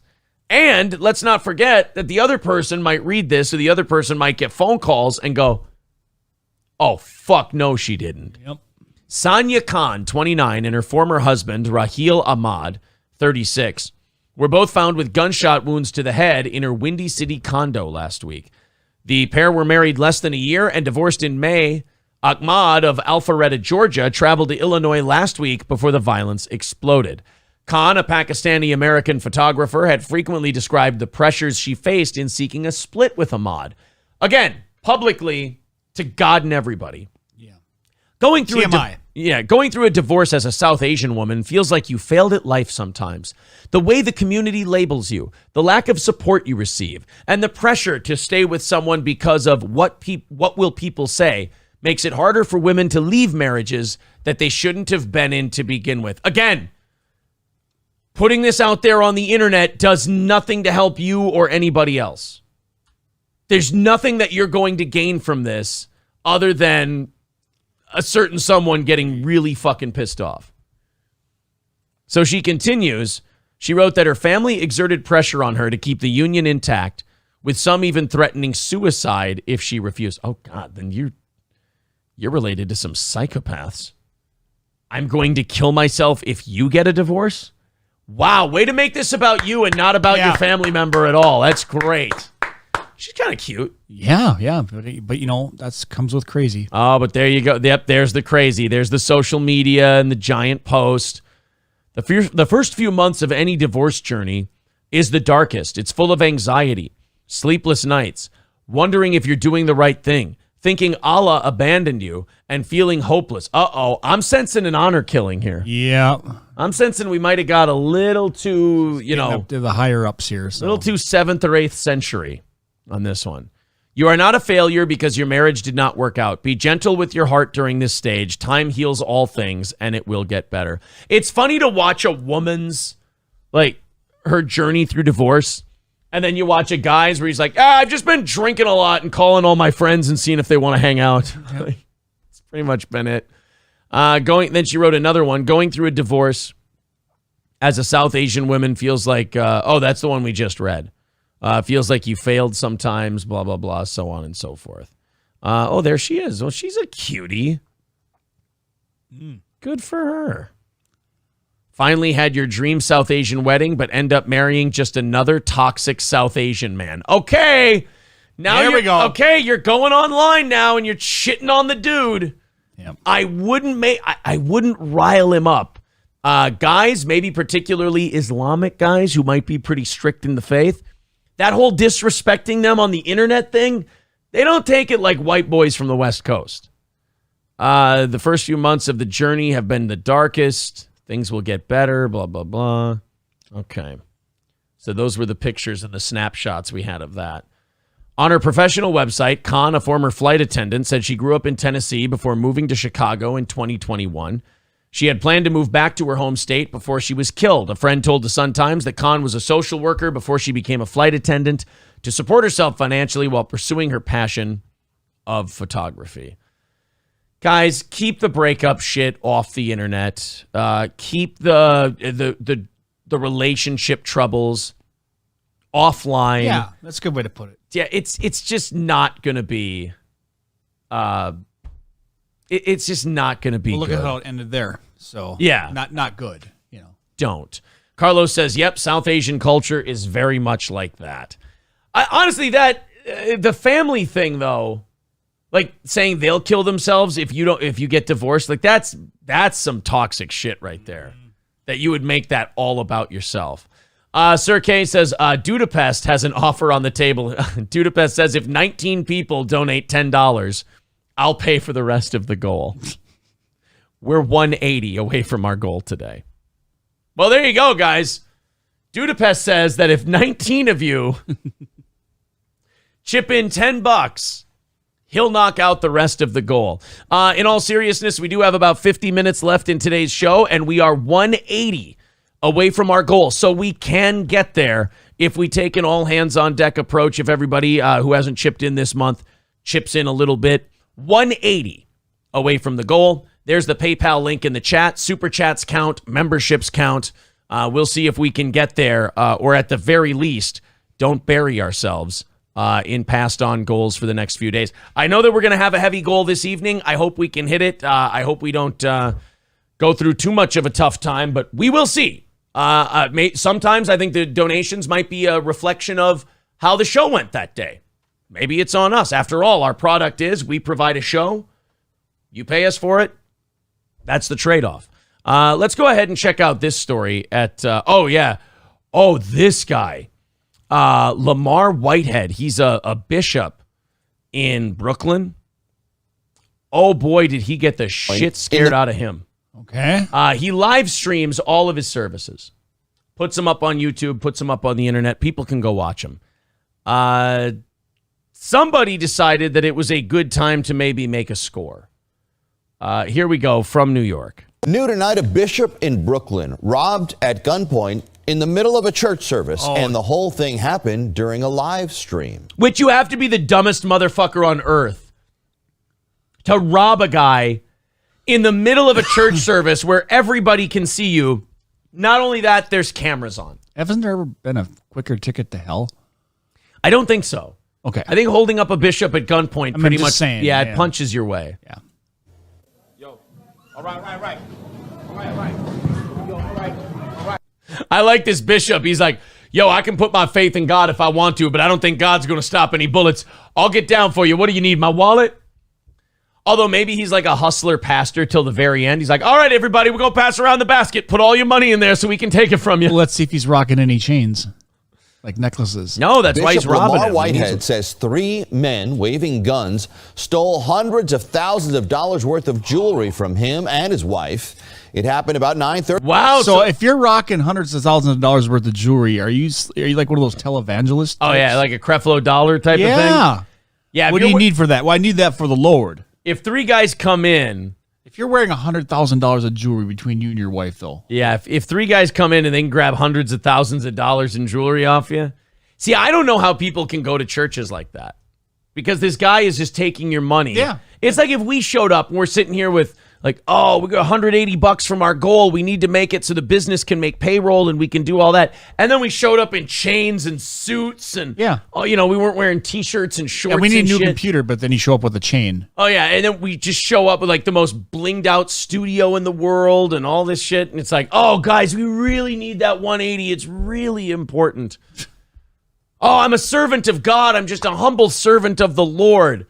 Meanwhile, you can't look at the altar because it'll blind you because his jewelry's shining at you. Yeah, you're also asking for if you're go back to where he goes under, and I thought I saw a huge necklace on him. Like you mean where the shepherd abandoned his flock right away? Steal me, like The literally. whole thing happened during a live stream. Oh, look at that! Yeah. Shit, dude. My God! It's probably got a cross on the bottom of it, with gems. So that's why. He bought that after. That's like having a trailer and putting, like steal me because there's expensive stuff inside of it. He bought that after his first album dropped. Holy shit! All right. That's like that Ace Ventura 2 pendant. Yeah, that he gets. Well, look at how long that thing Yeah. is. So of course they're. It's probably a $50,000 necklace itself. Bishop Lamar Whitehead says 3 men waving guns stole hundreds of thousands of dollars worth of jewelry. That guy's from him sitting and against his the wife. wall there. He ain't doing nothing. That guy's like, maybe if I don't cool. move, I'm maybe cool. if I don't move, They none of won't them will see see me. me. Yeah. It happened about 9:30 this You morning. see, everybody, that is why I wear this jewelry, so it distracts all the robbers so they come to me and it protects my flock. I think he's thinking twice now. You don't see any bling on him at all. No, he's looking very humble in this video. He doesn't look, he's not blinging out at all on this one. Morning at Leaders of Tomorrow International Ministries in Canarsie. The bishop says he worried the thieves were coming in to shoot worshipers. And when I seen them come into the sanctuary with their guns, I would have got down faster, but I was weighted down by all my jewels. So I didn't want to scuff my rings, so I had to get down on the ground real nice and easy like. I told everybody, get down. Everybody just get out. Get down! And then everyone started dancing. Yeah, it was really weird. Dun, dun, dun, dun, dun, dun, dun, dun, dun. It's very Peanuts-ish. Yeah. All right, everybody, get down. Oh, hell yeah, Pastor. Like, no, you dumb motherfuckers, on the floor. Get down. No, on the floor. Oh, yeah, to the window, to the walls. You guys are dead. To the floor and do the dinosaur. Took my watch, took my jewelry, took my... Everybody, hey, open the door. Get on the floor. Wait a minute. Now, everybody walk the dinosaur. Why does court have anything to do with this? Why did they take the jury? Oh, they took the jury? How Yeah. are they going to convict Derek Chauvin? Yeah. I just get out. Took my watch, took my jewelry, took my... I didn't know you got your own personal They found him guilty. Yeah. But they didn't take a witness. Hallelujah. They took my ring. They took my Rolex. I looked at the brothers, said, damn, what's next? Bishop's ring. Took my wedding band. They took... And Why then are they weddings took my banned? They're not They allowed took my anymore? bishop ring. I didn't know they gave out rings at the Holocaust. I didn't know they didn't allow weddings anymore. Bishop's cross. Police say the thieves drove away in a white Mercedes. If Bishop Whitehead looks familiar, Well, they can definitely afford he a ran for Mercedes. Brooklyn Borough president last year. Oh, so he's run for office before. Well, maybe we dress a little lighter for our future sermons. Hope he had insurance. Yeah, just a little lighter for our next one. What do you say? Chops Talk with a $10 super chat says, for the challenge. Well, we certainly have a challenge going on right now. We are 170 away from our goal, and we are 40 minutes away from the end of the show. There you go, guys. PayPal link in the chat. Super chats, memberships, 170 away from the goal. If we hit our goal, we go until 10:30. Otherwise, the show wraps at 10. 170 just signifies the goal we need to hit in order to break even for this show's payroll, budget, taxes, things like that. Oz, what do we got? When chemists die, yeah, they bury them. Oh, you know what? I don't hate that one. That's kind of cute. I like a barium joke. Yes, it's all right. I'm warming up to these shitty, awful, disgusting dad jokes. All right, PayPal link in the chat, super chats, all of that. Go ahead, click it, chip in a little bit. We do appreciate it. If you like the show, $10 a month is requested, but you can do as much or as little as you'd like. $250 in 1 week gets you the VIP package if you want to do that as well. Actually, tonight would be a great night to become a VIP because we're definitely starting the week behind on that end. Danger Bear Wolf Turtle says, I was just going to type that Warren G reference, but you said it faster than you could type it. Yes! Got you, bitch. Here's a creepy little fucker who should probably be DDT'd in the middle of his street. Some kid decided to dress like Chucky. Yes! And scare the shit out of his entire neighborhood. Oh, that's really good. Good for him. No. If That's I find that amazing. kid in my neighborhood, he just gets the living shit beat out of him. It looks really good, actually. I know. And it's like a little kid with a giant head, so it's extra creepy. Can also go for Halloween as Carrot Top, too. It kind of looks like both of them. Yeah, equally scary. Chucky, Carrot Top. Yeah. Chucky might be real after all. That is, if you take a passing glance at these photos, which certainly make it seem like he's alive and on the move. A 5-year-old boy named Jackson has been freaking people out in Pinson, Alabama this month. Boy, you get bored in small-town Alabama, don't you? Play? Roaming the streets for a neighborhood watch that he apparently likes to do in his costume. This according to his mom, who spoke to the local TV station. Okay, no. Fuck TMZ. I got to get... If they talk to the news, kid dresses as Chucky. Maybe he'll interview him, yeah. Yeah, I want the news story on this one. Nope, I don't want shared picture. I don't want an image. I want the mom saying, "Yeah, we love it. We send him to the neighbor's house. He sticks them up at gunpoint." I mean, it is. Here's the scary part, though. You're sending a 5-year-old around town. So how small town is this? You get somebody to freak out to probably pull a gun or something. Yeah, like what? Yeah, I mean that could fuck you up. can't mess around with that stuff like that. People who actually believe that scary movies are real. I can't find any of the news channels that have the actual interview in it. Yeah, all I have is the photos. The same 2 photos. Shit. Well, anyway. Walden and her colleague thought they were hallucinating for a moment. The Chucky, though, wasn't a mirage. He was waiting on the car to pass, staring at them intently as the vehicle rolled by. He's even got the whole mannerism down. Good for him. With a closer look, they saw the figure had taken his mask off, slipped it back on when he'd seen them coming back. We took some pictures of them, Walden said. We thought it was so funny. So it got posted to Facebook. It took off from there. Dear parents of the little boy in the Chucky costume in Pinson, she wrote jokingly, get your kid. I almost had a heart attack. Watch, the mom didn't do this as a joke. She really wanted to fuck with her neighbors. She's like, oh, so they're not taking it seriously, son. Yeah. Well, then I tell you what, we're going to give you this butcher knife. Carry that around and just hold it up as you walk around the neighborhood. Stare in somebody's window. Let these people know that we ain't fucking around over here. Electric Shoes says, one kid I'm definitely sending my pit bull after. Yeah. I mean, I can't say that I blame you. Raven becoming a member for their 3rd month. Thank you very much. What about me? What about Raven? Thank you very much for that $5. And that's going to bring us $5 closer to our goal, which is now at 165 with a little over a half hour left in today's show. Brian M. says, how much for the OG VIP dues? I probably have to re-up. There's no re-upping for the VIPs. But the audience is trying very, very hard right now to patch together that goal. I think it's all been done with small donations today, which is really, really awesome. We've just got 165 to go. We're about 2/3 of the way through our goal today. 9:23, so that means about 37 minutes left. PayPal link in the chat. Super chats and memberships count as well, and we'll give you a half hour of overtime if we knock that goal out. So what happened? Did they hit the kid with the car? Did they fuck him up? Did they take him out? Right. What do we know? There's got to be a story. Yeah, there's got to be some kind of terrible ending. Oh, no, take that bunny away from that kid before he strangles it to death. Yep. We actually got a message from people asking for him to be at their kid's birthday party. Right, because it'll entertain the adults and the kids will be scared shitless. Yeah, I was going to say, that's not a good thing to do for kids. Terrifying for a child. I'm into it, though. Just make sure you film it. Yeah. Someone says, are you going to wear the vest when the goal is reached? Yes, more DSP references. Whitehead looks more like a blackhead due to pests. Jesus. Behind in the chat a little, are you? Oh, man. I don't know if that kid could make a little extra dressing as Chucky for birthdays.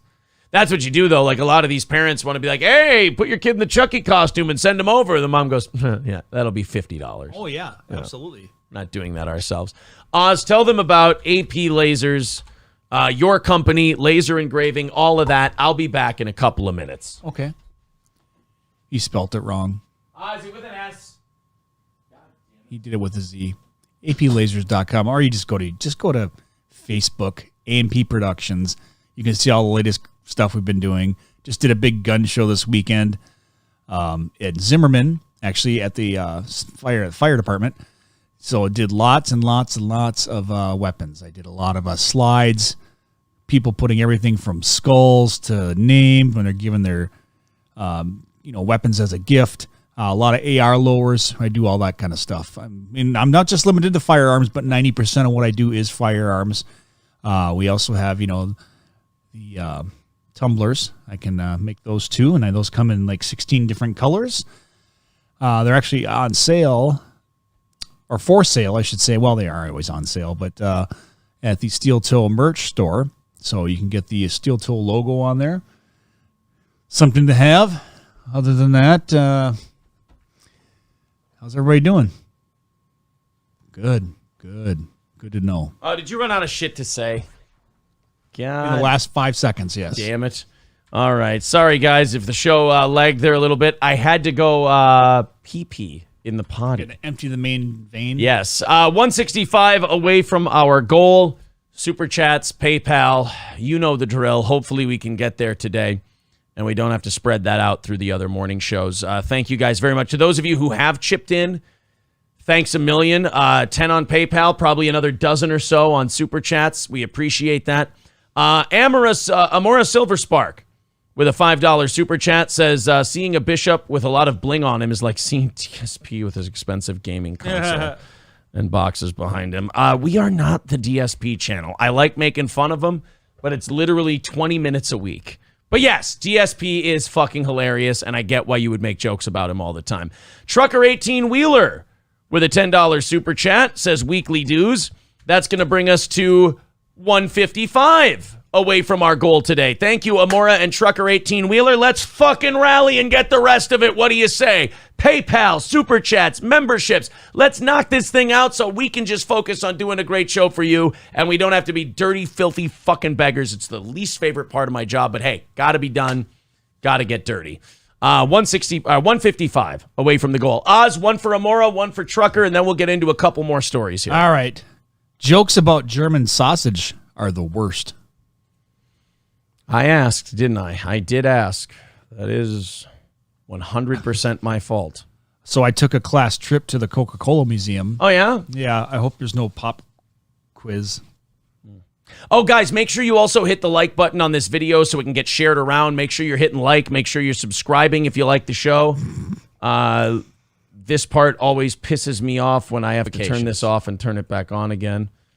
There we go. Hit the subscribe button, smash that like button, and click the bell to get notifications. Midland Armory in Foley, midlandarmory.com for your firearms needs and much more. Midland Armory can deliver right to your door. That's Midland Armory in Foley, midlandarmory.com. And Old Capitol Tavern, 2 North Benton Drive in Sauk Rapids. Delicious menu, great cocktails, 50 beers on tap, 240 bottles of whiskey, and like I said, lunch, dinner, and brunch on the weekends. The best food in central Minnesota. Old Capitol Tavern, 2 North Benton Drive in Sauk Rapids. oldcapitaltavern.com. Dave says you should be holding a shopping cart or a sign that says we'll do dad jokes for donations when begging. Yeah, that word begging it's definitely hack, but I just embrace it because people like to say it. It's like, hey, we do a show, we do some stories for you, and then we go, hey, a couple of bucks, hit that goal. What do you say? Not really begging, but okie dokie. Yeah. I get the funny jokes. Dave says donations are low because you're approaching the begging aspect of hosting with a meager 1/4 attempt at professional begging. Thank you, Dave. Oh. Chop says, let's keep this train going. No dad joke needed. There you go. 145 away from the goal. There it is. Marie says, begging is hack. You're a hack. What's the issue here? I thought Maurice was a fan. I really did. Oh, well. That's all right, buddy. We pissed you off somewhere along the line, I guess. Sorry about that. 145 away from our goal today, so we are getting tantalizingly close. Hopefully we can get the rest of that dropped in the next half hour. This story is fucked. A guy in New York City got hit by a car in broad daylight. Somebody ran him over, launched him into a light pole. And what's something in a nice neighborhood you would expect people to do when they see something like that? Administer first aid, call 911. Yeah, like go help. Right? Go help would be the simple answer. Go out there and help out a little bit. Would you think that it was maybe unprofessional or maybe unneighborly to go through the person's pockets while they were lying there injured after getting hit by a car? Okay, I've seen this in a movie, but not in real life. No. Riz Digga says, hey, can you go through a show without mentioning DSP? I'd fucking love to, Riz Digga. It would be great. It's the chat who mentions it. Oh, my God. I got to say, the chat has been funny in times today, but we have had some really cunty people who woke up fucked up today. That's for sure. Pseudo Tablehead with $10. Dad joke. How do you top a car? Tap on the brakes, stupid. Fucking dumb. Thank you guys very much. 140 away from our goal today. Kraken Slappin says, I was going to give you money, but I just got a call and I got some insurance for my car. Oh, you got your warranty extended. Nice. Very nice. Nice. No, fuck you, somebody. No way. You're not going to get me on that. All right, let's watch what happened in New York City. If you're wondering what kind of a shithole New York City is, Exhibit A today. Oh, first of all, that hurt. That hurt. He's going to be messed up from that. Oh! That pole's not moving. How many broken things are on him right now? 10. At least 10 and broken probably things. A couple superficial cuts, stitches. Yeah. If you hit a foot or a hand, you're probably looking at about 40 broken bones. Yeah. Oh. So now that guy hits him. He's out. And watch this part. Oh, my God, man. Are you okay? He's going for the wall. Can I help out? Are you all right, man? That looked like shit. That looked like you got fucked up by that light pole. Oh, man, here, I'll call 911. I got my phone out. I'll take care of it for you, buddy. You just sit tight. You're going to be okay, all right? No, he just took his fucking wallet and ran off. Dude, that's so like look. Vultures. Look, here's another angle. Oh, you all right, man? You okay? Check his pockets. Oh, let me check your pockets, buddy. Let me see. You know what he's probably doing? He's looking for like an insurance card or like medical information. Oh, absolutely. Yeah. So he can tell him, if he's got any medical needs or he's allergic to any medicine. Yeah. The name, sure. Stuff like that. He's probably just trying to help. Yeah. It's not like he's going to run off as soon as he took his broken body. Like, if you get hit like that, you're not supposed to be moving. Yeah, no. So they flip him around. And so this he can guy get in his just other pockets. He flipped his body over so he could check his other pockets for shit to steal. This city just needs to be blown up and start over. Leveled, yeah. going through his pockets and then taking a man who just took a shot off a car and God! He broke every other new bone in his body that wasn't broken before. Look at that. Bam. So you just went through that, and now you got to go through this shit. Talk about insult to injury. Right? Oh, you know how much damage that caused? Just Hit the subscribe button, smash that like button, and click the bell to get notifications. What are you holding? Were you holding? Do you know how much damage it caused just for him to Yeah, I do. roll him like that? Oh, my God. Someone says, I'm hurt just watching that. Yeah. Trident points out, always look both ways when crossing the street. Right. Yeah. Right. He's trying to find out if that was his daddy. Come on with the fucking daddy jokes. I think we've worn him out today. He didn't take his wallet. He took his shoes. Oh, well, then in that case, I mean, not as bad as I thought. That's the only thing they were missing. Maybe he didn't have nice kicks. Small Town Gal says that's the same car that came back to search his pockets. Oh, did I miss that? It looked like the same car. Oh, I thought it was a light car that hit him. It's like, so maybe he probably intentionally hit him then. And it was a dark car that that robbed him. But here, we'll watch again. We'll take a look. We'll take a look. See, yeah, and see. Whoops, sorry about that, guys. Here we are. Oh yeah, it was a dark car. Oh, it was. It was the same sack of shit.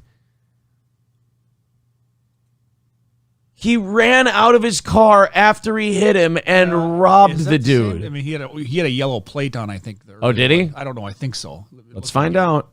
See, that's a yellow plate. Yeah, that's a... Oh, that car took off. Yeah, that is a different car. Okay. Yeah, that's a different vehicle altogether. It did look similar, but yeah, different plates. So a different guy did drive up and then robbed him. And turned him. That turning him over, dude. You just hear bones crunching when you're moving because they're already broken. Oh. Yeah, you're just hearing the fractures all snap. The criminal wasn't paralyzed. He is now. The criminal who clipped this guy ran a curb at an intersection and sent him flying, then ditched the scene. Meanwhile, the people in the area didn't call the cops or film the criminal's license plate, but instead ran over to steal the victim's valuables. Can you fix that city anymore? No. Like, I know that new mayor is like, oh, come on, crime's really bad. We got to focus on this crime problem. We got to get this taken care of, you guys. Rah, rah. We can do this. But I don't know. Too much GTA. I just worry that it might be too far gone. That's very true. In New York. That sub button is getting harder than that dude in the car. Sub button is getting hit harder than the dude in that car. Oh, okay. Thank you, Whooper World Order. Give the show a month and then see if you want to start contributing regularly to the program. Hit the subscribe button, smash that like button, and click the bell to get notifications. That man is just dead. No ifs, ands, or buts about it. Yeah, I wonder. It doesn't say in the story if he died or not. It wouldn't surprise me if he was. He's not walking again. Yeah. Well, it's crazy. They stole my wallet. It was a nice one. Turns out he had the rest of his days sipping through a straw. Yeah. Two things never happened again. That man never called 911 again. Yep. And that man never walked again. KF does say last update, that guy was in critical condition. I don't know. I wouldn't be surprised if he didn't make it. Yeah. That's for sure. Dave says, why do people say smash the like button? It's what the kids say. It means hit it hard. It means you see that thumbs up? Click it with some gusto. Give it some gas. Dave, come on. Don't just click it like a fucking bitch. I mean, really lean into that thing and hammer it. Smash it. You've got it. I mean, do you need to be told again? Hit the subscribe button, smash that like button, and click the bell to get notifications. Does he look like a bitch? And we're 140 away from our goal today, guys. So we got 20 minutes left in the show, and we're close to that goal. With a few more of you chipping in, we can hit 140. Jeff says, what's the money for? Real question. Our money? I got this guy working for me. I got Johnny working for me. I got Corey working for me. I got April working for me. Taxes on a business are a fucking bitch. We have prizes that we give to the audience every single month. I mean, do you need to know all our expenses? The electronics expenses? It's in the 5 digits every single month. the expenses for this show. So I don't look. You guys have the generosity of giving this show money and keeping it on the air, so I have no problem telling you what we have to spend that money for. I'll tell you this. I take a salary from the business. That's it. There's no extra anymore these days. Since gas has gone up and food has gone up, there's paying the bills and maybe having a couple hundred at the end of the month to save up if we ever need new equipment. It's the dog days for Steel Toe. Never had more people watching us, but just when you run on donations, you're kind of a slave to the economy, if you will. So I hope that satisfies you, Jeff. I hope that's a productive answer and that helps you. One thing I do want to tell people who might be new to the show, it's not like these other fucking internet worms who just take all the money and go, mine, and just put it. We have a corporation.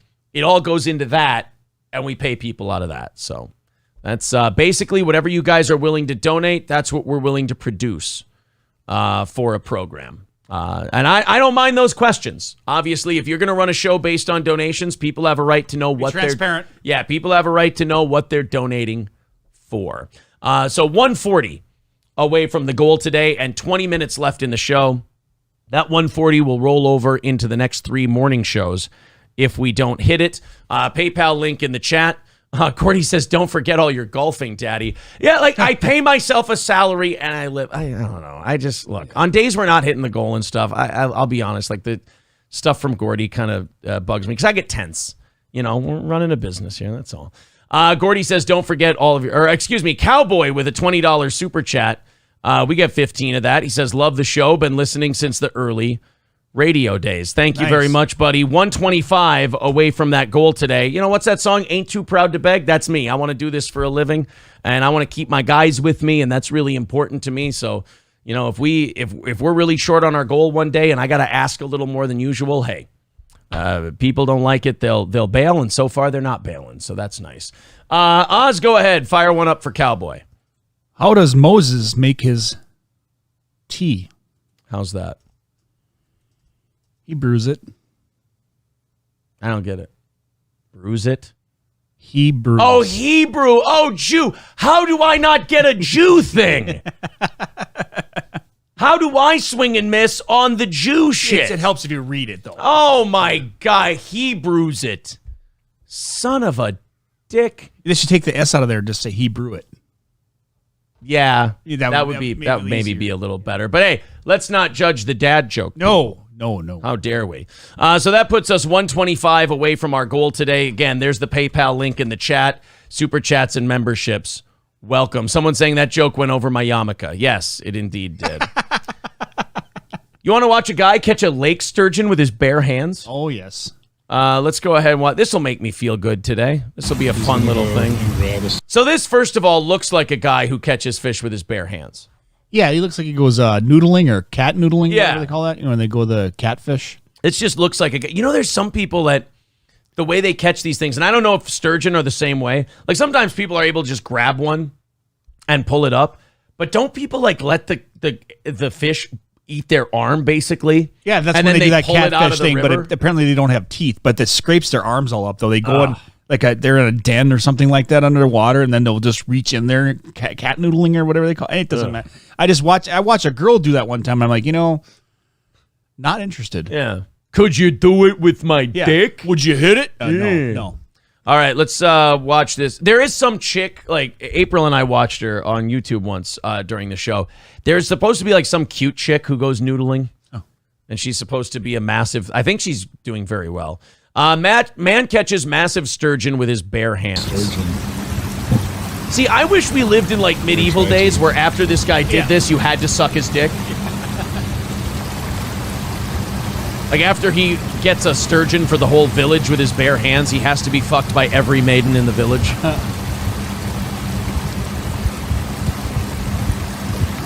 Look at this shit. Easy.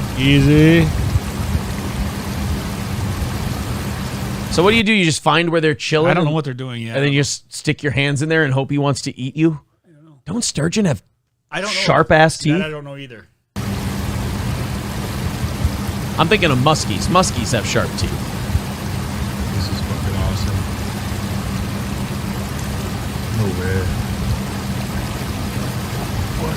Get the fuck. He grabbed it by his ass? Oh my god. Oh my god. Damn. Got bigger balls than I do. Do you know how much of a fucking animal you are to do something like that? He basically stuck his finger in this fish's asshole, grabbed it by the hips, made it his bitch, and pulled it out. Wow. Our sturgeon, you and I, neither of us are like model fishermen. I don't know anything about fishing. But like, are sturgeon good? Can you eat them, or are they like muddy dog shit fish? I'm sure there's somebody in the chat can answer that. Look at that. Is that an eaten fish or is that a mountain fish? Big boy. Ooh, he wants out of there.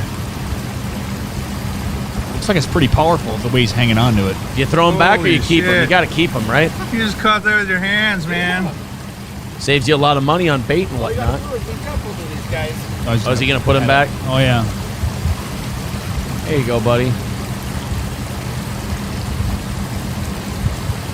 At least he can breathe again. Jesus, caught himself a dinosaur in those waters. Wow. Let's see what the chat knows about fishing with your bare hands. Small sturgeon, not impressed. Suck a dick. No rough fish. Sturgeons are good. Sturgeon are very good. They are good to eat. Okay. And he did it with a cig in his mouth, right? Bears can slap the fish out of the water. If it's pregnant, he can make thousands. King Kong Dong says, Aaron knows more about the hood than fishing. Well, I am streets. Yeah, he did. He had the cigarette in his mouth, and he was able to catch a sturgeon. Remember that guy who saved that dog from the crocodile and came out while smoking a cigar? Oh, yeah, that's right. He was smoking a cigar, yeah, and he took on a crocodile and won. They're saying Hannah Barron is the chick who does fish noodling. All right. Let's see. Let's see if I get catfished by her. Yeah. Oh, she's the one who looks uncomfortably young. Catfish noodling, how to clean them. Now we want to watch you. We want to watch you catch them. We want to watch you cook them. River fishing for. Okay. So her. Here you go. Yeah, that's a pretty fish. He's skin up. I see he's bleeding. Okay, I love this guy. First of all, I love the narrator guy. Hey, do you think they filmed at this angle for a reason, Oz? Yeah. I need you to wear as little as possible. Yeah. Now, I want you to be comfortable when you're in there fishing for catfish. Do you think they know how to get clicks? Do you think if this guy was the head of the channel, do you think they'd get as many views? Yeah, exactly. I would. I mean, don't get me wrong. I would watch more of it. Sure. If it was a guy, hey, man, you gonna catch some catfish? And some old-looking fuck is down there fishing. I would watch that all day. This, in a weird way, almost makes me feel pervish. Watch it because I know why everyone else is watching it. Oh, is it? Did he get out of it, you reckon? You catch a catfish yet? Catfish? I thought I was supposed to be taking a shit. Did you just see his foot in his mouth? I mean, you know what? I think they stick anything they can find in those fish's mouth to get them up there. You want me to keep my foot in here? Till I get back in the hole. No, just put it in my asshole, honey. That's all right. Like I would. It's a pretty good hole here. We fishing with the legends now. We got the legends right here. Look up here, Jeff. That's the legend right there. Imagine you're a legend of catching catfish with your feet. He'd be proud. Yeah, I'm a legend in these parts. Oh, yeah? What is that? Are you a surgeon or anything? No, I stick my dirty athlete's foot in a northern's mouth, and then I pull a catfish's mouth, and then I pull it up with my leg. You know what, though? That would score you an 8 at Corky's. Yeah. Get you handy at the truck stop. Yeah. If you're catching catfish with your feet. Yeah. Oh, can you catch me with your fishy fingers, mister? I'd like you to take your catfish fingers and shove them deep in my love box if you could. I bet you the ironic part, I bet you this chick doesn't fuck anyone who goes near fishing. Like any of these type of guys. Yeah. Doesn't go for any of them. She's dating some like computer programmer. Yeah. All right, Mark. You still got one. You still got one. Yeah, that's me right there. But the fish is just right. He's running his hand up her leg. Like, oh, that's you right there. Sorry. You're all smooth like a fishy. Are you sure that ain't a catfish? Those are my tits, Jason. It looks like his arm's right across her. Right in front of the pole, I mean. Well, I mean, I ain't catching a fish, but something sure smells like it. I love that fishy smell. Yeah, I stepped on his head right there at one point. Jesus. I spread my toes out. So She said, what is she in a fucking Reba McEntire cover band? Yeah. Jesus. You can't. She got about a 16-inch spread on them feet, man. It's unbelievable. Well, you should see my pecker, Hannah. You think a 16-inch fish is impressive? Wait until you've seen an 8-inch dick. And I'm a girthy sumbitch, too. Like, how many times does she have to yell cut and go, guys, can we keep this to fishing, please? I get it. My tits are out, Take okay? 37, yeah. I'm fucking working here, boys. Y'all got to see that. Look at her pull. This guy could absolutely be filming this guy fishing. He is just locked in center of the video right on the tits. No, you can see what's going on there. Oh, he's going under. I thought she was going to go get it. All of a sudden, she goes, oh, my pussy. Oh, what the fuck are you doing? Sorry, I nibble like a northern do. Sorry about that. I do that motorboat effect because it drove the women crazy in the Skinner days. They get ready to go, buddy. They tough, ain't they, Jeff? They get ready to go, they'll go. I think you got it. You got him? Comes up with a dead body. Oh, yeah. He's like, I brought y'all something. He's still wearing his rings. Feel like you got him, Goo? I can't tell. Killing me, boy. Ooh, them hurt. Sure can hold his breath a long time. Yeah. Oh, has he got one? I believe you got a fish, don't you? I got it. Pulls out his dick. Oh, yeah. But I just got two hands in the front of his mouth. He ain't no real big one. You want me to grab his tail? You grab him by the tail, Goo. Let's see what he looks like.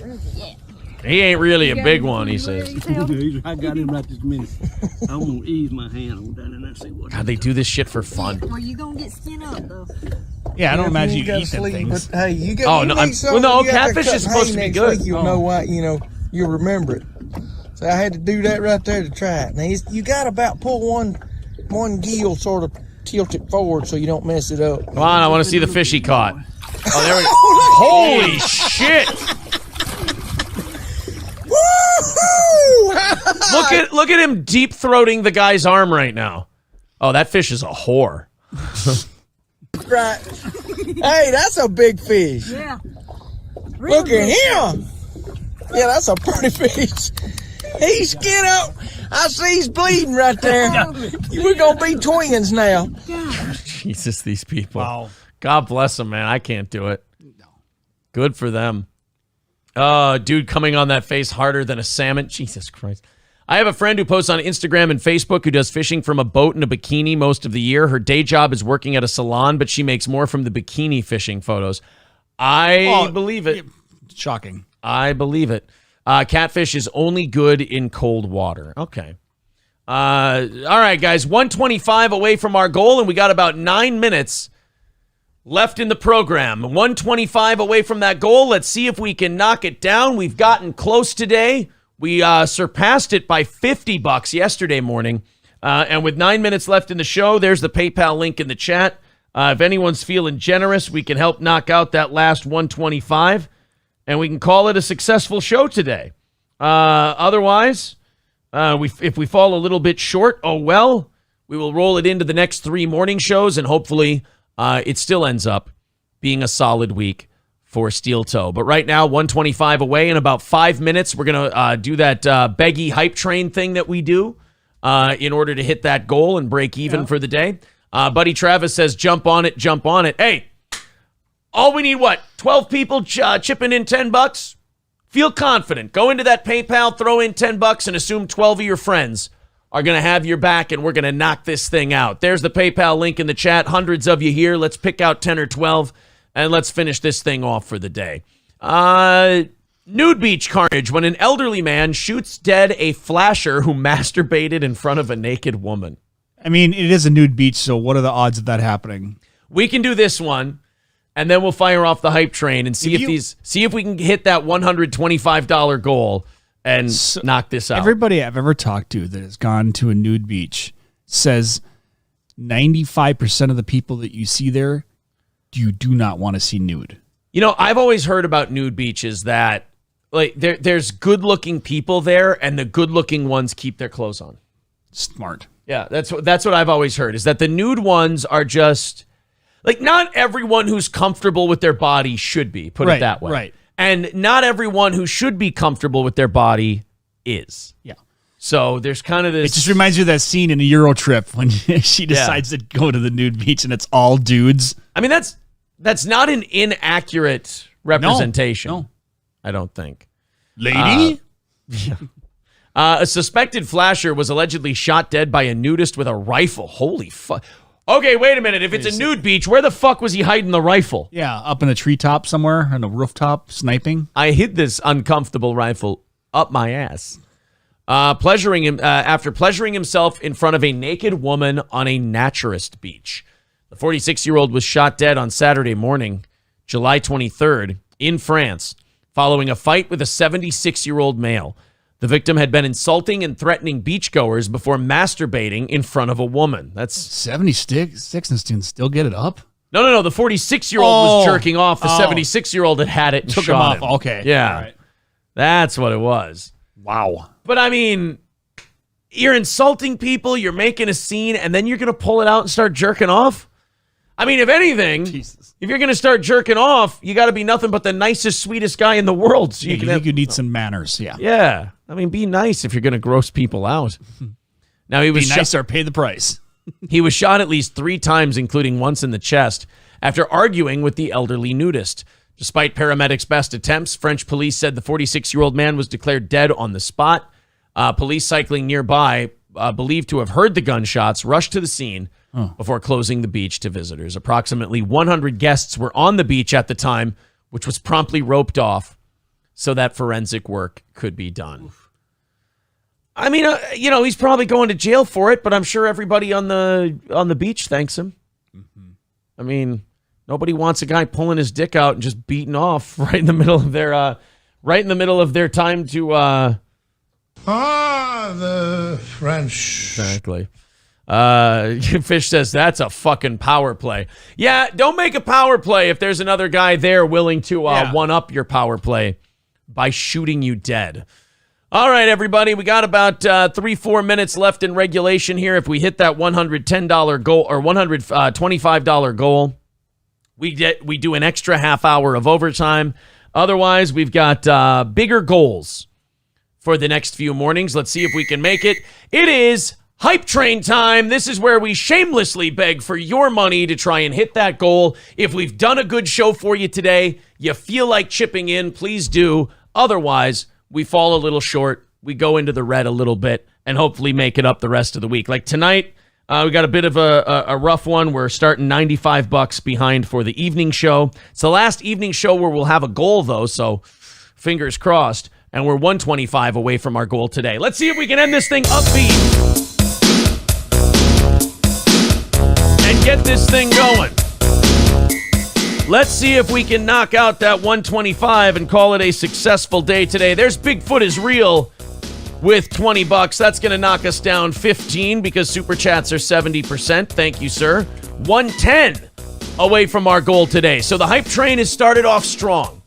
Buddy with $20 in the PayPal. So we're at 90 for the goal today. Thank you guys very much. We're getting there. Let's see if we can do something other than VIPs just coming and bailing us out. A few more $20 drops or a couple handfuls of $10 drops or just a few new members. And we'll be able to knock this thing out. You got this, guys. Couple minutes left in today's show or a half hour of overtime if we can get through this $90 here. You can do it. Thank you guys so much for being supportive of this show. I know we have a big staff. We have for a show our size, we have no business being able to do the things we do, but it's all because of your support that we're able to do them. And right now we are just $90 away. So worst case scenario, we add $30 onto the goal of each morning show.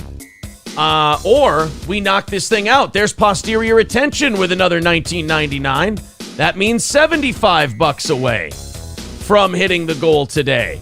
And we've got another about 2.5 minutes left in the hype train.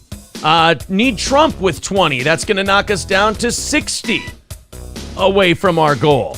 We're getting there. Thank you, Need Trump. He says, here's a donation to your electric bill. That's the electric bill gets paid out of the salary. That gets paid from me over here. I can't throw anything more things onto the business budget.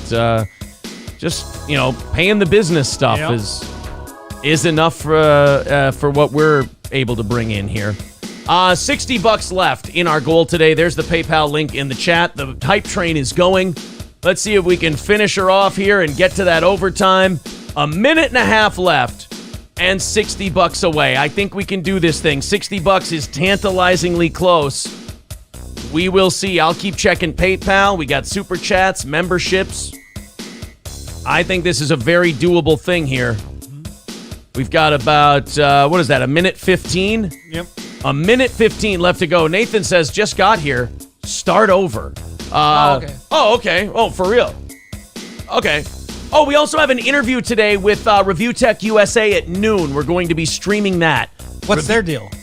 He's the guy who tried to give DSP his computer. Oh. He's also a YouTuber with a bunch of this will be subscribers. interesting. We'll talk about his channel.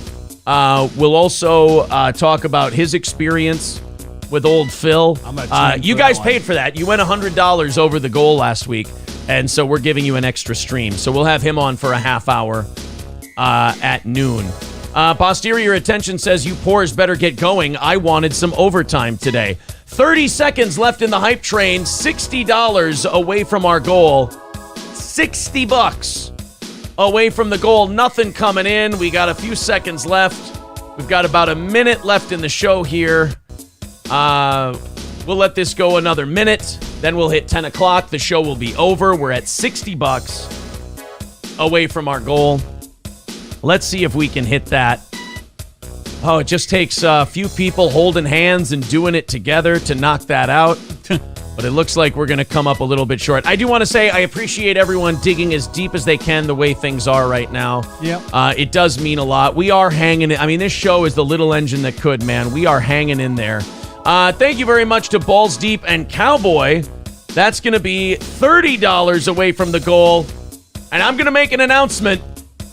Overtime will be done on credit. We're doing overtime on credit today.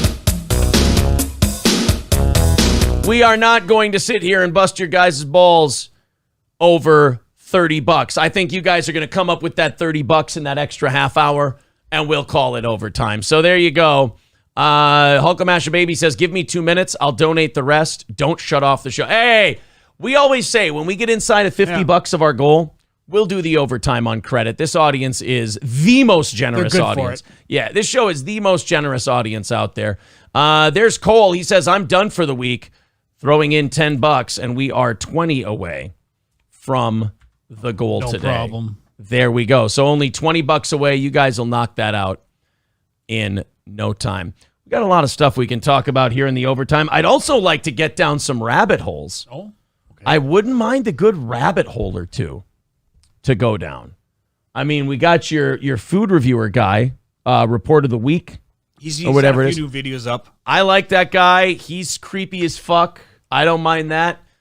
We got some. Oh, we were going to Rube Waddell. We were going to watch that Rube Waddell thing that somebody sent to me. Oh God, we might want to watch the newest Ryan Long video. Okay. How to get rich with Nancy Pelosi's husband. Oh no. Oh boy. KF says Review Bro is a good dude. I don't know, man. He gives me the fucking creeps, but maybe he is a good dude. Matthew with $30. Thank you, buddy. There we go. It is over. We have hit our goal and surpassed it by $10, and I'm going to cheat and throw that extra $10 to the evening show tonight because we're at $85 over under for yesterday. So I'm going to throw that over to the evening show instead of tomorrow's morning show, if that's all right with you guys. Thank you very much. And remember, this show runs on donations. And sure, it's annoying listening to us ask you for money in the last 5 minutes of the show. But also, anything we ever go over, we end up, transitioning it or moving it over to the next show. We don't just pocket it. Yeah, Maurice wanted to get back in. He's upset that he can't listen or can't engage in the chat anymore because he was being a dick. Oh. What did he say? Did I hurt your... hey, Four Eyes, did I hurt your feelings? Hypocrite. No, you didn't hurt my feelings. You were just being a dick while we were having fun. Like, and if someone's in the chat being a dick while we're going through the chat and chilling with our audience, then we're going to just kind of get you out of the way. It's not that you hurt our feelings, Maurice. It's that you clearly don't like the show, and I'm just helping you out.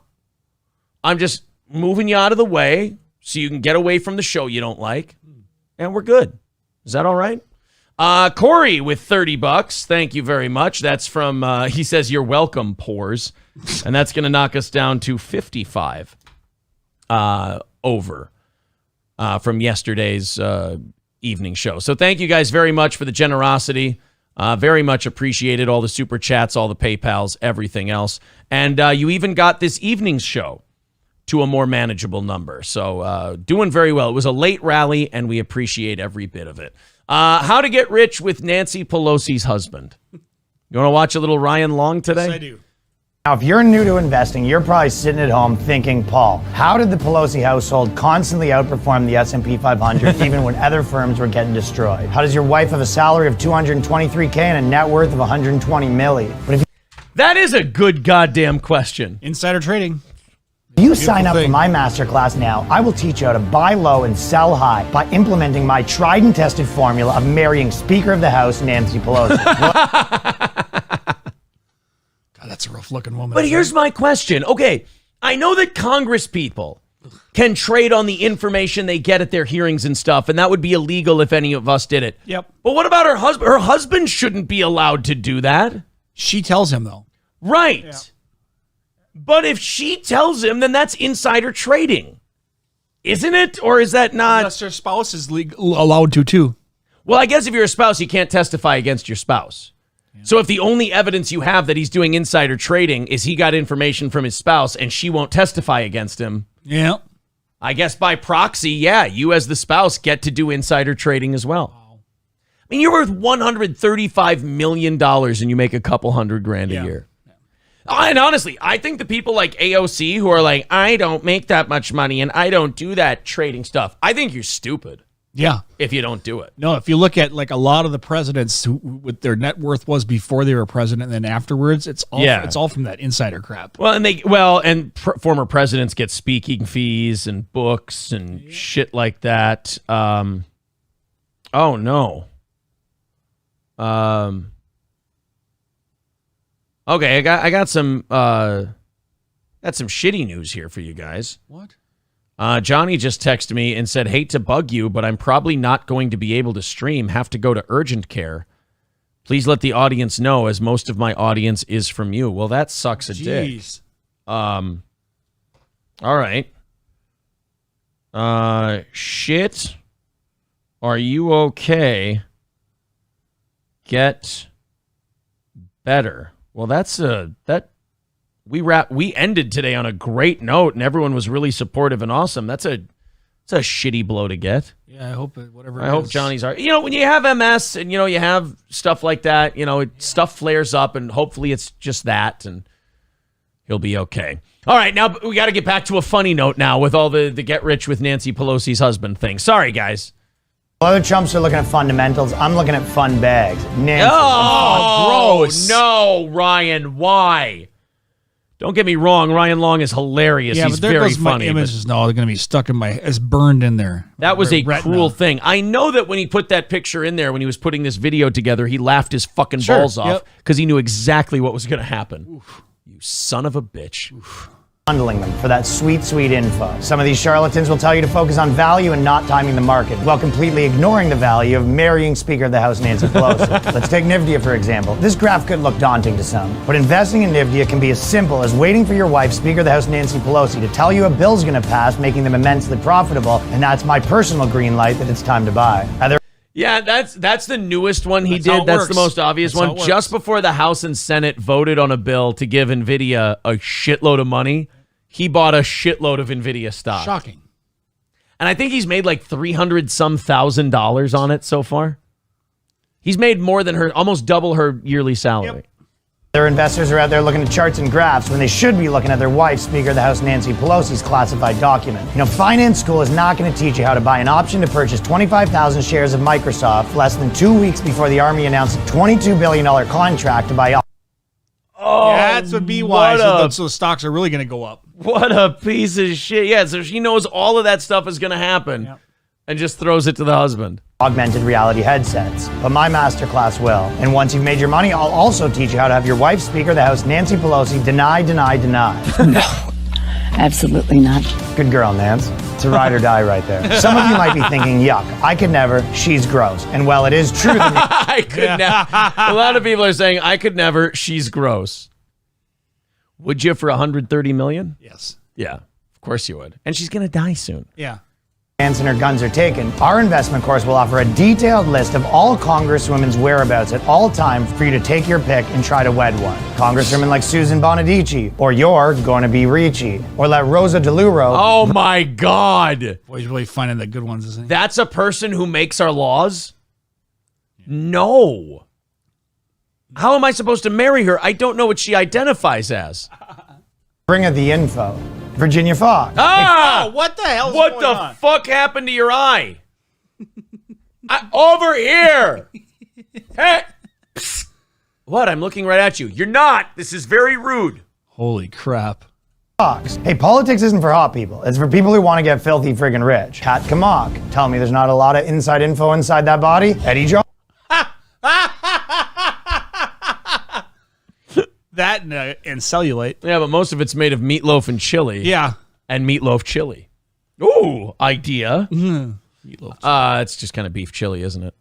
Johnson. All right, okay, this is not great, but I promise you there's some doable ones. Marcy Kaptur. You couldn't for 100 million. That's not helping. None of these are doable, Ryan. You couldn't, that's not going to work for 100 million? Listen, if you're fine with underperforming the market, just turn it off right now or you can forget we even spoke. Nanette Berrigan. You could get inside. Yes. Okay. That for some inside info between me and you, right? It's Lauren Boebert. For some inside info. Hey, there's Lauren Boebert. Although we do recommend Democrat congresswomen, the media goes a little easier on them. Got in a little Dewey situation a little while back, and Nance took care of that too. The bottom bitch. There's lots of snake oil salesmen out there like Warren Buffett trying to give you what they call traditional investment advice. Warren Buffett says invest in what you know and nothing more. With our methods of marrying Speaker of the House Nancy Pelosi or someone similar, what you know will now include inside info affecting companies' profits. He's doing a good job. He's awesome, man. He's very funny. Warren says when you buy a stock, plan to hold it forever. Well, we plan to hold stocks till your wife, Speaker of the House Nancy Pelosi, has information that will negatively affect the company. Trading stocks with my formula is like going to the casino and the dealer is Speaker of the House Nancy Pelosi and you're married to her. And there's no congressional oversight. The question is, how bad do you want to get rich? Listen, before you go get rich using my patent... All right, that was Manscaped down. Well, if I use Manscaped again, I will use Ryan Long's promo code. I like to support those. Yeah. That. Oh my God, Lacey Ann with a $50 super sticker. My goodness. Lacey, unbelievable. Thank you very much. Well, we're starting the evening show just $20 behind our behind Monday. So you guys have almost completely made up for last night's evening show. Remarkable. Thank you guys. Appreciate it. How many? Oh, wow. So Maurice has a shitload of names and he keeps coming back with them. Okay. Pissy Eyes. Pissy Eyes, if I donate a wheelchair to the handy cripple. Oh, wow. He's not taking this well. Maurice, what's wrong? Maurice. Now you're just right. All right, here's the thing. The next one that Maurice writes in with, that's going to be his name forever. Oh. And we're going to see if Maurice sticks to it and he's cool. Because he's a big fan. Okay. And he really wants to be on a part of this show. He just realizes that he fucked up a little bit and now he's being very bitter and angry about it. So right, let's see where this goes. Let's see if Maurice can behave himself. Well, White Power Hour probably had to go. That's fair enough. Yeah. All right. Let's let Maurice come back in. See if he behaves himself. King Kong Dong says, Mr. Imholt, is the prize show tomorrow evening? Yes, the prize show is tomorrow evening. If you're a member or a VIP, you are automatically entered in a $100 drawing. Yeah. So if you want to become a member now, tomorrow night, you get a chance to win $100. Also, if you become a member during the prize show, that counts as well. Why You Mad Bro says, I win. Leave it. Leave him. Leave him. Leave Maurice in. I want Maurice in. He's learned his lesson. I love how he says, I win. We're letting you back into our show and you win? Tell yourself whatever you need to do. I believe you win would be you leaving and telling us to go fuck ourselves, but you begged and begged and begged to come back, and then we took you back. Sorry, buddy. Winning. If that's winning to you, cool. He says, just love the hypocrisy. I mean, do you? Because it's not really hypocrisy if I do it. You see, I'm a dictator. I'm in charge. If I wipe people out just for looking at me funny, it's not really hypocrisy because I get to make the rules as I go. It's really fun. You should try it. Start your own show, and then you get to make all the rules, and then really jealous people in the chat get to bitch at you for it. Said as soon as you mention trolls, you lose. I never lose because I run this bitch. Aaron, will you take a dead Nazi shot on next Saturday? I mean, I prefer mine alive, but what? No, not at all. Did you want to do one for for Lacey Ann, who threw in $50 to us, which is incredibly generous? This girl said she recognized me from the vegetarian club. Oh, yeah? Yeah. But I've never met her before. Ew. Lemmy says, as soon as you mention inevitable things on the internet, you lose. What a fucking chode. I know, like, trolls who don't do well have these little rules so they can mask and cope with the fact that they're not doing well. And it is fun to watch. Like, we just played with Maurice until he created 10 new names. And we just puppeteered him. And we went, all right, let him back. And he's like, oh, I'm back now. I won. And we're like, son, you're still on the puppet strings. You're still like this. All right. So we have Ron, not the Pride show. The prize show is coming up tomorrow night. Prize show. So there's no goal on tomorrow evening's show. All right, I got a couple of stories we can still jump into today. Nick Cannon just had his 8th kid with the 5th different woman. And not only did he just have his 8th kid with a 5th different woman, but he also is waiting on his 9th one. So the cannon's loaded, huh? To be born. Yeah. Nick Cannon, he's fucking busy, man. Yeah, obviously. He is a busy man. 8 kids, looking at number 9, and I think the 9th one is from one of the same women. So he has wait a minute. Repeat customer? I don't know if he has. I think he has a repeat customer with Mariah Carey. Oh. But I think that might be his only repeat. Wow. TV host Nick Cannon has become a dad for the 8th time, just weeks after he joked that he was helping to fight the underpopulation crisis by fathering 9 children with 5 different women. The 41-year-old welcomed his 8th child, a baby son named Legendary Love. He's got to be pretty busy. That's a lot of birthday parties to go to. Do some people just have kids so they can have like a decoration? Like, do some people just have children trophies? Yeah. So they can have a fuck trophy? Because you don't name your child Legendary Love. Legendary Love doesn't become a famous lawyer, politician, attorney, accountant, CEO. No. All right, ladies and gentlemen, to discuss this quarter's earnings, we have Apple CEO Legendary Love Cannon. Hey, how can I get my kid to get his ass kicked every day in school? Name him Legendary Love Cannon.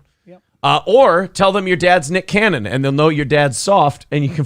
Actually, you know what? People got to stop saying that shit about Nick Cannon, because actually, Nick Cannon went on a podcast. I think it was his podcast or somebody else's, and he was talking about how, like, the Jews don't want black people coming up, and they've been... Farrakhan warned us about all that, and this, like, he got like Malcolm X-ish on a podcast one time. Okay. And like they wanted to take everything away from him. They wanted to fire him.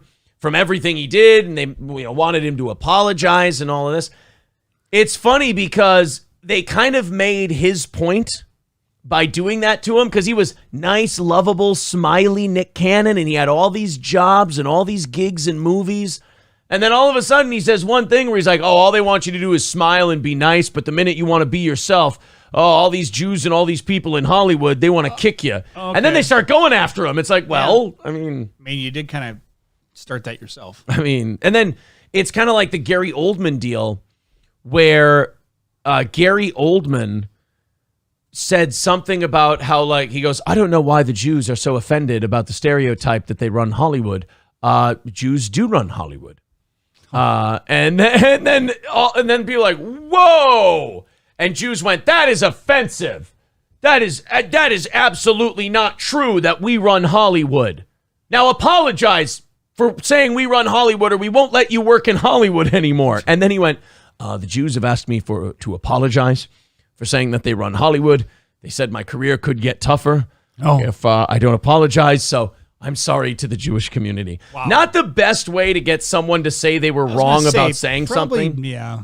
By confirming that thing. Trident says, I remember that. All the insult to white people is fine, but once he started insulting Jews, they were outraged. Jesus. I mean, you're not wrong. Yeah. So there's that.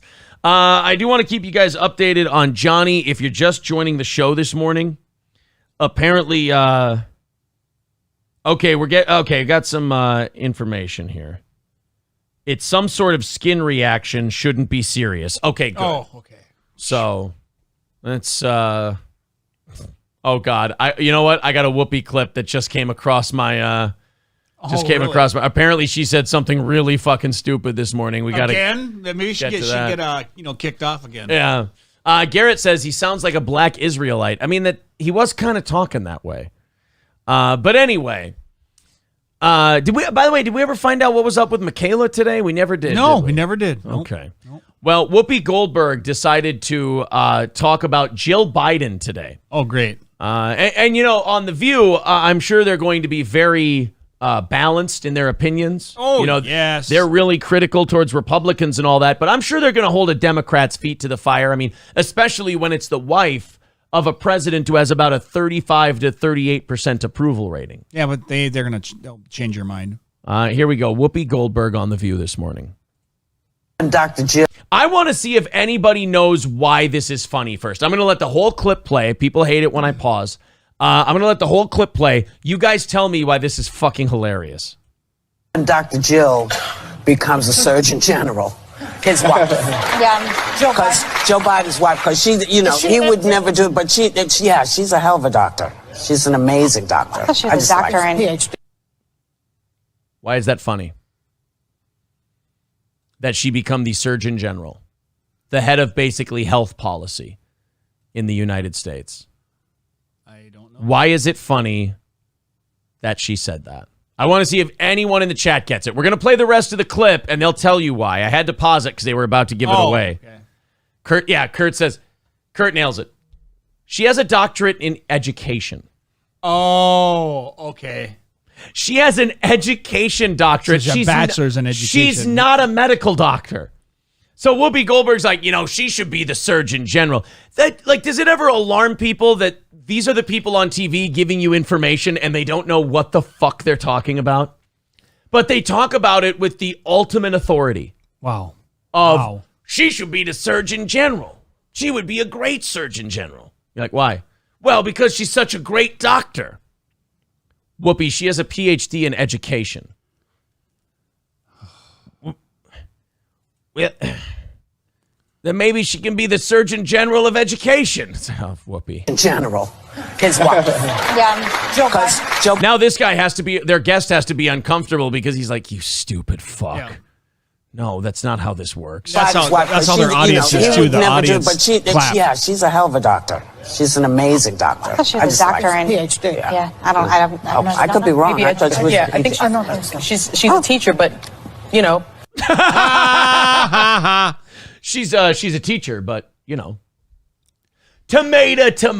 Cutting someone open to operate on their kidneys or teaching them their times tables.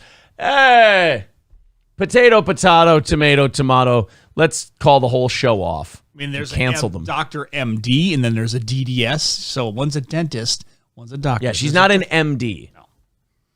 Yeah, Stu, you're a dentist. Nathan says, my fleshlight irritates my skin too sometimes. Poor Johnny. Oh. Baggio says, she's a doctor like Dr. Pepper. That's not true. I'm always happy to see Dr. Pepper. MK Ultra says, you mean like Ben Carson becoming the Secretary of Housing? That is a little weird, isn't it? I don't know why Ben Carson would be the Secretary of Housing. I don't know what qualifications she had. Silverwolf says, does the Surgeon General even really do anything? Yeah, sure. They put those warnings on the cigarettes. Yeah, that's true. Yeah, I mean, how would you know that cigarettes were bad for you if there wasn't a Surgeon General to put a warning on them? God, you guys, so ungrateful to the people who assist you. I do want to mention a couple things before we get to our last story today. Review Tech USA is going to be on this channel at noon today, so be sure to tune into that. Check it out. Watch him. He'll be talking about not only stuff that goes on his channel, but his story of offering DSP a computer when DSP was desperately begging for a computer, and then DSP turning it down and saying, I don't want that computer. It's too old, even though it's 3 years newer than mine, and I want my audience to give me money for it. We're going to have him on to talk about it. We'll have a couple of laughs. We'll chit-chat like old pals. That's going to be at noon today. So just an hour and a half after this show's over, we'll have Review Tech USA on the show. A couple of things. Raka Handling in Sauk Rapids is currently hiring field service technicians and a parts and service coordinator. They're a material handling dealer specializing in Taylor forklifts and shuttle wagon rail movers. And you can call Andy at 320-330-9212. Raka Handling offers competitive pay and benefits. And if you're looking for a job change, a new job, or you're looking to move even, come here to Central Minnesota in Sauk Rapids and Raka Handling. You can also go to rakagrp.com/careers. I'm just putting that in the chat for you. There you go. rakagrp.com/careers. And also Stoney's Bar in downtown Rockville. Lemmy, if you could post the link to, you know what? I've got it. We don't have a goal or anything anymore. Let's get our Eventbrite tickets for the anniversary show. The anniversary show is coming up at Stoney's Bar in Rockville. Coming up on... There we go. View your event. The 8th anniversary party is coming up Saturday, August 6th at Stoney's Bar in Rockville. We've got a cornhole tournament at 3 p.m. Excuse me while I just copy and paste that in the chat. There's the link for the tickets. Cornhole tournament at 3 p.m. We've got about 20 spots open for that. We've got a comedy show at 8 p.m. We've only got about 40 seats left for the comedy show. If you're a VIP, let us know you're coming +1, and we'll save those seats, and we'll knock those off the ticket sales. But right now, we've got about 40 seats left to the anniversary party show for the comedy show at 8 p.m. So there's the link in the chat. Get your tickets today. $15 for the comedy show, $10 for the cornhole tournament, or $20 for both of them together. Come party with us all day. Now, the cornhole tournament, it's going to be second place gets their money back, and first place wins $300 if the tournament's full. So there you are. The Stoney's Bar in Rockville on Saturday, August 6th. Click that link in the chat and get your tickets today. Raz of Chaz says, have Michaela post it. Oh, wait. I tell you, I don't know what happened with Michaela today. Maybe when she was doing the crosstalk and you brought it up, she probably got mad about that. Did I, though? Like, did I get real heavy about any crosstalk? I don't think you got heavy. You just said, well, why don't you do this while we're doing this or something like that. Yeah. That might have been what set her off, but that's just a guess. I don't really know what happened with Michaela today, but she wanted her wrench gone. She wanted, I think her and Balls Deep were having a feud. Yeah, sounds like she could take one Balls Deep. Silverwolf says, come on, Michaela. Do your job. Oh, wait. Rough. You guys, I'm glad that you guys are being very sensitive about it. Yes. That's the important part, is that you guys seem to be very compassionate. That's a good way to put it. Yeah. About what she's going through. Full Frontal with Samantha Bee has been canceled by TBS after 7 seasons as Warner Brothers Discovery cuts back on original shows. First of all, a lot of people are going to say, Samantha Bee's still alive and Samantha Bee had a show? And Samantha Bee's show is still on? News to me. No idea. I had no clue. So she's getting, her show's getting canceled. Do you know how little audience you have to have your low budget talk show canceled by TBS? TBS doesn't even have enough programming to stay on the air 24 hours. They got to replay movies throughout the day. Yeah. And times are tough. And you're losing your show? I'll show you her set, and I'll show you how much money they were clearly sinking into Full Frontal with Samantha Bee.